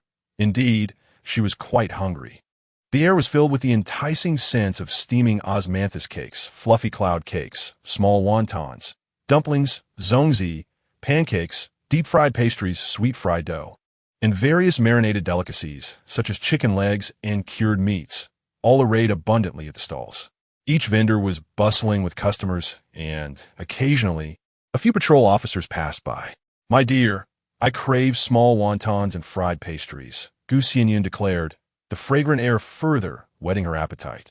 The small wontons were served at a stall equipped with tables and chairs, allowing patrons to sit and enjoy their meal, while the fried pastries, freshly fried and wrapped in oil paper, were meant to be taken away. Su Yuanshan led Gu Xianyun to a vacant seat, instructing her to wait as he went to procure the fried pastries. Once settled, the proprietress approached with a warm smile and inquired, "Miss, would you like some wontons? What filling would you prefer?" "2 bowls of pork-filled wontons, please," Gu Xianyun responded with a smile. "Very well, please hold on for a moment," the proprietress replied as she began to prepare the wontons. Noticing Su Yuanshan had ventured to another stall, she said nothing, content as long as they dined at her establishment, even if they brought in food from elsewhere. Gu Xianyun appreciated the commercial atmosphere, noting the presence of patrolling officers, which diminished the likelihood of disputes or unruly patrons among the stalls. Su Yuanshan soon returned with 4 steaming, fragrant fried pastries, just as the small wontons were served. The broth of the wontons was crystal clear, adorned with a few tiny shrimp, emanating a delicate aroma. Upon tasting the broth, Gu Xianyun found it delightfully fresh. The fried pastries were substantial, bursting with red bean filling. As Gu Xianyun relished the wontons and pastries, she savored each bite. "My dear," Su Yuanshan remarked, "I observe that quite a number of people are purchasing food here. It seems more bustling than at the taverns." Gu Xianyun nodded in agreement. Indeed, one can fill their belly at these stalls without spending much silver, but dining at a tavern is a different affair altogether. However, I was previously unaware of the profit margins in this food trade. The profits are considerable. Just wait until we roast our own game. That will all be profit." Su Yuanshan chuckled. Gu Xianyun laughed in return. "That's even better. No investment, all profit. Where else could one find such a splendid venture?" They leisurely enjoyed their meal, immersed in the vibrant atmosphere of the marketplace. Though bustling, it exuded an unparalleled tranquility. After finishing, the couple strolled around a bit longer, purchasing some osmanthus cakes before hurrying home in a bullock cart. Upon leaving the town, they found the main road stretching ahead, with a village at intervals along the way. The villagers generally kept their lights dim, yet the sounds of laughter and chatter filled the air as they relaxed outside their courtyards. The full moon hung high, casting a beautiful glow over the night, and the sounds of merriment from the villages, alongside the barks of dogs and calls of cows and cats, created a serene ambience. Upon returning home, it was still early. After washing up and snuggling in a bed, Gu Xianyun began to ponder what other delights they could roast. Su Yuanshan finished his morning ablutions and hurriedly nestled into bed, embracing Gu Xianyun. "My dear," he said, "if our sales prosper, we shall order some delicious baked pancakes. They shall be exquisite, especially when paired with skewered meats and a variety of vegetables." As Gu Xianyun contemplated this, she remained oblivious to Su Yuanshan's unusual demeanor. He held her close, softly responding in agreement. "Chives, crisp white radish, green beans, eggplant, chili peppers, potatoes, mushrooms. Any of these will do, won't they?" Gu Xianyun inquired once more. "Indeed," Su Yuanshan replied, resting his head against her neck. This time, Gu Xianyun sensed that Su Yuanshan's responses were somewhat perfunctory, for he typically never replied with mere 1 or 2 words. She tilted her head to gaze at him, asking, "What troubles you, my dear? What could be the matter?" Su Yuanshan's voice was low and heavy with breath. Gu Xianyun felt as if her thigh was pressed against a hard stone, and she understood. In the darkness, Su Yuanshan's eyes were filled with desire. He couldn't help it. His wife was simply too beautiful, too alluring. Each night, as he held her close, he found himself unable to resist. You can't possibly be still for a single day, Gu Xianyun remarked, playfully pushing against Su Yuanshan's firm chest. Yet, despite her efforts, he remained unmoved. Su Yuanshan's hands began to wander, sliding upward until they reached her ample curves, pausing there. With a gentle squeeze, her flesh overflowed between his fingers. The satisfying sensation was irresistible. He kissed Gu Xianyun's lips and trailed down her neck, only pausing when his hand reached its destination. Lowering his head, he became lost in ecstasy, feeling as though his very being was about to ignite. After a few tender kisses, he realized he was losing control. With a somewhat reckless motion, he removed Gu Xianyun's clothing, eagerly beginning to explore. Listening to her soft, delicate breaths, he felt a profound sense of fulfillment in his life. There was no end to his desires. It felt as if she had enchanted him, and he was blissfully captivated. Chapter 56. A flourishing business. As the morning sun rose amidst a light mist, Su Yuanshan awoke early to prepare breakfast, hoping to allow his wife a few more moments of slumber. However, after a long night, Gu Xianyun was unable to sleep any longer and rose early as well. Cuckoo, cuckoo. Her first task was to feed the little animals. At the sound of her call, the creatures scurried toward her, chirping excitedly for their food. The big yellow dog wagged its tail vigorously upon seeing its owner, and even the birds perched on the eaves seemed unafraid of Gu Xianyun, sensing they were part of the family and would not be harmed. Today, I shall fetch the barbecue grill and bring back some charcoal. We can slice the meat once I return, and you'll prepare it for dinner, Su Yuanshan instructed. Selling barbecue naturally required a grill, which Gu Xianyun had specially commissioned from the village blacksmith a few days prior. The charcoal was essential, along with the skewers, all of which had been meticulously prepared. As others take away their meals, naturally, iron utensils cannot be used due to the exorbitant costs. Thus, wooden ones were employed. Su Yuanshan often busied himself crafting skewers. Gu Xianyun contemplated that if business flourished, they could commission someone to produce the skewers, for it would be too exhausting to have Su Yuanshan undertake every task. Gu Xianyun nodded in agreement, assuring him to proceed without worry. Su Yuanshan suggested, "Let us dine indoors. I have prepared some fried sauce noodles." After freshening up, Gu Xianyun entered to enjoy the meal. This morning, Su Yuanshan had made noodles from buckwheat, briefly rinsed in cold water and accompanied by egg sauce, creating a simple yet delightful version of fried sauce noodles. As Gu Xianyun savored a bite, the hearty texture of the grains, combined with the unique fragrance of buckwheat and the savory aroma of the egg sauce, brought her immense satisfaction. While Su Yuanshan fetched the barbecue grill and charcoal, Gu Xianyun soaked the meat in spring water at home, then cut it into pieces, sitting down to slowly thread the skewers. The couple, each busy in their own right, meant that Gu Xianyun did not wait for Su Yuanshan and undertook the task herself, feeling it inappropriate to rely solely on his kindness without contributing. 4 kilograms of meat yielded 120 skewers, alongside 30 skewers of tofu and 30 of chives. This would suffice for their inaugural venture. Gu Xianyun reflected on her fortune in having spring water, for without it, preservation would have been impossible. After all, they were not purchasing fresh ingredients directly from the market, but had procured them the night before, with sales not occurring until the following evening, which would surely result in spoilage. With the rising temperatures, others might find it challenging to embark on such an enterprise. However, as it was a snack street, Gu Xianyun felt little trepidation about competition. Once everything was prepared, she began to stir-fry the barbecue seasonings. Upon completion of these tasks, and placing the items in a basket lined with cloth, Su Yuanshan returned. He unloaded the barbecue grill and placed the charcoal in the storeroom, then entered to find Gu Xianyun had finished all the work, stirring feelings of tenderness within him. "My dear, did I not say to wait for my return to handle it? You must be exhausted from doing it all," he remarked. Gu Xianyun shook her head, replying, "This little bit of work is nothing. I am fine." Su Yuanshan chuckled and shook his head, saying, "From now on, I shall take care of such tasks.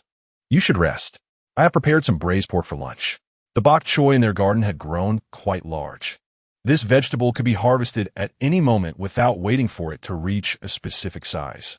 Su Yuanshan decided to stir-fry the braised pork with bok choy. "All right, I would like 2-grain rice," Gu Xianyun added. Two-grain rice, a delightful mix of white rice and a small amount of millet, was Gu Xianyun's preference, as she found a flavor even more appealing. Xianyun, with a doting smile, replied, "As you wish, my dear. Your husband shall surely fulfill your desires." He forbade Gu Xianyun from laboring in the fields, stating that even tending the fire was unnecessary, as he would handle everything himself. After the rice was cooked, he went to fetch the elder and finally served the meal. A large bowl of yellow and white two-grain rice, a generous serving of stir-fried pork with bok choy, and a bowl of steamed egg custard graced the table. Gu Xianyun's appetite surged at the sight. Today, she intended to eat heartily, for dinner would likely be at the night market, the timing of which remained uncertain. "Shall we set up our stall today?" Su Laozhang inquired. Gu Xianyun nodded, affirming yes. "Grandfather, we shall go today. I wonder how it will turn out." "All right, I shall accompany you," declared the elder Su.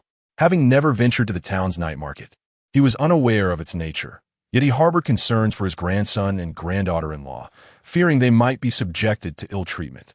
Furthermore, the journey was considerable, particularly under the cover of night, which left him with an uneasy heart. Despite the presence of constables patrolling the market and the fact that they would merely traverse a village on their way, as well as Su Yuanshan's commendable skills ensuring their safety, the old man remained apprehensive. Perhaps sensing his grandfather's unease, Su Yuanshan did not object, reasoning that after the elder had visited once, he would be reassured of their safety. "Very well, just ensure that the beehives on the mountain are not left unattended," Su Yuanshan remarked. The elder Su, residing in the mountains, was concerned about the potential theft of their beehives. Although the villagers feared them, there was always the possibility of covert pilfering. "Do not worry, I have been working on a door these past few days. Once it is completed and locked, there will be no issues," the elder Su replied. Gu Xianyun understood the underlying concern. She feared that when the time came for her to set up a stall, the elder would wish to accompany her during his moments of leisure, especially with the door to the bee house being readied. "It is truly a burden for you, Grandpa, to run about at such a late hour," Gu Xianyun said earnestly. The elder Su chuckled. "As long as one can earn some silver, it is not tiresome. It is certainly easier than tilling the fields." Gu Xianyun nodded, considering that if they were to earn a profit in the future, the elder, at his advanced age, would not be compelled to toil in the fields again. Instead, they could simply hire temporary workers. "We shall strive to return early. The ox cart can rest behind the stall, allowing Grandpa to relax in the cart," Su Yuanshan suggested. The elder Su nodded, finding the idea of strolling through the night market quite appealing, eager to observe the sights. In the afternoon, they packed bean sprouts along with the necessary supplies and ingredients for their stall, and the family set forth towards Huaxi town. As they passed through the village, many villagers noticed them, yet none dared to look openly, casting only furtive glances tinged with curiosity. Once the crowd had dispersed, someone finally spoke up. "Have you heard? The Su family's daughter-in-law is selling bean sprouts in the town, and I hear several taverns have already placed orders with her." "Bean sprouts? The price of beans is exorbitant these days, far exceeding that of grains. Can she truly earn a profit? I hope she is not merely losing money and making a fuss." Who can say? Gu Xianyun anticipated that passing through the village would elicit gossip, yet she paid little heed to their chatter. Whether life would flourish or falter, time would reveal the truth. Upon arriving in the town, they first delivered bean sprouts to various taverns. The elder Su observed as Su Yuanshan emerged from the taverns with silver coins, nodding in approval. "Excellent. This child, Xianyun, possesses a keen business acumen. Our Su family is indeed fortunate to have found a daughter-in-law with such prowess." Once the bean sprouts were delivered, they hurried to secure a prime position in the night market. They had thought they arrived early, only to discover that many vendors had already set up their stalls. There was no designated area for each vendor. Those who arrived first chose their spots, a tacit rule established among them.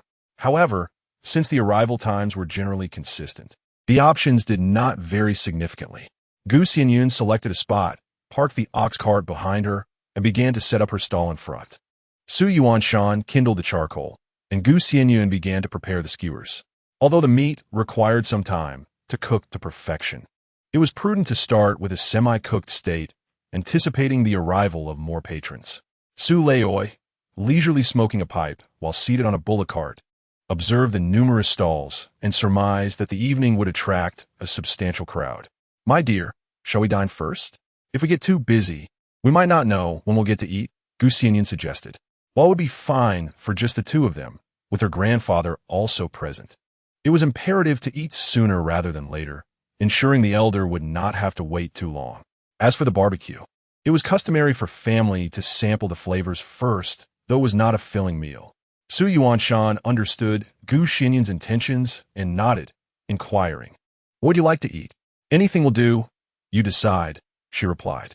Xianyun then consulted Su Leoi, who was equally unconcerned, expressing indifference to what they would eat. Opting for convenience, Xianyun purchased pancakes and braised chicken legs. The taste was merely adequate, nothing remarkable. After their meal, the night market began to fill with patrons.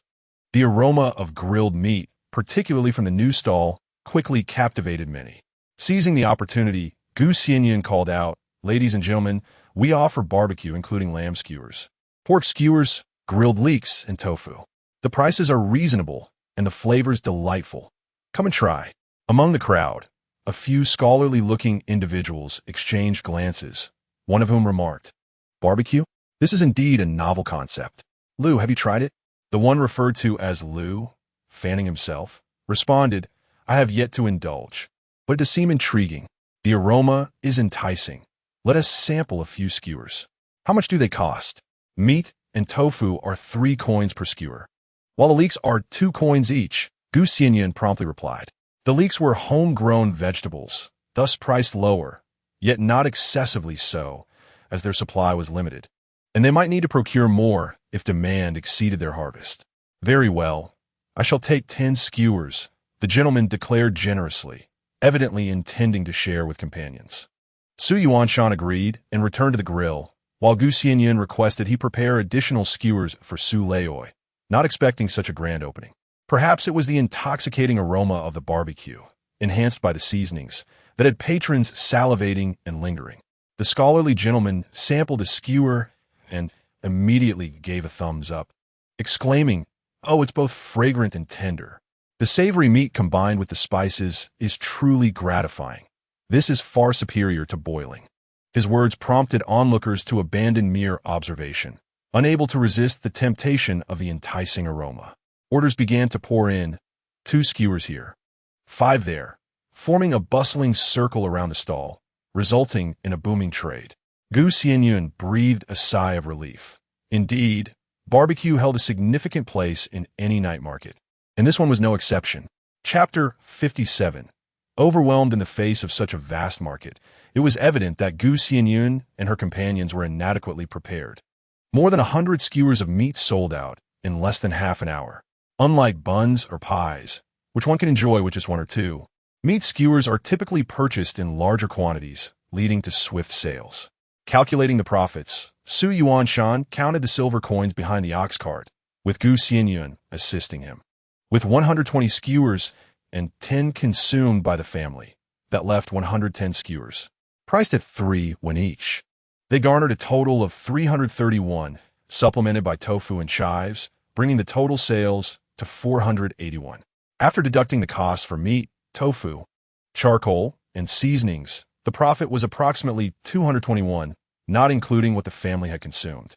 2 taels of silver remained, along with 21, equating to a single night's earnings for an apprentice over a month. Xianyun counted on her fingers. "I've calculated that after accounting for various expenses, we still made a profit of 221. We produced too little. If we prepared more, our earnings would increase." Indeed, though they were busy, it was not overwhelmingly so, and the profits were surprising. Additionally, with the daily earnings from bean sprouts, life had truly improved since her marriage. Xianyun chuckled in agreement, and the old gentleman soon nodded, his face beaming with joy. Who would have imagined that these seemingly inconspicuous small businesses, without a storefront, could yield such profits? Let's prepare more for tomorrow, though not excessively, as the night market has its limits. We should avoid overexerting ourselves. After all, one cannot earn endlessly, and good health is paramount, Xianyun advised. As a family, They consumed water and meals made from spiritual spring water, which undoubtedly contributed to their growing health and vitality. The elderly Su, who had previously suffered from minor ailments, was gradually improving, not only at her in-laws, but Xianyun also ensured to mix spiritual spring water into the wells and jars at her parental home, wishing for her family's well-being. Su Yuanshan concurred, indeed. Since the sales are brisk, we can return home earlier, especially given the night road ahead. Yes, let us prepare 200 skewers each of pork and lamb, totaling 400 skewers, along with 50 skewers of tofu and chives, and some baked cakes. We will return home once everything is sold, thus earning money without excessive fatigue. Xianyun planned. On the first day, many had yet to purchase, and those who did praised the deliciousness, ensuring there would be returning customers the following day. Su's grandfather was quite pleased. He appreciated their ability to earn without succumbing to greed, valuing a sustainable approach to business. Very well. Let us hasten to procure the meat. We must process it upon our return. With this weather, it must not spoil, Su Yuanshan remarked. Xianyun quickly reassured, fear not. I have methods for handling the meat. It won't spoil in a day. Come, let us go purchase the meat. Though Su's grandfather and Su Yuanshan could cook, their knowledge of kitchen matters was not comprehensive. Therefore, upon hearing Xianyun's confidence, they did not question her, believing she indeed had a solution. After securing the meat, they returned home in the gently swaying old ox cart beneath the moonlit countryside, feeling remarkably at ease. However, with an abundance of prepared ingredients, the tasks at hand multiply. Master Su, occupied with beekeeping, naturally cannot descend the mountain to assist. Su Yuanshan must venture into the village to procure tofu and pancakes, and, concerned about Xianyun's fatigue, he decides to slice the meat first. Xianyun takes on the responsibility of marinating skewers of meat, yet the task of preparing the skewers themselves remains unattended. My dear, I wish to discuss the matter of the skewers with you. Perhaps we should have someone else handle this task, offering them some silver. You will soon be busy hunting in the mountains, and we may find ourselves overwhelmed, she suggested. In truth, should they earn a profit, hiring workers would not be a significant burden. Though she cherishes tranquil and serene days, her aspirations for financial gain are quite pronounced.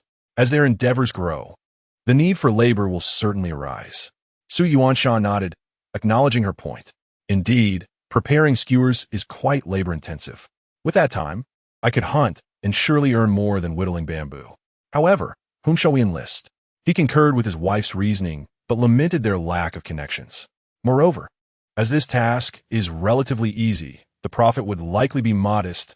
Who would be willing to undertake it? What do you think of Su Shantao? Xianyun inquired. This task would certainly not suit Su Lanlan, who is preoccupied with her upcoming marriage and the subsequent demands of tofu making, which would not yield substantial earnings. However, Su Shantao's circumstances differ. Her family treats her poorly, and she lacks any income. Employing her would be mutually beneficial. She assists them, and they, in turn, help her. Su Yuanshan was familiar with Su Shantao. Though her words might be harsh and not entirely trustworthy, her heart is not wicked. If one treats her with sincerity, she will reciprocate kindness. Very well, she has been visiting you frequently of late. You might inquire if she would be interested. It could provide her with a little pocket money, he suggested. Su Shantao's family already had a younger brother, and her parents were notably biased, leaving her with little standing at home. She endured the poorest conditions, both in food and resources. Xianyun pondered, agreed, but how shall we determine the price? While one might say making skewers is simple, it is not without its challenges. On the other hand, it incurs minimal costs. How does 1 coin for 20 skewers sound? Xianyun concluded that this was a fair price, ensuring neither party would feel shortchanged, as it is not physically demanding work. Su Yuanshan nodded in agreement. Very well. When she arrives, you may discuss it with her. After speaking, he set about slicing the meat, and once completed, he headed to procure tofu and pancakes. The skewers would remain usable for several days, allowing Xianyun to marinate the meat and then begin to skewer it. Before long, Su Shantao hurried in, clearly with something urgent to discuss. Her haste indicated that she had news to share. A leisurely arrival would suggest a lack of gossip in the village that day. Shantao, come slowly, don't trip. Please, have a seat, Gu Xianyun urged. Noticing Gu Xianyun had prepared her mat, Su Shanao chuckled. Xianyun, you knew I was coming and set this up for me. With a smile, Gu Xianyun replied, Indeed, I anticipated your visit. You become restless if you don't check on me daily. Su Shantao covered her mouth with a smile and remarked, Indeed, no one in the village treats me kindly. They all regard me as a fool. Yet, Gu Xianyun is different. She shows me kindness, and in turn, I cherish her. Anyone who dares to provoke her is essentially opposing me. Noticing Su Shantao's urgency, Gu Xianyun inquired, Is there something on your mind? Su Shantao nodded vigorously and replied, Yes, the villagers are all aware that you have been delivering bean sprouts to the tavern and even setting up a stall. This news has spread like wildfire. Gu Xianyun had anticipated that the villagers would eventually find out, though she did not expect it to happen so swiftly. Nevertheless, she thought it of little consequence. They would learn sooner or later. However, she surmised that they would not speak well of her, so she asked, Have you heard any disparaging remarks? Su Shantao nodded and said, Indeed, they claim your bean sprouts are priced at 2 coins per pound, which surely means you are incurring losses. They say you are merely seeking attention and that running a stall requires skill, not something just anyone can do. They even label you a spendthrift, fond of showing off. Though Su Shantao often spoke frivolously, it was evident today that she was not lying, as her growing agitation was palpable. Gu Xianyun understood that the villagers might genuinely lack faith in her or perhaps were envious and slandering her. But regardless of their motives, she remained unfazed. Given the current prices of beans, it was true that bean sprouts were indeed priced too low. If someone else were to sell them, they would certainly incur losses. However, her strategy was to offer them at a lower price. If she were to charge too much, customers would have other options. Only by selling cheaply could she compete with affordable vegetables and secure opportunities in the tavern. As for her small stall, she had the advantage of her unique spring water and her skills, so she felt confident. Those people have nothing better to do than gossip about others. Gu Xianyun chuckled. Su Shantao, seeing that Gu Xianyun was not at all upset, asked, Xianyun, aren't you angry? If someone spoke of me like that, I would surely confront them at their home. Gu Xianyun shook her head and replied, What is there to be angry about? If they claim I am a spendthrift, time will reveal the truth. If they say I seek attention, then others can garner attention too. I just hope they possess the capability to do so. Su Shantao nodded in agreement, saying, You are indeed wise. It is best not to pay them any mind. Gu Xianyun concurred, stating that as long as they did not interfere with her, she would ignore them, unless they crossed her boundaries. By the way, Shantao, there is something I would like to ask of you, though I'm unsure if you would be willing, Gu Xianyun said. Su Shantao responded, What is it? If I can assist, I shall, regardless of my willingness. I need many wooden skewers for my stall, like this one, she explained, but I have too many household chores to manage. Do you have the time to help me? I will pay you 1 coin for every 20 skewers you make. Gu Xianyun handed Su Shantao a bamboo skewer for her to examine and see if she could craft them. Su Shantao was taken aback. She had never considered the possibility of earning silver. How could this be? She mused. Can I truly earn money? Hesitantly accepting the skewer, she scrutinized it, pondering if it was indeed manageable, but could it really yield profit? 1 coin for every 20? Then if I make 200 in a day, wouldn't that be 10 coins? Su Santa inquit. This bamboo skewer, of course, differs from the modern, smooth bamboo skewers. It merely requires a simple whittling to create a pointed tip for threading meat, without the necessity of the meticulous smoothing required by contemporary machinery. Gu Xianyun nodded in agreement, stating, Indeed, it is 20 skewers for a coin. Would you be willing to undertake this? Su Shantao quickly shook her head. Naturally. Before long, the entire village became aware of Gu Xianyun's thriving business, which had even led her to employ workers. This news was, of course, propagated by Su Shantao. For Su Shantao, this was a matter of immense pride.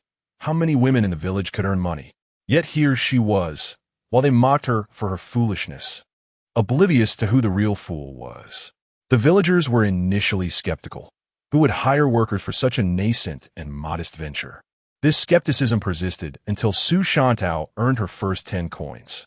In just a morning's labor, she made 10 coins, far easier than foraging for mushrooms in the mountains. and devoid of competition.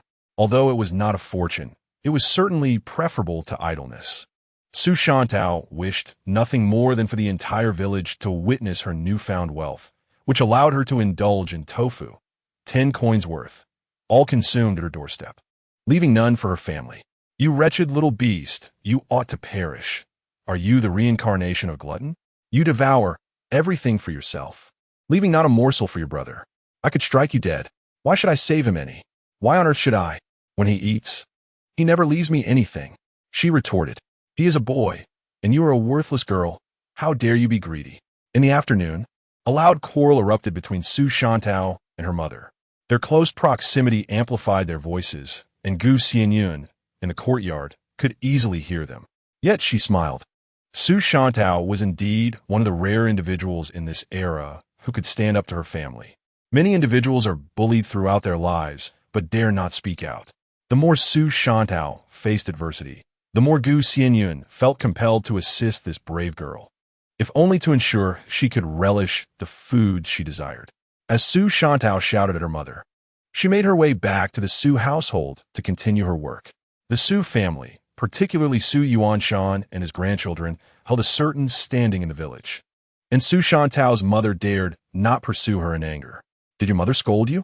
Xianyun inquired. Su Shantao shrugged nonchalantly. That's nothing unusual if she didn't scold me. That would be the rarity. Today I bought tofu for myself, and I consumed it all. In this era, tofu was considered a delicacy, not something the average family enjoyed regularly, which explained the situation. Is it that you seldom have it? Xianyun asked. Su Shantao nodded. Indeed. Where would I ever obtain it? I only receive a share after my brother has eaten his fill, but once he has, there is nothing left. Therefore, today, right before his eyes, I devoured it all. There was not a single bite left for him. His wails were simply hilarious. In the future, if you find it difficult to spend all the money I provide, feel free to leave it with me. I shall keep it safe for you. We can keep track of what you use, and I shall return the amount accordingly. Otherwise, if you take it all back home, I worry that your mother may take it from you. The children at home need to eat. Any earnings you make could be shared with the family, but also depends on the family's attitude towards you. If they treat you well, it's acceptable to share. Otherwise, without the bonds of marriage, sustenance is a given. If you choose to have children, you must be prepared to support them. No one compels you to bear offspring. As I often say, relationships are reciprocal. If your family treats you poorly, it's wise to keep your earnings for yourself. Surely, you and T spend it all? Su Shantao is quite adept at her work, earning dozens of coins in a single day without difficulty. If she spends it all, a young girl like her 1T requires such funds. If she takes it home, it might slowly be taken by her mother. Su Shantao reflects on this reasoning and, grasping Xianyun's hand, expresses her gratitude. Xianyun, you are truly wonderful. I'm glad you married into our village. This is Su Shantao's heartfelt sentiment. She is not one to flatter others, merely speaking her mind. Xianyun smiles gently. It is not that she is exceptionally kind, but rather that she regards Su Shantao as a friend, one who dares to resist the trials of this era. As evening falls, all arrangements are in place to continue selling barbecued delicacies. With returning customers and new patrons, Xianyun's stall is bustling with activity. People often gravitate towards crowded areas, and the enticing aroma wafts through the air, drawing even more individuals towards the stall. Xianyun, Su Yuanshan, and the elder Su are all busily preparing skewers, sprinkling seasonings, packaging orders, and collecting payments, fully engrossed in their work. Although they are relatively new to this venture, the business is thriving remarkably, with the fragrance of their offerings permeating the surroundings, making it the most popular food stall at the night market. In just over an hour, everything is sold out, particularly the newly introduced grilled pastries filled with meat and vegetables, which are exceptionally well received. Xianyun plans to set up her stall for 3 hours daily to avoid exhaustion. However, the skewers she prepares actually take less time to sell, just 2 hours, after which she can return home an hour earlier than originally intended. After purchasing meat, the family hurries back home. This routine continues for several days, with life being neither exhausting nor leisurely. Each day brings in a substantial income, positively influencing the sales of pastries and tofu in the village as well. As the seasons transition, the signs of spring's end and summer's arrival become evident with the blossoming of water lilies, the call of doves, and the silkworms adorning the mulberry trees. The Grain Rain Festival arrives, marking the shift from spring to summer, and coincides with the Shaanxi Festival, prompting a day of rest. Early in the morning, after breakfast, Xianyun begins to polish his bow and arrows, signaling the onset of hunting season. Spring is nearly over. Are you planning to venture into the mountains for hunting? Xianyun inquires. Xianyun nods, indeed. Today my grandfather and I will first wash the peach blossom water before heading into the mountains to hunt. Xianyun nodded.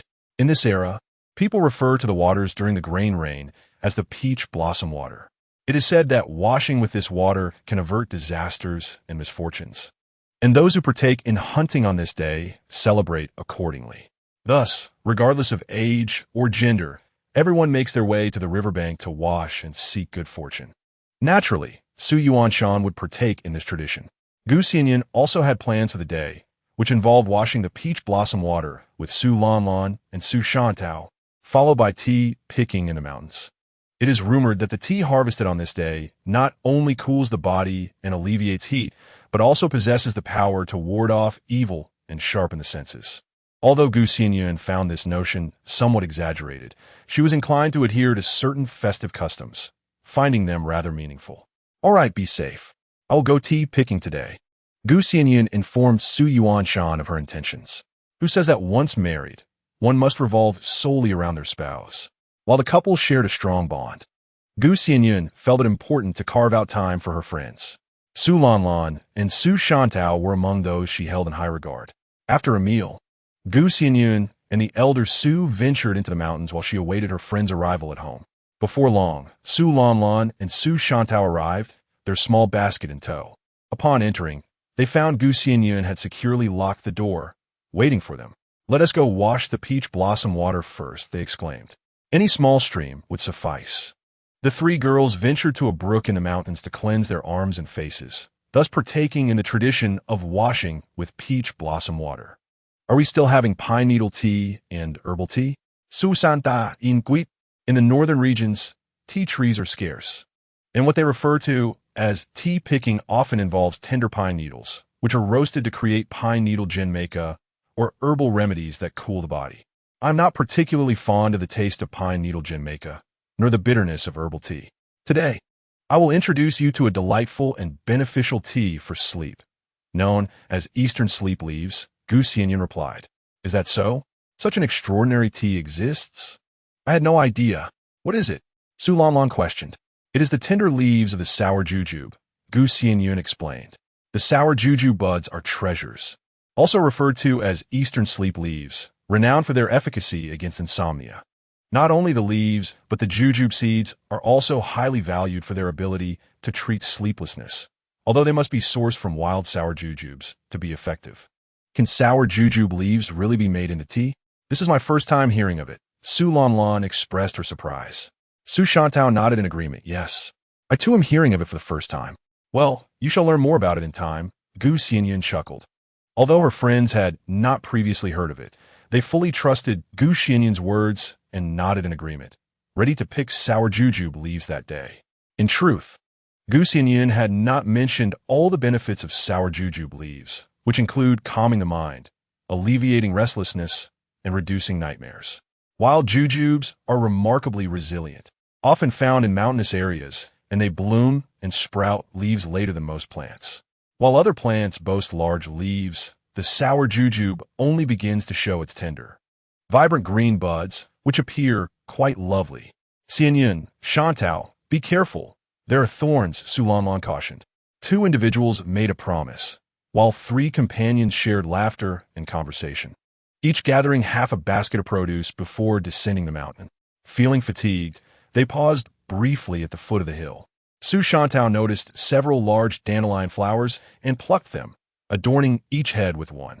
The trio returned to the village, still engaged in cheerful banter, each heading home. Upon arriving, Xianyun promptly sifted through the tender leaves, carefully removing any thorns or impurities. She then began the process of frying tea, first cleansing the leaves with spring water, drying them, and then utilizing a large iron pan over a low flame, continuously stirring. Once the moisture evaporated, the tea leaves were deemed ready for storage. Xianyun brewed herself a cup, watching the tender leaves unfurl in the water, releasing a subtle aroma of tea. A sip revealed a sweet, delicate flavor, refreshing yet not overpowering. She felt this tea was particularly suited to her taste, not only for herself, but she thought her family should enjoy some too, as it was beneficial for sleep. "Dear, we have returned." Just as noon approached, Xianyun heard Su Yuanshan's voice. She hurried to open the door, discovering Su Leiazizi and Su Yuanshan coming home with their catch. They had wild chickens, hares, and even a yellow goat, with the elder carrying a live little rabbit.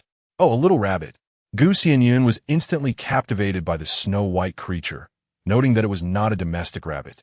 Its eyes were black rather than red, yet still remarkably beautiful. "Isn't it lovely? Grandfather found it in the bean field, knowing you would adore it. So he brought it back," Su Yuanshan said. Chapter 59. The little white rabbit. Su Leiazizi chuckled as he placed the rabbit onto the ox cart, saying, "Let us see if we can raise it. It's still small and not too feisty." It was commonly believed that adult wild rabbits, if caught alive, would perish by the next day due to their temperament. Xianyun suspected it was more from fright than temperament. "Truly adorable, so pure and beautiful," Xianyun exclaimed, rushing over to admire the little rabbit. Its fluffy white fur suggested that the elder understood her fondness for animals and had captured it upon seeing it alive. "It's lovely, isn't it? This afternoon, I'll gather some willow branches to craft a cage for it. If we like it, we can keep it," Su Yuanshan said with a smile. Xianyun nodded, her heart brimming with happiness. The two of them treated her like a child, always bringing back what she cherished. "Wow, you caught quite a lot today," she remarked, glancing at the baskets on their backs. 3 hares, 5 wild chickens, and even a yellow goat. Quite a sizable creature, comparable in size to an ordinary domestic sheep, plump and perfect for skewers of lamb. "Indeed, but the weather has warmed, so we didn't catch as much. The meat from the hares might not be very good. Let us cook some and see if it's palatable. If it is, we can sell it at the market," Su Yuanshan suggested. In just one morning, they had amassed such a bounty, and Xianyun felt thoroughly satisfied. They had enough meat to last several days. "Indeed, we shall know once we try it."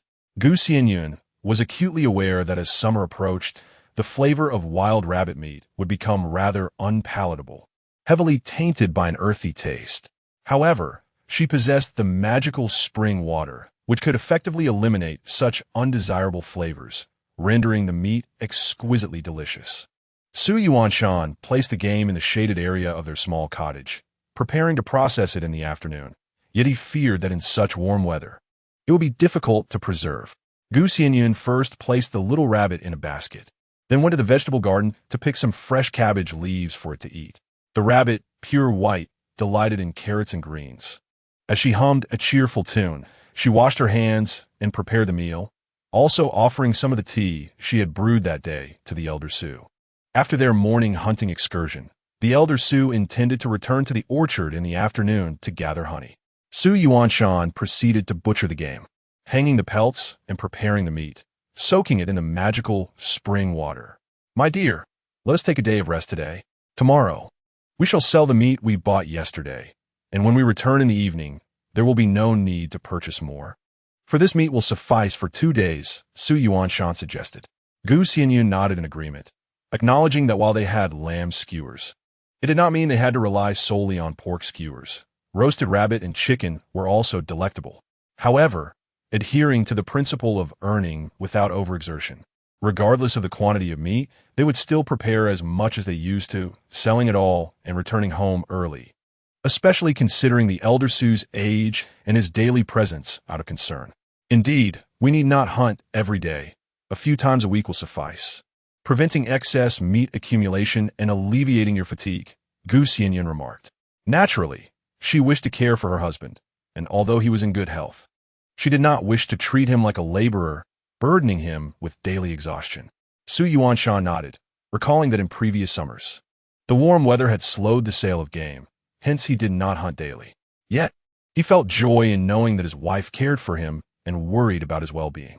"Yes, when the time comes, I shall assist you in cutting and skewering the meat, Xianyun replied. As long as he was home, he would never allow his wife to bear the burden of labor. Any task he could manage, he would undertake himself. This arrangement alleviated Xianyun's workload significantly, as she merely needed to marinate the meat before skewering it, making the process much swifter. Additionally, we must not forget to procure tofu and pancakes daily.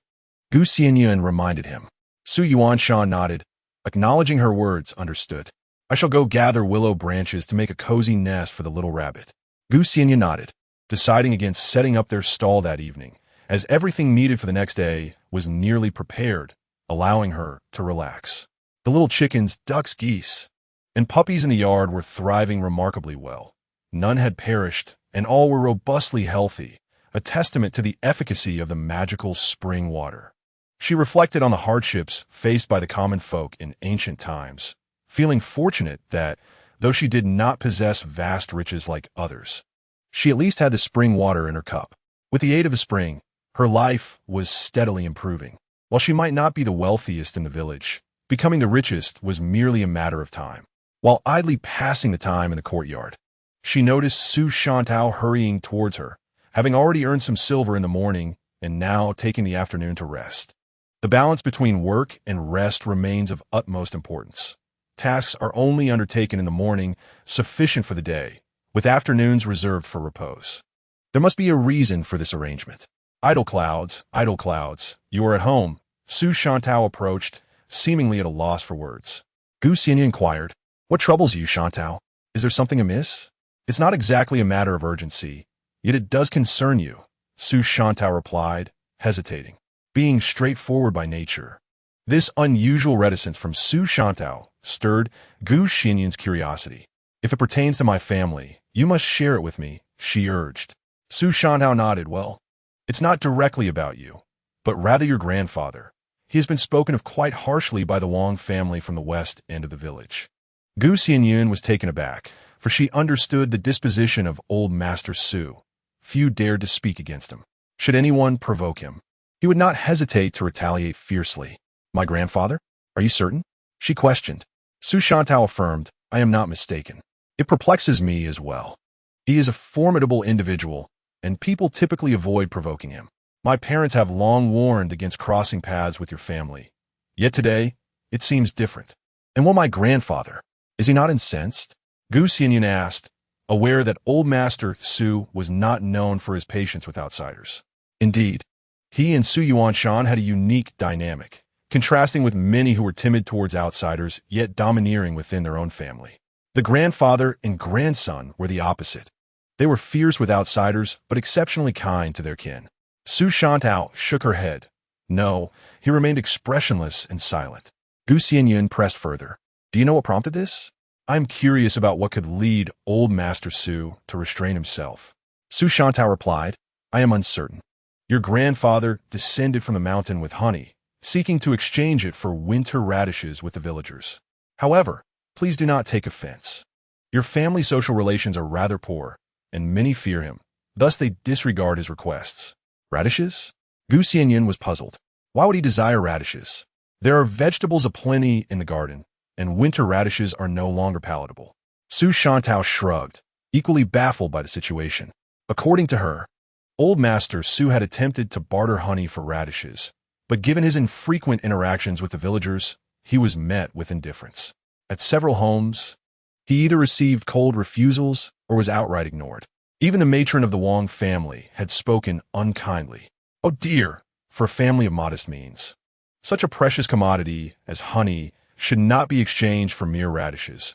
What if something went awry? They would surely be held accountable. You should hasten back to the mountain. Do you not realize your social standing? It seems you believe everyone fears you, whereas they simply prefer to avoid confrontation. Remarkably, old Master Su had not reacted with anger, a stark departure from his usual temperament. In the past, such insolence would have undoubtedly provoked his wrath. Xianyun found herself thoroughly bewildered, unable to comprehend the true intentions of old Master Su. Why, all of a sudden, did he wish to barter honey for radishes? And how was he able to endure the barbs of others? When did this transpire? she inquired hastily. Su Shantao replied, right now. I overheard the Wang family discussing it, so I hurry to inform you. Gu Xianyun thought to herself that Su Shantao was rather vague. Had she mentioned sooner that it was indeed happening at present, Gu Xianyun would have certainly gone to ascertain the situation. Moreover, what was the matter with the Wang family? If it did not wish to trade, why the cryptic remarks? Although she advocated for a peaceful existence, she would not permit anyone to bully her grandfather. Come, lead the way. We must investigate, Gu Xianyun declared promptly. Su Shanta, not that. Let us go. They wouldn't dare to harm you. With me by your side, who would have the audacity? The two hurried towards the western edge of the village, where they soon spotted old Master Su, hunched over, carrying a jar of honey. His back, once straight, now bore the weight of age. Surrounding him were small clusters of villagers, whispering amongst themselves, yet none dared to speak loudly, except for the Wang family. The matriarch of the Wang family, for reasons unknown, seemed to have made a few remarks, and when old Master Su ignored her, she appeared even more emboldened. Why don't you believe me? No one dares to trade with you. Just look at your reputation. Had you known this day would come, would you have acted differently? If you possessed even a modicum of humanity, it wouldn't be this way, she proclaimed loudly. Gu Xianyun sensed a hint of boastfulness in her tone, as if to demonstrate to the onlookers that she feared not the very person they all dreaded. Fury surged within Gu Xianyun, and she retorted vocally, Old Wang, speak plainly. What else with the veiled insults? How can you claim my grandfather lacks humanity? What's your issue? You speak as you wish, do you not? I refuse to let such slander against my grandfather stand. Since her marriage, Gu Xianyun had maintained an image of a delicate young bride, and none expected that the new daughter-in-law of the Su family would dare to confront a matron in front of so many. A hush fell over the crowd. No one dared to voice their opinions, for if Su Yuanshan were to learn that anyone had bullied his grandfather and quarreled with his wife, the consequences would be dire for all involved. Old Master Su turned to see his granddaughter-in-law, hands on her hips, fearlessly confronting Old Wang. A pang of emotion struck him. Throughout his life, he had shielded his family from all adversities, yet here stood this slender young woman, boldly defending him against public scorn. It is important to note that in this era, public disputes were considered a disgrace for women, yet Gu Xianyun remained unafraid. Upon noticing her approach, Old Wang scrutinized Gu Xianyun and exclaimed, Ah, so you're the new bride of the Su family. You know nothing of our ways. Your in-laws are truly a piece of work. Are you out of your mind? If others offer to trade, simply decline if you wish. But there is no need to put on airs and act as if you were above it all. Everyone stood in astonishment. Could such words truly emanate from the delicate, seemingly gentle lady, who appeared to possess no fighting spirit?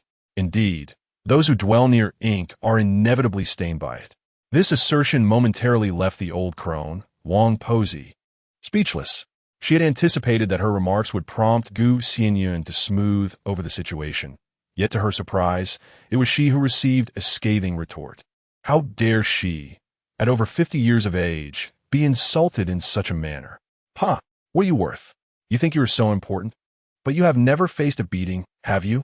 When Su Yuanshan arrives, he will surely demolish your house, Su Shanhao chimed in, adding fuel to the fire. Wang Posey attempted to respond, but felt the piercing gaze of old Master Su, one that suggested he was ready to strike. Today, I initiated this exchange. I can overlook your insolence this once. However, should you dare speak again, do not expect me to remain courteous, old Master Su declared coldly. Gu Xianyun was taken aback. The old man had previously shown restraint, but it seemed that witnessing her rebuke of Wang Posey had pushed him past his limits. I have said nothing of significance.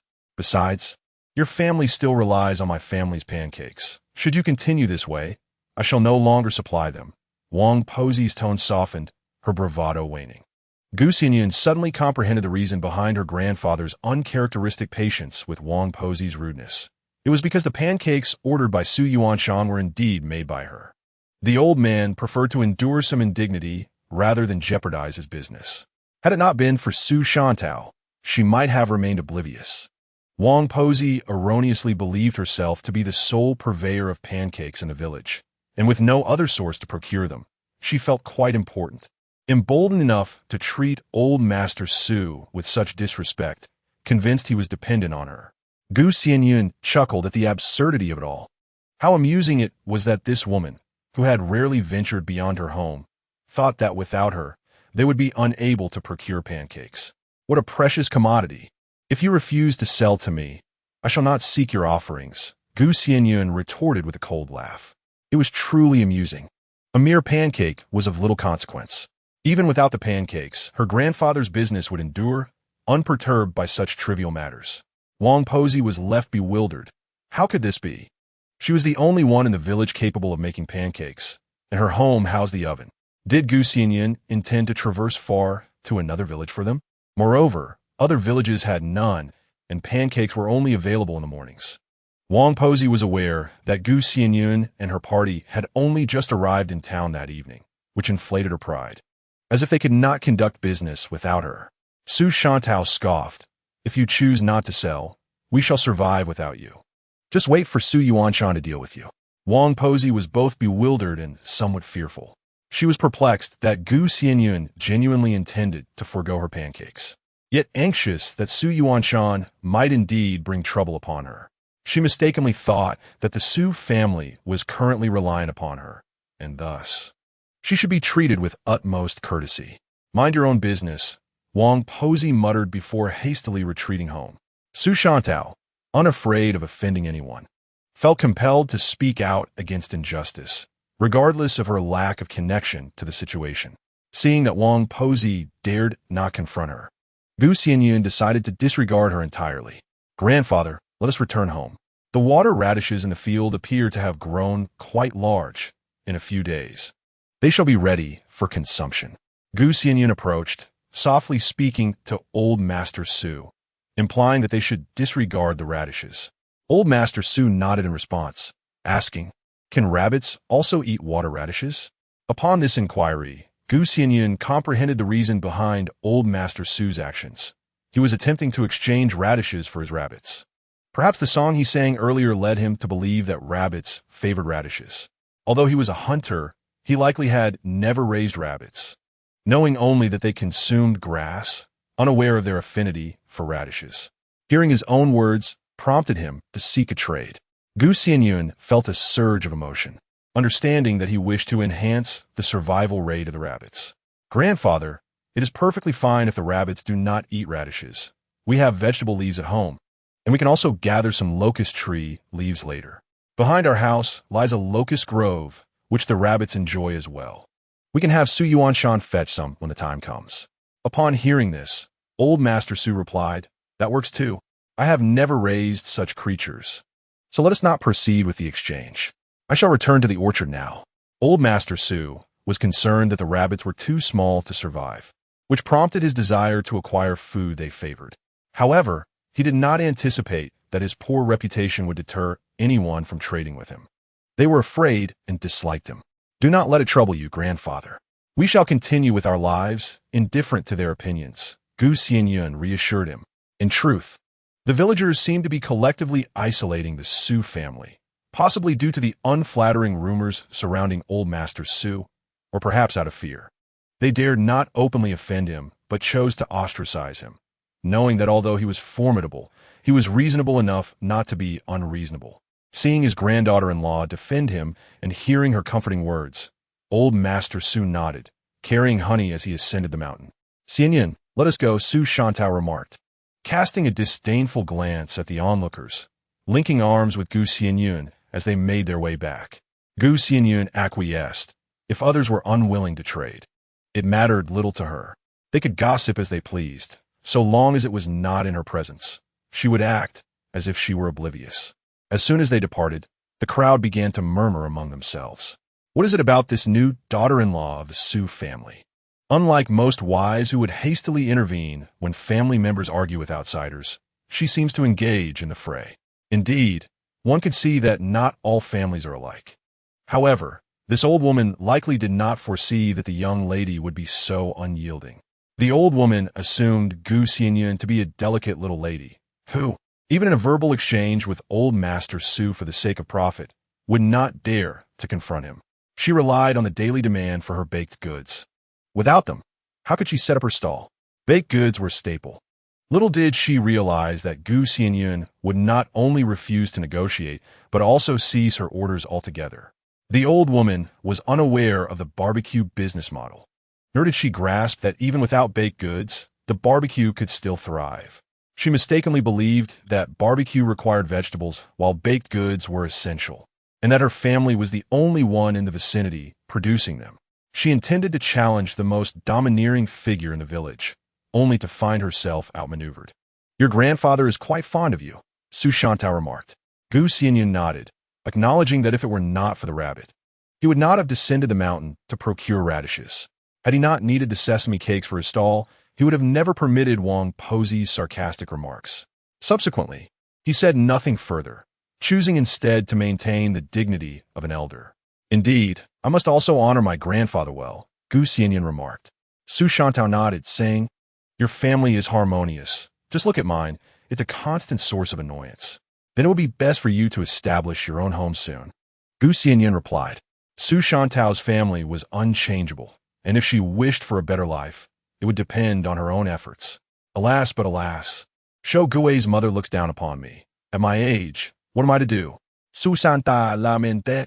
Xianyun, surprised to discover her worries beneath her usual carefree demeanor, suggested, "Why not look at others?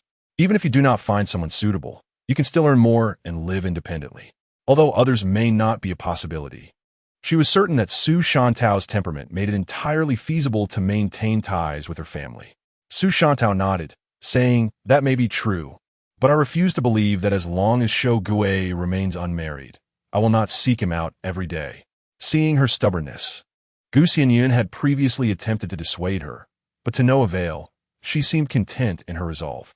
Upon returning home, Xianyun had already arrived and was busy constructing a cage for the little rabbit. Upon noticing Xianyun and Xianyun, he inquired, "Where have you two been?" "I returned and found no trace of you." Knowing that his wife typically did not visit others, he was somewhat puzzled and asked. Before Xianyun could respond, footsteps were heard approaching from behind. "Yuanshan, I am home. Brother has come to apologize." The newcomer, Wang Zhu, the eldest son of Wang Posey, entered the courtyard, immediately offering apologies. Yuanshan, perplexed by the situation, stood and asked, "Brother Zhu, what is the matter? Have the sesame cakes run out?" Xianyun realized that Yuanshan was still unaware of the events that had transpired, so she interjected, "Husband, we will no longer be selling sesame cakes." Yuanshan acknowledged this with a simple "oh," accepting her word without fully grasping the situation. Wang Zhu, wearing a forced smile, said, "Sister-in-law, I did not mean to upset you. Alas, my mother is elderly and her mind is not quite clear. Please do not hold it against her." He then turned to Yuanshan, adding, "Brother Yuanshan, whatever the matter, let us not dwell on it for the sake of the younger generation. We must coexist amicably. And as you know, my mother has been unwell." Wang Dezhu's demeanor was one of forced cheerfulness, laden with apologies and pleasantries, hoping to placate the Su family. Xianyun was oblivious to the fact that he was likely afraid of Yuanshan confronting them, thus coming to apologize in advance. He likely wished to avoid jeopardizing the sesame cake business, as they were indeed significant patrons, perhaps even for both reasons. "What is going on?" Yuanshan inquired. Xianyun, quick to speak, promptly relayed the events to Yuanshan. Indeed, Yuanshan's expression darkened upon hearing the story. Wang Dezhu offered apologies and kind words, emphasizing their camaraderie, which ultimately quelled the situation. After all, Wang Posey had not resorted to outright insults. She merely expressed her discontent in a sarcastic manner. Had she verbally attacked old Master Su, no apology would have sufficed. In any case, my grandfather stated that since he was the one who initially inquired, the matter should be considered closed. He declared it settled, yet he made it clear that such an incident should not recur. However, my grandfather remained unaware of the apology's particulars. Yuanshan, being a reasonable man, accepted Wang Dezhu's ambiguous remarks and the subsequent visit of apology, conceding that it was indeed resolved, albeit with no allowance for future occurrences. Wang Dezhu, being astute, immediately grasped Yuanshan's implication. Certainly, I shall ascend the mountain shortly to extend my apologies to uncle, he expressed. Brother, please do not harbor resentment against me. Su Yuanshan nodded in agreement. Very well. You may return. Since the other party was willing to ascend the mountain to apologize to my grandfather, this seemed an acceptable course of action. Wang Dazhu scratched his head. You see, we were on amicable terms. Our collaboration with the sesame cakes was fruitful. This decision rests with my wife. You may speak to her. Su Yuanshan acknowledged this. In typical households, women did not assume authority, particularly in the presence of others. However, Su Yuanshan was unperturbed. His stature commanded respect, and he never feared anyone. Nor would anyone suggest he was intimidated by his spouse. Rather, they would assert he cherished her. Upon hearing this, Wang Dazhu quickly turned to Gu Xianyun with a smile. Sister-in-law, as my mother ages, she becomes somewhat addled. We, the younger generation, should manage matters henceforth. I shall ensure my mother refrains from speaking out of turn. Were it anyone else, they might accept the apology and express goodwill, perhaps granting some leniency due to youthful ties. Yet Gu Xianyun was resolute. She would not forgive merely because of another's contrition. Continuing the partnership would amount to undermining her own family's interests. Regardless of right or wrong, she would always side with her kin, especially since they bore no fault. If decisions regarding profit, business, or apologies were to dictate her actions, it would be a betrayal of her principles. This sesame cake can be procured elsewhere. It is not indispensable.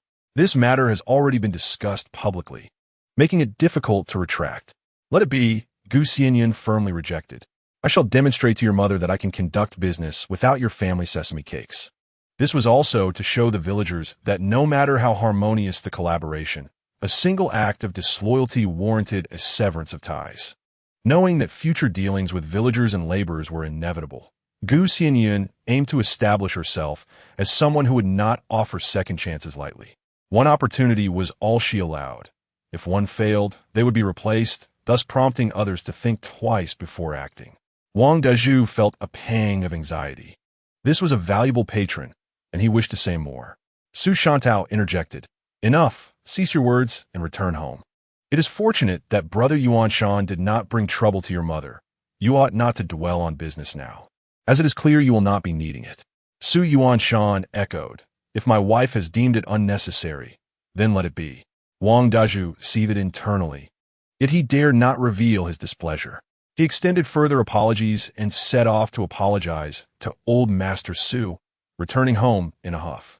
Later, it was said that the Wang household erupted into chaos that night, with the daughter-in-law and mother-in-law embroiled in a fierce argument. Thank you, my wife, for defending my grandfather. In the future, should such matters arise, just call upon me, Su Yuanshan remarked. The delicate young lady, so gentle and fragile, hardly seems capable of engaging in a quarrel. Nevertheless, for the sake of her grandfather, she undoubtedly feels a sense of trepidation. Gu Xianyun shook her head and remarked, What does it matter? I'm not made of dough, and I am not so easily bullied. She considered herself rather formidable, after all, as she never found herself at a disadvantage. Su Shantao added, Rest assured, Brother Yuanshan, with me around, no one would dare to intimidate Xianyun. This was no idle boast. She had single-handedly taken on 2 brothers from the Li family, demonstrating a certain degree of prowess. Above all, she cherished her bond with Gu Xianyun, finding joy and comfort in their companionship, free from ridicule and bullying, while also being able to earn some money. Gu Xianyun smiled, feeling not only the protection of her husband, but also the safeguarding presence of a dear friend. Fresh Chinese tune. The harvest has just come in this year. As their lively conversation filled the courtyard, they were suddenly interrupted by the shouts of a vendor outside, selling Chinese tune. This delicacy was particularly enjoyed during this season. Families with tune trees would gather and sell their harvest annually at this time. While Gu Xianyun did not possess an overwhelming fondness for Chinese tune, she was open to trying it now and then. Since Su Shantao had lent a hand today and had never dined at her home, she suggested, Let us buy some tune to eat and Shantao can join us. I'll get a bit more. Su Shantao, being the cousin of Su Yuanshan and having a good rapport with Gu Xianyun, readily agreed. All right, let us go take a look. Wait a moment, good sir. How much for the tune? Gu Xianyun called out as she made her way to the door. The vendor, pushing a wheelbarrow, had a basket filled with freshly harvested tune. "Young lady, this tune is 10 per pound, and it's exceptionally fresh. Just take a look." Although 10 was slightly pricier than typical vegetables, considering that tune was not an everyday food, it was actually quite reasonable. "I'll take 2 pounds, please," Xianyun said. The vendor inspected his basket and replied, "There's over 3 pounds left. I'll charge you for 3. Is that acceptable?" Recognizing the vendor's age and his desire to return home early, Xianyun felt that 3 pounds, especially with the pure spring water, would keep well, allowing them to savor it gradually. "All right, let us go with 3 pounds, she confirmed. Once the purchase was complete, Xianyun helped carry the tune back. Spotting her younger brother watching them from the doorway, she made a playful face. Xianyun chuckled, aware that Xianyun was being deliberately teasing, as 10 per pound was quite reasonable in the city, but not commonly bought in a rural household. "We're having Chinese tune stir-fried with eggs," Xianyun shouted joyfully. Stir-fried tune with eggs is indeed a delightful dish, and Xianyun recognized that Xianyun was intentionally provoking her brother, who clearly had a disliking for his sister. This was hardly surprising, as the Su family did not favor Xianyun, and thus her brother's attitude towards her was a reflection of his upbringing. It is often the case that siblings lack respect for one another, and parental influences play a significant role in such dynamics. "Let us prepare the stir-fried tune with eggs and roast some rabbit meat as well. We caught a rabbit today, so let us cook a bit to taste before we sell it." Xianyun nodded in agreement, happily following Xianyun, eager to indulge in both the meat and the tune. Chapter 61. Bring her back. The preparation of Chinese tune is not particularly arduous, yet its fresh consumption can be somewhat detrimental to one's health. Therefore, before Xianyun stir-fries it, she always blanches it in hot water. Xianyun has crafted a cage for the rabbit and is outside preparing to roast some game, while Xianyun and Xianyun are busy cooking in the kitchen. They're making brown rice, scrambled eggs with tune, accompanied by roasted game. Xianyun first takes a meal to the elderly gentleman, while Xianyun and Xianyun engage in conversation in the courtyard as they await his return. Perhaps it is the tantalizing aroma of the food that piques interest, or perhaps Xianyun's recent temptation of her younger brother that has set him to crying. Given their proximity, the sounds are unmistakable. "Let Xianyun come back to eat. Let her come back to eat." The child's voice is sharp, resembling a tantrum. Although the commotion occurs right at their doorstep, Xianyun can vividly imagine the scene. Despite the child's tender age, he is acutely aware of whom he can provoke and whom he cannot. Thus, although he is tempted, he dares not approach for a meal. With the fragrance of the food wafting through the air and yet being unable to partake, naturally he is in a state of agitation. The very thought that his elder sister is indulging in a feast at home is simply intolerable. Hence, if he cannot enjoy it, he certainly cannot allow Xianyun to relish it either, which is why he is making such a fuss. Such wickedness at such a young age, Xianyun mused. Xianyun nodded in agreement. "It's all because my parents indulge him. Whatever he eats, I cannot touch. Seeing me savor delicious food is worse for him than death." Such sentiments are not innate to children. They're the result of long-term exposure and habit formation. "Do not concern yourself. He does not dare to cause a ruckus at my home," Xianyun replied. Not only the child, but even Xianyun's mother would not dare to intrude. Had it been another family, she would have already scolded and dragged Xianyun back home. "Well, I shall pretend I cannot hear. I have begun earning money now. If such incidents become frequent," Xianyun huffed, resolutely refusing to bear such indignities. Once she has her own finances, she will buy herself delicious treats aplenty, and she will ensure that this troublesome younger brother will have his share of future fusses. Xianyun nodded, while she refrains from meddling in others' affairs.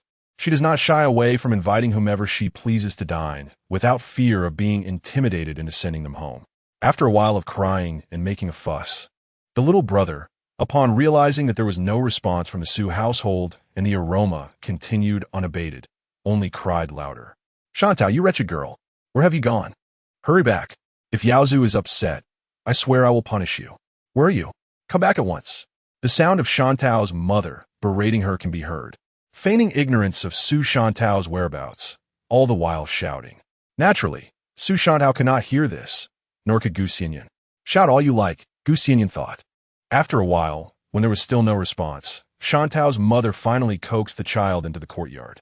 When Su Yuanshan returned, Gu Xianyun set the meal on the table. The dry, fluffy brown rice, the fragrant golden scrambled eggs with tune, and the tantalizing aroma of the roasted game combined to create a feast that was utterly delightful. The fragrance of the meat, the rice, and the vegetables enveloped them. It had been quite some time since they had enjoyed such a satisfying meal. Su San Da Sai, her mouth full of food, as she spoke. Gu Xianyun served her a few chopsticks of game meat and said, "Then eat more. But this roasted rabbit meat is truly delightful. Thanks to the purification with spiritual spring water, it lacked any unpleasant flavors." Gu Xianyun found it quite tasty as well. Substituting game for mutton and pork would surely be just as popular in the night market. Su Shantao nodded, unabashedly savoring the flavors that had been absent for so long. She relished the greasy bites, continuously praising Gu Xianyun's culinary skills. "Xianyun, where did you order those pancakes?" Su Shantao inquired again. "Definitely not from Wang Posey's place. Even if they spoke well of it, I wouldn't accept it. It must be from elsewhere," she mused. Gu Xianyun pondered for a moment and replied, "If we order from other villages, it would be quite a hassle. I think we should skip the pancakes altogether. We could just sell barbecued items instead, though it might be a bit troublesome." Su Shantao nodded, realizing that it was not a necessity. Observing Wang Posey's pride, one might think that survival was impossible without her. Chapter 62. Preparing the dowry. As for Su Yuanshan, he held no particular opinion on the matter. Whatever his wife decided was what he accepted. If his wife wanted to bake pancakes, she could do so. If she found it too laborious and unworthy, then she would not. Gu Xianyun, on the other hand, did not see it as a significant issue, as they were not lacking in resources. After the meal, Su Shantao returned home, while Gu Xianyun and Su Yuanshan relaxed in the courtyard, only to hear Su Shantao's mother scolding her. The reason was simple. Su Shantao had eaten outside, causing her younger brother to cry. Su Shantao's mother could not bear to see her precious son in tears, and, having not called Su Shantao back, naturally vented her frustration. Yet, Su Shantao was no pushover. She argued back while evading her mother as swats. This was a family matter, and Gu Xianyun could only listen attentively, unable to intervene. Gu Xianyun found Su Shantao's mother quite excessive, but fortunately, Su Shantao was not one to suffer in silence. Otherwise, she would have endured even more grievances. Su Yuanshan nodded in agreement and remarked, "Indeed, in her eyes, if her son cannot have something, then her daughter certainly must not either." Thankfully, Su Shantao is earning some silver here, allowing her to enjoy what she desires. Otherwise, she would be even more pitiful. "Yes, it's fortunate that my wife has a way to involve Su Shantao in helping here," he continued. Gu Xianyun smiled. It was a mutually beneficial arrangement. Su Shantao was happy, and so was she. Of course, Su Shantao's mother seemed less than pleased, but who cared? The night passed without incident. The next morning after breakfast, Su Yuanshan went hunting in the mountains, eliminating the need to purchase meat daily and increasing the profits from their barbecues. Gu Xianyun prepared skewers while Su Shantao crafted bamboo sticks. The two chatted and laughed, creating a lively atmosphere. Just as they were enjoying their banter, an elderly man pushing a unicycle paused outside, looking toward the courtyard. "Is this Su Zhong's residence?" the elder inquired. Su Zhong was the name of the elder Su, and this man appeared to be of similar age. His purpose remained a mystery. Gu Xianyun swiftly rose to her feet and invited the visitor to enter, inquiring if he sought her grandfather, who was up in the mountains, and offered to fetch him. The elderly man, pushing a wheelbarrow into the courtyard, replied that it was unnecessary to trouble himself finding her grandfather, as he was indeed at home. He introduced himself as Qin from a neighboring village, a carpenter by trade, and mentioned that Su Zhong had asked him to craft 2 wardrobes and a vanity set. Gu Xianyun nodded thoughtfully, realizing that this must be a dowry prepared by the elder Su for Su Longlon. Despite the discord with his sons, the old man still held affection for his granddaughter and wished to provide her with a set of cabinets as her dowry. "Ah, very well. This is indeed the right place. Please make yourself comfortable. If you require any assistance or materials, do not hesitate to let me know," Gu Xianyun promptly responded. She was not surprised that the elder Su would prepare a dowry for Su Lanlan. She understood he would not feign ignorance about such matters. However, she hadn't anticipated it would involve cabinets and a vanity, as she assumed any request would be directed toward her. Carpenter Chi nodded and said, "All right, I shall leave these items here for now. I will return shortly with the lumber, as the elder has requested quality wood, which I have already procured." "Very well, then. Please go ahead. The items will be safe here," Gu Xianyun assured him. Since these pieces were intended as a dowry, they would undoubtedly be crafted from the finest materials, showcasing exceptional artistry, intricate carvings, and exquisite paintwork. With that, Qin hurried off, while Gu Xianyun busied herself, preparing lunch. It was customary for the host to provide meals for craftsmen, even if it was just one person. Both food and drink were expected. This way, there would be no unwarranted gossip, and the worker could focus on his tasks more diligently. Su Shantao, engaged in her own work, remarked, "Your grandfather is quite generous to you. He is having a vanity crafted for you, but do you not already possess one? I find your vanity quite lovely." Gu Xianyun chuckled, noting that her own vanity was part of her dowry from her family, not particularly extravagant, yet presentable. It was clear that this vanity was not intended for her. "My grandfather is indeed kind to me, but this vanity is not for me," Gu Xianyun clarified. Su Shantao paused, realizing there were no other occupants in the household. "If it is not for you, then for whom could it be?" she queried. "Guess who in our family is about to be wed?" Gu Xianyun teased. With that hint, Su Shantao quickly deduced, "I know, is Su Lanlan. But didn't you mention that your grandfather and her family do not communicate? Such matters are not always governed by reason. After all, she is his granddaughter. Even if he seldom expresses it, his affection remains," Gu Xianyun explained. Su Shantao nodded in understanding, contemplating the significant expense of such a dowry. "If I were married, my parents would never be willing to invest so much." Her observation was indeed accurate.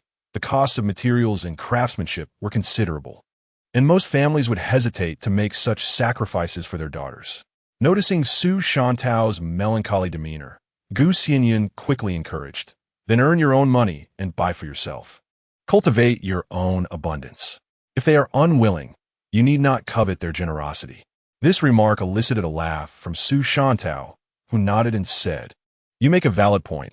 I too wish to learn from you, to see if I can devise a means of earning money." Gu Xianyun nodded in agreement, noting that in this era, common folk seldom harbor aspirations of engaging in business. It had never crossed their minds. Naturally, they remain unaware of the potential profits that such ventures may yield, yet merely contemplating the possibility is a step in the right direction. Once they concluded their discussion, I set out to find Shou Gaij, who had always been kind to me, though his mother is another matter. Su Shantao added, and Gu Xianyun merely nodded. She had advised on the matter of Li Shouge several times, yet to no avail, for Su Shantao had resolutely fixed her heart upon him. However, from what Su Shantao had mentioned in passing, it seemed that Li Shouge treated her quite well, albeit his mother vehemently disapproved. As the two conversed, they quickened their pace, eager to finish their tasks and attend to other matters. Before long, the mule cart delivering timber arrived, offloaded its cargo, and departed, prompting Qin, the carpenter, to become engrossed in his work. Gu Xianyun, having completed her own tasks, noted that Su Shanao had gone to seek out Li Shougue while she began preparing lunch. With some game meat at hand, she ventured to procure tofu. Planning to prepare a dish of game stew with tofu, scrambled eggs with chives, stir-fried pea shoots, and a dandelion salad. Although the vegetables in her garden were thriving, the season was not yet ripe for many of them to be consumed. Managing to assemble 4 dishes with both vegetables and meat, Gu Xianyun felt she had done her utmost. Peas, being a crop that thrives when pinched back, could be harvested without hindering their growth, resulting in a delightful flavor. Carpentry is not a task that can be completed in a day or two, particularly when it involves such intricate craftsmanship. Gu Xianyun contemplated that while setting up her stall today, she would need to purchase some dried goods from the general store for her cooking. Old Mr. Gu had not given prior notice, perhaps feeling somewhat embarrassed and unsure of how to broach the subject. After all, the relationship with his son had been strained, and his son hardly acknowledged him. Nevertheless, he was aware that with a carpenter in the house, even without a heads-up, Gu Xianyun would surely prepare meals upon seeing someone at work. The conflict between father and son was beyond Gu Xianyun's judgment. She could not discern who was right or wrong. All she could do was treat both sides with kindness, unable to mediate their discord, and thus could only observe their interactions. Just as Gu Xianyun finished steaming the brown rice, old Mr. Gu returned. With Qin, the carpenter, present, he decided to forego his meal on the mountain. Ah, Brother Gu has returned? Just in time. Perhaps you will appreciate my culinary skills? Your reputation for culinary excellence precedes you, and I sought out the very best. Qin, the carpenter, responded upon seeing old Mr. Gu back. As noon approached, Gu Xianyun lifted the curtain and called the two men inside for lunch. Grandfather, Master Qin, it's almost time for a meal. Please come in and rest a while. It is essential to take a break from work before dining. One cannot simply abandon their tasks for a meal without allowing for a moment of respite. Moreover, since only one meal is provided throughout the day, it is necessary to pause and refresh. Old Mr. Gu understood that Gu Xianyun was well-mannered, and even in the absence of his instruction, she would certainly know to prepare lunch, so he nodded in agreement. Qin, the carpenter, also nodded, entering the house and inhaling the enticing aroma of the food. Observing the tidiness of the home, he recognized that this was indeed a household that knew how to live well. Two elderly men were engaged in conversation within the confines of the house, exchanging tales from the neighboring villages. Gu Xianyun busied herself with various tasks, listening with one ear while tending to her duties. Before long, Xianyun returned from his hunting expedition. Upon entering the courtyard, he noticed the carpenter's tools and some wooden planks, and observing Gu Xianyun's industriousness, he began to comprehend the situation. You must be weary. Allow me to assist, he thought. After placing his catch aside and washing his hands, he entered the house, eager to help Gu Xianyun with the meal preparation. The weather had turned quite warm, and he was concerned about her discomfort. Preparing a simple meal was not a daunting task for Gu Xianyun. Do not trouble yourself. The rice will be ready shortly. You should rest for a moment, she insisted. After spending half a day in the mountains hunting, he was indeed fatigued. Xianyun, touched by her concern, affectionately patted her head and smiled. However, he did not rest inside. Instead, he drank several bowls of water and proceeded to light the fire, assisting with the vegetable preparation. As summer arrived, the days grew increasingly warm.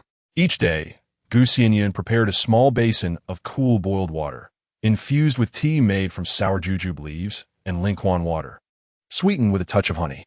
The refreshing taste, with its subtle sweetness, was particularly delightful during sweltering and exhausting moments, quenching one's thirst and providing relief.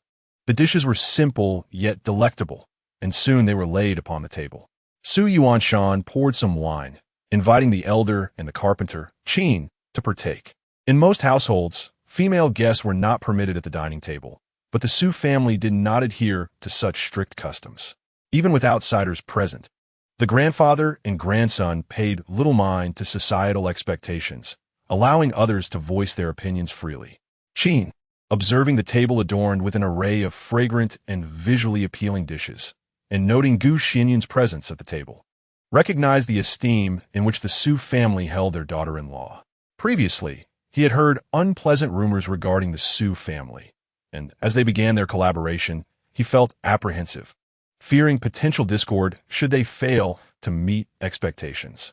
However, motivated by profit, he accepted the partnership, and now, witnessing the true nature of the Su family, it appeared to be vastly different from the rumors. They were indeed a harmonious household, likely influenced by the presence of this new bride. Though the dishes may not be extravagant, Master Qin, please enjoy what we have, Gu Xianyun graciously insisted, acknowledging that the offerings were indeed modest, especially given the season. Having traveled extensively for work, Qin understood this to be a courteous remark and appreciated the meal's quality. The meat was plentiful, and in other households, such fare might not be so readily available. You've worked hard. Thank you for preparing my meal. Tomorrow, let's simplify things with just one hearty stew, he suggested, eager for convenience. Gu Xianyun smiled and nodded, though she knew such a proposal was not feasible. In their rural community, the Su family still valued their reputation. It was unacceptable for a gathering with workers to consist of a single dish. Xianyun, beaming with delight, encouraged Qin please do sample the food. My granddaughter-in-law possesses commendable culinary skills. Xianyun nodded and began to savor the dishes, discovering that they were indeed outstanding. Having dined at lavish restaurants in the city, he found the flavors comparable, noting that his granddaughter-in-law's culinary prowess rivaled that of the finest establishments in town. During this meal, Xianyun the carpenter continuously praised Xianyun's culinary skills, and indeed, he indulged heartily. Hearing an outsider commend his wife, Xianyun smiled with great delight. After the meal, having sipped on some cool, boiled water, Xianyun the carpenter decided to take a brief afternoon nap in the room of the elder Su. Once Xianyun and Xianyun had finished their chores, they returned to their quarters to rest. "My dear, you have worked hard," Xianyun said, taking Xianyun's hand and smiling. He expressed concern for her, noting that she had to cook in the morning and prepare lunch as well. Xianyun shook her head, replying, "It's nothing. Cooking a few dishes doesn't tire me at all. When we go to the market later, let us buy some dried wood ear mushrooms and such. Otherwise, we might be at a loss for what to cook. All right, if you feel tired in the coming days, I can handle the market myself while you rest at home." Xianyun feared that Xianyun might be overworked from her daily cooking duties. It was essential to send the bean sprouts every day, and he was determined to spare her from exertion. Xianyun felt a warm sense of appreciation for her husband's concern, though she considered herself quite capable. "Really, it's no trouble at all. I am in good health and not so fragile," she reassured him. "In the afternoon, please ensure that the game we caught today is cleaned and soaked in water so it doesn't spoil. The barrel contains spring water. Once we process the game, we can soak it directly and marinate it tomorrow to prevent spoilage." Xianyun nodded, affirming, "Understood, I will heed your wishes." With that, the couple settled in for a brief rest, knowing that many tasks awaited them in the afternoon. However, just as they had begun to doze off, the commotion outside roused Xianyun from her slumber. She turned to see Xianyun awakening as well. "It seems to be the Shantao family. I recognize Shogue's voice. It appears Shantao is seeking Shogue again," Xianyun remarked. Xianyun listened intently and nodded in agreement. Chapter 63. The bitter summer of the buns. The quarrel between the Shantao family and the Shogue family had become a familiar tale among the villagers, each with their own opinion. Some believed it was quite shameful for a young woman like Shantao to pursue a man so eagerly. Others felt that Shogue's mother had truly hindered him, considering his age. If someone was willing to marry him, why not accept the offer rather than wait until he grew older? Nevertheless, there were more who mocked the Shogue family, as many saw Shantao as foolish. And in their eyes, a fool could hardly maintain dignity. Xianyun and Xianyun had grown accustomed to such ruckus and refrained from passing judgment on who was right or wrong. However, Xianyun held a rather unfavorable view of Li Shogue. Shantao had spoken of how well Shogue treated her, and her expressions and tone did not seem deceptive. Yet, during such uproar, Li Shogue had never stepped forward. They merely observed the commotion as an amusing spectacle. The afternoon passed with each attending to their own affairs, and when it came time to deliver the bean sprouts, the family busied themselves once more with their task. As for the grilled game, it remained uncertain whether it would appeal to everyone as taste. Xianyun felt a twinge of uncertainty in his heart. After all, not everyone has a taste for game meat. However, Xianyun was brimming with confidence, asserting that people would undoubtedly relish it, as wild game is both aromatic and devoid of any peculiar flavors, ensuring its popularity. She did not conceal the nature of the meat from the patrons. Yet this transparency did not deter sales. The delectable taste led to a bustling business. Perhaps due to the overwhelming success, several other vendors began to offer grilled meats as well. This was something Xianyun had anticipated. When a business flourishes, imitation is inevitable.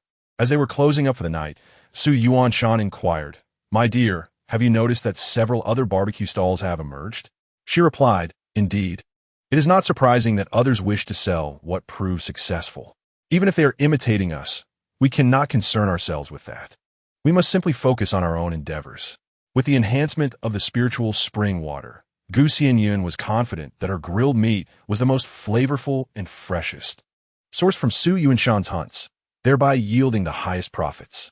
In truth, Those knowledgeable in the culinary arts could discern the essence of various spices after tasting a few skewers, allowing for adjustments. However, the spiritual spring water was something they lacked.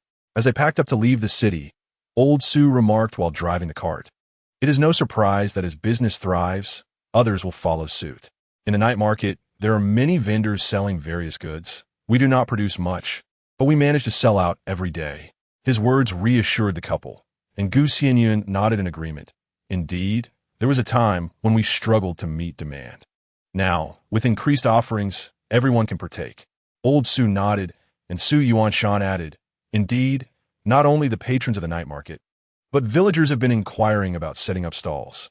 Xianyun acknowledged that the lucrative nature of their trade could not be concealed for long.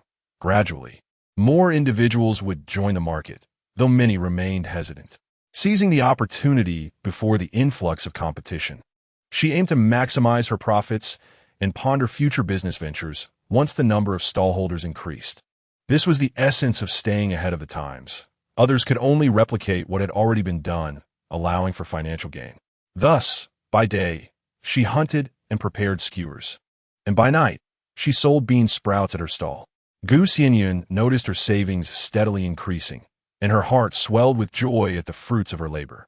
Before long, the beginning of summer arrived, marking the official onset of the sweltering season. In this era, carpentry work did not progress swiftly, and Master Qin continued to come daily to labor, while Xianyun busied herself in the mornings baking flatbreads. In Huashi Town, there exists a tradition of consuming flatbreads on the day of the beginning of summer to ward off the bitter summer, a term denoting the heat that can lead to weight loss. The belief is that indulging in flatbreads on this day prevents one from losing weight. Different regions have their own customs, but here, flatbreads are the staple. Xianyun's small oven proved to be quite useful. Su Shantao also lent a hand. Her family purchased flatbreads, but she had none for herself. Xianyun treated her as a valued member of the team, sharing seasonal delicacies. Though Su Shantao may not have been the sharpest, she was well-mannered and understood the importance of not taking advantage of others' hospitality, often helping with the work. Cleaning the chicken coop and the duck pen has become a frequent task, and while Xianyun feels a bit awkward about it, Su Shantao is carefree and indifferent to such matters. "Xianyun, shall we go pick some prickly roses tomorrow? I've noticed they're starting to bud," Su Shantao inquired. Prickly roses, a type of wild rose, are indeed edible, although they should not be consumed when fully bloomed, as the ripe fruit contains fine hairs. However, when they are still in bud form, they can be enjoyed, especially when steeped in tea, which not only benefits the body, but also boasts a delightful flavor. Fragrant and particularly beneficial for enhancing a girl's complexion. Is that so? Sound good. I've also seen the locust flowers are about to bloom. Let's gather some of those as well, Xianyun replied. May brings the sweet scent of locust flowers, a time when many blossoms are in full display and can be eaten, such as rose petals, wisteria, locust flowers, and pumpkin blossoms. Su Santa note that, acknowledging that in rural households, delicious edibles are scarce, so they make it a point to gather whatever is in season. We should prepare dumplings, steamed buns, scrambled eggs, and locust flower rice. All of it is simply delectable, Su Shantao remarked with a smile. What Su Shantao suggested was indeed to Xianyun's liking, and she nodded in agreement. "Yes, let us make plenty. I love all of it." As the two of them prepare the pancakes, they discuss their plans for flower picking the next day, with pancakes naturally being the main dish for lunch.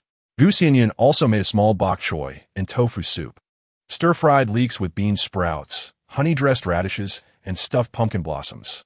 The water radishes from the garden had grown, a type of radish that can be eaten raw with dipping sauce. Although not very large, they were perfect for cooking, and when tossed with honey, they were quite refreshing. The stuffed pumpkin blossoms involved filling the blossoms with minced meat, steaming them, and then drizzling a sauce over the top, resulting in a delightful flavor. Thanks to Su Shantao's assistance, the meal was prepared swiftly, and by the time Xianyun returned, the dishes were ready, and he helped bring them to the table. These pancakes are truly exceptional, far better than those sold at the Huashi Town Market, Qin the carpenter remarked, breaking open a pancake to reveal its flaky layers and sprinkled with pepper salt. The crust was incredibly crisp, and even before taking a bite, the aroma was irresistible. Gu Xianyun chuckled. That's certainly true. Since they are for our own consumption, I was generous with the oil, salt, and spices, and the baking was just right, making them extraordinarily fragrant. Chapter 64. Handmade noodles today marks the beginning of summer, and we must enjoy these pancakes. After all, my granddaughter-in-law is quite the homemaker. Regardless of the season, our family always feasts on appropriate dishes, Su Laozu said with a beaming smile, his tone filled with pride. In the past, he and his grandson lived quite roughly. Even during festivals, they would have simple meals, let alone seasonal celebrations. Ever since Gu Xianyun joined the family, their meals have been delightful. Her culinary skills have spoiled Su Laozu, making him accustomed to only the finest fare, unable to enjoy the dishes of others. The carpenter Qin chuckled, saying, "My dear brother, you are indeed a fortunate man. I come here daily to work, yet I have never seen your daughter-in-law take a break. The household, both inside and out, is kept impeccably tidy." This was a truthful observation. Aside from refraining from the labor in the fields, due to the objections of her husband and grandfather, Gu Xianyun diligently attended to every other chore within the home. She raised chickens and ducks, tended to the vegetable garden, prepared bean sprouts, and managed the barbecue and grilled tofu for their stall, all while ensuring the house remained clean and orderly. Indeed, she was quite busy. However, Gu Xianyun found solace in her busyness, for it lent a semblance of purpose to her life. As she watched the silver coins accumulate in her hands, joy filled her heart. Unbeknownst to her, Su Yuanshan took this to heart. He recognized the immense toil his wife endured and resolved to contribute more to the household chores, determined never to let her tire herself unduly. Thus, throughout the afternoon, he busied himself with weeding the vegetable garden and tidying the surroundings, ensuring that everything was in pristine condition, even the enclosures for their small animals. "My dear husband, I just tidied up a few days ago. There is no need for you to do so again. You should focus on processing the game," Gu Xianyun remarked, noticing Su Yuanshan's enthusiasm. Each afternoon, he typically handled the preparation and cutting of their catch for the following day. Su Yuanshan smiled and replied, "It's nothing. I'll take care of it now to save you from having to do it later. As a man, it is my duty to shoulder more of the household responsibilities. I cannot allow my dear wife to wear herself out. That would be my failing." Though the garden did not require daily attention, Su Yuanshan often reminded himself to take on these tasks. However, there were times when Gu Xianyun would handle them in his absence. It was not particularly arduous work, merely weeding, but Su Yuanshan felt a pang of compassion for her. "My dear husband, you have already worked hard enough today. I cannot let you overexert yourself, nor can I simply do nothing. From now on, whoever is free will take care of the chores," Gu Xianyun said with a smile, feeling a sense of happiness despite her slight embarrassment. In a family, one should not concern themselves too much with such matters. Su Yuanshan nodded, saying, "Very well. I will water the vegetable garden and then attend to the game." Gu Xianyun agreed and took a basket to forage for wild vegetables, which the chickens, ducks, geese, and rabbits would all enjoy, thus saving a considerable amount of feed. Whenever she found the time, she would go out to gather. In a locust grove behind the yard, the flowers were beginning to bloom, their subtle fragrance wafting through the entire village, although not abundantly yet.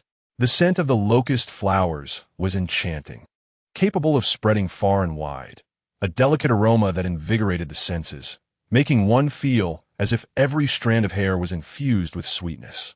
As she hummed a tune while foraging for wild vegetables, she noted that the poultry were not particular eaters. They would freely roam the riverside and grassy meadows to forage, making their care relatively effortless. Spotting a lower branch of a locust tree, Gu Xianyun snapped it off, knowing the leaves would be an excellent treat for the rabbits, who adored them. The little rabbit had grown plump and healthy. Perhaps it was the splendid scenery of the forest or the intoxicating fragrance of the locust flowers. But Gu Xianyun leisurely continued her foraging until she noticed smoke rising from the village, prompting her to realize it was time to prepare dinner. "My dear husband, I'm back," she called out, as Gu Xianyun returned, laden with the day's bounty. She pushed open the wooden door and was greeted by the enticing aroma of egg sauce, suggesting that Su Yuanshan had prepared the meal. However, the house was silent, and she noticed the door was locked, leading her to speculate that he had gone to deliver food to the elder before returning to summon her for dinner. It seemed he had timed it perfectly, hence the absence of any prior notice. Not one to remain idle. Xianyun first placed the branches of the locust tree into the rabbit cage, then chopped the wild vegetables with a special knife, discarding them into the chicken trough. Mimicking the call she had once heard her grandmother use to summon the chickens, she shouted out, a habit that had become second nature over time. Indeed, as if responding to her summons, the chickens flocked from all directions, clucking softly as they pecked at the wild vegetables in the trough. The village's large white geese and ducks began to waddle home, while her own ducks and geese formed a neat line into the yard. The sun set, curling smoke from chimneys. The sounds of chickens, ducks, and geese, along with distant voices and the barks of dogs and the lowing of cattle, painted a picturesque scene of rural life. "Darling, you're back. You must be tired.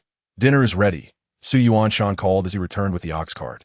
He had indeed gone to deliver food to the elder and, with a hint of pride, proclaimed that he had prepared a meal. Xianyun smiled and nodded. "Wonderful. Today I shall enjoy your culinary skills." Xianyun chuckled, opening the door as he said, "With the heat of the season, I made boiled noodles with fried sauce and tossed in some bok choy, something I know you'll love."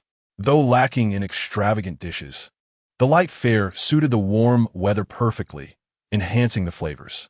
Xianyun washed her hands and entered the house, where the rich scent of sauce enveloped her. The boiled white noodles rested in a wooden basin, soaking in cold water to prevent them from clumping together. In this era, there were no machine-made noodles. These were hand-rolled by Xianyun himself, a rare delicacy indeed. The bok choy was served cold, offering a refreshing contrast.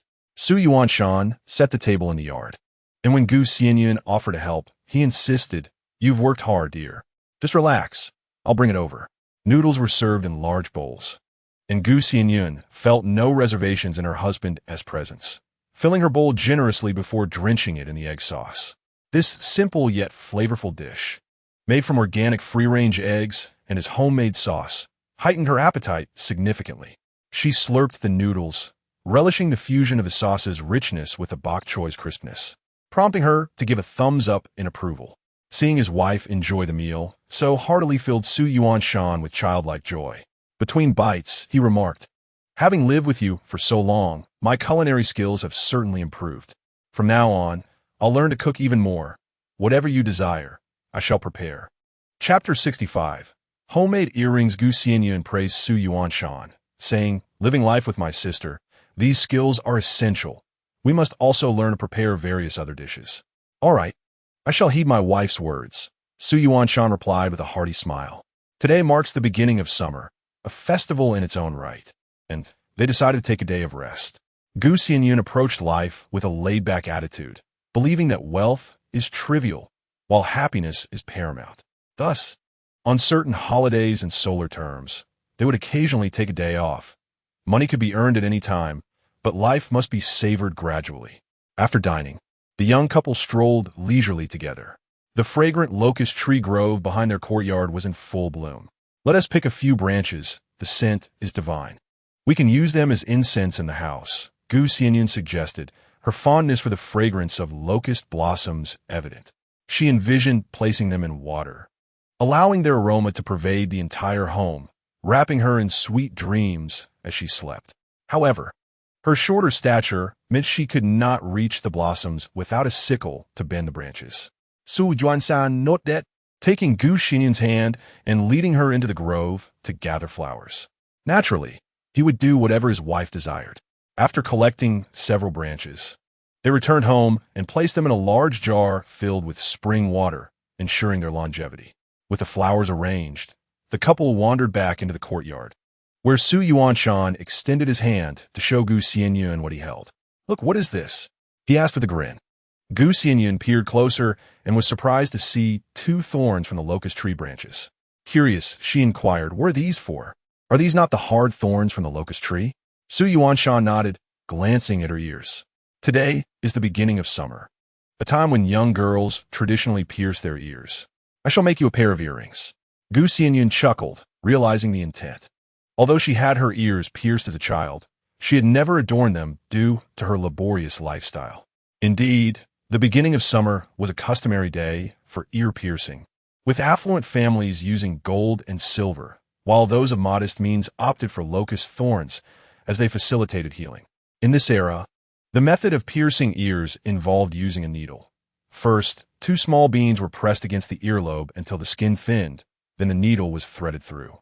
After removing the needle, the thread would remain inside, and after some time, locust thorns would be substituted, completing the process.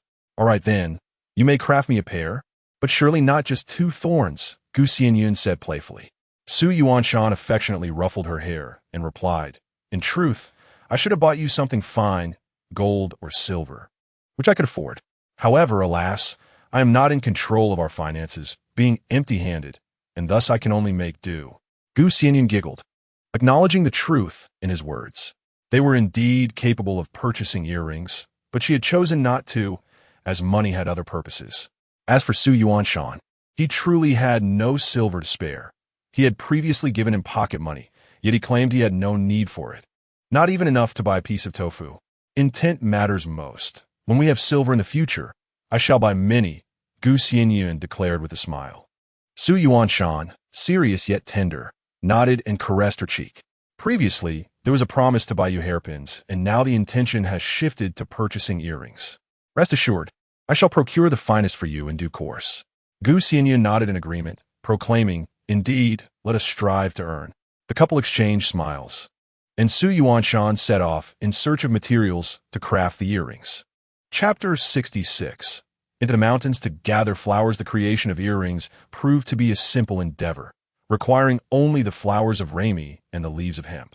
Rami is a wild plant whose immature fruits are edible, while its flowers possess a sticky texture when plucked. The fruits serve as a delightful treat for rural children, offering a subtly sweet and slightly fibrous taste that is quite enjoyable. Hemp, cultivated by oneself, is also known as line hemp. Once its stalks have dried, the outer layer can be transformed into twine or even footwear, thus earning its name. The seeds can be utilized to produce tofu, making it a favorite among elderly farmers. The leaves of line hemp are ideal for crafting long, elegant earrings, the most aesthetically pleasing of adornments. As Su Yuanshan gathered the leaves, he cheerfully conversed with Xianyun. She joined in the collection, knowing that a few extra leaves would bear no consequence, and naturally, she gathered a few more. Once the harvesting was complete, they trimmed the leaves, dividing the stems into segments to form cascading tassels, which were then secured to thorny locust flowers, with the rami blossoms placed atop. A stunning pair of tassel earrings was thus fashioned, and Su Yuanshan lovingly adorned Xianyun with them. Though not crafted from gold or silver, they retained their charm. As Xianyun moved, the tassels swayed gracefully, enhancing her gentle demeanor. With a playful tilt of her head, she inquired, my dear husband, do they look lovely? Su Yuanshan nodded earnestly, affirming their beauty without a trace of deceit. Indeed, his wife was already beautiful, and with the earrings he had crafted, her allure was magnified. Their laughter filled the air as they held hands, wandering leisurely until they returned home to rest. Xianyun felt a profound sense of contentment in such a life. Should it continue in this manner, she would be truly satisfied.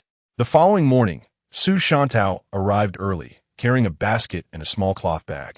Eager to meet Xianyun, they had agreed to venture into the mountains to gather flowers, specifically in the grove behind the locust trees. However, the towering trees posed a challenge for them. Fortunately, the mountains were home to shorter locust trees that could be easily reached with a sickle, making the task less laborious than that in the backyard grove. Xianyun shouldered her basket for collecting locust flowers and took a small cloth pouch for wild roses, which were intended for tea and did not require a substantial harvest. My dear husband, Shantao, and I are heading into the mountains. She called out to Su Yuanshan as she donned her mountain attire, ready with her sickle. The mountains were bustling with visitors at this time of year, but Su Yuanshan felt assured with Shantao by her side, nodding in response. He cautioned, take your time. If it becomes too heavy, do not hesitate to gather less. Xianyun acknowledged his advice, confident that the flowers would not weigh her down significantly. Together, they departed, heading straight for the mountains, beginning their expedition with the collection of wild roses. This plant typically thrives on the mountainsides, sprawling in vast patches. When in bloom, its potent fragrance can be detected from a considerable distance. This delightful and refreshing scent often attracts young maidens who use it to create rouge. Naturally, there are still those who gather it by hand. From afar, one can see a group of young women amidst the blossoms, picking flowers. The picturesque scene of wildflower clusters and youthful maidens is truly enchanting. Be cautious. This plant has its share of thorns, Su Shantao advised. Xianyun nodded in agreement, acknowledging that while roses are beautiful, they too possess thorns, which renders this plant quite unique. Chapter 67. The sweet scent of locust blossom buds as the breeze swept through. The aroma wafted in the air. Wild rose tea, renowned for its beauty-enhancing properties, attracted mostly young women for harvesting. Most of these gatherers were villagers. However, Xianyun, who seldom ventured out, did not recognize many of them. Su Shantao, familiar with more locals, greeted them cheerfully. The fully bloomed, wild roses were not suitable for use. Only the unopened buds were of value. Fortunately, gathering them was not a daunting task, and soon they filled a small cloth bag to the brim. Is this sufficient? We only need to dry them for tea, which we won't consume daily, Xianyun inquired. We still have some sour juju bud tea left at home. When the honeysuckle is ready to be harvested, we can dry some as well and mix it with honey for a delightful floral tea, Su Shantao replied with a nod. That should be enough. Let us go and gather locust blossoms. We still have time to prepare lunch, she added. The two of them slung their baskets over their shoulders and began their ascent up the slope. Upon rounding a small hill, they encountered a vast expanse of wild locust trees.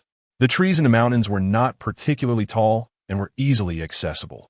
The white blossoms blanketed the ground, swaying gently in the breeze, filling the air with a rich and uplifting fragrance. They could also faintly see figures moving among the trees and hear voices, indicating that others had come to collect locust flowers as well. Indeed, the exquisite flavor of locust blossoms is a rare culinary delight for farming families. Without delay, the two plunged into the grove to begin their harvest. Xianyun collected several fresh blossoms, filling her pockets with their delightful aroma. She even popped a few in her mouth, relishing their sweet, subtle taste. True to Su Shantao's words before noon arrived, they had filled a basket to the brim, even though this particular harvest was light in weight. Let us head back home. We're having steamed buns for lunch, Su Shantao exclaimed joyfully.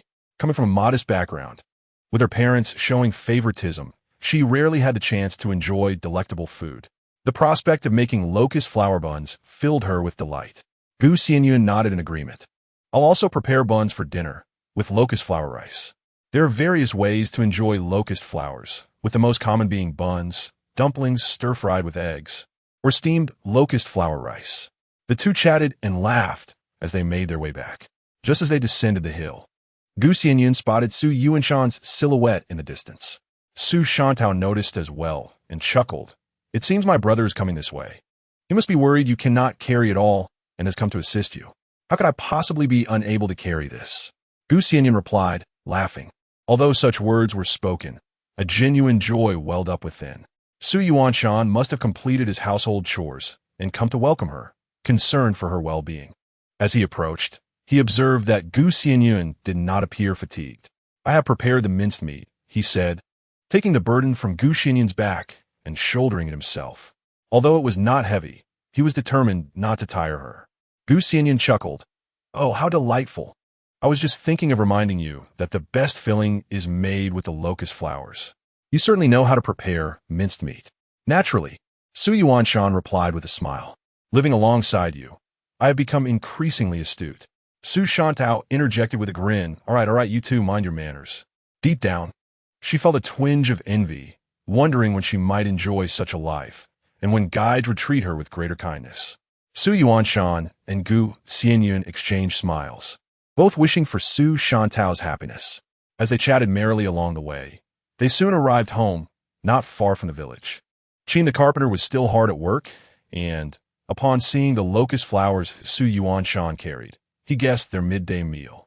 You two truly embody the essence of living in harmony, eating what is in season, he remarked. Xianyun replied, I adore locust flowers. Every year, when the season arrives, I make it a point to prepare some, as it has become a habit.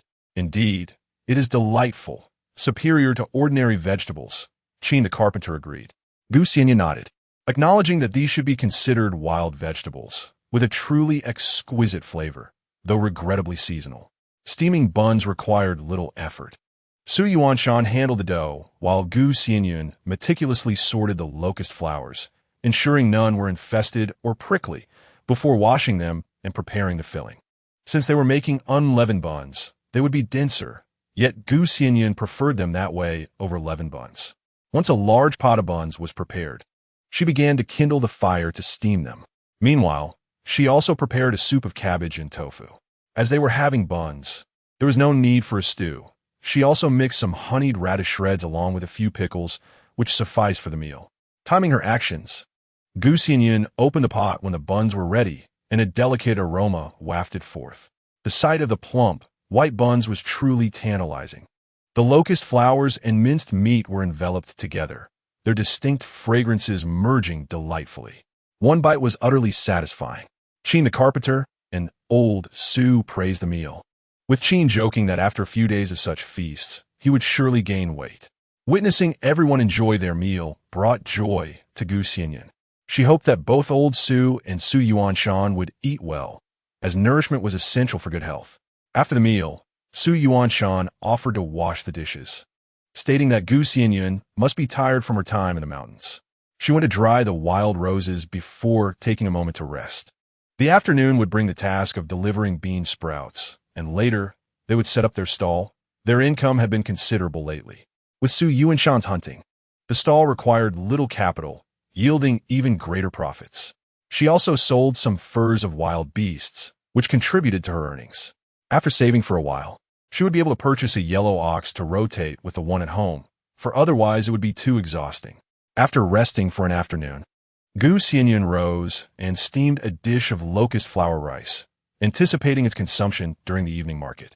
The locust flour rice was quite simple, akin to steamed vegetables. It involved thoroughly cleaning the locust flowers, placing them in a steamer, adding seasonings and a touch of oil, along with a sprinkling of white flour, and steaming them to perfection.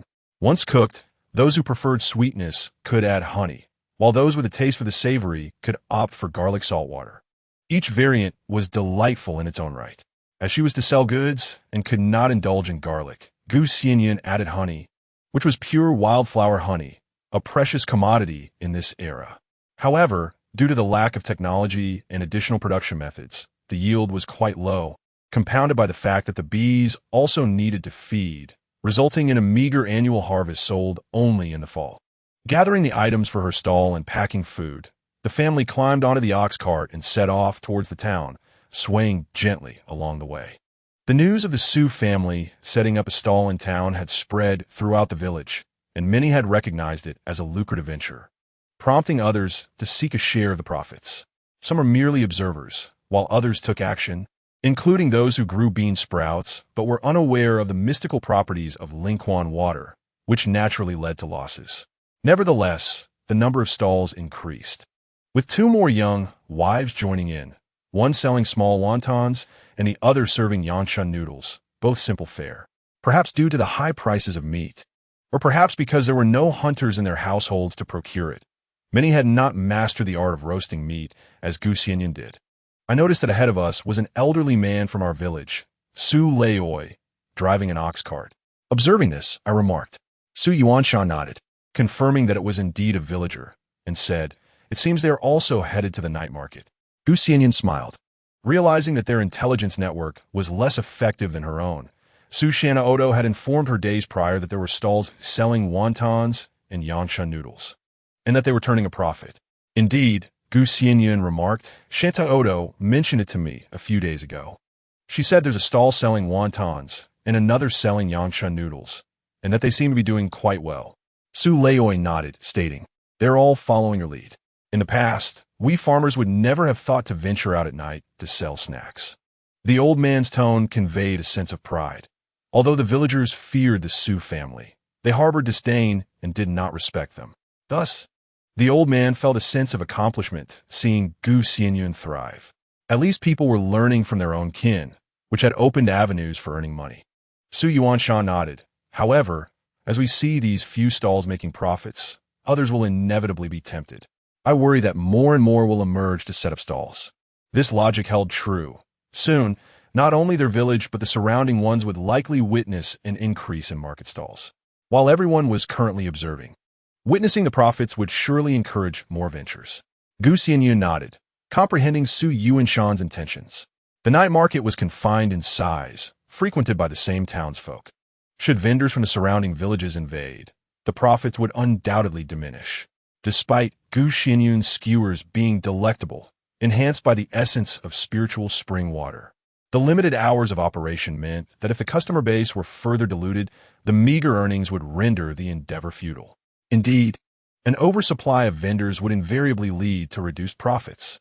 Nevertheless, there remained time for them to continue their stall. Once they amassed sufficient funds, they could pivot to other ventures. Xianyun pondered the transient nature of business. After all, the stall required nightly commitments. In the future, when she bore children, such an undertaking would become inconvenient, compelling her to consider alternative home-based enterprises. Initially, she had contemplated purchasing cattle, but it seemed prudent to pause and brainstorm a business suitable for the home, ideally akin to bean sprouts, a consumable product. This way, she could function as a primary supplier, akin to a wholesaler, allowing customers to place orders without necessitating daily deliveries. However, to entice patrons, variety would be essential. Yet Xianyun was undeterred, confident in her resourcefulness. Xianyun agreed, affirming, "Let us heed your counsel. As long as we are still making a profit, we shall persist." The elder Su also concurred, stating, "Indeed, we shall continue until the earnings no longer justify our efforts." Xianyun acknowledged that while profits remained, they must forge ahead. "Let us eat something. Once we get busy, time for food may elude us." She retrieved a wooden basin containing steamed locust flour rice wrapped in a cloth, along with bowls and chopsticks, serving each a portion. The ox cart moved slowly yet steadily, allowing them to dine without disruption. The fresh locust flowers, paired with new locust honey, exuded a sweet fragrance, growing increasingly delectable with each bite. Xianyun relished 4 bowls before setting them down, remarking that no matter what his wife prepared, it was always exquisite. Under the night sky, the ox cart ambled forward, filled with laughter and aspirations for a brighter future. As anticipated by Xianyun, the number of vendors in the village gradually increased. Some were willing to invest, resulting in commendable stalls, while others hesitated to spend, offering inferior goods that struggled to sell. Those who managed to earn a few coins continued, while others abandoned their efforts when profits failed to materialize. However, the impact on Xianyun's family business remained negligible for the time being. On the day of Xiaoman, San An arrived early. Though relations between San Uncle's family and the elder had been quite frosty, the elder had graciously provided a dowry for his granddaughter Lan Lan, a significant gesture among farming families. Consequently, although San Uncle still ignored the elder, San Aunt Yun's demeanor had softened, and her frequent visits due to her connection with Xianyun reflected this. As Xianyun and Su Shantao were skewering meat, upon seeing San Ant's arrival, Xianyun promptly set aside her tasks. "San Ant, come quickly. It has been quite some time since your last visit." Aunt Yun nodded and remarked, "With the heat of the season, the grass in the fields grows rapidly if left unattended for 3 days. When can one find the time to visit?" Su Shantao, smiling beside her, inquired. "Then why do you have time today?" Aunt Yun, her face alight with joy, replied, "I send T Lan Lan's wedding day approaching. I thought I might consult you about a few matters, dear Xianyun." Upon hearing this, Xianyun quickly responded, "What do you wish to discuss, Aunt? I will certainly assist with my sister's wedding. Just let me know what you need." In Huaxi Town, the custom dictates that the day before the wedding, the bride's family hosts a banquet for relatives and friends, while the next day, the groom's family comes to fetch the bride. The bride's family does not visit the groom's side. Only the bride herself makes the journey. This arrangement is intended to alleviate concerns from mutual relatives, allowing them to attend one household without the burden of choosing where to present gifts. Additionally, It allows friends and family to visit the bride the day prior, providing her with essential dowry items. The timing also considers the emotional toll on the bride's parents as they send off their daughter the following day, while relatives remain at home to celebrate. Aunt Yun recognized Gu Xianyun's straightforward nature and knew that if she sought her help, it was something she could certainly assist with. My family has several relatives, and given the acquaintances from the surrounding villages, we should expect quite a few guests. We must prepare a splendid meal. Typically, when there's an event in our villages, we hire Chef Wang, but it happens to be a fortunate day, and he's already booked. I have reached out to several other chefs, but they too are engaged. You know, my cooking skills are limited to everyday meals. I cannot manage a banquet. This predicament has left me quite anxious. After much thought, I considered you, as you are adept in the kitchen and efficient. Would you be willing to take charge of the cooking? I can gather a few wives to assist you. What do you think, Xianyun? Chapter 69. Agreeing to the request, Gu Xianyun realized, somewhat unexpectedly, that Aunt Yun was not merely asking for help, but was inviting her to take the lead in cooking. Generally, households prepare their own meals, but hosting a banquet is a different matter, typically requiring professional chefs, yet many are already booked. Although she could manage it, Gu Xianyun hesitated to accept, concerned about the scale of the occasion and the possibility of misjudging the flavors in large quantities. Aunt, I have never organized a banquet for so many people. If something goes awry or the food does not turn out well, it will be quite embarrassing for Uncle and you. I am willing to help, but I cannot take the lead. Su Shantao, overhearing Gu Xianyun's polite refusal, urged Xianyun, your culinary skills are exceptional. The dishes surpass those sold at the market. You have nothing to worry about. Hearing Su Shantao's endorsement, Aunt Yun nodded vigorously, fully aware of Gu Xianyun's culinary prowess and reassured that even if minor errors occurred, she would not hold them against her. Dear Xianyun, I understand your concerns about potential mishaps, but rest assured, I would never blame you for any issues that arise. I know your skills well, and finding a chef now is simply impossible. You must not decline. You must assist your aunt. With Aunt Yun's insistence, further refusal would have been somewhat awkward, prompting Gu Xianyun to smile and reply, Aunt, your faith in me is making me feel quite bashful. Yin, sure, Aunt Sin trusts you. You are efficient in your tasks, and cooking is second nature to you. When you find a moment of leisure, come and discuss the banquet arrangements with me. This responsibility I entrust to you.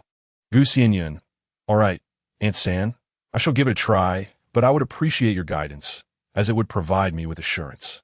Seeing Gu Xianyun's agreement, Yun sure beamed with delight, nodding repeatedly, very well, it is settled then. I have matters to attend to at home, so I shall take my leave. Do come by when you have the time. After bidding farewell to Yun Sure, Gu Xianyun and Su Shantao resumed their work. Su Shantao, while threading skewers, remarked, Xianyun, you have become quite the adept cook. Your street vendor endeavors have become known beyond our village, reaching several neighboring ones. This was no small feat. For a woman to venture into the business world and even consider setting up a stall in town during the evening was indeed remarkable in a farming household, thus earning her a widespread reputation. Gu Xianyun, is that so? It appears I have become a local celebrity. Su Shantao, indeed. Many wish to learn the art of vending from you. There is profit to be made, and my mother has encouraged me to learn from you as well. Alas, I'm aware of my own limitations.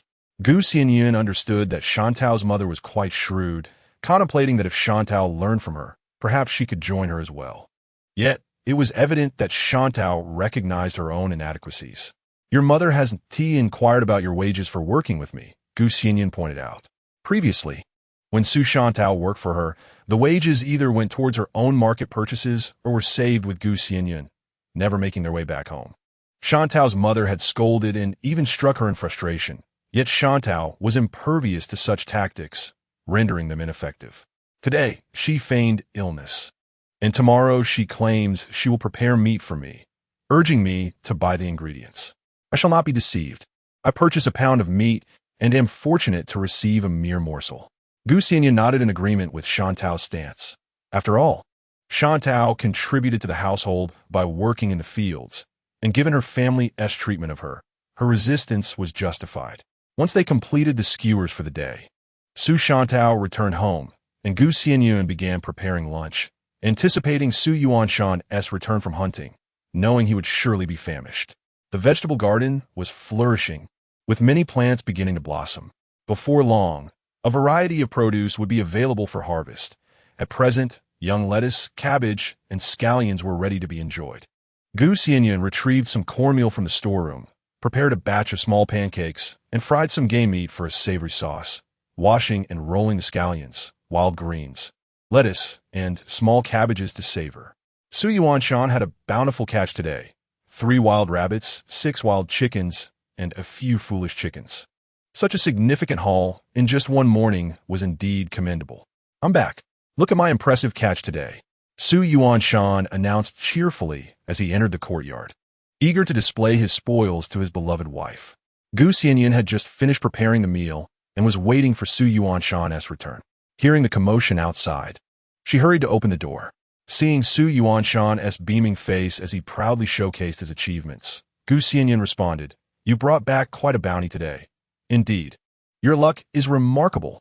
Indeed, in the past, the rabbits during summer were incredibly flavorful, and my mother's culinary skills were exceptional. This season, even the wild rabbits are delectable. Thus, we have procured a greater quantity. Su Yuanshan was unaware that this was the effect of the spiritual spring water. Yet Gu Xianyun could only smile and nod, attributing it to her own culinary prowess. "I have prepared the meal. I shall wash my hands and take a moment's respite before dining. Grandfather has yet to return. I suspect he is dining on the mountain. I shall send some pancakes to him this afternoon." Although the mountains are not too distant from the village, there are times when old Su prefers not to exert himself and opts to prepare his own meals on the mountain. When a delightful dish is prepared at home, Su Yuanshan would either deliver some to him or fetch him back for dinner. However, pancakes wrapped with leafy greens hardly qualify as a gourmet dish. Thus they were not sent. "I shall deliver some this afternoon for him to enjoy in the evening." Pancakes are quite satisfactory, complementing the meal perfectly, especially on such a warm day. "They are quite appetizing," Su Yuanshan remarked. In northern rural households, it is customary to relish leafy greens dipped in sauce during the summer, a practice that Gu Xianyun naturally partakes in as well. "Of course, uncle, pancakes rolled with cured meat are delightful." Gu Xianyun recounted with a smile a childhood story about pancakes and cured meat, having longed for them, believing them to be the epitome of deliciousness. This is a local folktale that Su Yuanshan was familiar with, and while washing his hands, he replied, "We don't shy away from cured meat, but rather prefer meat sauce." "You have a keen nose," Gu Xianyun remarked while she prepared the meal. Su Yuanshan chuckled and playfully tapped her backside before entering the house. The freshly cooked pancakes were tender and crisp, and when combined with meat sauce, scallions, and various greens, they became a delightful treat. "By the way, Aunt San came by today, mentioning that Lon Lon is getting married and they could not find a suitable chef, so she asked me to cook." I agreed. "I am well aware of my wife's culinary skills. There is absolutely no doubt, and I can confidently proceed, assured that the flavors will be exquisite." While enjoying the meal, the couple exchanged pleasantries, and Gu Xianyun shared her plans to helm the kitchen at Aunt San's home, to which Su Yuanshan wholeheartedly supported her. After all, he knew well the proficiency of his wife's cooking. Chapter 70. 4 meats and 4 vegetables. Since we have made a commitment, we must approach this matter earnestly. The quality of the banquet reflects the family's reputation, hence it must be well executed. However, in this era, rural households are not affluent, and their feasts do not compare to those in towns or cities. An overly extravagant banquet would make it difficult for guests to present gifts. Thus, the skill of the chef will be put to the test, minimizing expenses while ensuring the feast is splendid. Fortunately, with Gu Xianyun's spiritual spring water, she felt unperturbed. The next day, after breakfast, she went to Aunt San's house to discuss the banquet arrangements. Su Lanlan was the first to spot Gu Xianyun entering the yard, and knowing her visit was for her sake, she blushed but greeted her warmly. "Sister-in-law, come in quickly," she said. Gu Xianyun nodded. "Lanlan, is Aunt San at home?" "Yes, she is. Xianyun has arrived," Lanlan replied. Just then, Aunt Xianyun also emerged from the house, smiling as she welcomed Gu Xianyun inside. Within the dwelling, there were 2 young brides from the village, their faces familiar to Gu Xianyun, though she did not know them personally. They were quite busy, engaged in preparing new bedding, presumably for the bridal dowry. Xianyun smiled and greeted them, and they, recognizing her, returned her greeting with warm smiles and exchanged a few words. Xianyun, they are occupied at the moment. Come with me to this room. Let us deliberate on the dishes for the banquet, proposed Yin, leading Xianyun to sit on the Kong in the West Room. Su Lan, feeling somewhat shy, chose to assist with the bedding instead of joining them. Once seated, Yin presented sunflower seeds and sugar cubes, likely prepared for the wedding festivities. Aunt San, how many dishes do you plan to prepare? Xianyun inquired. The number of dishes is determined by the host. Being a peasant family, we are limited in resources, and some households are small, thus the number of dishes is modest. However, they are typically in even numbers, 6, 8, or 10 dishes and so forth, replied Yin as she settled down beside her. I have been discussing this with your Uncle San, she continued. We have quite a few guests, and there are many relatives from my maternal side. I am still deliberating whether to prepare 8 or 10 dishes.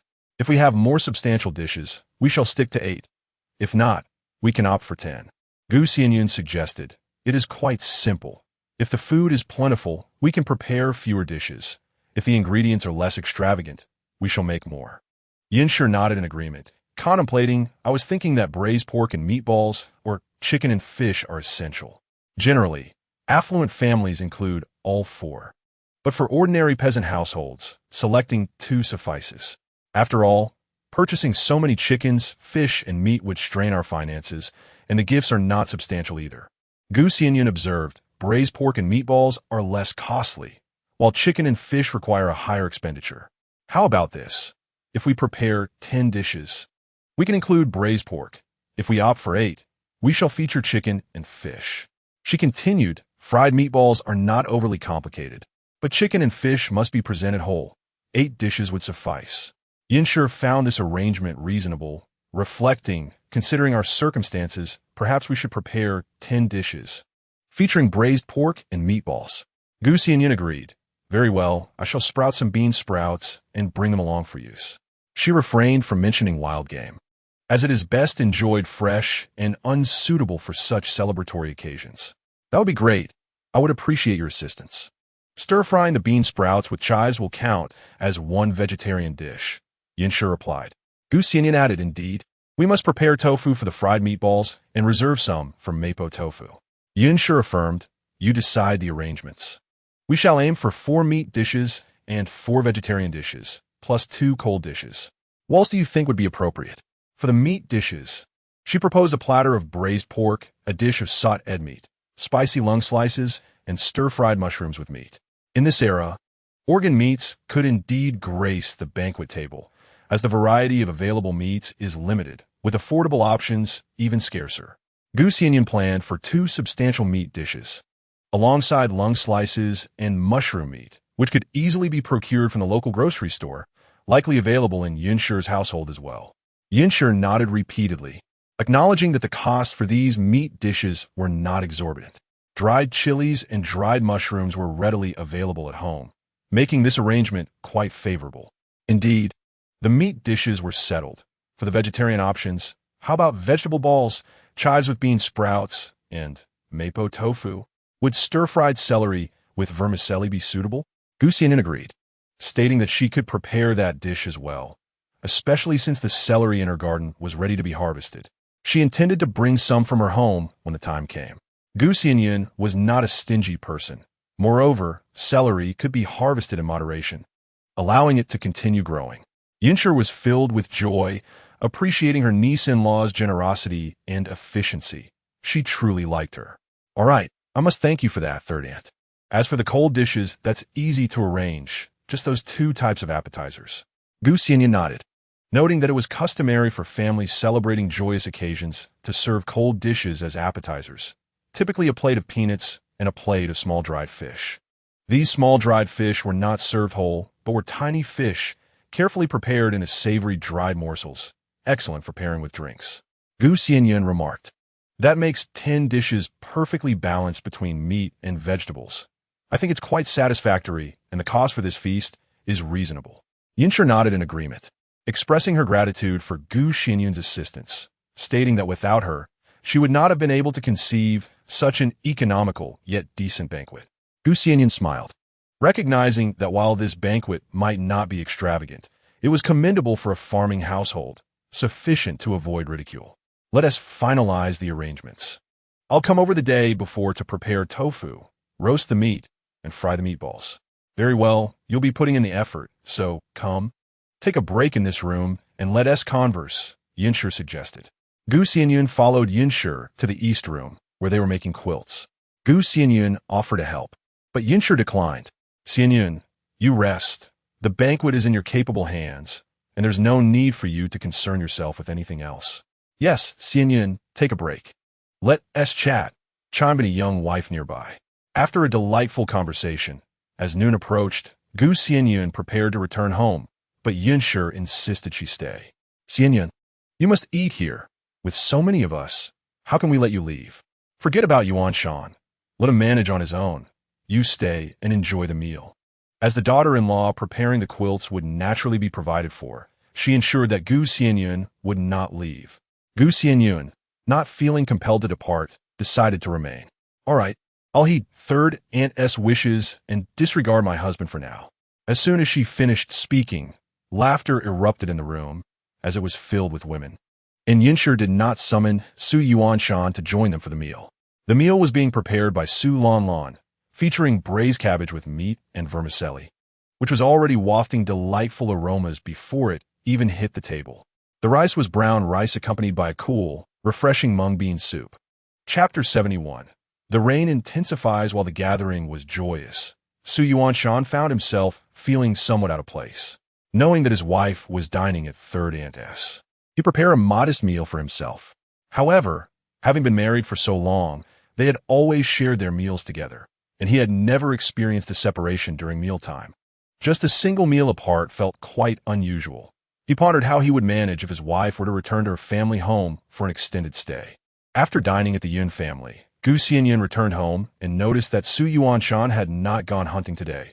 Instead, he had prepared all the ingredients for the evening market stall.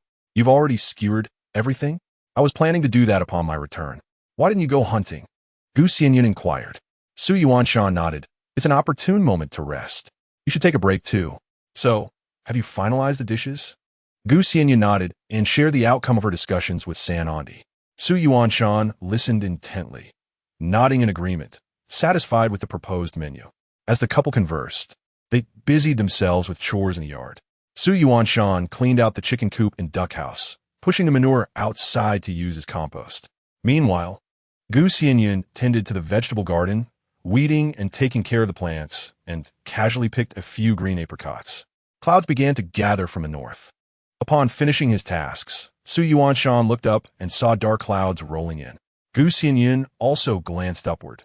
Country folk are quite observant of the weather, and it was evident that rain was imminent. Oh dear, it looks like rain is on the way. Quickly harness the cart and fetch grandfather back. We want to be going to the market today. With the blessing of the spring water, the skewers will remain intact. We might as well stay home and relax during the rain. Recently, Su Leoi had been joining them at the market, returning late at night and staying at home. Sometimes, he would reside in the mountains instead of accompanying them to the stall. Given the weather, Xianyun worried that if it rained heavily, her grandfather would be caught outside. In such weather, it was important for the elderly to stay warm by the fire. Xianyun nodded. All right, I'll head out immediately. He swiftly set aside his work and hurried to harness the cart, rushing to fetch Su Leoi. Xianyun brought in firewood for dinner, as she would not want to venture out again in heavy rain. In addition to gathering wood, she needed to prepare the evening meal. Given the weather, a hot pot would be most suitable, but lacking a copper pot, she settled for a large cooking pot. She decided to prepare a spicy broth and then toss in the ingredients, adding some noodles as the main course to create a hearty stew. As the rain clouds rolled in, the wind began to stir, alleviating some of the oppressive heat. Xianyun picked lettuce, bok choy, pea sprouts, and fetched dried chili peppers. Seasonings, bean sprouts, soaked black fungus, dried tofu, and mushrooms, slicing various meats as well. She then brought in the noodles, preparing to roll out the dough for the main dish. Just as everything was ready, the rain began to fall in earnest, with large droplets starting to patter down. Xianyun looked up at the sky from the doorway, noting the ominous darkness. It seemed that this rain would be significant. Grandfather and my husband are about to get drenched, she murmured to herself, lamenting the absence of weather forecasts and umbrellas. No sooner had she grumbled than she heard voices outside the gate. Xianyun had returned with the ox cart, just in time to avoid the downpour. I saw the clouds gathering and hurried back, but I was still delayed, Xianyun remarked with a smile. Su Leoi nodded. Fortunately, it's still a light rain for now. Remarkably, they hadn't gotten too wet. Xianyun tied the ox in the barn before entering the house. A flash of lightning illuminated the sky, and the rain began to intensify. The summer heat can be stifling, yet the rain brings a refreshing coolness. With the windows propped open, a gentle breeze wafts in, creating a delightful atmosphere. Xianyun reclines on the kong, idly observing the heavy rain in the courtyard. The raindrops cascade from the eaves like a curtain of pearls, and the rhythmic patter of the rain evokes a profound sense of tranquility within her. Xianyun converses with the elder Su before returning to the east room, shedding his shoes to rest his head on Xianyun's lap. My dear, dinner is all prepared. You've worked hard, he remarks. Xianyun replies, I have gathered all the ingredients. I'm eager to see your culinary prowess this evening. Rest assured, my dear, just wait to enjoy the meal. My cooking skills are undeniably up to par, he responds confidently. Xianyun smiles, noting Xianyun's growing self-assurance in the kitchen. She nods in agreement, pleased that he is taking charge of dinner. The rain grows heavier, Xianyun observes, but a bit of rain is beneficial. The crops in the fields have been wilting and desperately need this nourishment. Indeed, Xianyun concurs, after this rainfall, we will have much to do, as the grass will surely sprout abundantly once again. In this era, devoid of pesticides and machinery, all weeding relies on human labor. If the weeds are left unattended, they will hinder the growth of crops, making farming a particularly arduous task. Especially now, as June approaches, the heat of July and August looms ahead. No worries, I can manage just fine. You need not concern yourself with the vegetable garden. I have taken care of it, Xianyun assures her lightly. Xianyun feels content to be married to Xianyun. In other households, a woman must toil in the fields to secure meals, regardless of the sweltering heat. However, in this home, both the elder Su and Xianyun insist that she need only tend to domestic affairs.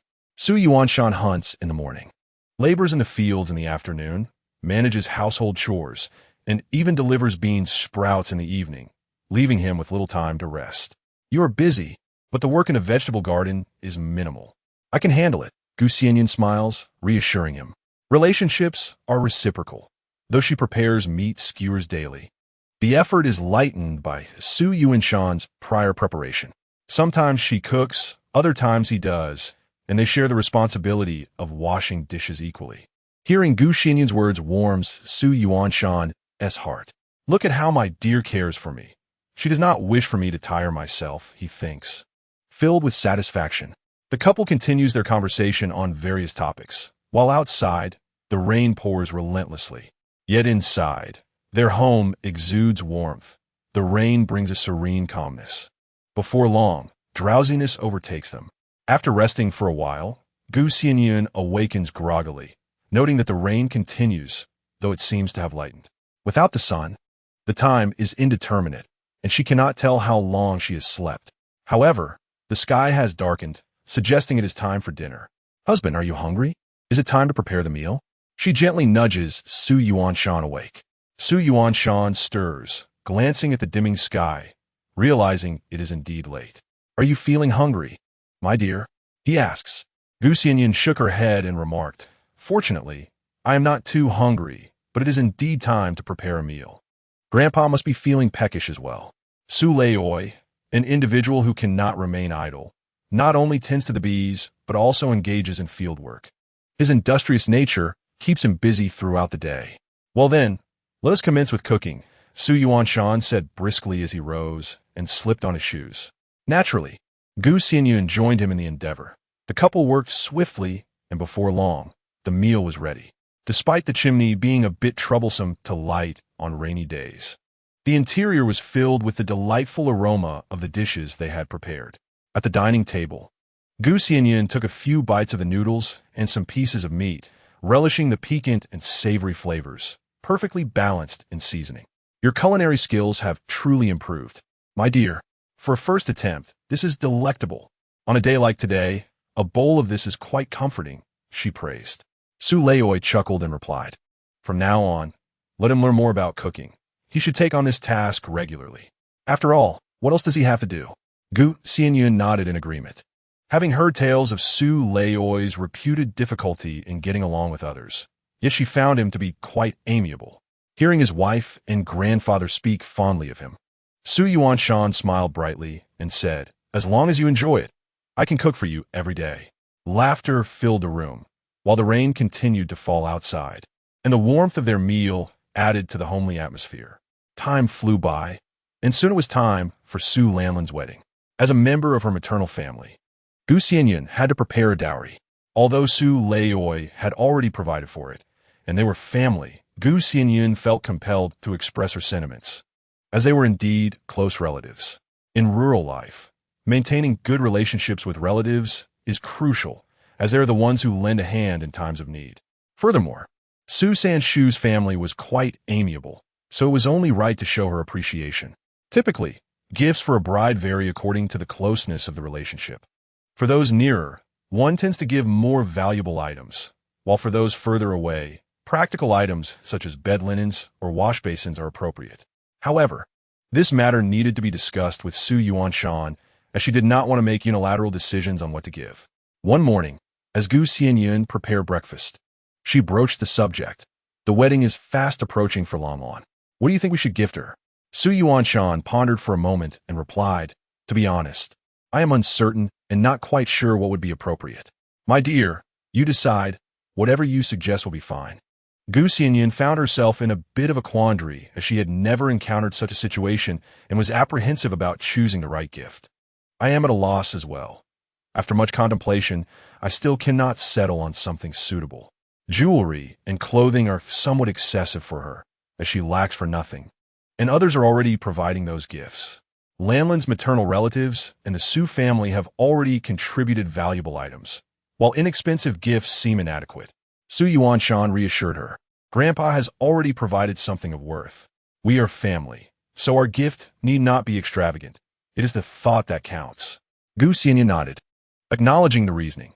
In that case, I shall prepare a few boxes of pastries for our new home. After all, during the wedding festivities, the groom's family will have many guests, and the bride may find it inappropriate to indulge in food. Although provisions have been made by her in-laws, it would still be a bit awkward for her to eat freely. It is crucial that she does not go hungry. In this era, customs remain quite traditional. On the day of her marriage, a bride typically remains within her new home, rarely venturing out. Aside from a few female relatives and children who may come to see her, others will not have the opportunity to meet her. With so many people around, the bride might struggle to eat well. If her family prepares some pastries, she can enjoy a few, especially in the evening, as it is a good omen. Su Yuanshan responded, indeed, my dear wife, your skills in pastry making are exceptional. Let us prepare some red date cakes, peanut brittle, osmanthus cakes, and perilla pancakes, all of which symbolize the wish for early progeny. Furthermore, we should order 2 exquisite boxes for the pastries, as a small token of heartfelt sentiment. After all, these are handmade treats imbued with meaning. Su Leoi, Lanlin's grandfather, belonged to her family, yet in rural households, the practice of division of property is significant. Since Su Yuanshan has not separated from the family, Su Leoi is considered part of his side. It is unlikely that anyone could find fault in this arrangement, and naturally, the third aunt's family would be pleased, as would outsiders, who would also find no reason to criticize. The symbolism of early progeny is splendid, Su Yuanshan added. We should also purchase some festive molds for the pastries, adorned with auspicious characters for added cheer. Gu Xianyun agreed. Tomorrow is market day. We shall place our order, procure the necessary ingredients, and then prepare the pastries. These delicacies can last a few days without issue, thanks to my secret recipe. The so-called secret recipe involves the use of spring water, a technique that ensures the pastries remain fresh and delightful for an extended period, an innovation not yet seen in this age, where advanced technology is scarce. The couple finalized their plans to send the pastry gift boxes, unaware that this endeavor would mark the inception of their prosperous business journey, though that is a tale for another time. The following morning, Su Yuanshan harnessed the ox cart, taking Su Leoi and Gu Xianyun to Huaxi town for the market. Su Leoi genuinely enjoyed visiting the market. Sometimes, he would go merely for the atmosphere, relishing the lively ambience even without making any purchases. With the entire family heading to the market, they forewent breakfast, opting to eat once they arrived in town. "What shall we have to eat? What do you fancy?" Su Yuanshan inquired as they approached the bustling market. He was indifferent to his own preferences, eager to hear what his grandfather and wife desired. "I'm content with anything. You two should choose," Su Leoi replied, indicating that he wished to see what Gu Xianyun would like, as the family dotes on her whims. Gu Xianyun perceived the subtlety in her grandfather's suggestion and cheerfully proposed, "Let us have fried dough sticks and tofu pudding. They are delightful." Knowing that Su Yuanshan and Su Leoi shared her fondness for these dishes, she made the suggestion. Naturally, everyone agreed, and after securing the ox cart, they proceeded to their favored stall to enjoy breakfast. Once their meal was finished, Su Leoi meandered off to explore on his own, while Su Yuanshan and Gu Xianyun set out to shop for the ingredients needed to create their pastries. "Let us first customize a delicate pastry box, then proceed to purchase some pastries.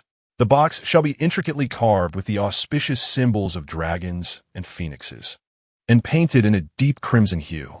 What do you think?" Gu Xianyun embraced Su Yuanshan's suggestion, agreeing that such a pastry box would indeed be splendid, exuding an air of elegance and good fortune.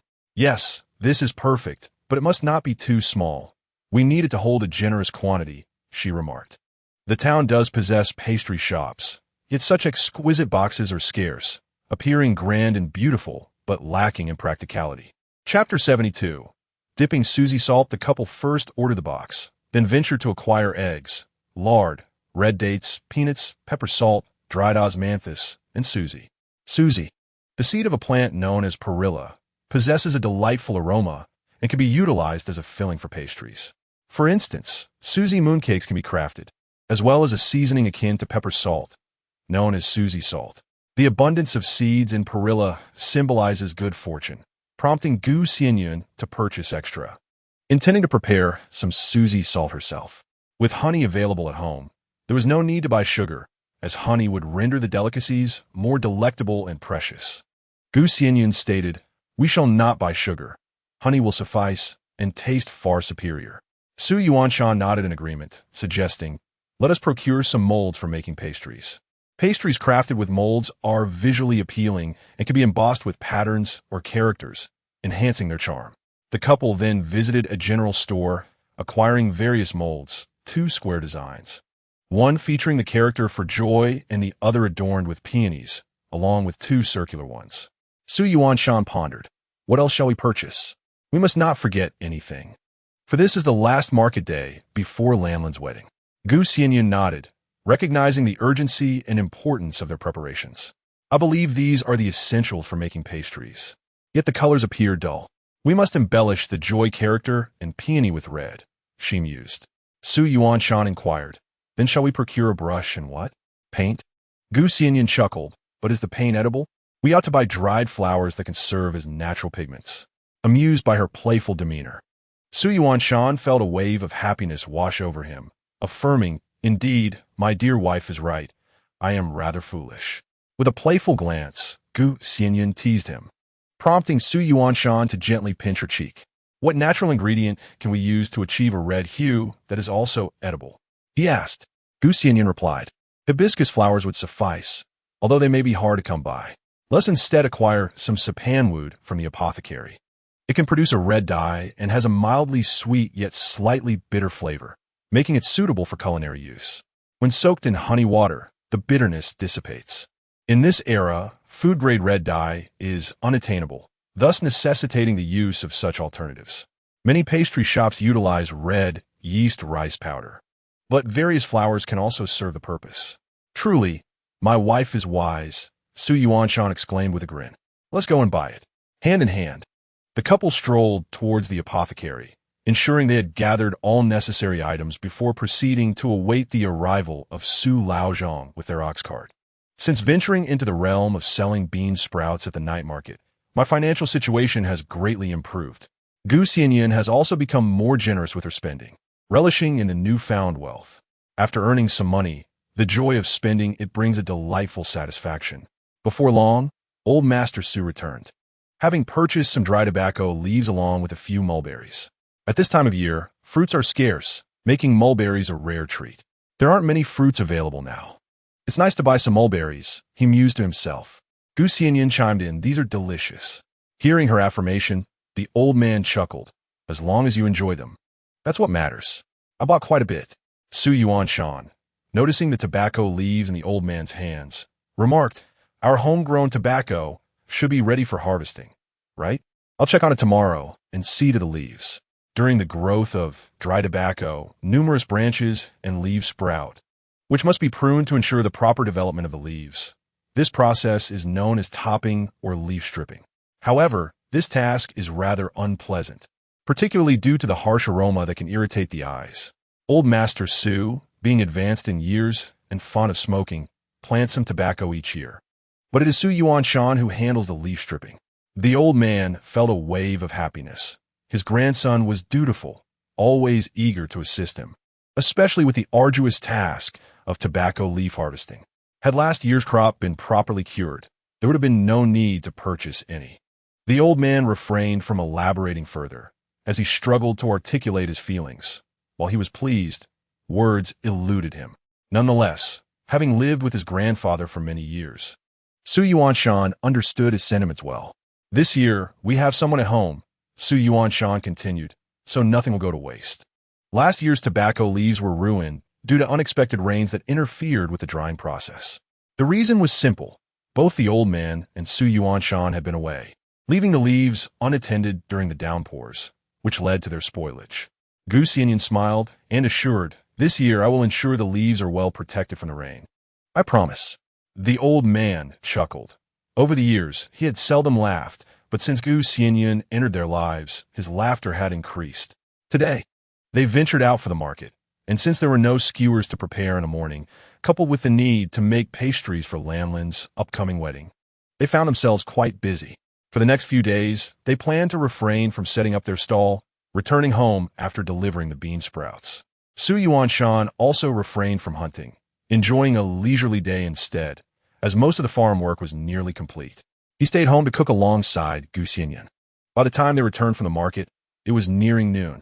The weather was hot, so they casually enjoyed some cold noodles and a handful of mulberries. Sweet and tangy, which were quite delightful. As the afternoon heat began to wane, old Master Su set out, uncertain whether he was going to check the fields or head into the mountains, while Su Yuanshan began cleaning the lard. This was used for rendering pork fat, which enhances the flavor and aroma of pastries. In this era, there were no other oils suitable for making such delicacies. Later, we shall dig up some potatoes. We'll have potato stew with meat and pancake for dinner, Xianyun said, leisurely enjoying her mulberries while watching Su Yuanshan work. Su Yuanshan replied, I can go alone, but the potatoes aren't very large yet. Will they be tasty? Xianyun remarked, delicious. They have grown quite large now. These are this year's fresh potatoes, far tastier than those from previous years. Su Yuanshan readily agreed. All right, I shall prepare more. Xianyun continued, I'm adding some perilla salt to enjoy with the potatoes. Perilla salt is made by toasting perilla seeds until they are fragrant, then crushing them and mixing with salt, akin to pepper salt. The flavor is exquisite, especially when dipping the potatoes in it while enjoying a stew.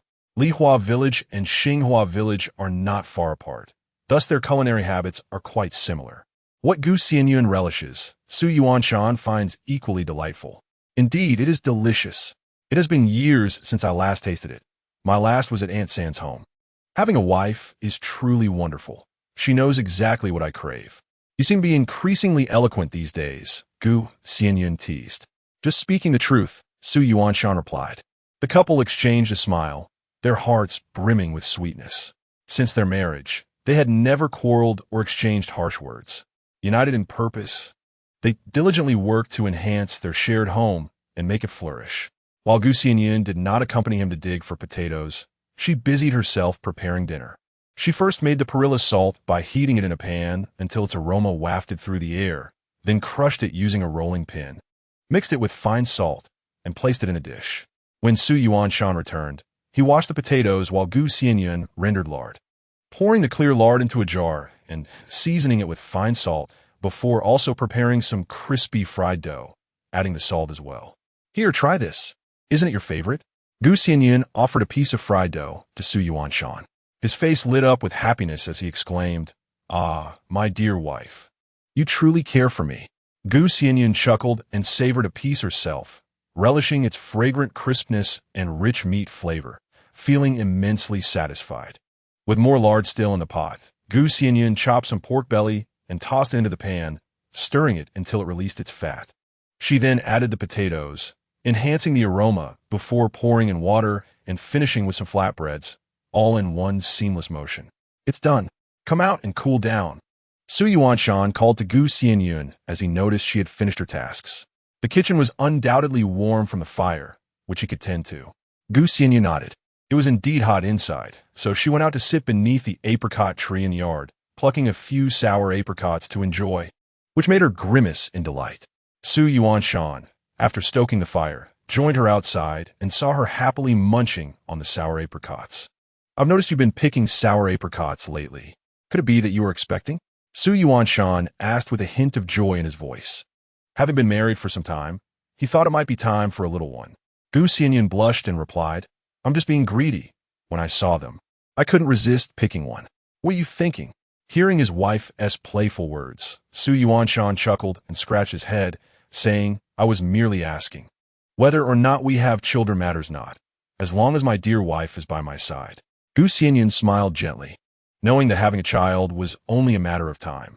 With a husband like Su Yuanshan, she felt assured that he would care for both her and their future child with love.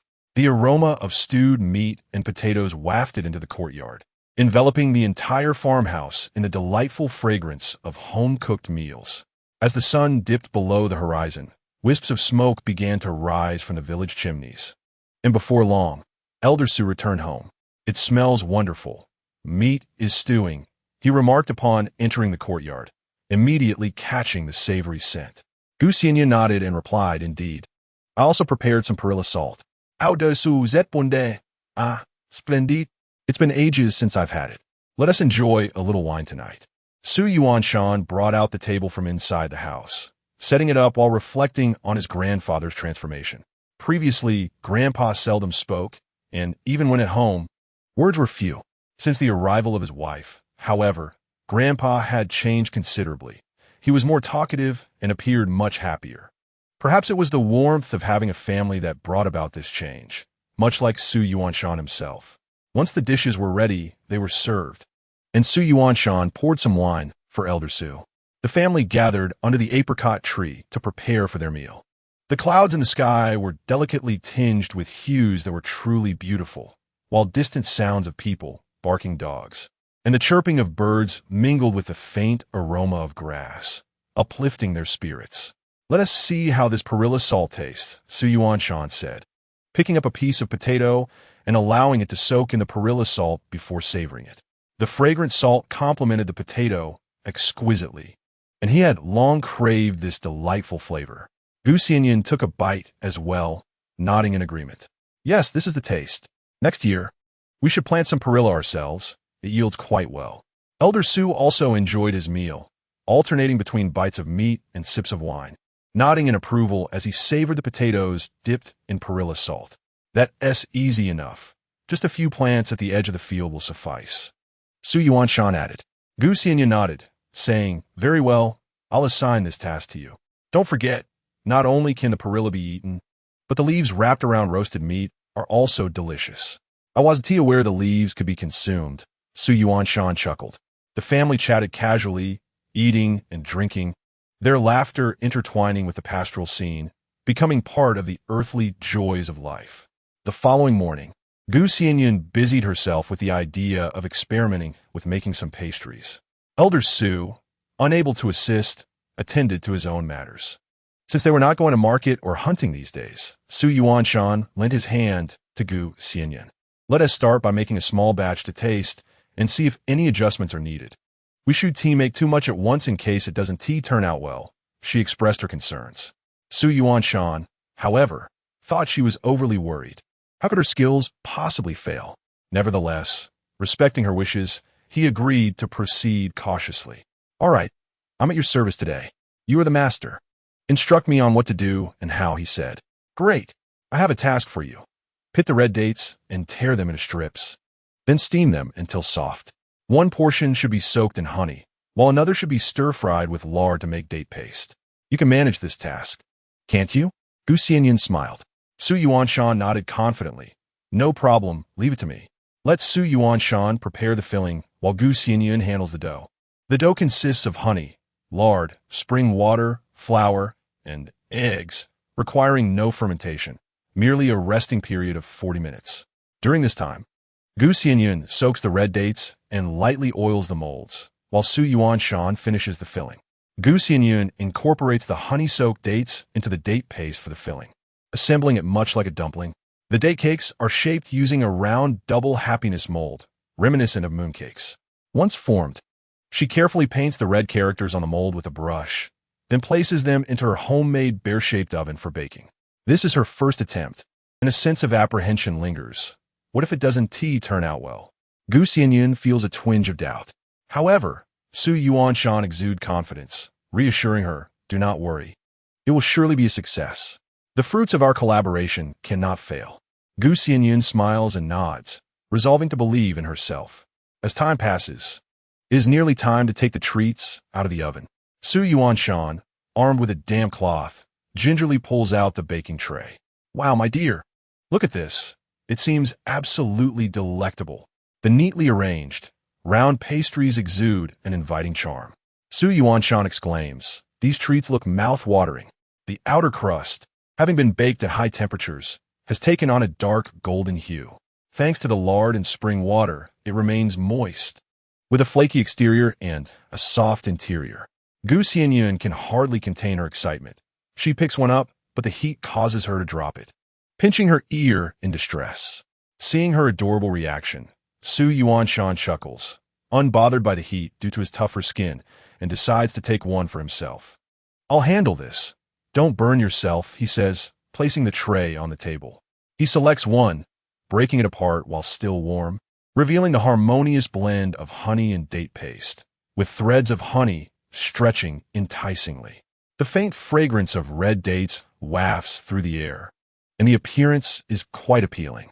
Xianyun blows on it and offers half to Xianyun, keeping the other half for himself.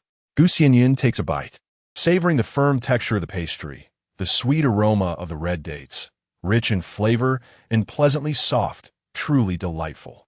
I must say, without boasting, this is a resounding success, she beams.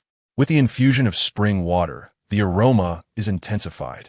The combination of honey and red dates creates an exquisite flavor. I never expected it to turn out so well. Xianyun nods in agreement, exclaiming, I told you, my dear, your culinary skills are impeccable. See, I was right. It's delicious. Xianyun continues, now that the date cakes are complete, let us make peanut crisps, symbolizing good fortune. This is also quite simple. The outer shell is a crispy biscuit, while the filling consists of spiced salted peanuts, a delightful sweet and salty treat. Xianyun replies, very well. What would you have me do? Just instruct me. The couple worked tirelessly to complete the remaining 3 treats. The preparation of the peanut crisps mirrors that of the date cakes, requiring the oven as well. They emerge savory and aromatic, shaped into elegant square, double happiness symbols. Exquisite and delectable. The osmanthus cake is steamed in a square peony mold, enriched with glutinous rice, resulting in a wonderfully chewy texture. A subtle sweetness intertwined with the rich fragrance of osmanthus, adorned with a delicate white hue and embellished by a red peony design. The taste is exquisite. Next comes the fried perilla cake, characterized by its crisp texture derived from perilla oil and dough, deep fried to enhance its aroma, presenting a delightful balance of savory and sweet flavors. All 4 varieties of pastries were crafted to perfection, each a resounding success, not only in appearance, but also in taste. They are all delectable, yet not overly sweet, which is a virtue. Su Yuanshan relished each delicacy and offered his commendations. Chinese pastries are renowned for their subtle sweetness and delightful flavors, and Gu Xianyun was thoroughly pleased, saving some for the return of Elder Su. With our research yielding success, it is time to commence production. We shall prepare 2 boxes. The custom boxes are nearly ready, and once completed, we will arrange them neatly. Su Yuanshan nodded in agreement, acknowledging his wife's words. For several consecutive days, the couple busied themselves with crafting pastries. Elder Su, Su Shantao, and the third aunt, Yin Shi, have all savored Gu Xianyun's creations, praising their exceptional taste, even claiming they surpass those made by the town's esteemed pastry chefs. This flattery brought joy to Gu Xianyun, indicating it was time to experiment with a few more varieties of traditional pastries. Su Lanlin's wedding day approaches, necessitating the preparation of meatballs, which entails making tofu in advance. Early in the morning, Yin Shi came to summon Gu Xianyun. Alongside Gu Xianyun, other wives from nearby households offered their assistance. While the third aunt's family would naturally provide the meals, which traditionally includes Elder Su and Su Yuanshan. However, knowing Elder Su's temperament, he would not attend, and, consequently, Yin Shi refrained from extending the invitation, even to Su Yuanshan, allowing them to send some food over later. Gu Xianyun lacked the skill needed for tofu production. But as Su Lanlin's husband hails from a family engaged in the tofu business, there were capable hands available for the task. Xianyun, the freshly made hot tofu, is delightful. Please take some back for the elder and Yuanshan to enjoy. Today, with so many guests, I want to call them over, Yin Shi said, filling a large bowl with tofu.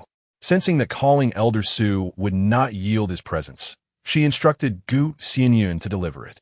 Despite their past discord, with Su Lanlin's marriage, Elder Su had indeed provided a commendable dowry, prompting a somewhat improved demeanor from Yin Shi. This gesture reflects the third aunt's filial piety towards her grandfather, and Gu Xianyun graciously accepted, replying, "Very well, I shall deliver it promptly," ensuring they savor it while it's warm.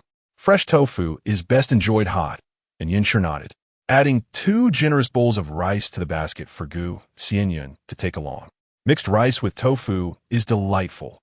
You should return for a meal afterward, she advised, only providing food for the elder and grandson. Gu Xianyun agreed, carrying the basket back. Upon seeing the fresh tofu, Su Yuanshan went to gather some scallions, chopping them into fine pieces to accompany their lunch. Thus, the midday meal for the elder and grandson was prepared. Gu Xianyun also enjoyed the fresh tofu, opting not to make any other dishes, as she would be busy preparing meat and frying meatballs in the afternoon, given the influx of guests. She worked diligently until the lamps were lit, finally returning home. The third aunt, Yin Shi, also sent along some roasted meat and meatballs for Elder Su and Su Yuanshan to sample. Gu Xianyun believed that a family could indeed coexist harmoniously, yet an unspoken tension lingered in their hearts. San aunt offered food, and San uncle did not voice any objections, but this emotional knot remained beyond Gu Xianyun's reach, impossible to unravel, and it rendered any judgment futile. It was merely a matter of whether the bond between father and son still existed and whether it could endure. "Your wife has returned. I have been waiting for you, fearing you might be frightened on your way back home in the dark," Su Yuanshan said, standing at the entrance, anxious for Gu Xianyun's return. Upon seeing her shadow, he approached swiftly. Gu Xianyun nodded and replied, "In this village, there are people everywhere. What is there to fear?" Su Yuanshan expressed his concern. "I worry. It seems inappropriate to visit San Aunt's house, as if one were simply going for a meal. Otherwise, I would have come to escort you." "I understand, but San Aunt mentioned that you should come by tomorrow to lend a hand with the firewood and such," Gu Xianyun explained. "The following day marks the auspicious occasion for the bride's family, so naturally, our kin will assist and partake in the meal." "Indeed, I comprehend. I also retrieved the pastry box today. We shall prepare it for delivery tomorrow," Su Yuanshan responded. Gu Xianyun nodded in agreement. Observing her fatigue from the afternoon of cooking meat and frying meatballs, Su Yuanshan urged her to rest, offering to massage her back and legs so she could retire early. The next day, the couple rose early. Gu Xianyun warmed the meat and meatballs she had brought back the previous day. as Su Laozhu and Su Yuanshan had not yet dined. Just as the meal was nearing completion, the sound of a carriage echoed from outside the door. Curious, Gu Xianyun wondered who it could be. Upon opening the door, she discovered her elder brother, Su Yuanxue, accompanied by a young wife and 2 children entering the courtyard. Elder brother, sister-in-law, Niao, Feng, you have returned. Why did you not come back yesterday? Did you travel all morning? In the courtyard, Su Yuanshan also heard the commotion and hurried over to greet his brother, realizing they must have set off while it was still dark, likely to avoid inconveniencing their family by traveling at night. Chapter 74. The arrival of elder brother S family. Gu Xianyun had already surmised that the visitor was her sister-in-law. Upon hearing Su Yuanshan call out, her certainty grew, and she quickly joined in the greeting. This marked the first encounter between Gu Xianyun and Shenxi. Yet there was no sense of unfamiliarity. Both were kind-hearted and harmonious individuals, naturally wearing smiles. Su Yuanxue took over Su Yuanshan's words, saying, "No worries. We retired early yesterday and woke up early today. Niao, Feng, quickly greet them. This is your second uncle and aunt." Shenxi urged the children to greet their relatives. The children were neatly dressed and appeared endearing, obediently calling out to their elders. Upon hearing that Su Yuanxue and his family had returned, Su Laozhu came out to welcome them, a smile adorning his face. The couple from the main house greeted them, and the children, unperturbed by the unfamiliarity, rushed over. "Great-grandfather, Niao," said Xianyun. "Hello, great-grandfather," chimed in Feng. Blood relations possess a mysterious quality. Although Su Laozhu often seemed somewhat aloof, his demeanor transformed into one of warmth as he smiled at the 2 little ones, his white beard shaking with joy. The children, Niao and Feng, were beckoned by their great-grandfather to enter the house, where he promised them delightful treats. The old man was entirely engrossed in the children, neglecting the couple in the main room, and he eagerly led the 2 little ones inside. The adults in the yard chuckled, and Gu Xianyun quickly invited her brother and sister-in-law into the house, with the men leading the way and the women following behind. Shenxi grasped Gu Xianyun's hand and remarked, "Sister-in-law, this is our first meeting, and you radiate kindness. It brings me great joy." Gu Xianyun smiled in return, saying, "Then do bring the children back often. It would delight me." Shenxi nodded, glancing at Gu Xianyun. "Grandfather adores children. You and Yuanshan should consider having a son or daughter soon. Just look at how happy it makes the old man." Gu Xianyun blushed, smiling as she nodded. Indeed. Old Master Su had a profound affection for children, and having one of her own would surely bring him even more joy. Once they settled into the main room, Old Master Su presented an array of delectable snacks and prepared honey water for the children, as they indulged in the pastries made by Gu Xianyun. The 2 children eagerly nodded in approval. Xianyun, holding a red date cake, inquired, "Great-grandfather, where did you buy this? It's truly delicious. I've never tasted such delightful pastries before. How about you, sister?" Feng, younger than her brother yet articulate, chimed in, "It's tasty. And the one with peanuts is delightful as well." With Gu Xianyun's culinary skills, complemented by high-quality ingredients and the essence of spring water, the pastries rivaled, if not surpassed, those from the town's shops. "These were made by your second aunt. If they are delicious, do eat plenty," Old Master Su encouraged with a smile. The children nodded obediently, exclaiming, "Second aunt is amazing." Shenxi expressed surprise. "Sister-in-law can make pastries too? That's wonderful. I've heard you even sell at the night market." "Indeed. Yuanshan is fortunate to have you." Su Yuanshan eagerly nodded in agreement, stating, "Sister-in-law is right. Marrying you is indeed my blessing." Gu Xianyun laughed, "You're too kind, sister-in-law. I feel quite bashful."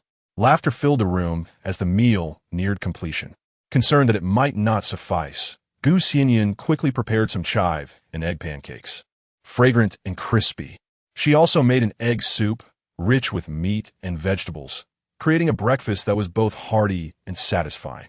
"This meatball is exquisite. It must be your sister-in-law's handiwork," Shenxi remarked after savoring several meatballs. "Indeed, these were fried and crafted by Gu Xianyun," she replied, nodding. "It was my first attempt, and I was apprehensive about the outcome, but turned out well."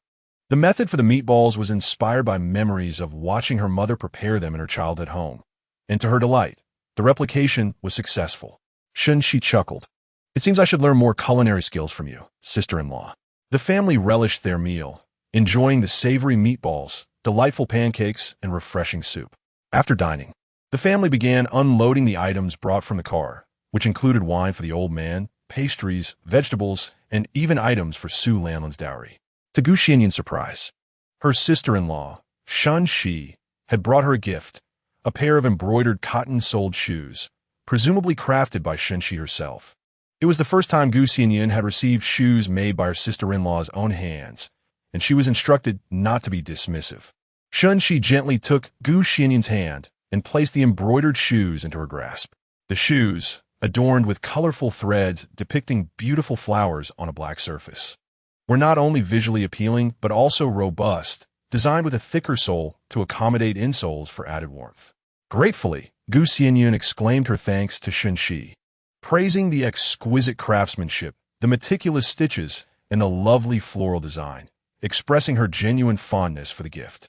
Shi, delighted to see Gu Xianyun's enjoyment, added that traditionally, as the elder brother and sister-in-law, they should have returned for the wedding. However, due to certain unspoken difficulties at home, they were unable to attend.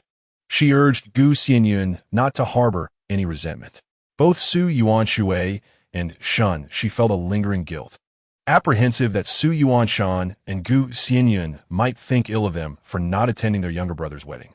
Yet, there were valid reasons for their absence. Their parents were challenging to deal with and did not approve of their daughter's choices, nor did they hold any esteem for their son-in-law's family. Gu Xianyun quickly reassured Shi, expressing that they were family and she understood the challenges faced by her and her brother, assuring her that there was no reason for anger. Gu Xianyun's words were not merely a comfort. She genuinely empathized with Shi's situation. Shi's parents were difficult and did not cherish their daughter, nor did they look favorably upon her husband or his family. However, Su Lanlin's family lived separately and had a better life, which made their parents more amenable to familial interactions. Hearing Gu Xianyun's understanding, Shi smiled, grasped her hand, and nodded appreciatively.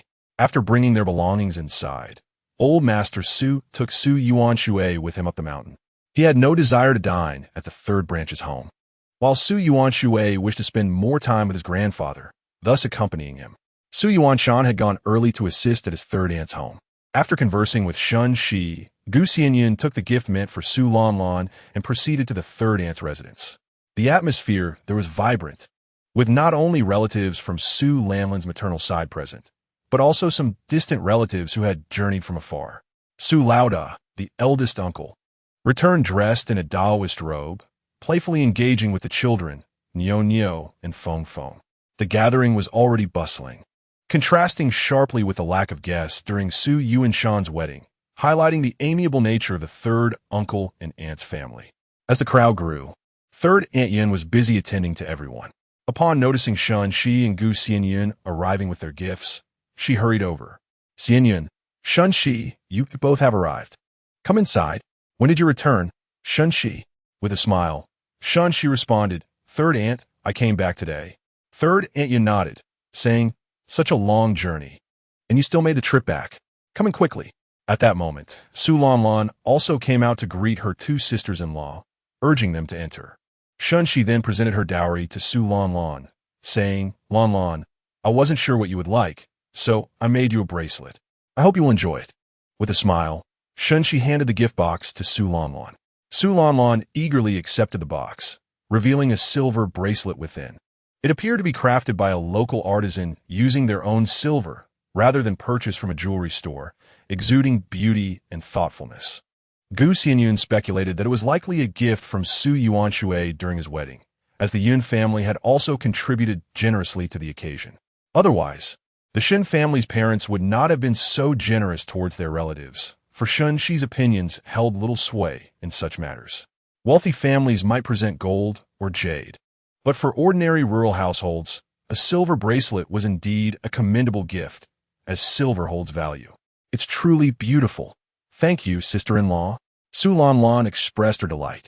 Showering her gratitude, observing her joy, she smiled, content that the gift pleased Su Lanlan. Xianyun then presented her own 2 boxes of delicacies, elegantly designed. Lanlan, I've prepared some pastries, symbolizing early fertility and good fortune. Please take them with you. Enjoy them when you're hungry. Su Lanlan marveled at the exquisite box, which was filled to the brim with pastries, far exceeding the usual few pieces found in such containers. Each pastry was meticulously crafted, emanating a subtle aroma that promised delightful taste. Thank you, sister-in-law. Your skills are truly impressive. I'm sure they will be delicious, Su Lanlan replied with a smile. She felt thoroughly satisfied with both gifts, appreciating the thoughtfulness of her sisters-in-law, who cherished her well-being. All right, sister-in-law, Lanlan, you two continue your conversation. I must head to the kitchen as we have numerous guests today, and I need to prepare the meal, Xianyun stated as the chef invited by the Yun family. Although it was not a special occasion, the presence of many guests warranted a proper feast, and Xianyun had to attend to it. Upon hearing this, Shenshi chimed in, I'll assist as well, sister-in-law. Let us converse a little longer. Before he could leave, Su Lanlan gently pulled him back. Despite being a brother-in-law, Shenshi, as Su Yuanshui's son-in-law, held a different status compared to Xianyun, who was part of the family and could take on such tasks. Sister-in-law, you rest. I can handle it. You still have 2 children to look after, Xianyun replied with a smile. Shenshi conceded, nodding in agreement, as the 2 children were happily playing with their uncle, leaving him free to chat with Su Lanlan. Although it wasn't a formal banquet, there were plenty of dishes to prepare, both meat and vegetables, with Xianyun overseeing the cooking while others handled the washing and chopping of ingredients. The large pot was set over the flame, and Xianyun began to stir-fry. The weather was quite warm, making the task even more taxing, prompting Su Yuanshan to frequently check in, bringing cool water to drink. Your husband treats you very well, one of the wives teased. Indeed, they say your husband is difficult to get along with, but from what I see, he is quite amiable and treats his wife well. My own husband is indifferent even when I'm sweltering, another chimed in. Xianyun chuckled, nodding in agreement. He is good to me. His temperament may seem stern, but he is truly kind-hearted. Due to the unpopularity of old Master Su within the village, the perception of Su Yuanshan by the villagers has also been adversely affected. It is likely that he has not received kind words from them, leading to his own lack of friendliness in return. Thus, rumors began to circulate, as the villagers' disdain for the grandfather and grandson was reciprocated. The townsfolk engaged in conversation, expressing that, having had little interaction with Xianyun previously, they found her to be quite amiable through her connection with Su Lanlan in recent days. Xianyun gradually became familiar with everyone. No longer merely acquainted with Su Shantao and her immediate relatives, she also met several other young brides in the village. Her culinary skills were indeed remarkable, and with the enhancement of the spiritual spring water, the meals served earned unanimous praise. What excellent cooking! Our village has produced a great chef. Indeed, at first, the 3rd brother was anxious about not finding a chef, but who would have thought that the daughter-in-law would be so capable? This dish is truly excellent, rivaling even the establishments in town. Compliments flowed continuously, genuinely reflecting their appreciation for the food. It was no wonder that this young bride could set up a food stall. With such talent, she could thrive in any endeavor. Xianyun was responsible for cooking, and washing the dishes was not her duty. After finishing lunch, she returned to rest, preparing for the evening meal. Upon arriving home, she found Su Yuanshui and the old master still absent from the mountain, as the old master had chosen not to dine at the 3rd family's home, leaving Su Yuanshui to accompany him there. Su Yuanshan was resting in the main room with Nyonyo, while Xianyun and she took care of Feng in their own quarters. Tomorrow marked an important day, so the eldest brother's family would naturally be staying over, with the men in one room and the women in another. I heard that the 3rd aunt had sent Shurtu to call for the grandfather and her husband to return for dinner, but they had not yet come back, and it was unclear what had transpired, she remarked. Shurtu was the youngest son of the 3rd aunt, and Yunshur had intended to invite old Master Su for dinner, but with she present, it was only natural for her to overhear. It was evident that old Master Su would not be coming. If she were not attentive, she might assume no invitation had been extended. Xianyun sighed softly. acknowledging that the third and fourth aunts were relatively kind to the grandfather, not entirely ignoring him. Yet the third and fourth uncles displayed a marked lack of friendliness. Perhaps the shadows of childhood loomed large, or perhaps it was a lingering resentment towards their mother that caused them to disregard old Master Su. The old master, aware of his son's attitudes, also chose to ignore them. The rift between the grandfather and his two uncles seemed destined to remain unresolved throughout their lives. And this was a matter beyond their control, Xianyun noted.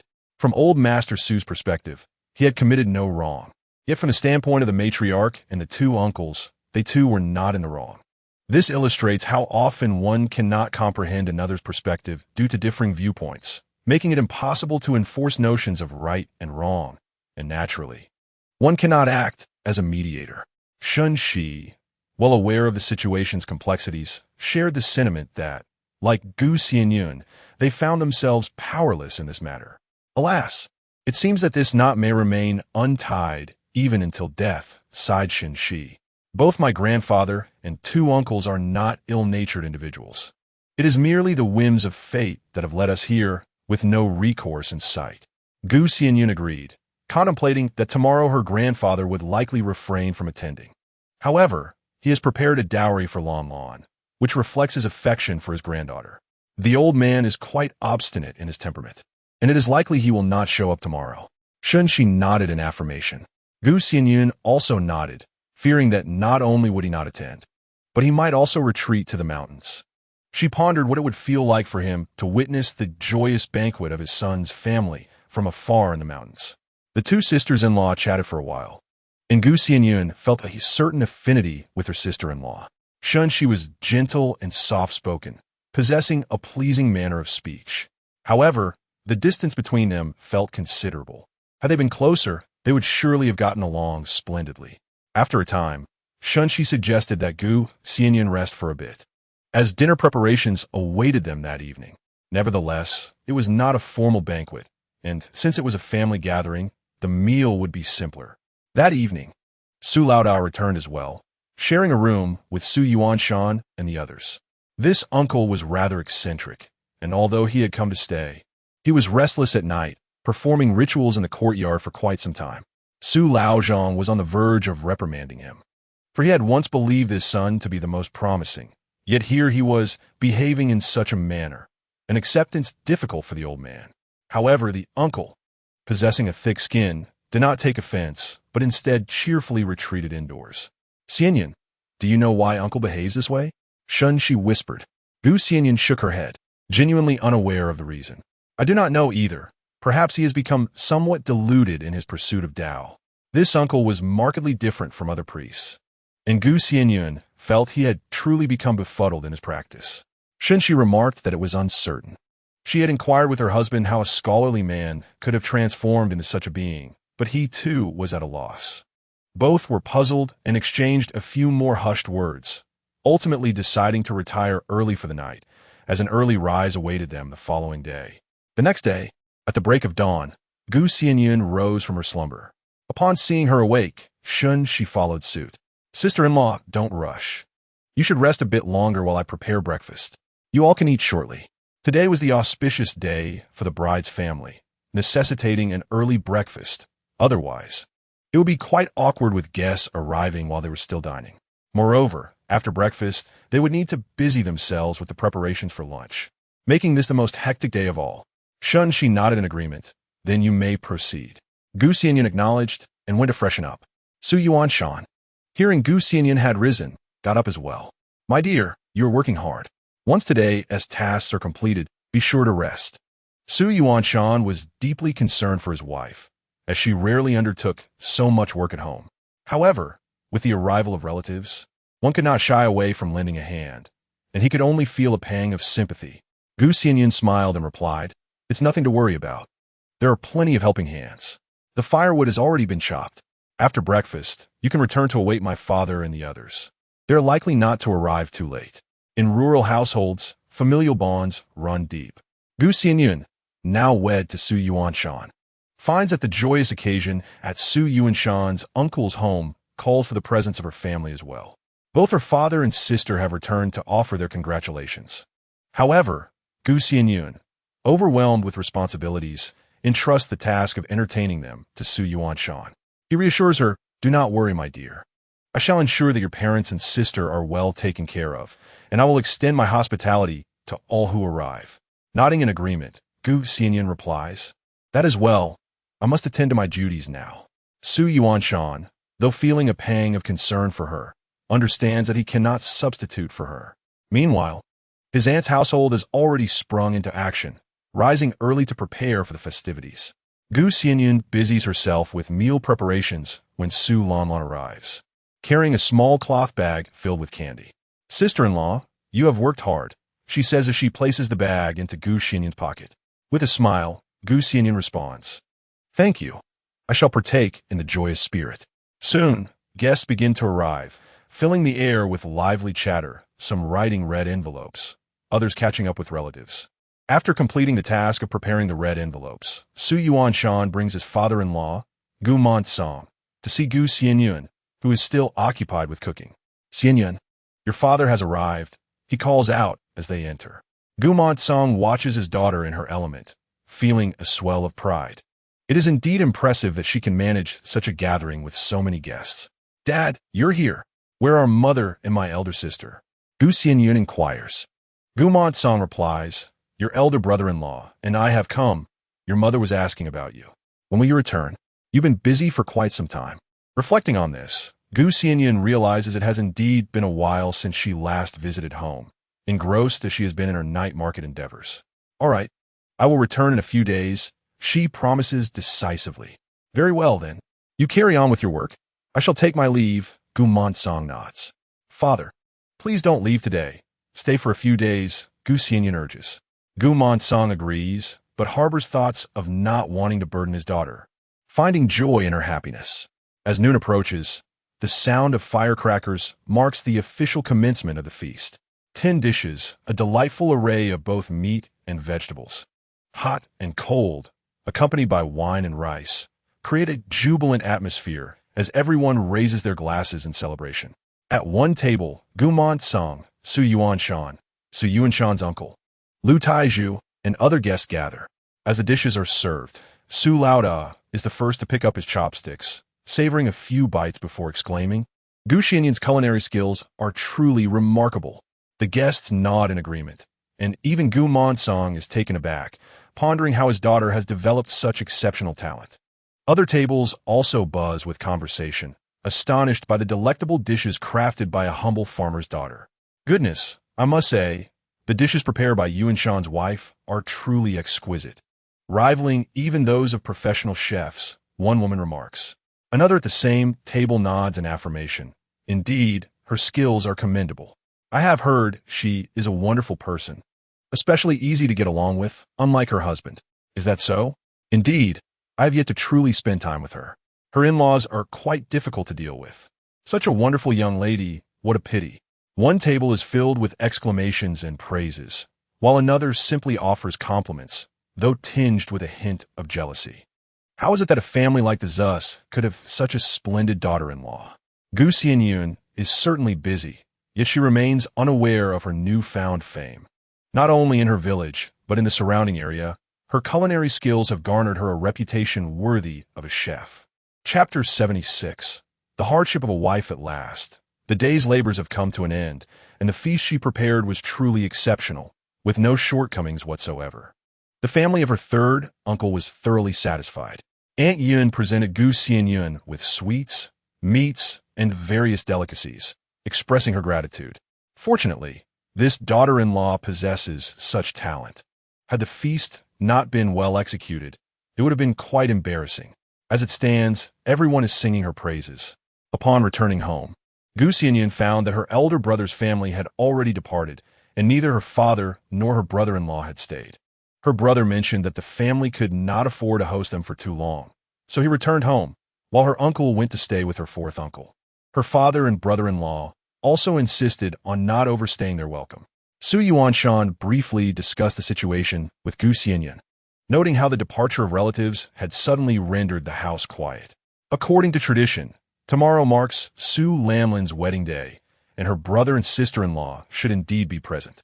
However, The other side seems intentionally unwelcoming, aiming to diminish the brother and sister-in-law's standing. If they had not returned, one could only imagine the discord that would arise upon their return. Su Yuanshan continued, acknowledging that, by customary standards, tomorrow is a significant day for Su Lanlin's marriage, and family ought to be present.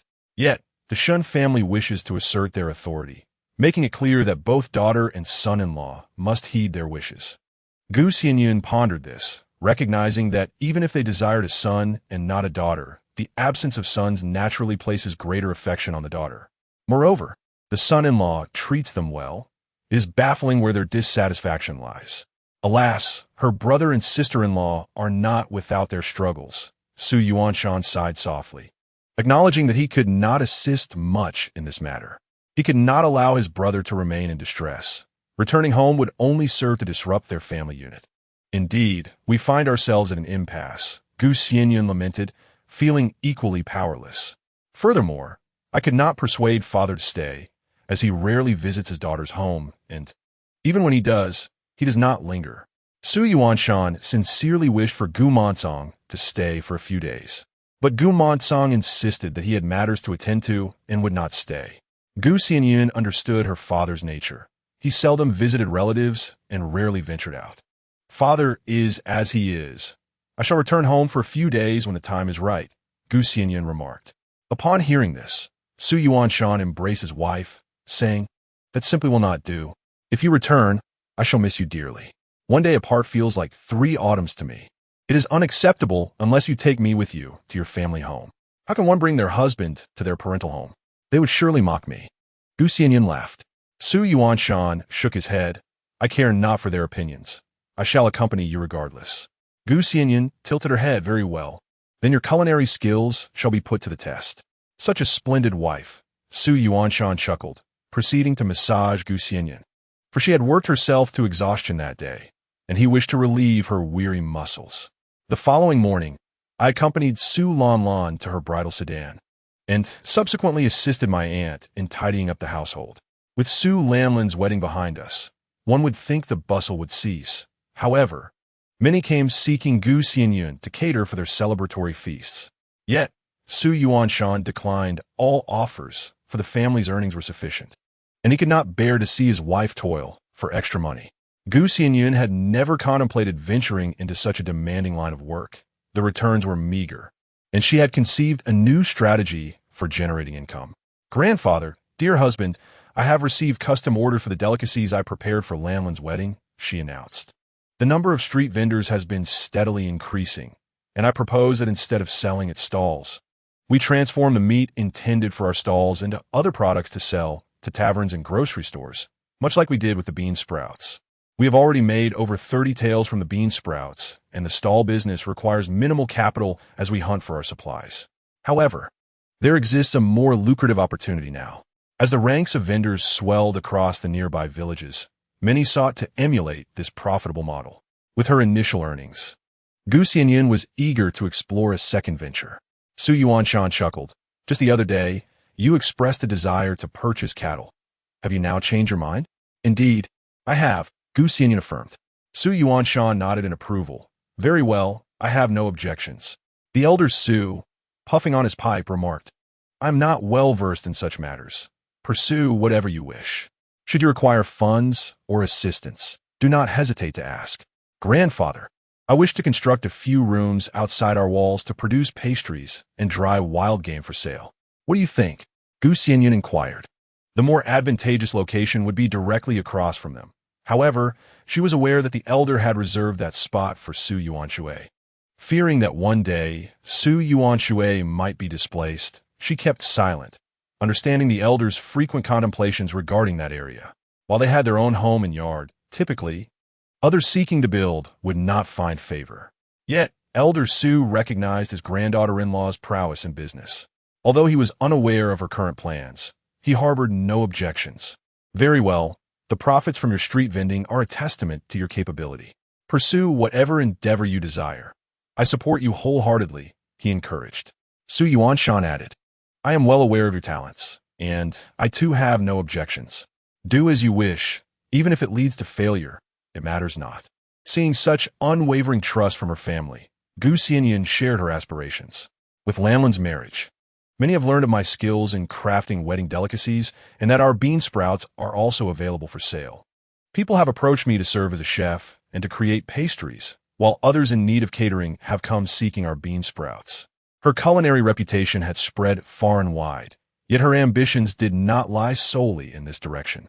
Nevertheless, should others request her pastries, she was more than capable of fulfilling those orders, especially as her bean sprouts were competitively priced, making them a popular choice for both joyous and solemn occasions alike. Gu Xianyun recognized a lucrative opportunity. Her affordable bean sprouts attracted a considerable clientele. Consequently, she envisioned producing wild game skewers, transforming them into dried meat akin to beef jerky, offering a variety of flavors. This could effectively serve as a substitute for the dried fish sold in the local grocery store, especially since the wild game was sourced from her own hunting, allowing her to price it competitively. She also considered five-spice tofu, spicy tofu, mushroom sauce, and an assortment of preserved vegetables.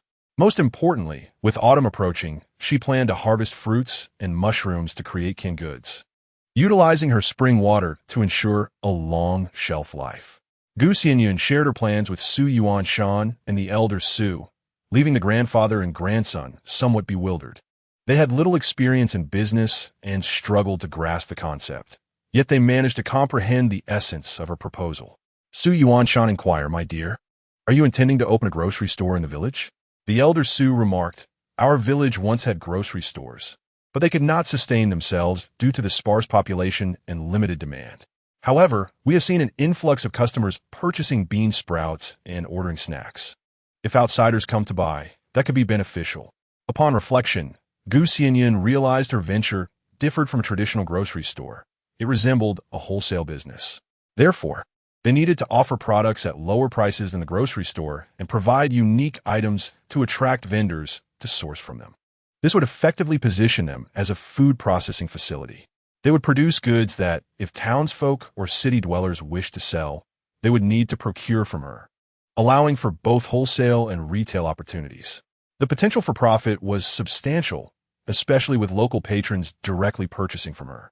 Gu Xianyun continued, asserting the necessity of superior taste, uniqueness, and affordability, as Xianyun concurred.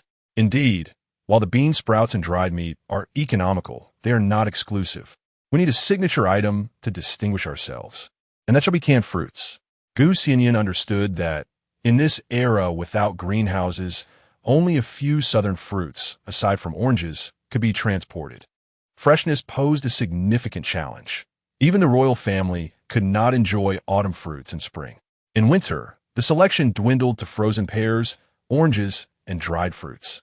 Thus, by canning these fruits and leveraging her spring water, they could remain fresh indefinitely, providing an opportunity to enjoy seasonal fruits year-round, an offering unmatched by competitors. Canned goods? Were those? The elder Su pondered, expressing his unfamiliarity with the concept despite his extensive travels.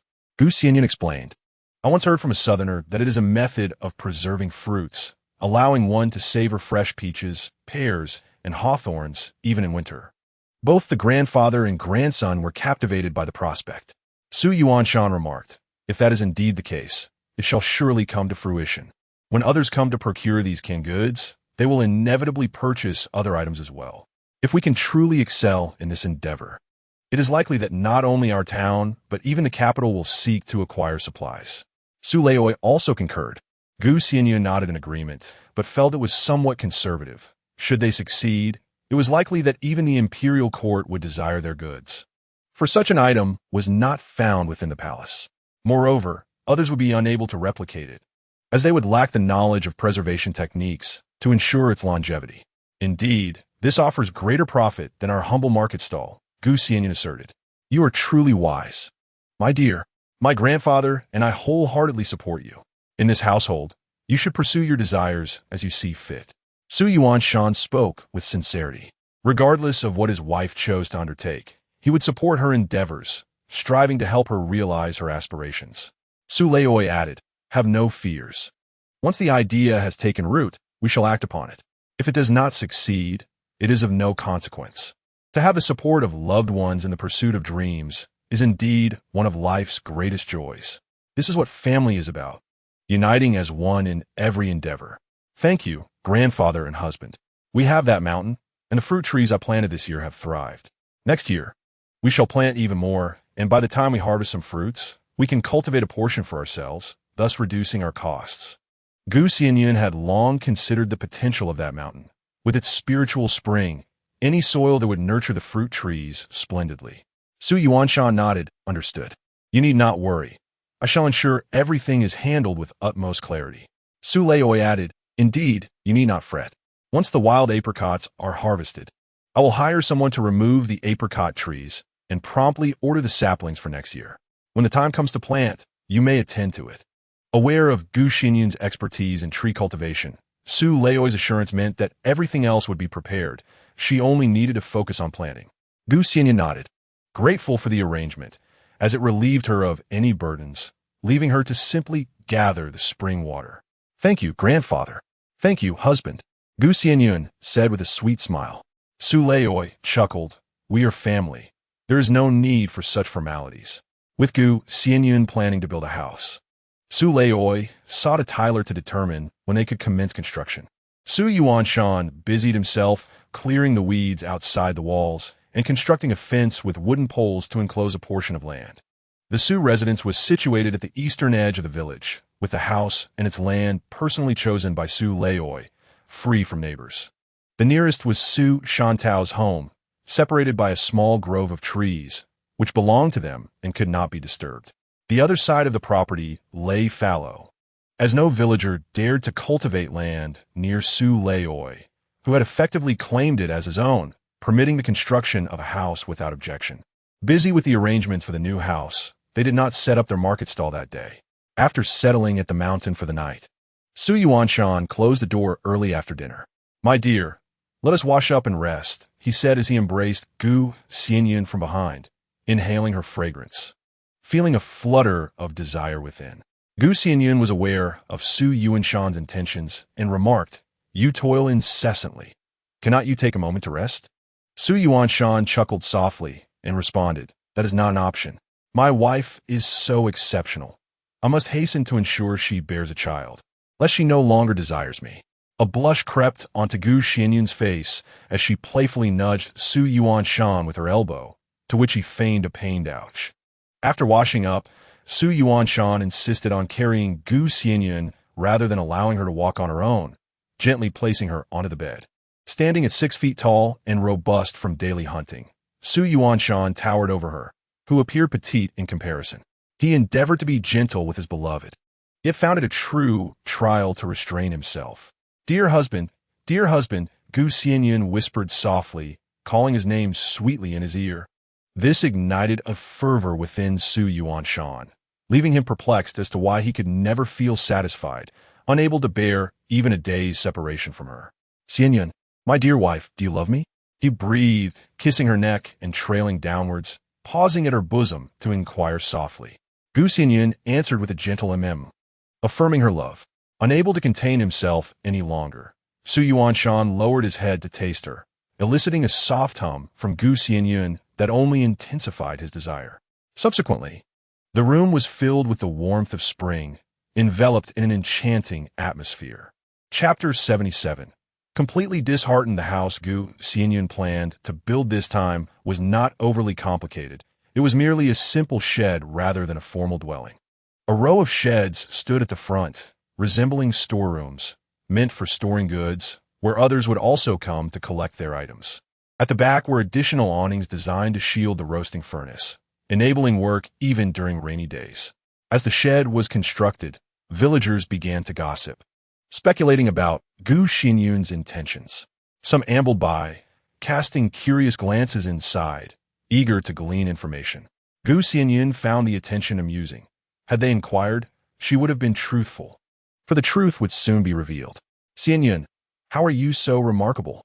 If only I could be as clever as you, then Shou Gue would surely marry me. Su Shantao expressed with envy, realizing Xianyun was embarking on a significant venture. Xianyun replied, business acumen can be cultivated gradually. You should also plan for the future. You are determined to marry Shou Gui, yet he does not share the same sentiment. Su Shantao sighed. He is simply too devoted to his mother. Xianyun echoed her concern, fearing that Su Shantao might suffer considerable heartache in this matter. What if his mother never consents? Xianyun inquired lightly. Su Shantao zipli. I am on the verge of giving up. It is disheartening. Xianyun nodded, contemplating that sometimes the ability to relinquish can indeed be a blessing. Yet, she had not anticipated that such a moment would arrive so swiftly. Just as Xianyun's shed was completed, trouble arose for Su Shantao.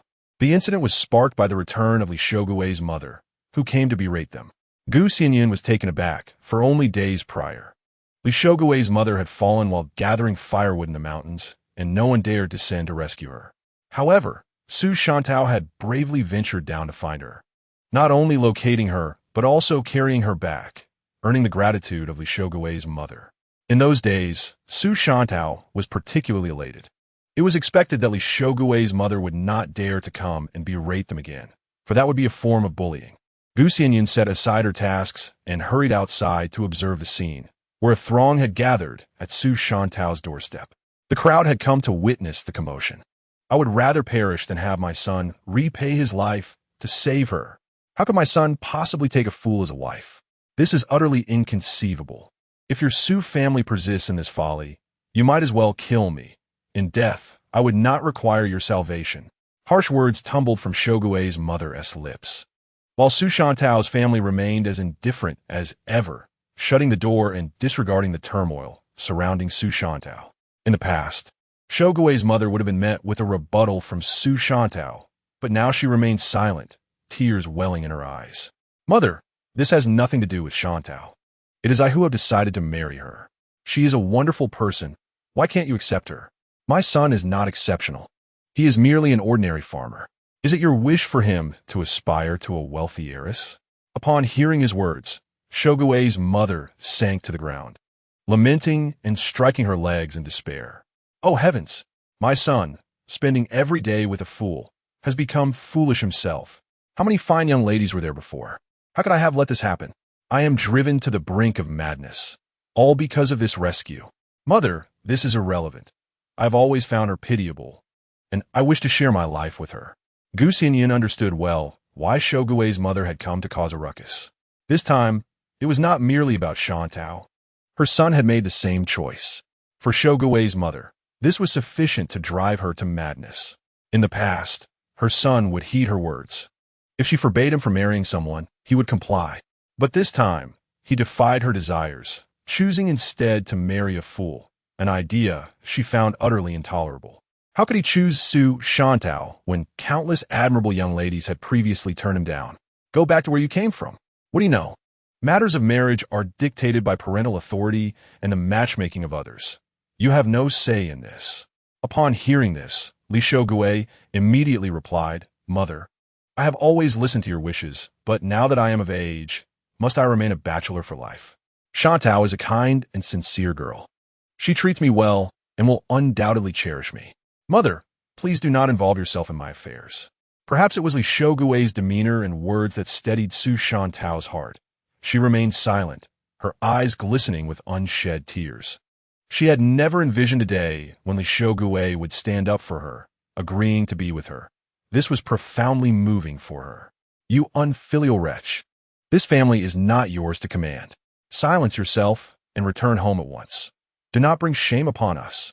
Shougui's mother, accustomed to her domineering ways, found it intolerable that her son, who had always obeyed her, was now defying her, especially in choosing a partner she deemed utterly unacceptable. Li Shougui was not particularly eloquent. Hearing his mother's scorn only filled him with urgency and left him at a loss for words.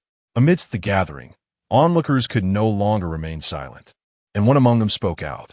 The matron of the Shou family is truly excessive.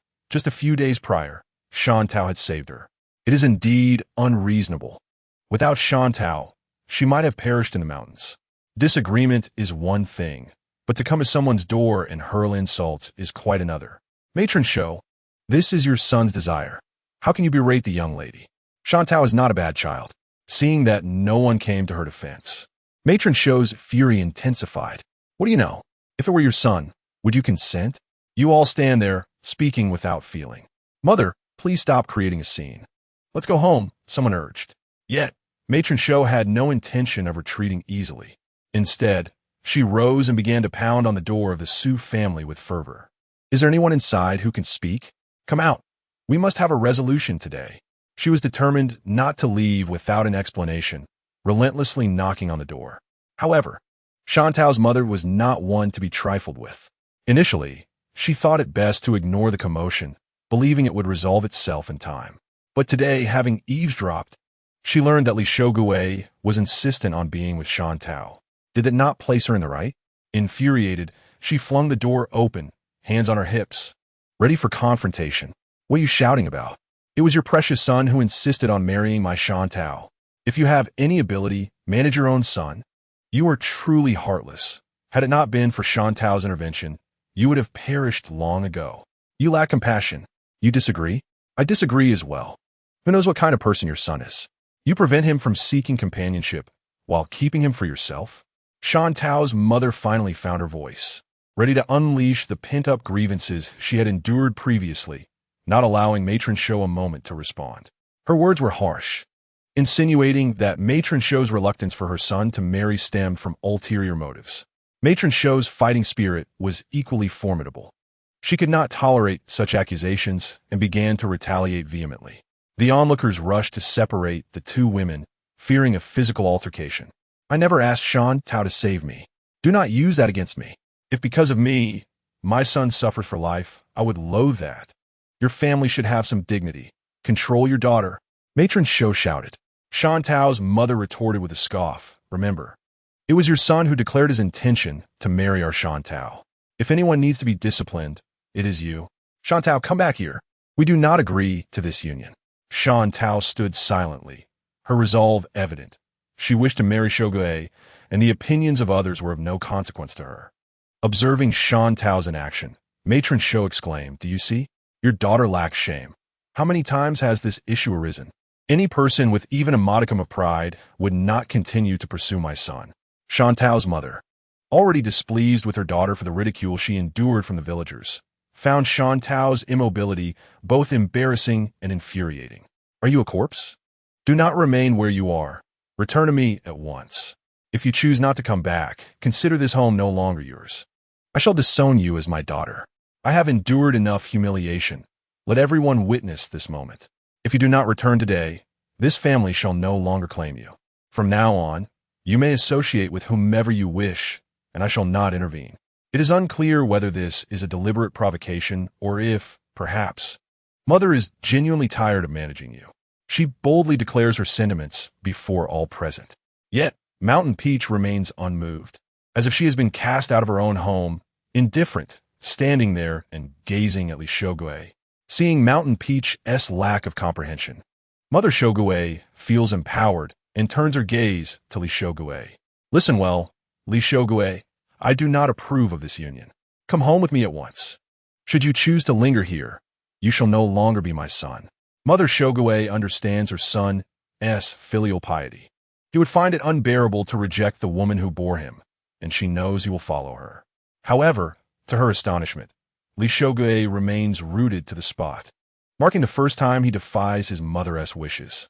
Brother Shougue, will you accompany me? Let's build our own home, even if it means living in a cave or the wilderness. We shall earn our keep through hard work. Are you willing? Su Shanao asks, her eyes brimming with tears, yet exuding an extraordinary calm. This life is exhausting. She has reached the age of marriage and deserves her own home. Li Shougue nods gently. He is willing. He can forsake his family. He has brothers, and his mother does not solely depend on him for her old age. He cannot simply obey his mother at the expense of Mountain Peach's feelings. Mother Shougue is taken aback, unable to believe her foolish daughter has suddenly developed a resolve. Is this foolishness turning into wisdom? The onlookers are equally astonished. Even Gu Xianyun is taken aback. Mountain Peach has indeed prepared for the worst. However, even in her bleakest scenario, she is determined to be with Li Shougue. The most shocked of all is Mother Shougue. She does not truly wish to lose her son, but rather employs this tactic to manipulate him. In the past, such measures would have compelled him to yield. Why today? Is he truly willing to forsake his mother for a simpleton? Oh dear, I cannot bear this. Oh, my head. Mother Shogue clutches her forehead, staggering to the ground, weeping inconsolably. Her cries are hauntingly sorrowful. Heaven above, open your eyes. At my age, how much longer can I endure? My son is about to abandon me. I can no longer live. I will return home and hang myself. With that, Mother Shogue rises unsteadily, then grits her teeth and addresses Li Shogue, my son. I have nurtured you all these years, only to be outdone by a simpleton. I shall return home and end my life to reunite with your father. You may live happily with her. I will not endure this. Mother, mother, what are you doing? Li Shogue calls out, rushing after her. Su Shantao stands frozen, pondering whether his promise still holds any weight. Shogue, either you come with me today, or you shall never see me again. Let's end this, Su Shantao cried, her voice hoarse and her eyes reddened. Li Shogue halted, torn between the wailing of his mother pleading to return and the desperate Shantao, who had already been cast out of her home. He suddenly found this decision overwhelmingly difficult. Shantao, I will return to persuade my mother. I must see if she truly intends to take such a drastic step and live with regret for the rest of her life. Li Shogue replied hastily. Xianyun let out a cold laugh, certain that everyone present could discern the manipulative tactics of Shogue's mother. Li Shogue, being dutiful, dared not take the risk. The mocking smile on Shogue's mother's lips spoke volumes. Regardless of the circumstances, a son would always choose his mother. Shantao could no longer contain her tears and shouted, Li Shogue, I have already left my home for you. Cannot you also leave yours for me? You know your mother will not perish. If you walk away today, do not ever seek me again. Shantao, I will return after ensuring my mother is safe, Li Shogue insisted anxiously. Yet, everyone understood that once he had been deceived back home, there would be no return for him. Su Shantao shook her head in bitter resignation. Then let us sever ties today, and may there be no further connection between us. The villagers whispered and pointed at Su Shantao, bemused by her decision to sever all ties with her family for the sake of a man, a feat only a fool would undertake. Indeed, only Su Shantao could accomplish such a thing, as Li Shogue would never dare. Xianyun rushed to support Su Shantao, her own frustration boiling within her. It was one thing to refuse marriage and another to promise love, only to retract it later. Xianyun called out, Li Shogue, your mother's manipulative tactics will persist throughout your life. Each time you seek to meet Shantao, she shall employ them. If you continue to yield, any possibility with Shantao will vanish. Should you leave today, do not return to seek her again. Li Shogue merely glanced back, pausing for a moment as his mother's cries grew louder, before ultimately turning away to chase after her. Su Shantao leaned against Xianyun's shoulder, weeping. She had hoped for a favorable outcome today, yet had unfolded just as before. With Xianyun protecting her, no one dared to mock Su Shantao further. They merely observed. Some watched for entertainment, others for the spectacle, while a few genuinely empathized with Shantao. Chapter 78. Leaving home, someone spoke up, Shantao, you must quickly apologize to your mother. How can she truly deny you return? Yes, Shantao, do not be stubborn. Hurry and convince your mother to open the door. Li Shogue has followed his mother. You should return home as well. Su Shantao smiled bitterly. Home? What home remained for her? Her mother was eager to see her gone, wishing for her to marry off quickly. Xianyun tenderly wiped Shantao's tears, for Shantao was one of her few friends, sincere and kind, and she could not bear to see her in sorrow. Indeed, Shantao, speak gently to your mother, abandon thoughts of a Shogue, and seek a good family to marry into. Xianyun encouraged. She believed that Shantao's family would not truly refuse her return home. It was still possible to go back, but to live there long-term seemed implausible, and she feared she would not be treated well. Therefore, it would be better to establish her own home, where she would not face disdain. And if she found a husband akin to Su Yuanshan, she could lead a fulfilling life. However, Shantao was stubborn. Her family's actions over the years had deeply wounded her heart. She shook her head and said, forget it. If they have driven me out, then I shall live on my own. Very well. If you wish to live independently, there is no harm in that, Xianyun replied gently. She respected Shantao's wishes. If she did not want to return, then so be it. If she desired to remain unmarried for life, that was her choice, as long as it brought her happiness. Su Shantao nodded, tears brimming in her eyes. Thank you, Xianyun. Gu Xianyun shook her head and said, it's nothing. Come, return home with me for a few days. Let Yuan Shan stay at Grandpa's place. We can be together. Now that Su Shantao had nowhere to go, Gu Xianyun felt compelled to help. Staying at her home for a few days would be fine, and Su Yuan Shan, being a kind-hearted person, would surely agree. However, Su Shantao was not in favor of this. Stating softly, Xianyun, I appreciate your kindness, but I will not go. Since I have left, I shall not impose on anyone. I want to build my own house and live my own life. Even if it means residing in a cave or a haystack, it is my choice. People often said Su Shantao was foolish, yet she possessed great resolve. Having left home, she would not disturb anyone. She was determined not to. That cannot be. It is far too dangerous. How could a young woman like you live in the wilderness? Gu Xianyun immediately objected. Su Shanta Zipli, then I shall stay at the Guanyin temple by the village. The compassionate Guanyin will surely not mind. I cannot impose on you, otherwise my spirit will wither. I must stand on my own. Gu Xianyun gazed at Su Shantao, refraining from further persuasion, for she understood that no words would sway her. Shantao was resolute in her desire for independence. Indeed, she had chosen to leave her family to be with Li Shogue, and since her family had disowned her, she felt she could not return. If Li Shogue abandoned her, living with someone else would be unseemly. Well, you have earned some silver while working for me. It may not suffice to build a house, but your food and drink are assured. I have started a new business, and when the time comes, you can help me and earn a bit more, Gu Xianyun said, refraining from offering Shantao a loan, as her current state would not allow her to accept money from others. However, she could provide for her needs. Shantao was to assist in making wild game jerky, pastries, and canned goods, all of which required workers, and she was the best choice for the task. Su Shantao, with tears of gratitude in her eyes, nodded and said, all right, Xianyun, I will come to work as usual tomorrow. She did not return home to gather her belongings or ask for anything. Instead, she headed straight to the Guanyin temple on the western edge of the village, where there was straw and sometimes travelers or vendors would stay. Being close to the village and within a temple, she would not encounter any other troubles. However, this marked a definitive break from her family. Throughout the entire afternoon, Gu Xianyun was enveloped in a cloud of melancholy, feeling rather disheartened by the actions of Li Shogue. Su Yuan Shan, observing Gu Xianyun's demeanor, playfully remarked, my dear wife, do not overthink it. My affection for you is utterly sincere. Gu Xianyun chuckled, sensing his apprehension of being implicated, and retorted, you had better treat me well, or I might just decide to part ways with you. Although it was jest, Su Yuan Shan continued to amuse Gu Xianyun, and after a while of conversation, her spirits were somewhat lifted.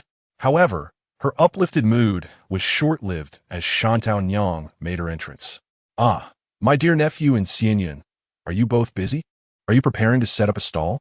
Shantao Nyang entered with a beaming smile, though Gu Xianyun found her expression rather unsettling, perceiving it as somewhat contrived.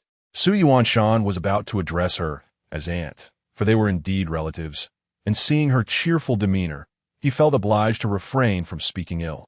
Aunt, welcome. Gu Xianyun stood up and said, not yet. We will head out after dinner. Shantao Nyang nodded. I feared I arrived too late. I assumed you were off to your stall. Although the Shantao family and the Su family were neighbors, their relationship was not particularly close. And Su Yuan Shan sensed that Shantao Nyang's visit held a purpose. Aunt, is there something you need? Su Yuan Shan inquired. Shantao Nyang sighed. Indeed, there is a matter at hand. Not for any trivial reason, but concerning your sister, Shantao.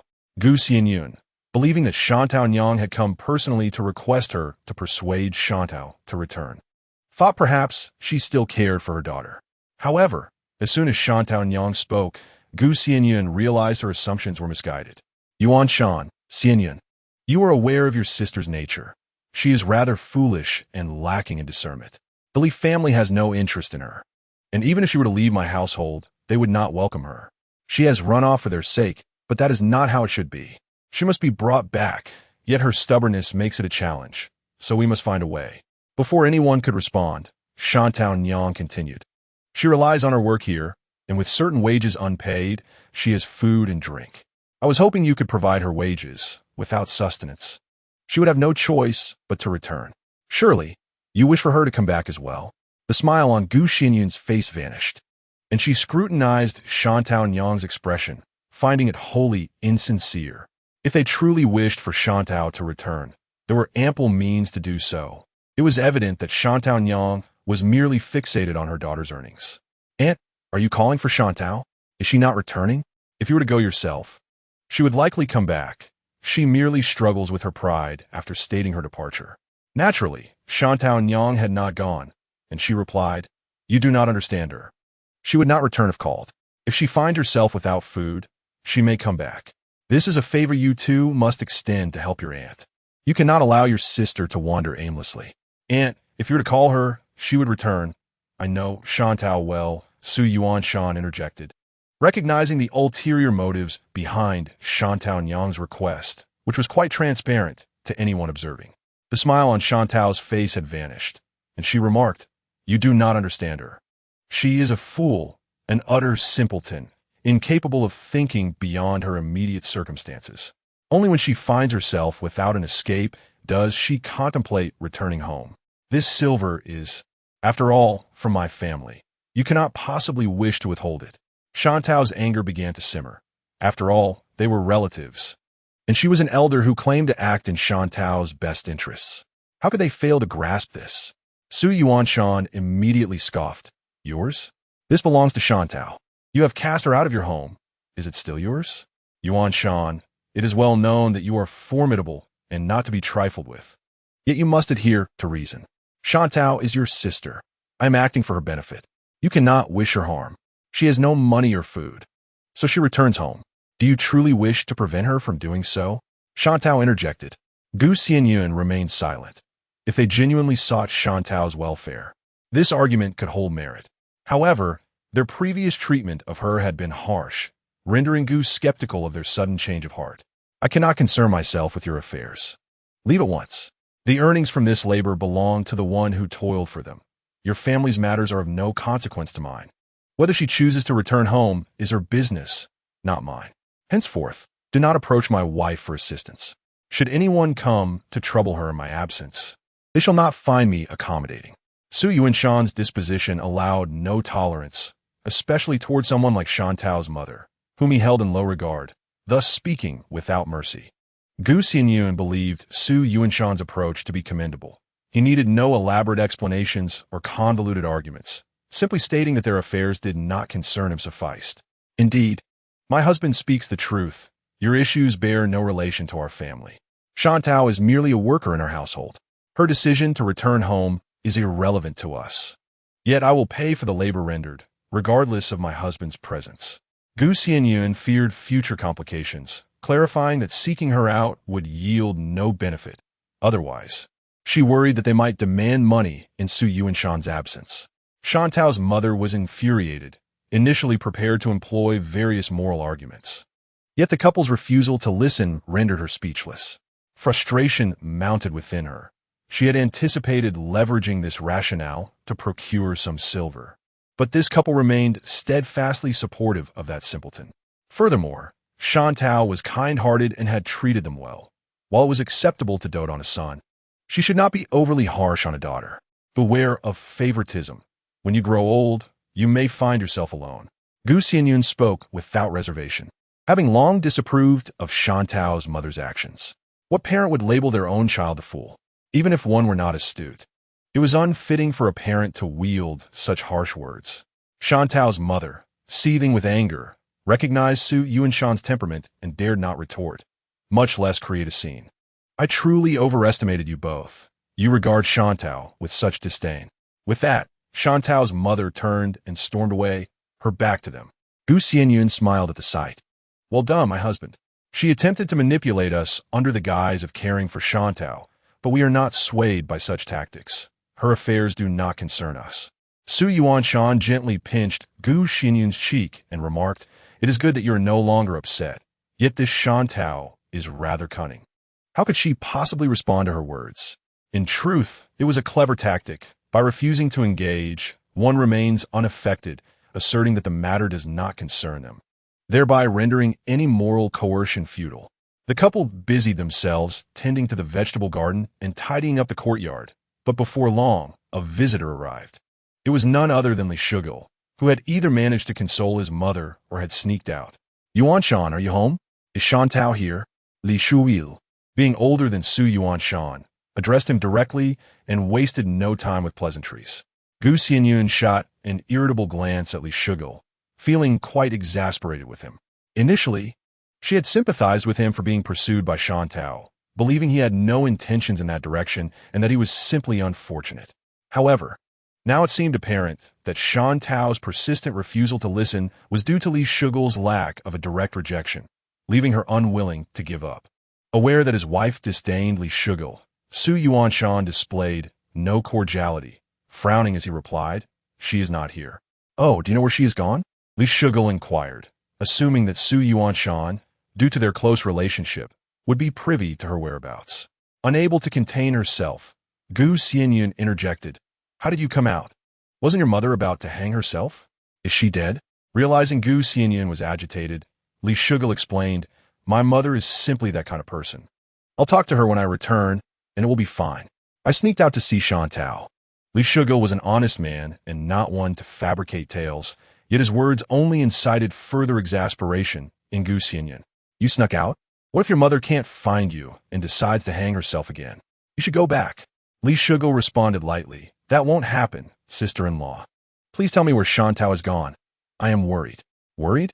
Li Shugul, what are you thinking? If you must sneak out, and if you cannot fulfill your mother's wishes, then do not pursue Shantao. You cannot marry her, nor can you leave with her. Pursuing her will only lead to her heartache, and if your mother hangs herself, you'll be right back where you started," Gu Xianyun retorted angrily. Su Yuanshan added, "Shugul, a man ought to exhibit some dignity.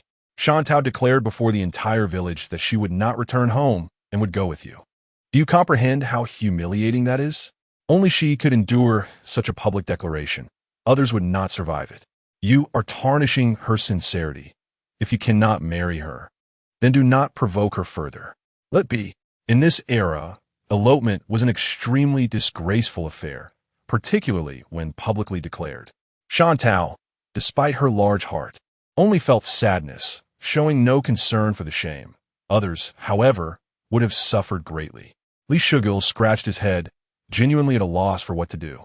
His mother had always dictated his life, and he had never made a decision on his own. Witnessing his feeble demeanor only intensified Su Yuanshan's frustration. "Enough.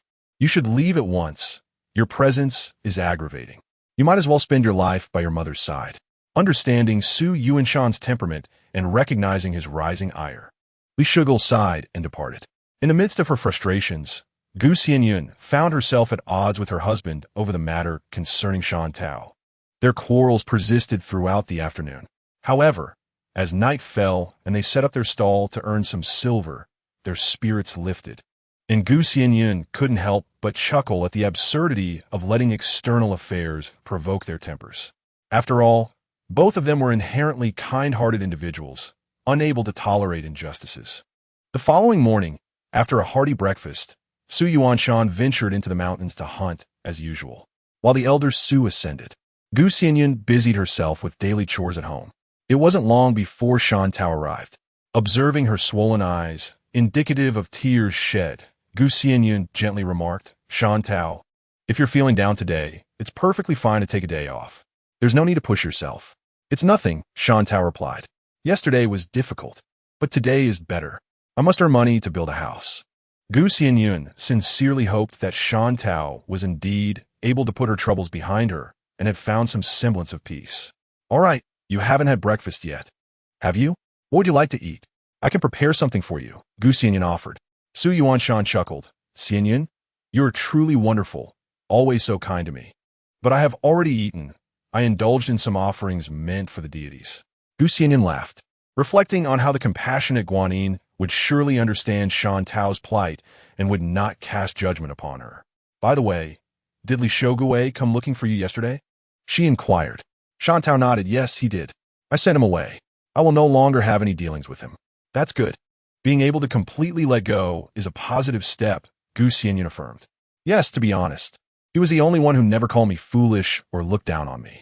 He treated me well, providing me with food and necessities. I understand he cannot defy his mother. She holds the utmost importance in his heart. I harbor no hatred towards him. I simply choose to distance myself now. Shantou said softly, a hint of sorrow in her tone.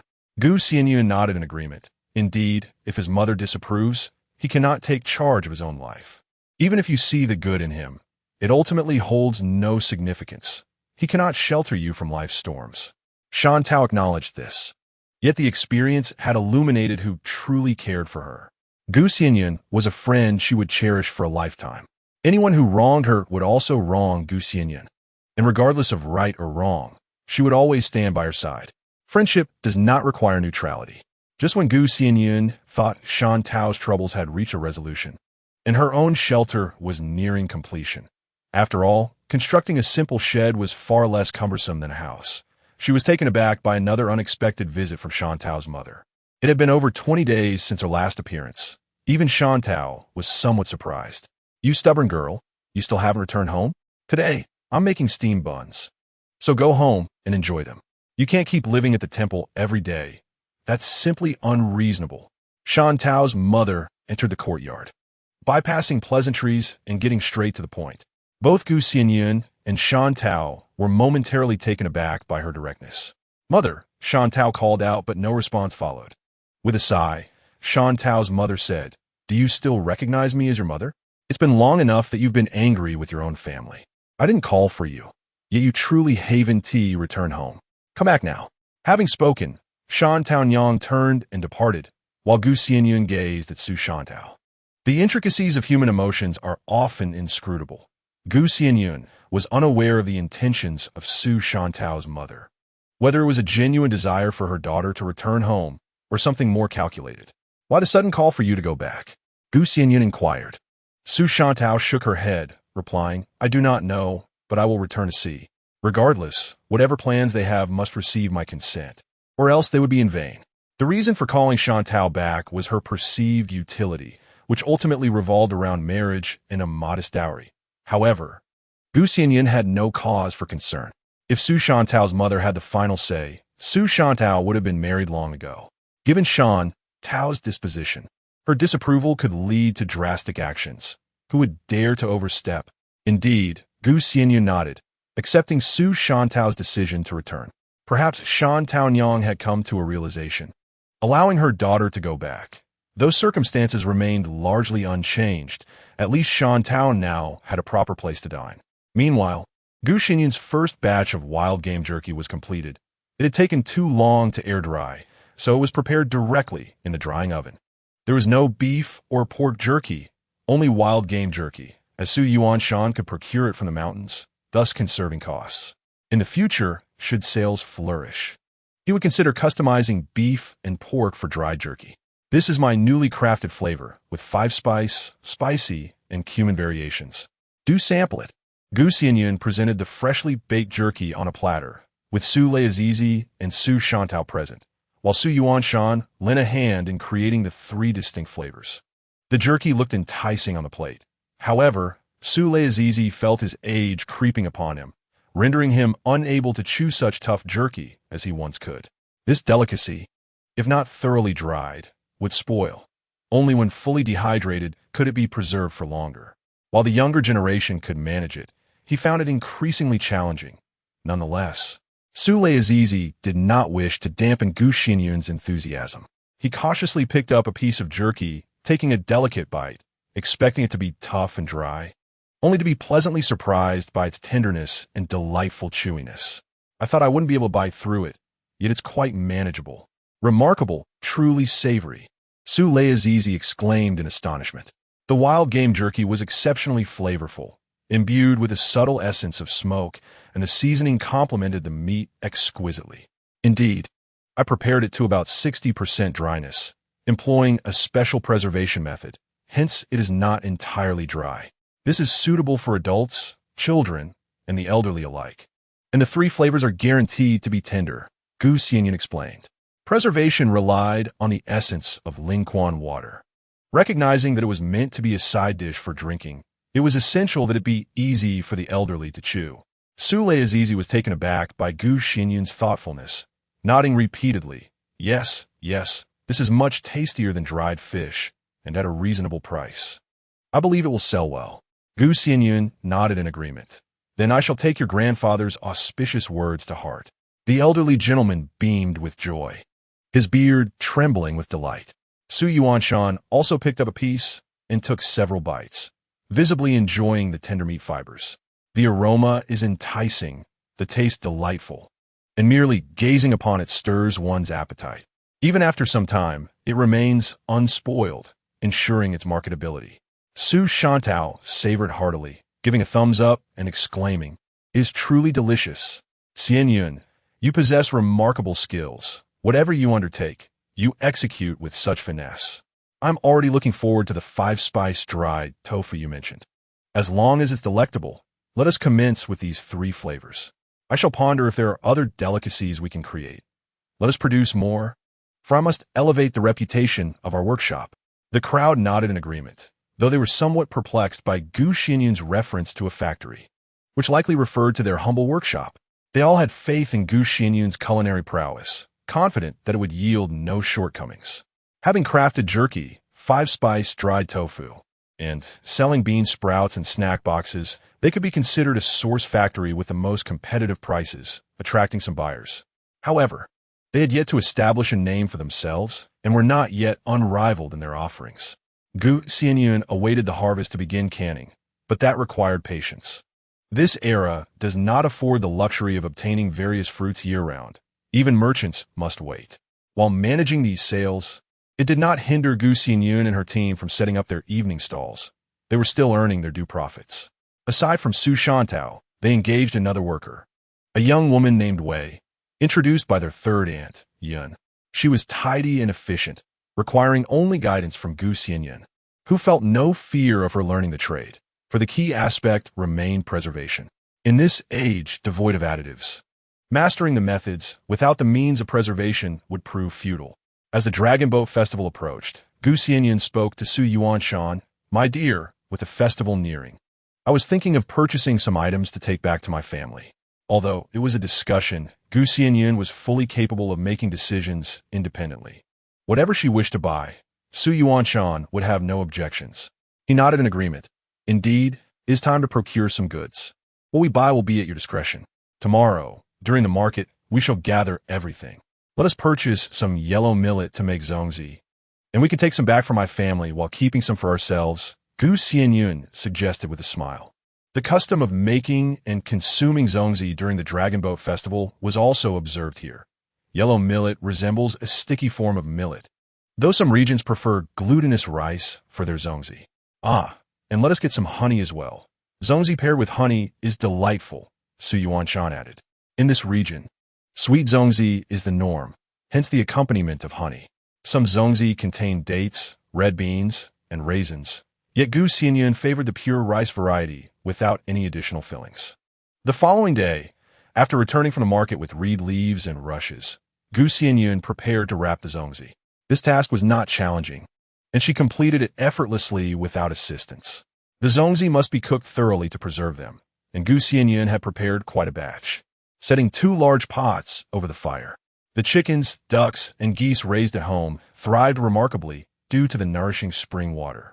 Initially, it was believed that they would only begin laying eggs in autumn, yet to everyone's surprise, they commenced laying in the summer.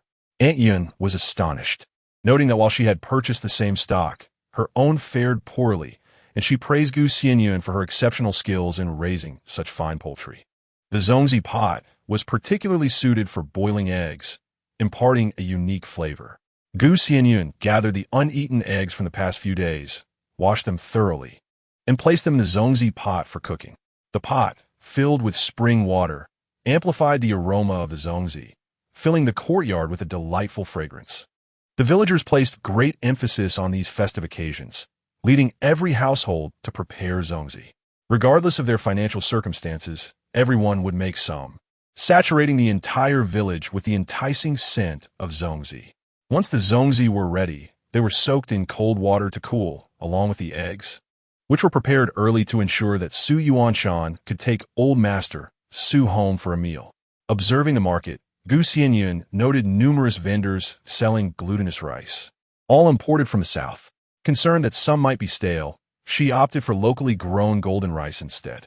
Xianyun remarked as she served the zongzi, to which Old Master Su nodded in agreement, affirming that locally grown rice was indeed more delicious, being fresh from last year's harvest. Su Yuanshan added that in previous years, glutinous rice was scarce, but now, with improved shipping routes, supplies arrived swiftly. Xianyun acknowledged that enhanced shipping was beneficial, allowing for the procurement of southern fruits without the risk of spoilage. The small persimmons in the garden had ripened, and she picked a few to prepare a nourishing soup, which was good for the stomach, along with some boiled eggs. Zongzi, being sticky and sweet, should be consumed in moderation to avoid upsetting the stomach. And since they did not provide sufficient sustenance, she made the soup as well. Su Yuanshan commented on his wife's thoughtful approach, noting that while zongzi were delicious, they could be hard on the stomach if overindulged. With a smile, Xianyun opened a zongzi, releasing an even stronger aroma, and enjoyed it dipped in honey, savoring the sweet, glutinous delight. After preparing the zongzi, she gathered honey, boiled eggs, her homemade pastries, along with some purchased wine and other delicacies to visit her family. It was customary during festivals for married daughters to return home. Those with wealth brought more gifts, while those with less brought fewer, but generally, it was of little concern. The essence of the visit lay in reuniting with family. Typically, married daughters returned home with their husbands, though sometimes the daughters would stay a few days, while the sons-in-law found it less appropriate to linger. Xianyun was uncertain about the reasons behind this tradition, but she appreciated that her family was not bound by many rules. Her elder brother-in-law and husband occasionally stayed at her family home. However, the current situation was different. The household was bustling with activity, as customers came to buy goods or order pastries, necessitating someone to be present. "Husband, please take me back. After dinner, you must return, or else grandfather will struggle alone," Xianyun urged. Old Master Su was quite busy and naturally did not have the time to continually assist in selling goods. Such financial matters could not be entrusted to others. They had to be managed personally. Aware of Su Yuanshan's reluctance to part from her, Xianyun tenderly advised him. Su Yuanshan understood the family situation. His wife had not returned to her parental home for quite some time, and it was only fitting for her to visit for a few days. He felt he could not voice any objections. "I know. I will accompany you there and return." "Oh, without you at home, I truly feel out of sorts," Su Yuanshan murmured. Xianyun chuckled. "Then you must grow accustomed to it. Many people venture out to work after marriage. It is simply how life unfolds." "I know. I simply cannot bear to part with you," Su Yuanshan admitted, embracing Xianyun and playfully acting like a child. At his age, still seeking comfort in her embrace, it left Xianyun both amused and exasperated. "I shall return after a few days," she reassured him. Su Yuanshan obediently nodded. "All right, dear wife, do return swiftly." They loaded the gifts destined for her family onto the cart, and the couple set off in their ox-drawn cart, leaving the village. With such an abundance of presents, passers-by could not help but feel envious. The villagers were well aware that the Su family had secured a wonderful wife, and their lives were thriving, increasingly prosperous. Their household was far better off than most. Chapter 80. Reunion dumplings. Upon entering Xinghua village, the villagers greeted them with courtesy, well aware of Su Yuanshan's altercation with the local ruffians. Initially, some thought that Gu Mansong was a simple man, with a young son and 2 daughters who had married off, and they contemplated taking advantage of the Gu family's land disputes. However, following that incident, no one dared entertain such thoughts again. What kind of resilience must one possess to withstand the blows of Gu family's second son-in-law, a formidable and powerful figure? On the Gu family side, eldest sister Gu Xinlu, along with her husband Lu Taizhu and their son Xiao Jinbao, had already arrived home and were busy preparing dumplings. Upon hearing the sound of the cart at the front gate, they knew Xianyun and Su Yuanshan had returned and hurried out to greet them. "I knew you would return today. I had someone send word ahead, and you arrived quite promptly." Gu Xinlu greeted them warmly. She had arrived first due to her proximity, while the second sister's home was nearby, and thus her arrival was swift as well. Gu Xianyun and her husband exchanged pleasantries with Gu Xianlu, while Gu Monsong and the others also emerged to welcome them, calling out greetings as they began unloading the goods. Since the grandmother and parents had not separated their households, the gifts were naturally placed together. Seeing their daughter return with so many items, Gu Monsong and Wang Shi expressed their concern, urging her not to spend money recklessly in the future. They were worried about the difficulty their children faced in earning money. They themselves lacked for nothing and wished not to burden their children with such expenses. Grandmother Ho Laotai's health had improved somewhat, which was why Gu Xianyun consistently brought more spring water to the well during her visits home. It was indeed beneficial for her health. Observing the multitude of items they had brought back, she remarked, Xianlu, Xianyun, in the future, do not bring back so many things. I know our sons-in-law are all good men, but you must also think of your own lives. If it were another family, upon seeing their daughter-in-law return with such an abundance of goods, they would likely have expressed disapproval long ago, deeming it as merely a means to supplement her family of origin. However, Lu Taizhu and Su Yuanshan do not belong to such families. Their elders are reasonable individuals who would never allow this to breed discord. Grandmother, it's not much. Much have I prepared myself, Gu Xianyun hurriedly interjected. Gu Xianlu added, I've been busy and don't come back often. My family is poor, and I truly haven't purchased much. Compared to the items brought by Gu Xianyun, Gu Xianlu indeed had less. Yet filial piety is not to be compared among siblings. What matters is the heart. And such matters need not be a competition. Old Lady Ho quickly reassured them. Do not say such things. Both of you are good children who still think of us. Come now, let's go inside. Xianfeng, pour tea for your elder brother-in-law and second brother-in-law. Seeing that Old Lady Ho was becoming increasingly melancholic, Wang Shi smiled and remarked, It is a joyous occasion to have the children return. The tea had been brewed in advance, and Gu Xianfeng served the two brothers-in-law. The men conversed in the west room, discussing the growth of this year's crops, while the women were in the east room preparing dumplings. In the eyes of the Gu family, the two sons-in-law were guests, and thus, it was only fitting that they were not asked to work. The daughters, however, were expected to contribute. Gu Xianyun washed her hands, eager to assist, but was called back by Gu Xianlu. Xianyun, do not get involved. You can help us with the cooking later. We will finish wrapping these dumplings shortly. Indeed, not everyone was needed to wrap dumplings, and it would suffice for Gu Xianyun to prepare the meal. She nodded in agreement, saying, All right, I will wait to cook later. I have heard that your cooking skills are such that you could cater for a celebratory feast, and many have praised your talents. As for her mother-esque skills, they are not quite at that level, Gu Xianlu chuckled. When Su Lanlan married, many attended to give gifts, including Lu Taizhu, who remarked upon the splendid feast, particularly praising the delicious dishes. Old Lady Ho laughed. You have learned without a teacher, having mastered the art on your own. Today, we shall savor the chef's culinary prowess. Gu Xianyun grinned. No problem. Whatever you wish to eat is in the capable hands of this chef. Laughter filled the room, creating an atmosphere of warmth and joy. Gu Xianyun found the tranquil life of the Su family quite agreeable. Yet the feeling of belonging to a large family like the Gu's was equally comforting. Life, after all, is not a singular experience. The dumplings were filled with pork and chives, though the peasant household lived modestly with little meat in their regular diet. The return of both daughters warranted the preparation of meat-filled dumplings. As the dumplings neared completion, Wang Shi said, Xianyun, please check the vegetable garden for anything edible. We have bought tofu and vermicelli, and there is meat. This morning, fearing I wouldn't have time for lunch, I prepared braised pork, which just needs to be reheated. Go see what other dishes you can prepare. Xianlu, you should ask Xianfeng to light the fire and get both pots ready.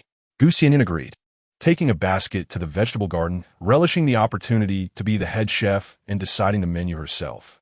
The green beans and eggplants had grown, but were still too small to be flavorful. It was indeed the season for peas. Gu Xianyun prepared a delightful meal consisting of stir-fried pork with peas, pan-fried tofu with chives, and a savory braised pork that their mother made. Additionally, there was a refreshing cold dish of tomatoes and lettuce, scrambled eggs, and a platter of pickled vegetables for dipping. When it comes to eating dumplings, there is no necessity for an abundance of side dishes. Usually, when making dumplings, they forego additional dishes. However, with the family gathered together in joyous celebration, they decided to prepare a few more dishes, though lacking in extravagant fare. For a rural household in this era, it was nonetheless a commendable home-cooked meal. Fortunately, they all worked together, which made the effort feel less burdensome. The dishes were nearly finished cooking, and the dumplings were being taken out of the pot. As the wine and dishes were laid on the table, the steaming dumplings also made their appearance. The men were eager to enjoy a few drinks while the women began savoring the dumplings. Delicious. As a child, I always looked forward to my mother making dumplings, whether meat or vegetarian. I was always so eager, Xianyun remarked. This brought to mind memories of her childhood, a time when life was more frugal, and the prospect of enjoying dumplings was something to be anticipated only during the New Year celebrations. Yes, Xianyun nodded in agreement. Back then, when we made dumplings, we dared not eat too quickly, unsure of when we would have them again. Wang Shi reflected, indeed, you were fortunate to have dumplings in your childhood. I went years without having them. Just not being hungry was a blessing. The living conditions have improved significantly. Future children will surely experience better times, Old Lady Ho said, cradling little Jean Bao in her arms, smiling warmly. Xianyun replied, yes, life will continue to improve. In the future, whenever we wish to eat dumplings, we can make them. Whenever you desire them, just come back, and I will prepare them for you. Come and taste the dishes I've made. This invitation was not solely directed at her two daughters, but also extended to her two sons-in-law. As in Wang Shi's heart, both her daughters and sons-in-law were cherished. Chapter 81. Childhood memories. Xianyun's culinary skills, naturally, were beyond reproach, especially enhanced by the infusion of spring water, which rendered the flavors exceptionally delightful and aromatic. It was also beneficial for the body. One could rightfully call it a divine elixir. Delicious. This pan-fried tofu is truly remarkable, Xianyun exclaimed as she enjoyed her meal. Xianfeng nodded in agreement, stating, sister's cooking is indeed exquisite. Old Lady Ho, Wang Shi, and Gumansong all echoed their praises. It was an undeniable fact that the meal was delectable. Seeing everyone commend his wife filled Xianyun's heart with joy. Little brother, feel free to come over to my house to play anytime, being so close. You can enjoy your sister's cooking. Of course, brother-in-law, Xianfeng replied with a smile. The meal was a source of great joy and satisfaction for everyone. The dumplings were flavorful, the stir-fried dishes were delightful, the wine was enjoyable, and life, indeed, was beautiful. After the meal, they rested for a moment before Lu Taizhu remarked, Father, isn't it about time we finish the work in the fields? How much is left? Yuan Shan and I can help you with it, making it easier for you. In this era, without pesticides, farm work was incessant, requiring frequent attention. Xianfeng, still young, as a son-in-law, was eager to lend a hand. Gumansong quickly shook his head. There isn't much left. You all should rest. Your mother and I can manage. Father, we're family, so there's no need for formalities. My brother-in-law and I'll go take a look at the fields, Su Yuanshan added. Madame Wang and the elderly lady Ho hastily urged, how can our son-in-law be made to labor upon his arrival? Xianyun chuckled and remarked, Father, mother, they possess ample strength. A mere half-day's toil for them is equivalent to several days of work for you too. Let them assist. Indeed, mother, permit them to help. It shall not burden them, added Xianyun. Madame Wang glanced at her two daughters, who displayed no fear of inciting their husband's ire by so openly suggesting their assistance. The two sons-in-law, unconcerned, seized their farming tools and ventured into the fields, with Lu Taizhu being well acquainted with the land, as he returned each year to lend a hand. With the sons-in-law engaged in labor, Gumansong could not remain idle at home and followed suit. Madame Wang stayed behind to prepare dinner and said, the two sons-in-law must be weary. What shall we serve for supper? Mother, once they finish their work, Taizhu shall depart. If we wait until dinner, they will have to traverse the night roads, Xianyun replied. Xianyun concurred. There's food at home. They can return to eat. Let us simply prepare our own meal. The prospect of traveling at night seemed inconsequential. Gu Xianyun surmised that her elder sister wished to spare their mother from inconvenience, likely having discussed with her husband the decision not to stay the night. What is there to worry about? Let them stay. You two need not concern yourselves. Madame Wang interjected. Gu Xianyun shook her head, stating, Mother, it is not feasible. There are business matters at home, and grandfather is busy. My husband cannot stay. Gu Xinlu added, My household is also bustling with work. There is no need to linger, mother. We are family. Let's not be so formal. Madame Wang could hardly bear the thought of her sons-in-law toiling without even a meal before returning home, pondering what to prepare for dinner. However, the two sons-in-law were straightforward fellows. Upon finishing their work, they insisted on leaving without delay, each heading homeward. As evening approached and the sons-in-law departed, Madame Wang inquired, What would you two like to eat? Mother shall prepare it. Gu Xianfeng stepped forward and clung to Madame Wang, saying, Mother, you should ask my elder sisters. Why do you not ask me? Observing her younger brother's playful demeanor, the whole family erupted in laughter. Lady Ho remarked, You're always asking for this or that, dear. Your elder sisters have a hard time returning home. Gu Xianfeng replied with a smile, What do my elder sisters wish to eat? I shall go to the vegetable garden to find out. Let's keep it simple, perhaps rice dumplings? It will be convenient, and I still desire some, suggested Gu Xianlu. This was a common evening meal from their childhood, favored for its simplicity. Now, with scallions and freshly harvested cabbage leaves available, it was perfect. Gu Xianyun nodded in agreement. Since your two sons-in-law have left, there is no need for elaborate dishes. Let us enjoy what we used to eat, simple yet delicious.